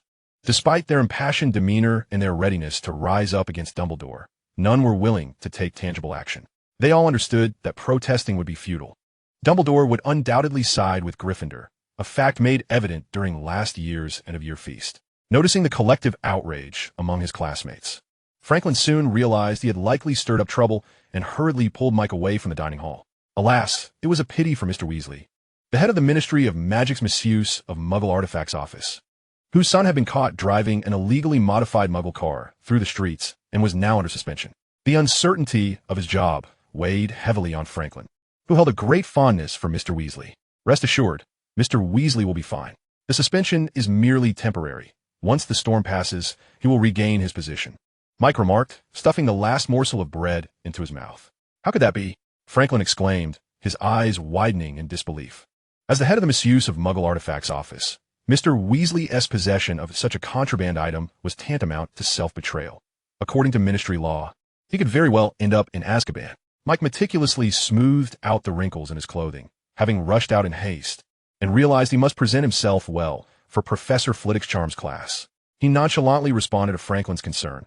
If it were someone like you or me, a Muggle-born, we would surely end up in Azkaban for such an offense. But Mr. Weasley is different. He is pure blood, one of the most prestigious of the Sacred 28. With that, he dismissed Franklin and quickened his pace toward the charms classroom. Franklin stood alone in the corridor, lost in thought for some time after Mike's remarks. The stark reality of blood discrimination within the wizarding world had struck him profoundly. Growing up in America, he had long been aware of such prejudice. Yet, at the tender age of 12, he still grappled with his understanding of it. Mike's comments regarding Mr. Weasley had unveiled the harsh truths of their society, leaving Franklin deeply shaken. By the time he regained his bearings, Mike was already far ahead, prompting Franklin to grit his teeth and pursue the distant figure. The lesson with Professor Flitwick proved to be exceedingly mundane, a sentiment Mike wholeheartedly shared. For a second-year student, the charms curriculum felt rather trivial. While the spells were undoubtedly fascinating, their contribution to Mike's growth was minimal. However, out of respect for his house head, he maintained a facade of enthusiasm, sitting upright with a smile as though he were thoroughly enjoying the class. Whenever Professor Flitwick posed a question, Mike eagerly raised his hand, and the professor, ignoring the eager Slytherin students at the neighboring table, consistently called upon Mike to respond. The second-year charms class posed no challenge for Mike. His answers garnered enthusiastic applause from Professor Flitwick, leading to house points being awarded.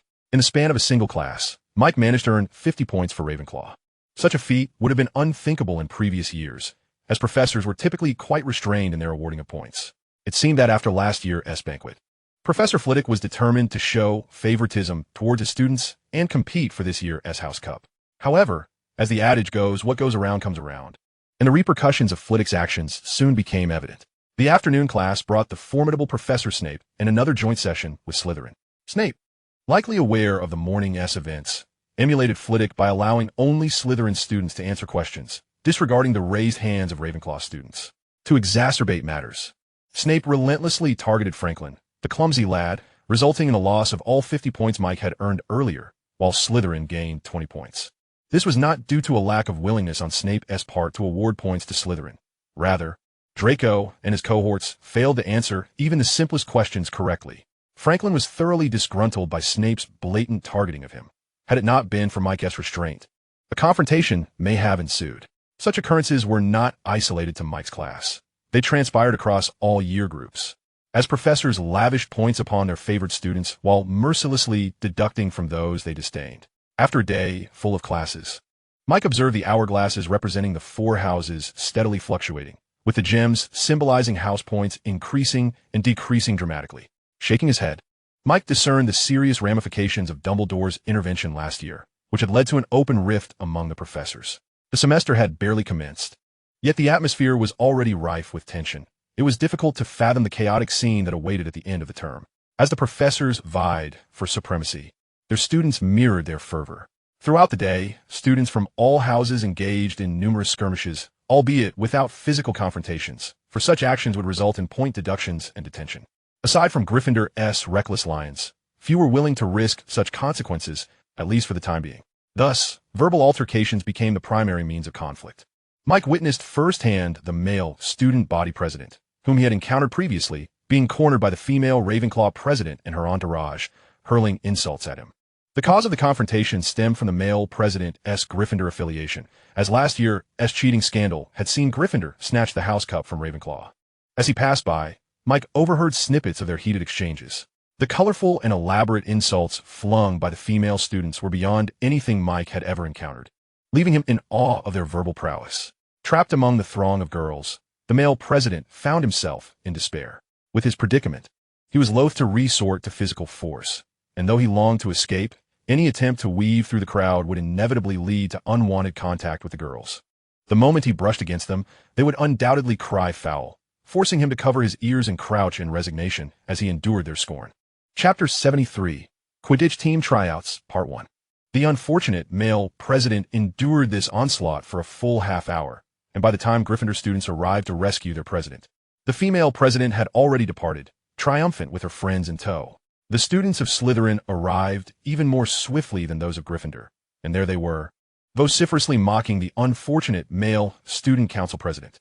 For the Slytherin students, witnessing Gryffindor's misfortune was the epitome of joy. By the time Gryffindor's students stormed onto the scene, they were met with a most disheartening sight. The male president lay slumped in a corner, his eyes vacant as he stared at the ceiling, tears glistening at the corners of his eyes. His attire was in utter disarray, with the collar long since torn asunder. Most egregious were the numerous dark footprints marring his vulnerable areas, the work of some particularly fierce upperclassmen, no doubt. Meanwhile, the Slytherin students surrounded the beleaguered Gryffindor president with smirks plastered on their faces, indulging in raucous laughter, while some audaciously prodded him with their fingers to ascertain whether he had indeed succumbed. The Slytherin students' brazen display of mockery incited the ire of the Gryffindors, and soon the two factions were shoving and mingling, on the verge of a physical altercation. Nearby, Mike and Franklin stood, grinning as they observed the fray, reveling in the chaos. Amidst the Gryffindors' relentless efforts, the pitiful male president was finally liberated. Several towering upperclassmen, leveraging their size advantage, forcibly pushed through the crowd to carry him away. This provoked discontent among the Slytherins, with some hot-headed individuals brandishing their wands. Not only Mike and Franklin were spectators. Students from Hufflepuff and Ravenclaw had also gathered near them, unbeknownst to them, anticipating an ordinary dispute escalating into a magical brawl, excitement coursing through the air. However, a sudden explosion erupted from the opposing crowd, and with a billow of grayish-blue smoke, both Gryffindor and Slytherin students screamed and scattered in all directions. Initially, Mike and his companions assumed someone had unleashed a powerful curse, their excitement palpable. But the foul-smelling smoke soon wafted towards them, permeating the great hall with an unbearable stench. It was dung bombs.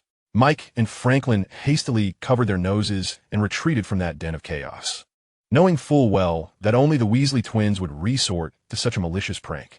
Having finally returned to the Ravenclaw common room, Mike and Franklin sighed in relief, pondering just how many dung bombs the Weasley twins had unleashed. For the nauseating stench had not only filled the great hall, but had also sullied a vast area surrounding it. As they gasped for fresh air, a boy clad in Quidditch gear approached them. Mike recognized him as Roger Davies, Ravenclaw's sporting star and captain of the Quidditch team. "Mike, I've been searching for you. Professor Flitwick recommended you to our Ravenclaw Quidditch team. Coincidentally, we're conducting open trials today. Let's go," Roger exclaimed, taking a few sniffs. "What is that awful smell?" Realizing the implication of Professor Flitwick's generous gift of a Nimbus 2001, Mike could not suppress a wry smile and refrained from declining, replying, "All right, I'll use my own broomstick. You should have a broom for testing, right? My friend also wants to try out." Roger shot a puzzled glance at Franklin, as he did not know him. In truth, had it not been for Professor Flitwick's mention, he might not have even recognized Mike. The rigorous Quidditch training left Roger little time for socializing, as he was engulfed in responsibilities as the captain. "Hello, I'm Franklin Clinton." Franklin introduced himself with a poised demeanor. "All right, let us hurry. The others are waiting for us on the pitch," Roger stated before turning to exit the Ravenclaw common room. Mike flashed a bemused smile at Franklin and followed suit. In truth, Mike had never been particularly fond of Quidditch.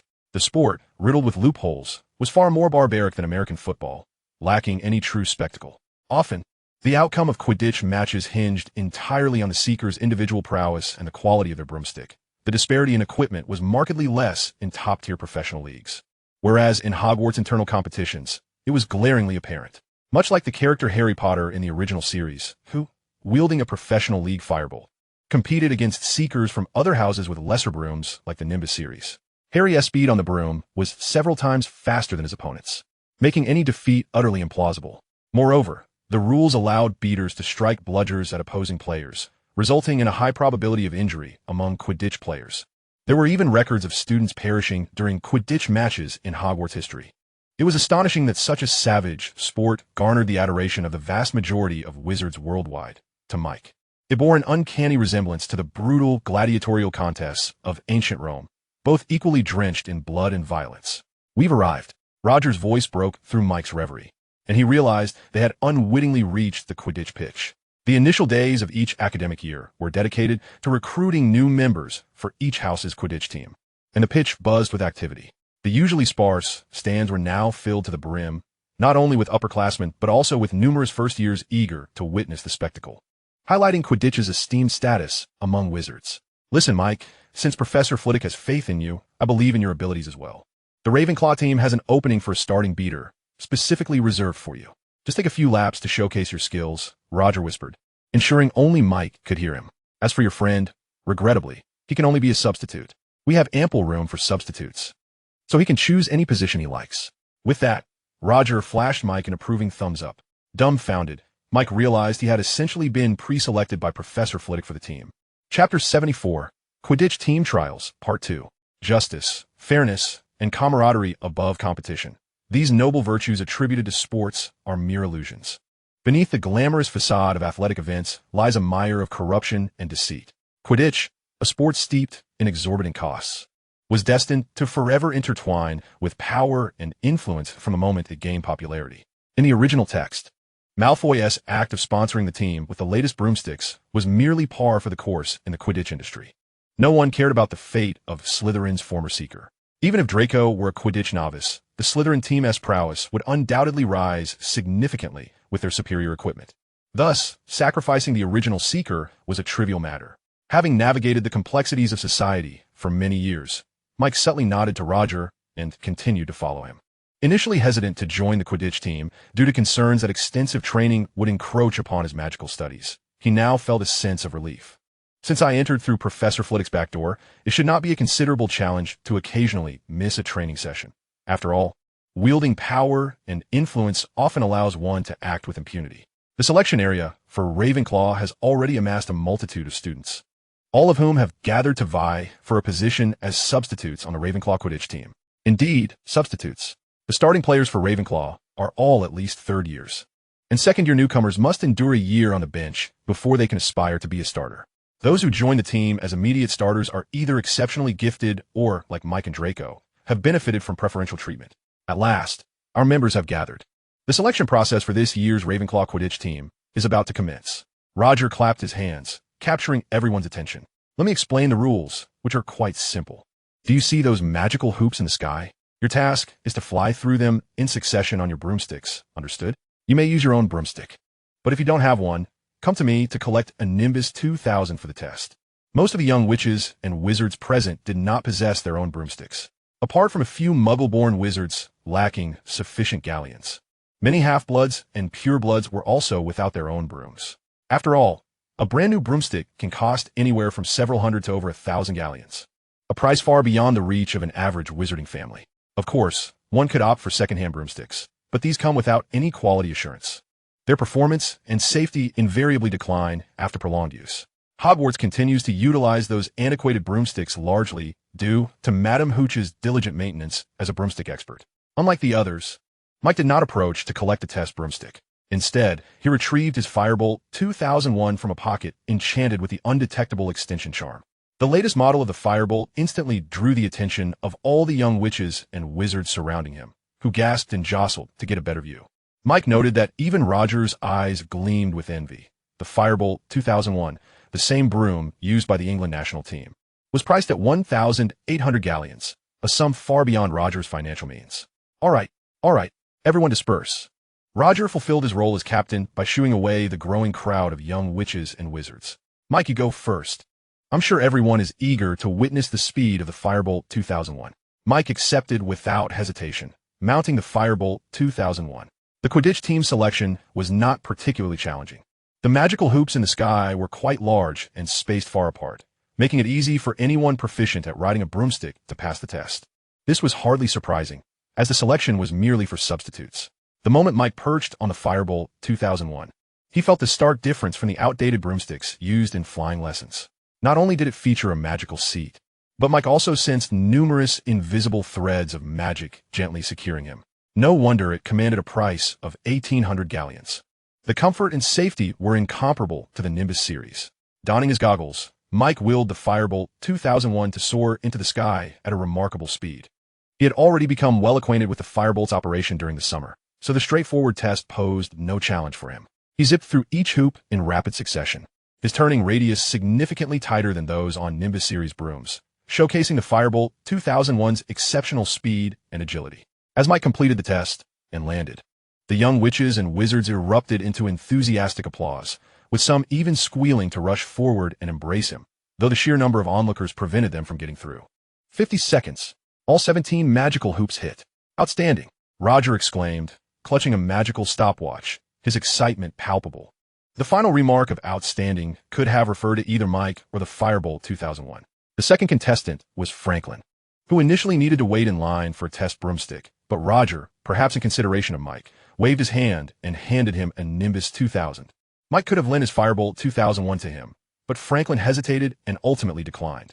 He reasoned that if he set the precedent, others would undoubtedly come to borrow Mike's Firebolt, and if Mike were to refuse, it would surely incite resentment. Following Mike's impressive performance, Franklin's test appeared rather lackluster. He took off slowly, making wide turns that nearly formed circles, and when he landed, only Roger applauded him. Strangely, Roger was incredibly animated, completely oblivious to the fact that he had reddened his hands from clapping. He enveloped Franklin in a hug the moment he dismounted. Outstanding. Outstanding. 3 minutes to hit all 17 magical hoops. You set a record. Franklin looked at Mike with a puzzled expression, unable to comprehend why Roger was so enthusiastic about his sluggish performance. Roger offered no explanation, simply patting Mike and Franklin on the shoulders and allowing them to leave, stating that the results of his selection would not be announced today. Confused, Franklin followed Mike out of the Quidditch pitch. It was not until much later that Franklin learned the reason for Roger's exuberance, although he had flown at a snail's pace, taking a full 3 minutes to complete what Mike accomplished in just 50 seconds. He had nonetheless set the record for the fastest time using a Nimbus 2000 in the history of the test. Chapter 75. The First Encounter with Lockhart. Mike did not linger within the confines of Hogwarts, but instead made his way directly back to the Ravenclaw Tower. Although staying up late was not a significant issue for Mike, it was best to catch up on some sleep. However, when he arrived at the entrance of the eagle-shaped door, he discovered someone already waiting there. Lockhart was dressed in a turquoise ensemble today, and his golden hair appeared to have been treated with a substantial amount of hair product, each strand sleekly adhering to his forehead. He clutched a book under his arm, seemingly having just finished a class. As Mike approached, he discerned the title of the book, Wandering with Ghouls. Oddly, the trademark smile that Lockhart usually wore was conspicuously absent, replaced instead by an expression of distress. All right, one more try. This time, I will surely answer correctly, Lockhart declared with determination. What is the term frequently used in ancient runic to enhance the stability of spells? Came the emotionless voice of the eagle-shaped door. Lockhart's expression grew stiff upon hearing the question, and after a lengthy pause, he finally responded, archaic? Incorrect. Older? Incorrect. Well, I don't know. After a series of failures, Lockhart could no longer contain his frustration. You infernal door ring is just as annoying as ever. Let me in. Lockhart's face twisted in anger as he began to strike the eagle-shaped door with the book in his hand, muttering profanities in an unintelligible dialect that Mike could not comprehend. However, he seemed to have forgotten that the eagle-shaped door had protective enchantments. Anyone attempting to forcefully open it would face the door's retaliatory magic. As anticipated, the two blue sapphires embedded in the eye sockets of the eagle-head door knocker flashed with a brilliant azure light, and Professor Lockhart was sent hurtling backwards, crashing against the wall with considerable force. Mike observed Lockhart, who was writhing on the ground and groaning, with a sense of exasperation. The eagle-head knocker was arguably the most effective entrance mechanism among the four houses.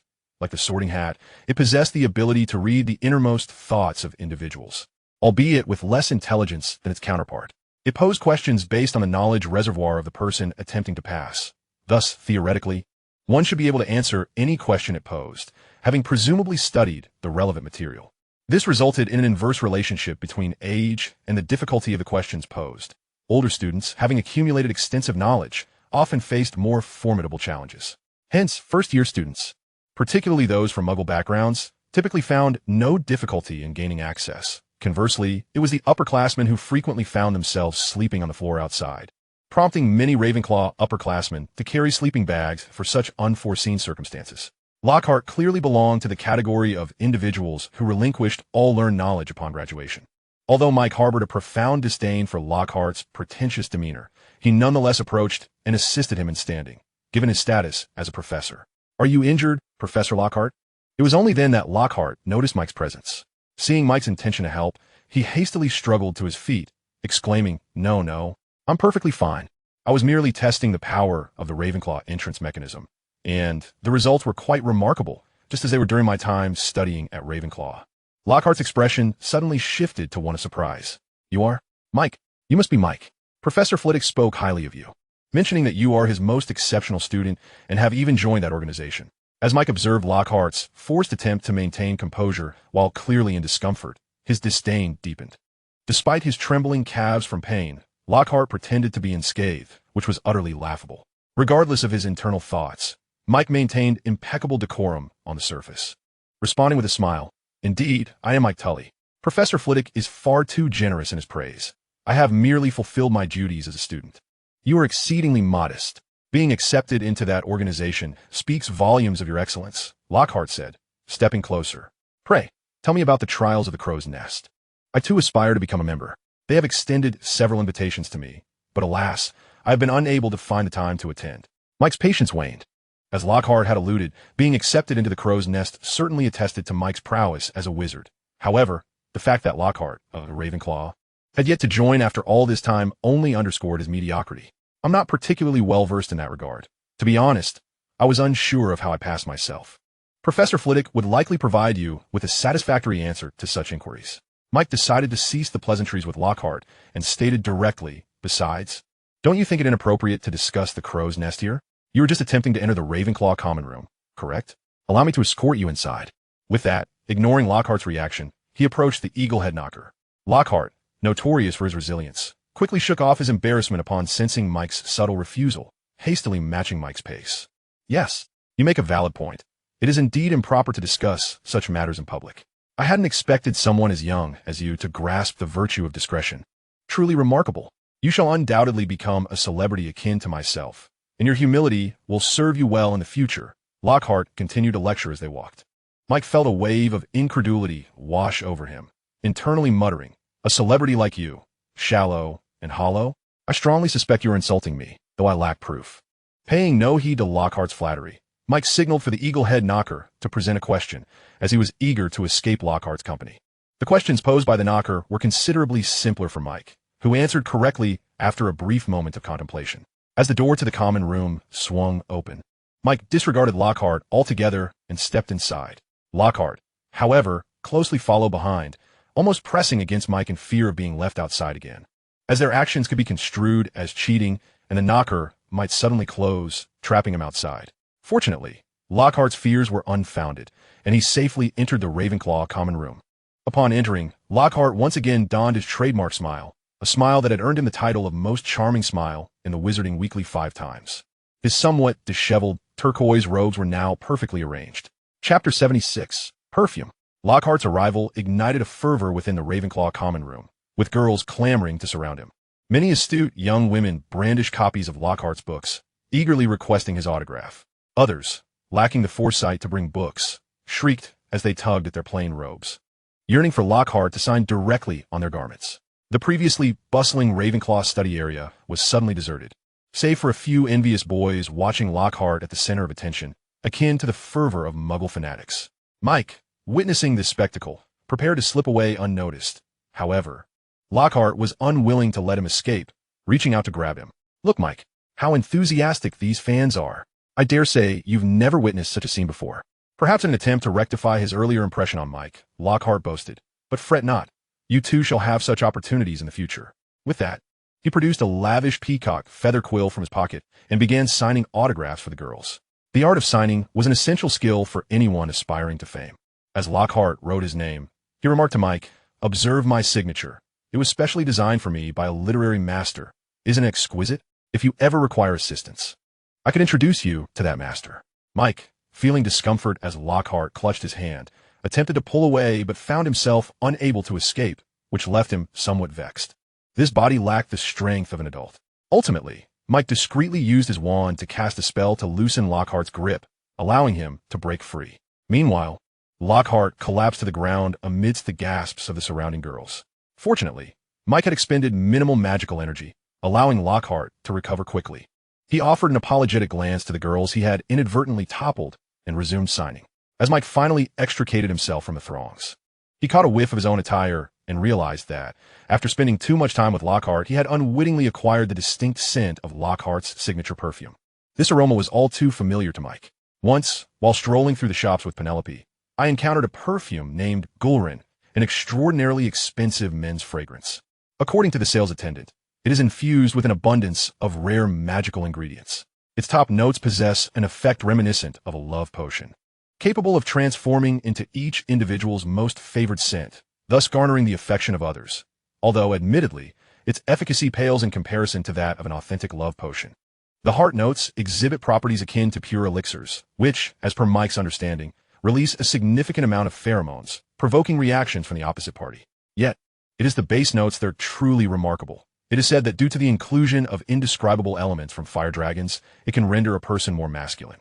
Initially disinterested in perfumes, Mike found himself particularly captivated by this one due to a man's innate instincts. Nevertheless, he believed he had no need for such concoction, reasoning that with his own visage, coupled with wealth and prowess, no girl would be beyond his reach. While it might be advantageous to wear such a fragrance, the thought that its scent originated from Lockhart made Mike feel a wave of nausea, prompting him to cast several cleansing charms in quick succession. Suddenly, an arm emerged from the crook of Mike's elbow, wrapping around his arm. "Why did you come back with Lockhart?" Penelope's voice chimed in. "What is that delightful scent you're wearing?" At that moment, Penelope appeared rather peculiar, her expression one of rapture, unmistakably under the spell of the perfume. As Mike beheld Penelope clinging to his arm, he couldn't help but ponder, goodness, is this potion truly that effective?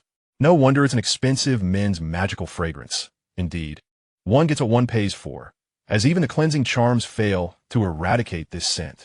He resolved to place an order at the apothecary in Diagon Alley. "I must buy a bottle. No, 10 bottles. Just as Penelope's head nearly nestled against his neck, Mike hastily cast more cleansing charms upon himself, finally ridding himself of the fragrance. This was a public space, and the prospect of embarrassing himself openly was far from appealing. "Ah, what has come over me?" Penelope exclaimed as she regained her composure, realizing she was nearly draped over Mike. "Calm down. You were just enchanted by the Gulrin perfume," Mike quickly explained, observing her bewildered state. "What? Are you referring to that infamous, inferior version of a love potion? I never imagined you would stoop to using such a thing." Penelope's cheeks flushed crimson as she shouted in outrage. "Oh, I told you to calm down." Mike raised his hands in a gesture of peace.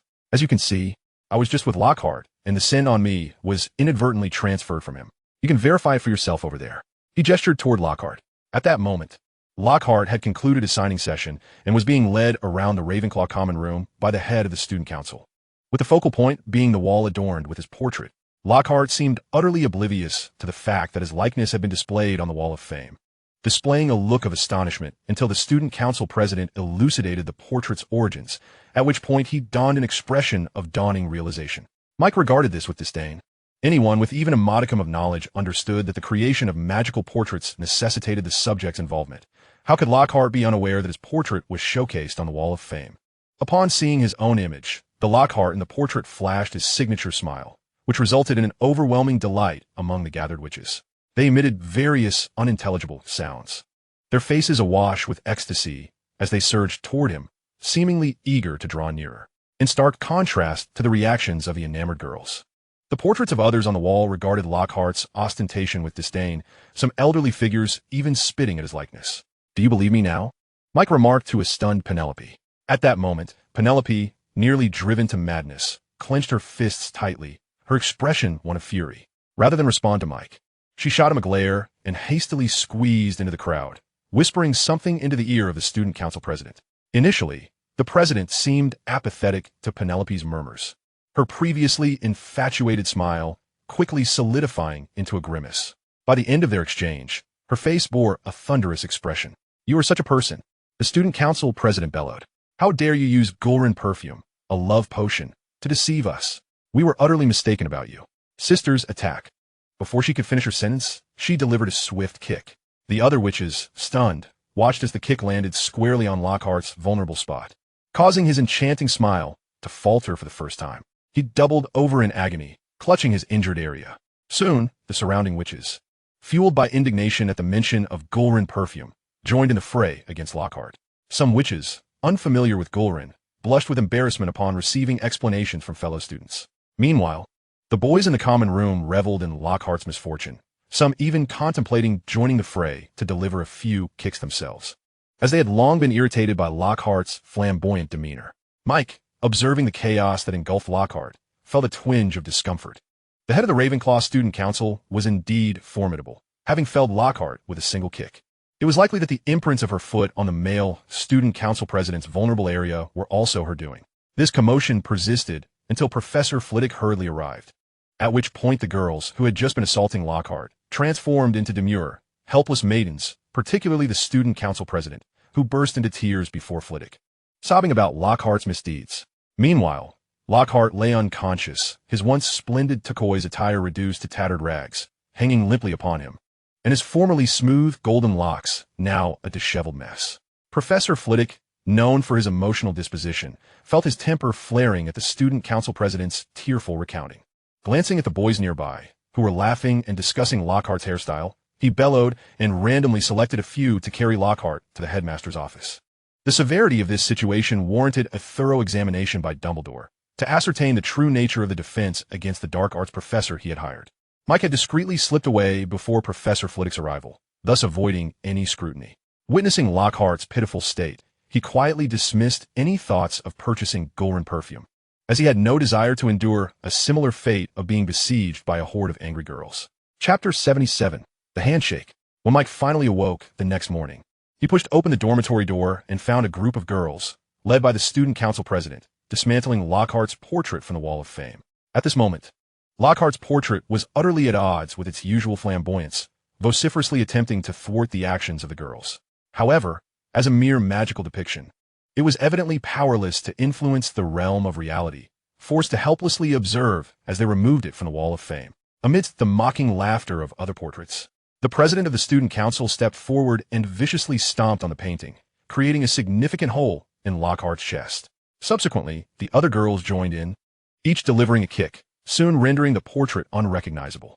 Mike, tugging at a boy who was merely spectating, inquired about the situation, soon learning the cause of the girls' ire. It appeared that after Professor Flitwick had taken Lockhart to confront Dumbledore the previous day, Lockhart had not faced severe repercussions. He was merely docked a month's salary, which incensed the Ravenclaw girls.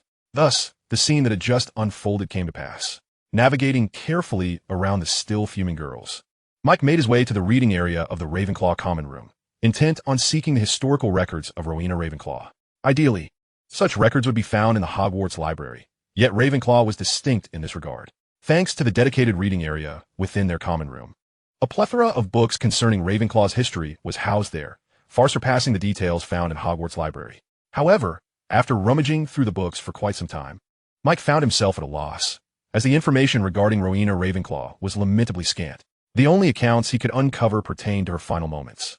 Rowena Ravenclaw possessed a magical diadem that augmented the wisdom of its wearer, yet her daughter, Helena, driven by a thirst for knowledge and greed, absconded with her mother's diadem and fled into the forests of Albania. Following her daughter's betrayal, Rowena fell into deep melancholy and succumbed to a grave illness. Rather than blame her child, she concealed Helena's theft of the diadem from others. Eager to see her daughter one last time before her demise, Rowena entrusted a Slytherin student, Barrow, with the task of locating Helena. Tragically, Barrow killed Helena and, subsequently, took his own life, leading to the diadem's disappearance. And Rowena passed away in despair. This tale circulated widely within Ravenclaw, as it mentioned the lost artifact, the diadem. Yet aside from this, the reading area held a dishearteningly meager amount of information about Ravenclaw, particularly regarding events prior to her establishment of Hogwarts. Only a fleeting phrase hinted at her origins as a breeze from the lake. Just as Mike was engrossed in his search, a familiar voice interrupted him. "Mike, what are you looking for?" Turning, he beheld Hermione, her youthful face brimming with curiosity. Instead of answering her inquiry, he replied, "Ah, dear Hermione, what brings you to Ravenclaw today?" "Oh, it's just that Ron wants to hex Malfoy with the slug-vomiting charm, but his wand was damaged by the Whomping Willow, and now the spell has backfired on him. He is currently spewing slugs," Hermione exclaimed anxiously. Of course, Mike was well aware of the countercharm for the slug-vomiting spell, having learned many prank spell counter-curses from Professor Flitwick the previous year, including this one. However, he had no intention of divulging this information to Hermione, as he harbored little fondness for Ron. Besides, expelling a few slugs was hardly life-threatening. One would simply grow accustomed to it. I'm afraid, Hermione. You might want to consult Percy or George and Fred. They're sure to know. Mike shrugged, before inquiring, by the way, what prompted Ron to provoke Malfoy. Because Malfoy called me a mudblood, Hermione replied, pausing abruptly as if she had spotted something. Wait, what is that? Is that Lockhart's portrait? No. What are they doing? With that, she dashed into the throng of girls vandalizing Lockhart's portrait, forcefully shoving one girl who was gleefully trampling on the artwork. The pushed girl stumbled back, nearly falling to the ground, but was caught by her peers. The student council president emerged from the crowd, poking her finger at Hermione's forehead. A Gryffindor. Who permitted you to invade the Ravenclaw common room and harm an innocent Ravenclaw student? Gryffindor loses 30 points. Hermione's head bobbed slightly as she fumed at the deduction, her eyes reddening with indignation. She swatted the president's hand away, ready to retort. Yet, Mike squeezed into the fray, covering Hermione's mouth and addressing the president. Oh, lovely miss. This is all a misunderstanding. Hermione is my friend. She is merely visiting Ravenclaw. Indeed, Carol. Let her off this time, Penelope chimed in from seemingly nowhere, engaging in conversation with the president while playfully gesturing at her own head, insinuating that Hermione S. was not quite right. The president ignored Penelope, her gaze fixed intently on Mike. After a moment, her formidable demeanor softened, and she flashed a radiant smile. Mike, Professor Flitwick's prized pupil. It is a pleasure to finally meet you, she declared, extending her hand. As Mike responded with modesty, his hand met hers, and he couldn't help but chuckle. The handshake felt peculiar. Her ring finger was curled in an odd manner, causing discomfort for Mike. This was a clandestine handshake unique to the Nest of Crows, used for discreet recognition amongst members in public settings. Quickly grasping the significance, Mike mirrored her hand position, intertwining their fingers, a silent understanding passing between them. The first rule of the Nest of Crows. Members must do their utmost to assist one another, provided it does not infringe upon their own interests. Mike realized that the situation was undoubtedly secure. Chapter 78, The Infatuated. The president released his hand, smiling as she introduced herself. I am Carol Mawson, this year's president of the Student Council. It is a pleasure to meet you. Since she is your friend, I shall overlook her transgression this time. Just as Mike was about to respond, Hermione interjected, Why are you vandalizing Mr. Lockhart's portrait? Don't you realize this is against school rules? Huh. This was a decision made by a vote within Ravenclaw. What concern is it of yours, a Gryffindor? Carol raised an eyebrow. Do you not know what that shameless charlatan has done?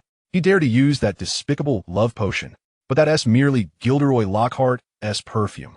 I've researched it. It is not a genuine love potion, but merely amplifies the feelings one already harbors for the user. You are influenced solely because you already like Mr. Lockhart. Hermione argued passionately. Besides, even Dumbledore did not impose severe punishment on Mr. Lockhart, which indicates that this matter is hardly serious. Hermione's fervent speech left the crowd momentarily speechless. Especially Penelope, upon hearing Hermione's words, was reminded of her humiliating reaction from yesterday. And 2 crimson clouds immediately floated to her cheeks as she fled the crowd. Michael had no time to observe Penelope's reaction upon hearing Hermione's words. He realized that allowing her to continue would certainly lead to dire consequences today. The rules of the Raven's Nest dictated that members should assist one another to the best of their abilities, provided it did not compromise their own interests. Hermione, however, continued her relentless tirade, even after Carol had afforded her a way out, which would undoubtedly tarnish Carol's reputation. If this continued, Hermione would surely face unfavorable repercussions. Amidst the clamor of discontent from the girls, Michael seized Hermione, forcibly pulling her out of the Ravenclaw common room. Have you lost your mind? Are you not aware that escalating this matter to the professors will yield no benefit for you? Will you be pleased with merely losing points? He exclaimed, taking a deep breath. Hermione said nothing in response. Her eyes were slightly red, and she turned to leave, perhaps feeling that his words were a bit too harsh. Michael grasped her arm. Did you just say that Malfoy called you a mudblood? You do realize what that term implies, don't you? I certainly remember the uproar when you and Malfoy had that altercation in our first year. Hermione retorted defiantly. You need not concern yourself with this. I can manage it. And how do you intend to handle it? With Ron's pathetic slug-vomiting charm? Hermione remained silent, her head bowed. We are all wizards of Muggle descent, and by the standards of those so-called purebloods, we are all considered lowly mudbloods. Thus, it is imperative that we unite and support one another. Only in this way can we safeguard our interests. Michael gently placed his hand on Hermione's shoulder, offering comfort. Trust me, let us go to Professor McGonagall together and clarify this matter. Malfoy will receive the punishment he deserves. Seemingly uncomfortable with Michael's touch, Hermione stepped back and broke free from his grip. Perhaps it's best to let it go, she murmured, her voice barely audible. Given the gravity of the situation, it seemed unnecessary to pursue the conversation further. If Hermione insisted on handling it alone, then so be it. Michael did not consider himself a mere sycophant. With this thought, he ceased further discussion, bid Hermione farewell, and returned to the Ravenclaw common room, leaving her to quietly make her way towards the staircase. As fate would have it, Michael had a defense against the dark arts class with Lockhart today. The ever-charismatic Lockhart shone brightly in class, as if yesterday's incident in Ravenclaw had never occurred. However, upon closer inspection, one could still discern faint scars upon his visage, suggesting that Madame Pomfrey was not among his admirers. Perhaps due to his prior embarrassment during the Gryffindor lesson, Lockhart refrained from introducing any peculiar magical creatures like the Cornish pixie for students to contend with. Instead, he adhered strictly to the textbook, his own published work. This method of instruction was evidently unsatisfactory for the Ravenclaw Eagles, and compounded by Lockhart's previous disgrace. They regarded him with utter disdain. Conversely, the Hufflepuff students, many of whom were wizards of Muggle origin, found his lecture riveting. Thus, a peculiar scene unfolded in Lockhart's classroom. The typically bright and studious Ravenclaw Eagles engaged in whispers and laughter, while the Hufflepuff Badgers appeared as diligent students, attentively absorbing the lesson. Naturally, Michael, as an emotionless point-gathering machine, remained focused, feigning utmost seriousness while listening. Lockhart did not disappoint Michael. Perhaps out of camaraderie for his fellow Ravenclaws, he ignored their disrespectful antics and chose to call on Michael whenever a question arose. Even when posed with peculiar inquiries, such as how Lockhart dealt with werewolves, Michael, lacking knowledge, could only fabricate an answer, yet Lockhart would still grant him consolation points. Consequently, the Hufflepuff Badgers, too, began to express their discontent with Lockhart. It is essential to note that while Hufflepuffs are characterized by their gentle demeanor, akin to their representative animal, the badger, they are not without a temper. Indeed, the renowned honey badger is a variant of the badger, known for its fearless and tenacious nature. Frustrated, the Hufflepuff students abandoned classroom decorum, transforming Lockhart's lesson into a chaotic marketplace, with their chatter drowning out his voice, leaving him utterly at a loss as he surveyed the unruly crowd. This was unprecedented in Hogwarts history. Lockhart had set a new record for classroom disorder, as no professor had ever faced such tumult before. Ultimately, in despair, Lockhart could only mutter a hasty dismissal before fleeing the classroom. As students began to hurl objects onto the stage, Michael chuckled softly at Lockhart's flustered retreat and prepared to leave the classroom, for he had a plethora of materials yet to review. However, as he stood up, a familiar voice suddenly called out to him. Chapter 79, The Visit from Dolphin. Michael, do you have a moment? Dolphin said, nervously rubbing his robes. Michael began to store his books into his magically concealed bag, replying, without looking at Dolphin, Dolphin, what do you want? Make it quick. I'm busy. Michael's curt response only heightened Dolphin's anxiety. His hands, still gripping his robes, turned pale from exertion. I came to thank you for the money you gave me last time, Dolphin stammered, and I have a few more things to discuss. Can we find a quieter place to talk? Michael turned to look at Dolphin intently and replied, very well, follow me. He then fell silent and strode purposefully towards the Ravenclaw Tower, with Dolphin hurriedly trailing behind, struggling with a large sack in hand. The bag appeared to be laden with something heavy, and Dolphin's pace slowed, shifting from lifting it with one hand to dragging it with both. Michael moved swiftly, leaving Dolphin trailing far behind. This unusual spectacle drew the attention of nearby young witches and wizards, who curiously watched Dolphin, some even whispering among themselves. Dolphin clearly felt uncomfortable under the scrutiny, beads of sweat trickling down his face, soon soaking his collar.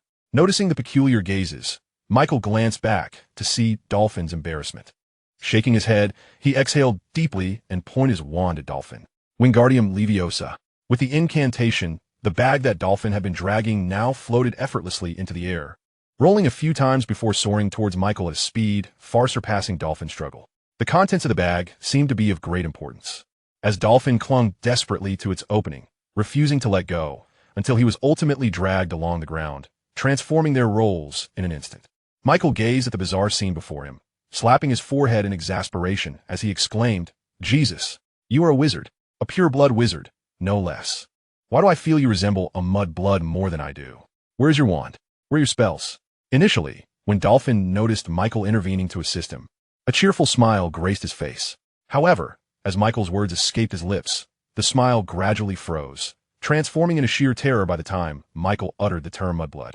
Michael remained indifferent to Dolphin's shifting expressions. Having vented his frustration, he hastened toward his dormitory. The door to his room closed silently behind him, and only then did Dolphin allow himself to relax somewhat, having felt immense pressure from the peculiar gazes of the Ravenclaws as he passed through their common room. Michael plopped down on his bed and retrieved a bottle of Dolphin's magical drink from the bedside cabinet. Just as he was about to twist off the cap, he noticed Dolphin staring at him with wide eyes. With a resigned sigh, he tossed another bottle of the potion to him. "Speak. What is it that you want from me?"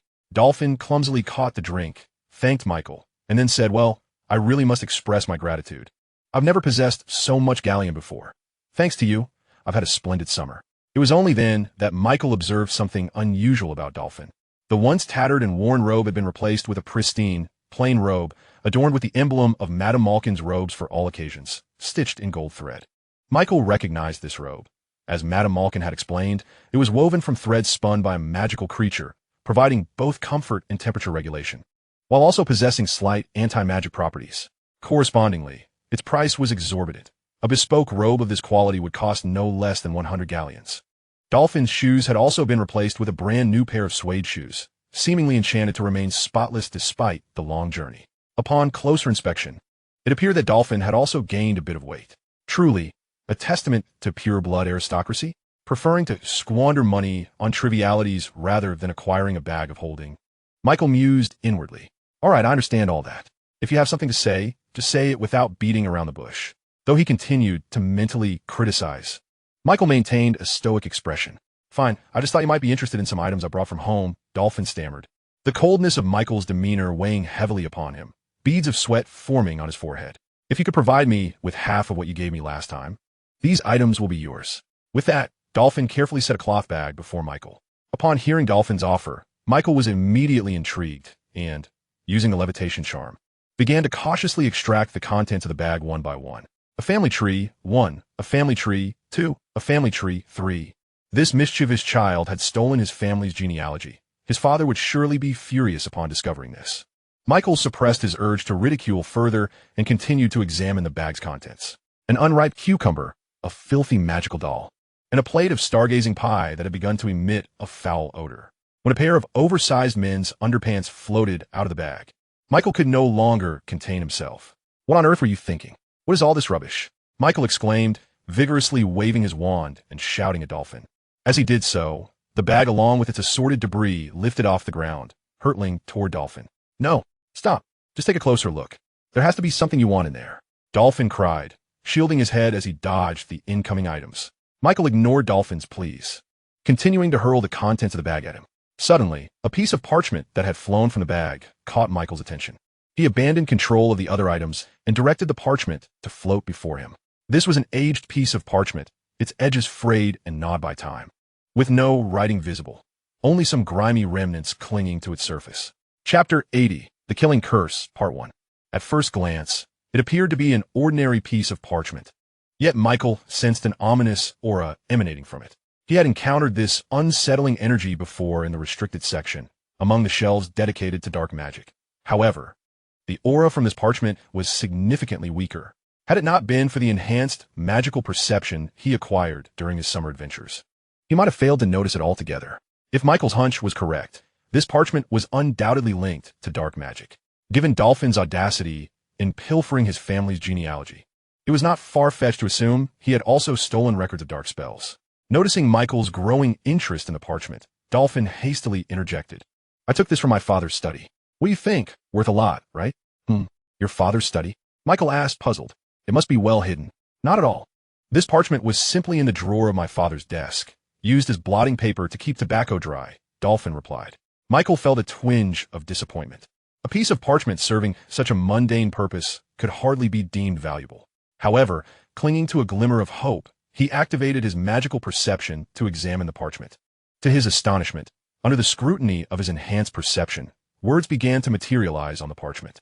These characters appeared distinctly different from typical magical inscriptions, taking on a foreboding black hue. With his heightened magical awareness, he could discern that the dark energy emanating from the letters was still dissipating. Perhaps due to the passage of time, the writing was quite blurred, but Michael squinted and focused intently until he managed to decipher the first line. It was a language he had never encountered before. Although it utilized the English alphabet, the arrangement and composition bore no resemblance to the English spoken in modern times. Strangely, despite not recognizing the words, their meanings materialized in his mind. The Killing Curse, Avada Kedavra. As he read, a chill coursed through Michael. Every hair on his body standing on end, a revelation of immense significance. Yet he refrained from succumbing to euphoria, hastily scanning the remainder of the parchment, deeply concerned about the preservation of its contents. Fortunately, despite enduring water damage and rodent gnawing, the section detailing the incantation for the Killing Curse remained relatively intact, at least enough for Michael to comprehend its meanings under his full magical perception. Mike swiftly extracted a pen and notebook from his undetectable expansion charm bag, diligently transcribing the contents of the parchment.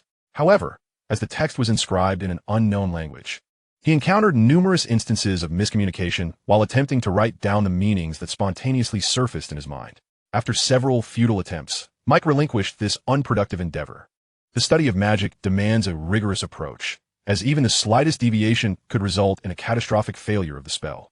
This is especially true for dark magic, where a failed incantation could lead to severe repercussions for the caster. Carefully, he stored the parchment back into the bag and, with a flick of his wand, emptied the remaining contents of the fabric pouch. Since the parchment revealed its script under his magical perception, he wondered if the debris around him possessed any extraordinary qualities. Indeed, within the heap of refuse, several items faintly emanated a magical aura. However, upon closer inspection, he was disappointed to discover that most of these items were also scraps of parchment, tattered and gnawed by rodents, rendering their contents indecipherable. "Do you have any more of this parchment?" he inquired of Dolphin, clinging to a final glimmer of hope. "No, that was all of it. Are you satisfied?" Dolphin replied. Mike sighed deeply, tossing a bag filled with 200 galleons toward Dolphin, saying, "Please dispose of the remaining rubbish." Dolphin accepted the bag, his eyes almost disappearing in a broad grin, and hurriedly organized the items before leaving Mike's dormitory.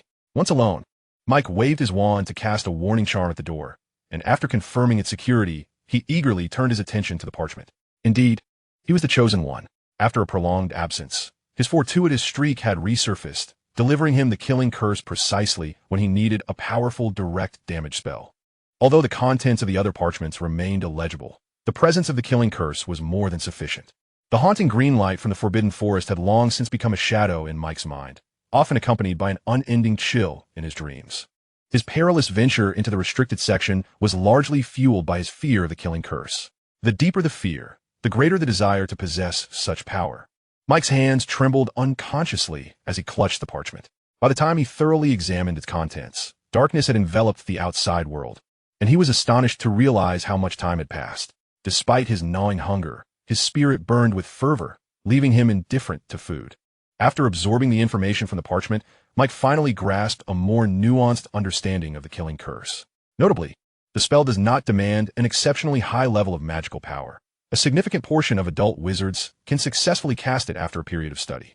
Even with Mike's current magical ability, he met the requirements to unleash the Killing Curse. This is where the true terror of the Killing Curse lies, its astonishing lethality and its relative ease of mastery.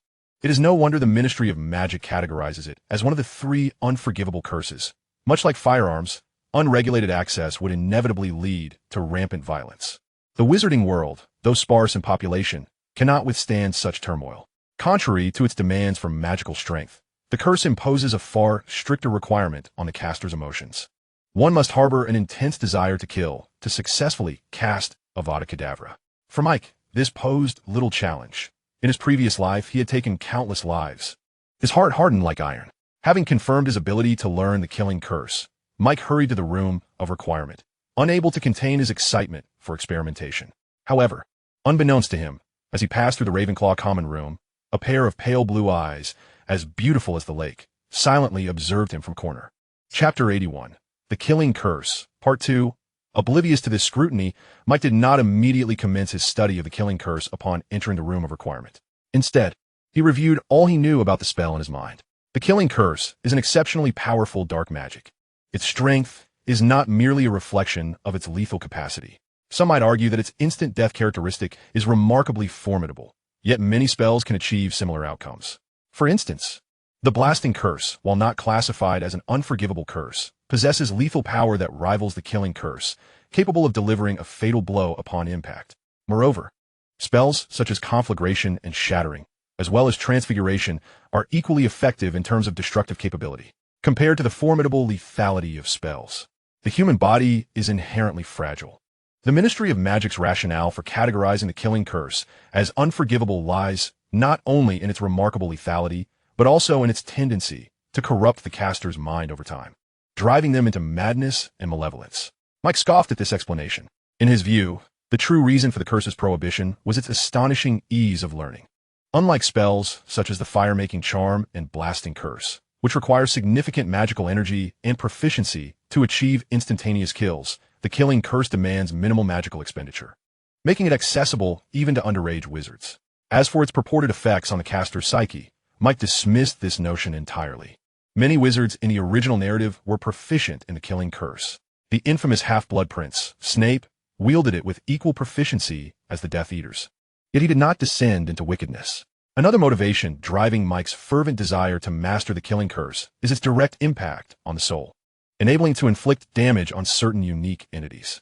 Ghosts, dementors, and magical portraits all fall prey to its power, though with diminished efficacy against non-human targets. Most importantly, the Killing Curse can destroy Horcruxes. In the original narrative, Harry and his companions employed basilisk venom and the Gryffindor sword, imbued with such venom, to obliterate Horcruxes.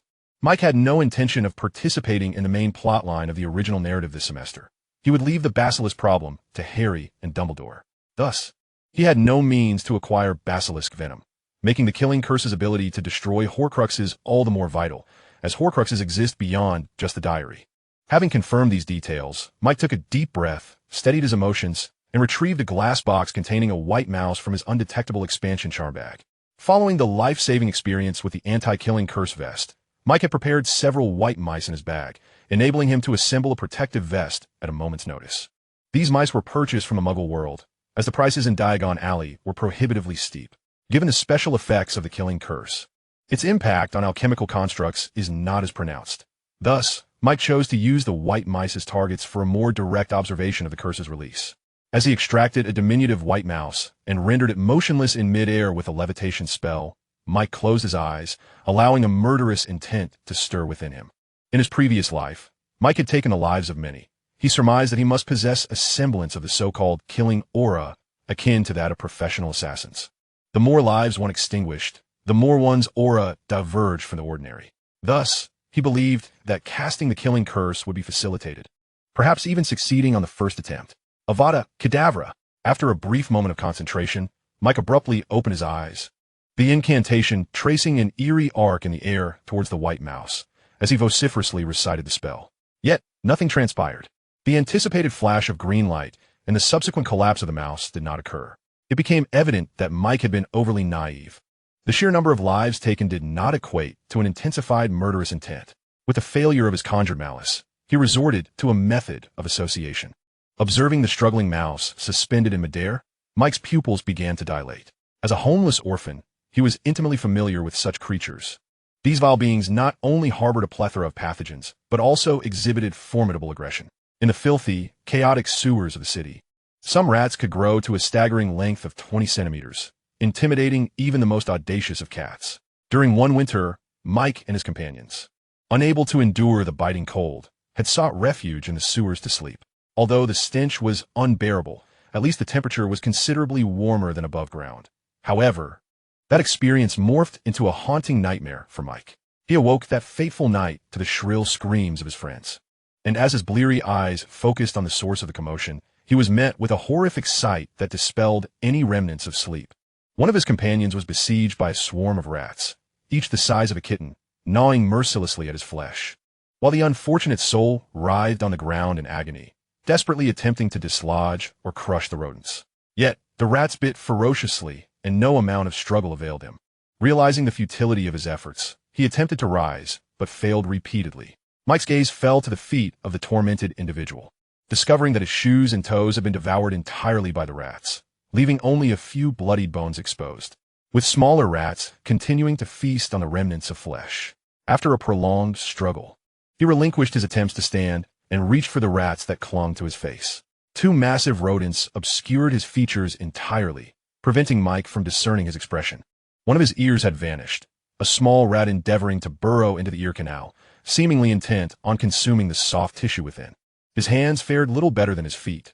Several fingers had disappeared, and the back of his hand, soaked in dark red blood, revealed glimpses of stark white bone. Whether it was due to the severity of his injuries or the vice-like grip of the rats, his attempts to pull them away yielded nothing but anguished cries. As time wore on, his screams grew weaker, and he seemed to realize that he could not persist in this manner. With a surge of desperation, he seized one of the rats and yanked it down with all his might. This time he succeeded, but in his frantic action, he also dislodged his own eyeball. In that moment, Mike froze, cold sweat pouring from every pore of his body. He yearned to scream, yet no sound escaped his lips, rendering him a helpless witness to the unfolding tragedy. The scent of blood attracted an ever-increasing number of rats, which soon swarmed over the unfortunate victim, silencing him entirely. Those that could not squeeze and turned their ravenous gazes upon Mike and his companions. The look in their eyes was one that Mike would never forget, green and glistening with insatiable hunger, a desire to devour. It was then that Mike comprehended that even the rodents, which typically scurried away at the sight of humans, were capable of cannibalism. In the throes of extreme terror, the most common reaction is to flee or to become paralyzed with fear. Yet, there exists a rare breed of individuals who, when confronted with such primal fear, lose their sanity and retaliate with wild abandon. Mike was one of them, with a ferocity deeply embedded in his very cells. As the first rat brushed against Mike's shoe, he felt a resurgence of strength coursing through him, a surge of anger igniting within. With a primal roar, he brought his foot down upon the rat. Although the rodents were large, they were agile and quick, and in his fury, Mike missed his mark, the rebound pain shooting through his foot. However, driven by a rush of adrenaline, he paid little heed to the discomfort. Seizing a nearby wooden stick intended for self-defense, Mike began to strike at the rats. When the stick splintered, he resorted to stomping with his feet, throwing punches, and even attempting to bite. The more astute of his companions had already fled, leaving behind a few paralyzed with fear and a handful of boys who usually associated with Mike, spectating as he raged and attacked the rodents. Despite Mike's valiant efforts, his chaotic flailing yielded little success. The rats adeptly evaded his blows, and only a scant few met their demise beneath his onslaught. Instead, some took advantage of his distraction, stealthily climbing up his legs and tearing at his trousers. In that dire moment, the eldest boy among them, having crossed the stunned onlookers, delivered a resounding slap to Mike's face. The force of the blow was considerable, striking not only his cheek but also his ear. Mike, ablaze with fury, felt a searing pain radiate from his face, and his left ear rang with silence. Though painful, the impact restored his clarity of mind. Turning, he saw that the others had already begun to flee toward the manhole cover under the boy's guidance, and he hastily followed suit. That harrowing experience left an indelible mark on the young Mike, instilling in him an extreme aversion to rats that persisted even into his prosperous adulthood. He would routinely hire pest control services to rid his villa of rodents every quarter. As he reminisced about that dreadful episode, contemplating how close he had come to succumbing to infection from rat bites, Mike's previously unfocused gaze sharpened, and his grip on his wand tightened, trembling with intensity. The blackthorn wand seemed to resonate with its master-s emotions, pulsating with dark energy. Avada Kedavra! With a furious shout, Mike cast the killing curse. The wand slicing through the air with a whoosh, its tip aimed squarely at the white mouse. A brilliant green light erupted from the tip of the blackthorn wand, imbued with a chilling, ominous aura, silently striking the hapless mouse. The little white mouse, which had been flailing its limbs aimlessly in midair, suddenly ceased to exist. Its small, ruby eyes gradually dimmed, leaving only an indelible trace of green within. Yet, Mike did not relent. He was now ensnared in madness. Avada Kedavra! Avada Kedavra! Avada! With each furious shout, a stream of green light erupted from the tip of his wand, striking the transparent glass box that imprisoned the little white mice in the corner. Bang! The glass box shattered instantly upon the assault of the killing curse, liberating the mice, which scurried away in a frenzy. However, Mike's onslaught did not wane. His past life as a sharpshooter endowed him with a terrifying accuracy in casting spells. Even though the mice moved with remarkable speed and were minuscule targets, they could not elude the wrath of the green light. Time became an indistinct blur, and eventually, Mike ceased his barrage, not from exhaustion, but because every last mouse had fallen victim to his wrath. The room, once a haven of training, lay in utter disarray. The furniture was reduced to splintered wood. The alchemical mannequins and bookshelves lay in ruins, and even the obsidian floor and walls bore the scars of destruction. Ha ha ha, cough, cough, cough. Mike slumped to the ground, emitting a bizarre laugh, perhaps too eager in his mirth, as he was suddenly seized by a fit of coughing. Once he managed to swallow his saliva, a smile crept back onto his face as he surveyed the chaos of the room. This feeling, this power, is truly exhilarating, he murmured. Despite having exhausted much of his magical energy and feeling the ache in his limbs, his spirit soared with fervor.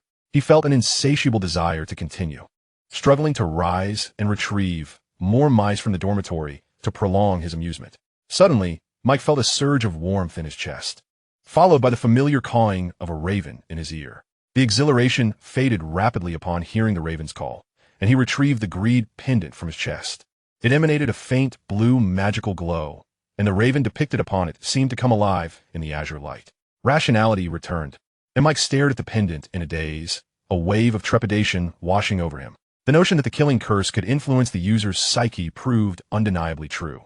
The moment he had taken a life with the curse, an indescribable thrill surged through him. It was akin to a drug, the intense pleasure compelling him to cast the killing curse again and again until no other life remained in his vicinity.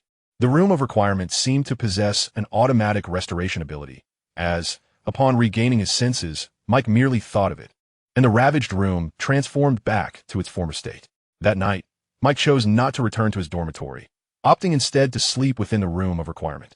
Though the effects of the killing curse had dissipated significantly under the pendant's influence, they still plagued him considerably.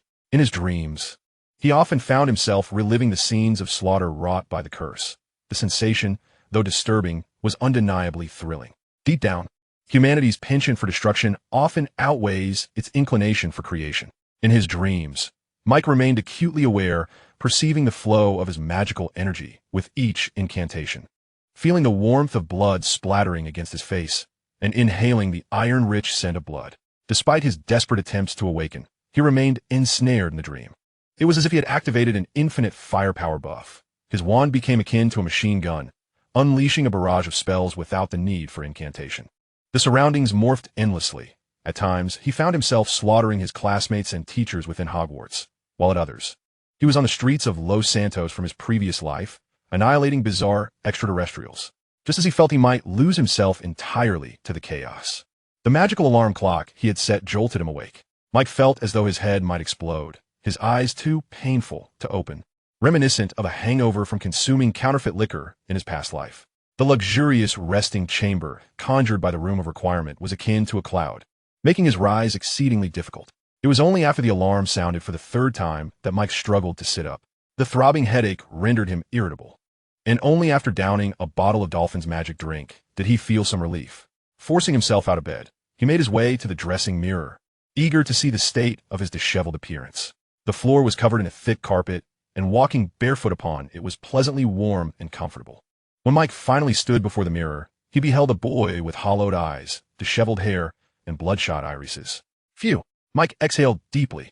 The side effects of the killing curse were far more severe than he had anticipated.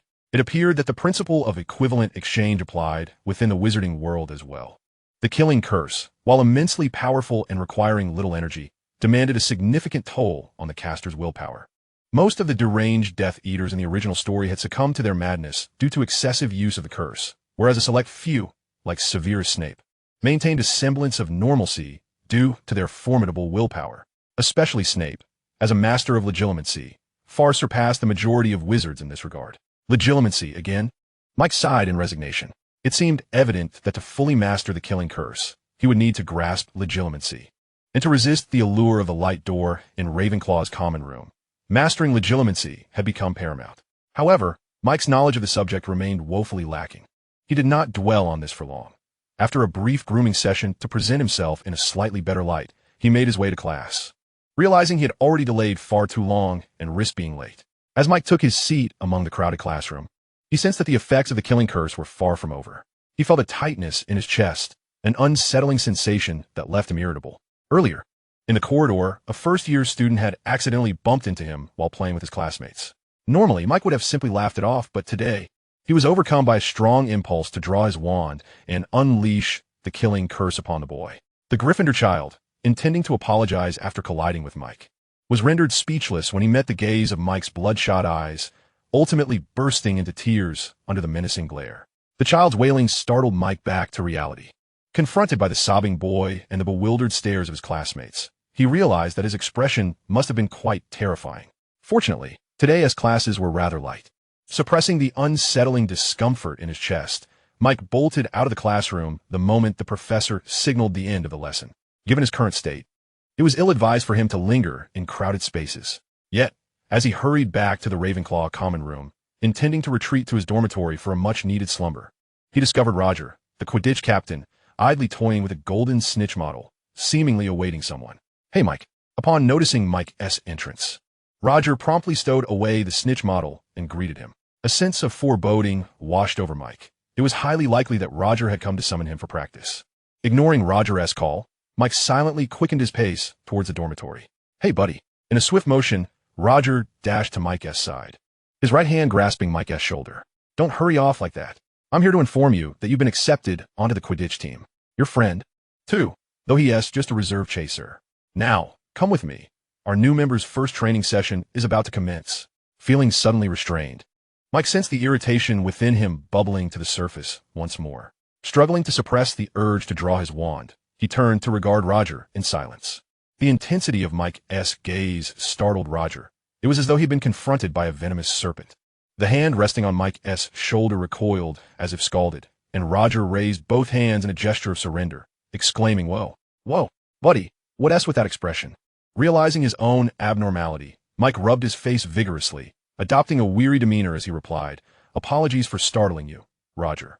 I didn't sleep well last night, which has left me in a rather foul mood. As you can see, I may not be fit for the new members' training." Roger gulped nervously, finally overcoming his previous fright. Observing Mike's demeanor, he noted the truth in his words. Mike indeed appeared as if he had overexerted himself in some mystical endeavor. "That won't do, Mike. The primary purpose of today's training is to facilitate introductions between new and seasoned members. It wouldn't be appropriate for you to skip it. How about this? You need not participate in the training itself, but you must still attend. Once we've made our introductions, you can return and rest, all right?" Mike understood that Roger had been instructed by Professor Flitwick to look after him. Generally, Roger would not insist on attendance for less critical practices, knowing that even if Mike missed one session, a substitute could easily take his place during the match. Perhaps this would even be to Roger's satisfaction, as he likely held little faith in Mike's abilities, believing him to be a mere token addition from Professor Flitwick, while he truly favored Franklin. Thus, should Mike not participate, it would conveniently allow Franklin to step in. Given Roger's insistence on Mike's attendance, it was apparent that today's training held significant importance. "Sigh, let us go then," Mike relented, making his way towards the Quidditch pitch. Observing Mike stride ahead, Roger couldn't help but grumble inwardly. "How pretentious you are, strutting about like you own the place." Nevertheless, a facade of cordiality quickly replaced his discontent as he sped ahead to circle back in front of Mike.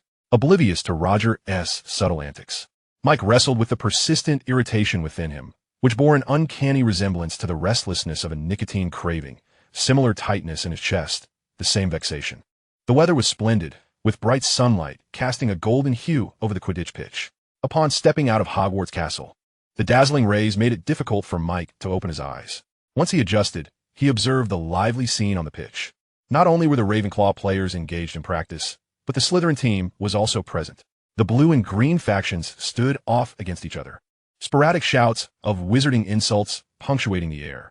The Slytherin players, under the leadership of their captain, exuded an air of smugness, while the Ravenclaw players appeared as though they had been wronged, too timid to retaliate. Before Mike could fully comprehend the situation, Roger charged forth. "Flint, what on earth are you up to?" Roger's arrival invigorated the Ravenclaw players, who seemed to rally behind him, their voices rising in defiance against Slytherin. With a fierce determination, Roger made his way through the throng, the Ravenclaw players parting to grant him passage. The tall, crew-cut youth at the forefront of the Slytherin team regarded Roger's approach with disdain, deliberately lifting his broomstick to catch Roger's attention. Initially poised to deliver a retort, Roger's words faltered upon noticing the broom in Flint's grasp. "PY recommends a new book by a group member, We Truly Are Supernatural Beings, depicting the humorous daily life of a goofy boy in a supernatural city. I nearly died laughing while reading it." Chapter 84, The Challenge. Realizing Roger had spotted the broom, Flint's confidence swelled, and he grinned. "ISNT that, Roger. Roger, who had been momentarily entranced by Flint's broom, was jolted back to reality by Flint's voice. Stammering, he pointed at the broom. This is indeed the latest Nimbus 2001, and we have 7 of them. Flint interrupted before Roger could finish. Following his lead, the Slytherin players raised their own brooms, the 7 pristine Nimbus 2001s gleaming brilliantly in the sunlight. As Roger stared at the 7 brooms in disbelief, he had initially believed that with Mike's addition of a Nimbus 2001, Ravenclaw's Quidditch team would finally surpass others in terms of equipment. He had not anticipated that Slytherin would unveil 7 in one go. Observing their captain's stunned expression, the little eagles on the pitch lowered their heads in silence. In Quidditch, equipment is of utmost importance. Previously, with all teams using outdated brooms, the competition could still be deemed fair. However, since last year, when Harry Potter joined Gryffindor with a Nimbus 2000, the arms race in Quidditch at Hogwarts seemed to have commenced. This year, Professor Flitwick had designated Mike to join Ravenclaw with a Nimbus 2001. And now Slytherin had equipped their entire team with the same model. It appeared that the Quidditch Cup was all but destined for Slytherin. How can you possibly have 7 Nimbus 2001s? Professor Snape wouldn't allow it. Roger shouted, panting heavily. You're a great astute. Professor Snape certainly wouldn't provide us with new brooms, but that doesn't mean we can't procure them ourselves, Flint declared, draping an arm around a platinum-haired boy's shoulders. Allow me to introduce you to our new seeker, the heir of the Malfoy family, Draco Malfoy. Simultaneously, he serves as the benefactor of our team, for the generous Mr. Malfoy has graciously sponsored us with 7 Nimbus 2001 brooms. Draco held his head high, disdainfully regarding the Ravenclaw crowd with flared nostrils, seemingly too proud to engage in conversation. Draco's demeanor incited fury among the Ravenclaws, prompting a tall, slender boy to step forward. With clenched teeth, he addressed the smug Slytherins. What is so impressive about having slightly better flying brooms? Quidditch is a contest between individuals, and your rookie seeker, who only made the team through financial backing, is no match for Cho Chang. His words resonated with the Ravenclaw crowd, who collectively voiced their objections to the Slytherins. Reminiscent of the scene when Mike and Roger first arrived at the pitch, Draco appeared incensed by the boys' remarks, his eyes widening in outrage as he declared, "If you believe our seeker pales in comparison to yours, then let us settle this on the field." The Slytherins rallied behind Draco, emboldened by the presence of the 7 Nimbus 2001 brooms, which positioned them in an almost invincible stance. Meanwhile, Roger glared at the overly pleased boy in the crowd, his heart surging with an impulse to strangle him. This boy was the newly recruited seeker substitute, and Roger was acutely aware of his infatuation with Cho Chang, realizing that his desire to become the seeker was merely to spend more time with her. Little did he expect this fool to utter such foolish words in an attempt to impress her. Now, with the situation escalating to this level, he found himself trapped. Refusing Slytherin's challenge would tarnish Ravenclaw's reputation, while accepting it, given the overwhelming advantage of the Nimbus 2001 brooms, would make victory seem nearly impossible. Yet, agreeing still offered a glimmer of hope for triumph, while refusal would lead to certain defeat. Resolutely making a decision within, Roger shifted his gaze from the boy to Flint, asserting, "Do you think we fear you? If it's a battle you seek, then let it be." Upon uttering such audacious words, the small eagles erupted in cheers. Meanwhile, Mike, who had been observing the commotion, yawned in boredom. Far too much time had elapsed since Roger had pulled him aside in the Ravenclaw common room, and he was growing impatient. With a sigh, Mike retrieved his Nimbus 2001 from his bag of undetectable extensions and addressed Roger. "Here, take my Nimbus 2001. I'm far too tired to participate in your friendly match. Do your best." Roger felt an overwhelming surge of joy upon hearing this, his earlier grievances with Mike evaporating, replaced by profound gratitude. This Nimbus 2001 had been a gift from Professor Flitwick to Mike, and had Mike not offered it voluntarily, Roger would never have dared to ask. Fearing that such a request might offend Mike and prompt him to complain to Professor Flitwick, jeopardizing his own future prospects. Now, with Mike offering the broom without any prompting, it was fortuitous indeed. In Roger's eyes, it was a waste for a beater like Mike to wield such a high-performance broom, especially when the team possessed only one. The optimal user of such a swift broom should undoubtedly be the seeker. Just as Roger was preparing to express his thanks, a rather affected voice interrupted. "Mike, what are you doing? Are you backing out?" Draco remarked in a peculiar tone, surprised to see Mike on the Quidditch team, wielding a Nimbus 2001. "Why not take the seeker position? Competing against a girl is simply too dull." Draco's words halted Mike's intention to pass the Nimbus 2001 to Roger. As he turned to Draco and retorted, word by word, Do you wish for your demise so eagerly? Mike's fierce expression startled Draco momentarily, but his pride forbade him from showing weakness before the crowd. He swallowed hard, striving to maintain a calm tone as he replied, "Who is to say who will perish first between us? Thus, as per your desire." Chapter 85. Mike's initial Quidditch experience. After Roger accepted Slytherin's challenge, the substitute players began to scurry about in preparation for the match, while the official players mounted their brooms, ready to commence the game. Just as Mike was preparing to take flight, Roger dashed over to him. "You're not truly considering playing as the Seeker, are you?" he asked anxiously. Mike, being Professor Flitwick's prized pupil, and Cho Chang being the darling of the Ravenclaw Quidditch team, made Roger reluctant to offend either side. If Mike insisted on taking the Seeker position, it would put Roger in a difficult position. Seeing Roger's troubled expression, Mike understood his concerns and forced a smile, suppressing his irritation. "Fear not. I actually prefer the beater position over that of the Seeker. Moreover, I assure you, we will win this match." Roger felt relieved upon realizing that Mike had no intention of usurping the Seeker role. As for Mike's concluding statement, Roger assumed it was merely a form of consolation, given the overwhelming advantage of the 7 Nimbus 2001 brooms. Designated as the temporary referee, Lee Jordan observed as both teams soared into the air, raising his wand to release a beam of light that signified the commencement of the match. With the red beam shooting skyward, the 4 Quidditch balls, 1 golden snitch, 1 bludger, and 2 quaffles, were released from their box, and the players from Ravenclaw and Slytherin surged forward like arrows, dividing into distinct streams as they rushed toward the various balls. Thanks to Lee Jordan's announcements, a number of Gryffindor Lions had also arrived at the scene, witnessing that the Ravenclaw players, clad in deep blue uniforms, were significantly slower than their Slytherin counterparts in green. This disparity was particularly evident among the Seekers, where Ravenclaw's Roger and his peers appeared as clumsy infants in comparison to the Slytherin Seeker. The bright red quaffle stood out in the air, and both teams' Seekers quickly spotted it. Throwing it through the opposing team's hoops would yield 10 points. With their substantial equipment advantage, Slytherin Seekers undoubtedly seized control of the quaffle, charging straight toward Ravenclaw's 3 hoops. Meanwhile, Roger and his teammates, having failed to secure the quaffle, could do little but trail behind. With such a pronounced equipment disparity, Slytherin Seekers required no intricate strategies, no tactical cover, no feints, no collisions. All they needed to do was seize the ball and run, as Ravenclaw Seekers were utterly unable to keep pace. Fortunately, Ravenclaw's keeper proved formidable, fearlessly confronting Slytherin's aggressive advances, diving forward to block a pass made by the Slytherin Seekers in an attempt to deceive him. The quaffle has finally found its way into the hands of Ravenclaw, yet the Slytherin chasers appear utterly unfazed, their laughter echoing through the air. One cannot blame them, for the advantage in equipment is overwhelmingly significant. Meanwhile, Draco Malfoy circles high above, meticulously searching for the elusive golden snitch. As the Seeker, capturing the snitch would grant him a direct 150 points and conclude the match. In stark contrast, the situation for Autumn Zhang is far less comfortable. Slytherin's 2 beaters have entirely disregarded their own chasers and have instead descended upon her, employing various physical tactics to harass her. Despite Autumn's remarkable skills, she is still a girl, and in terms of physical prowess, she cannot compete with the 2 burly Slytherins. Surrounded and pursued, she resembles a delicate butterfly struggling to navigate through a tempest.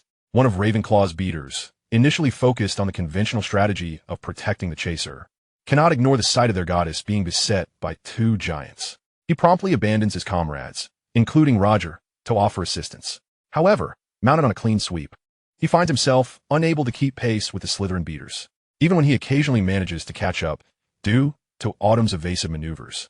He is left to endure a 2-on-1 assault. At this moment, our hero Mike seems to interpret Quidditch as a race, soaring through the expansive arena with remarkable speed.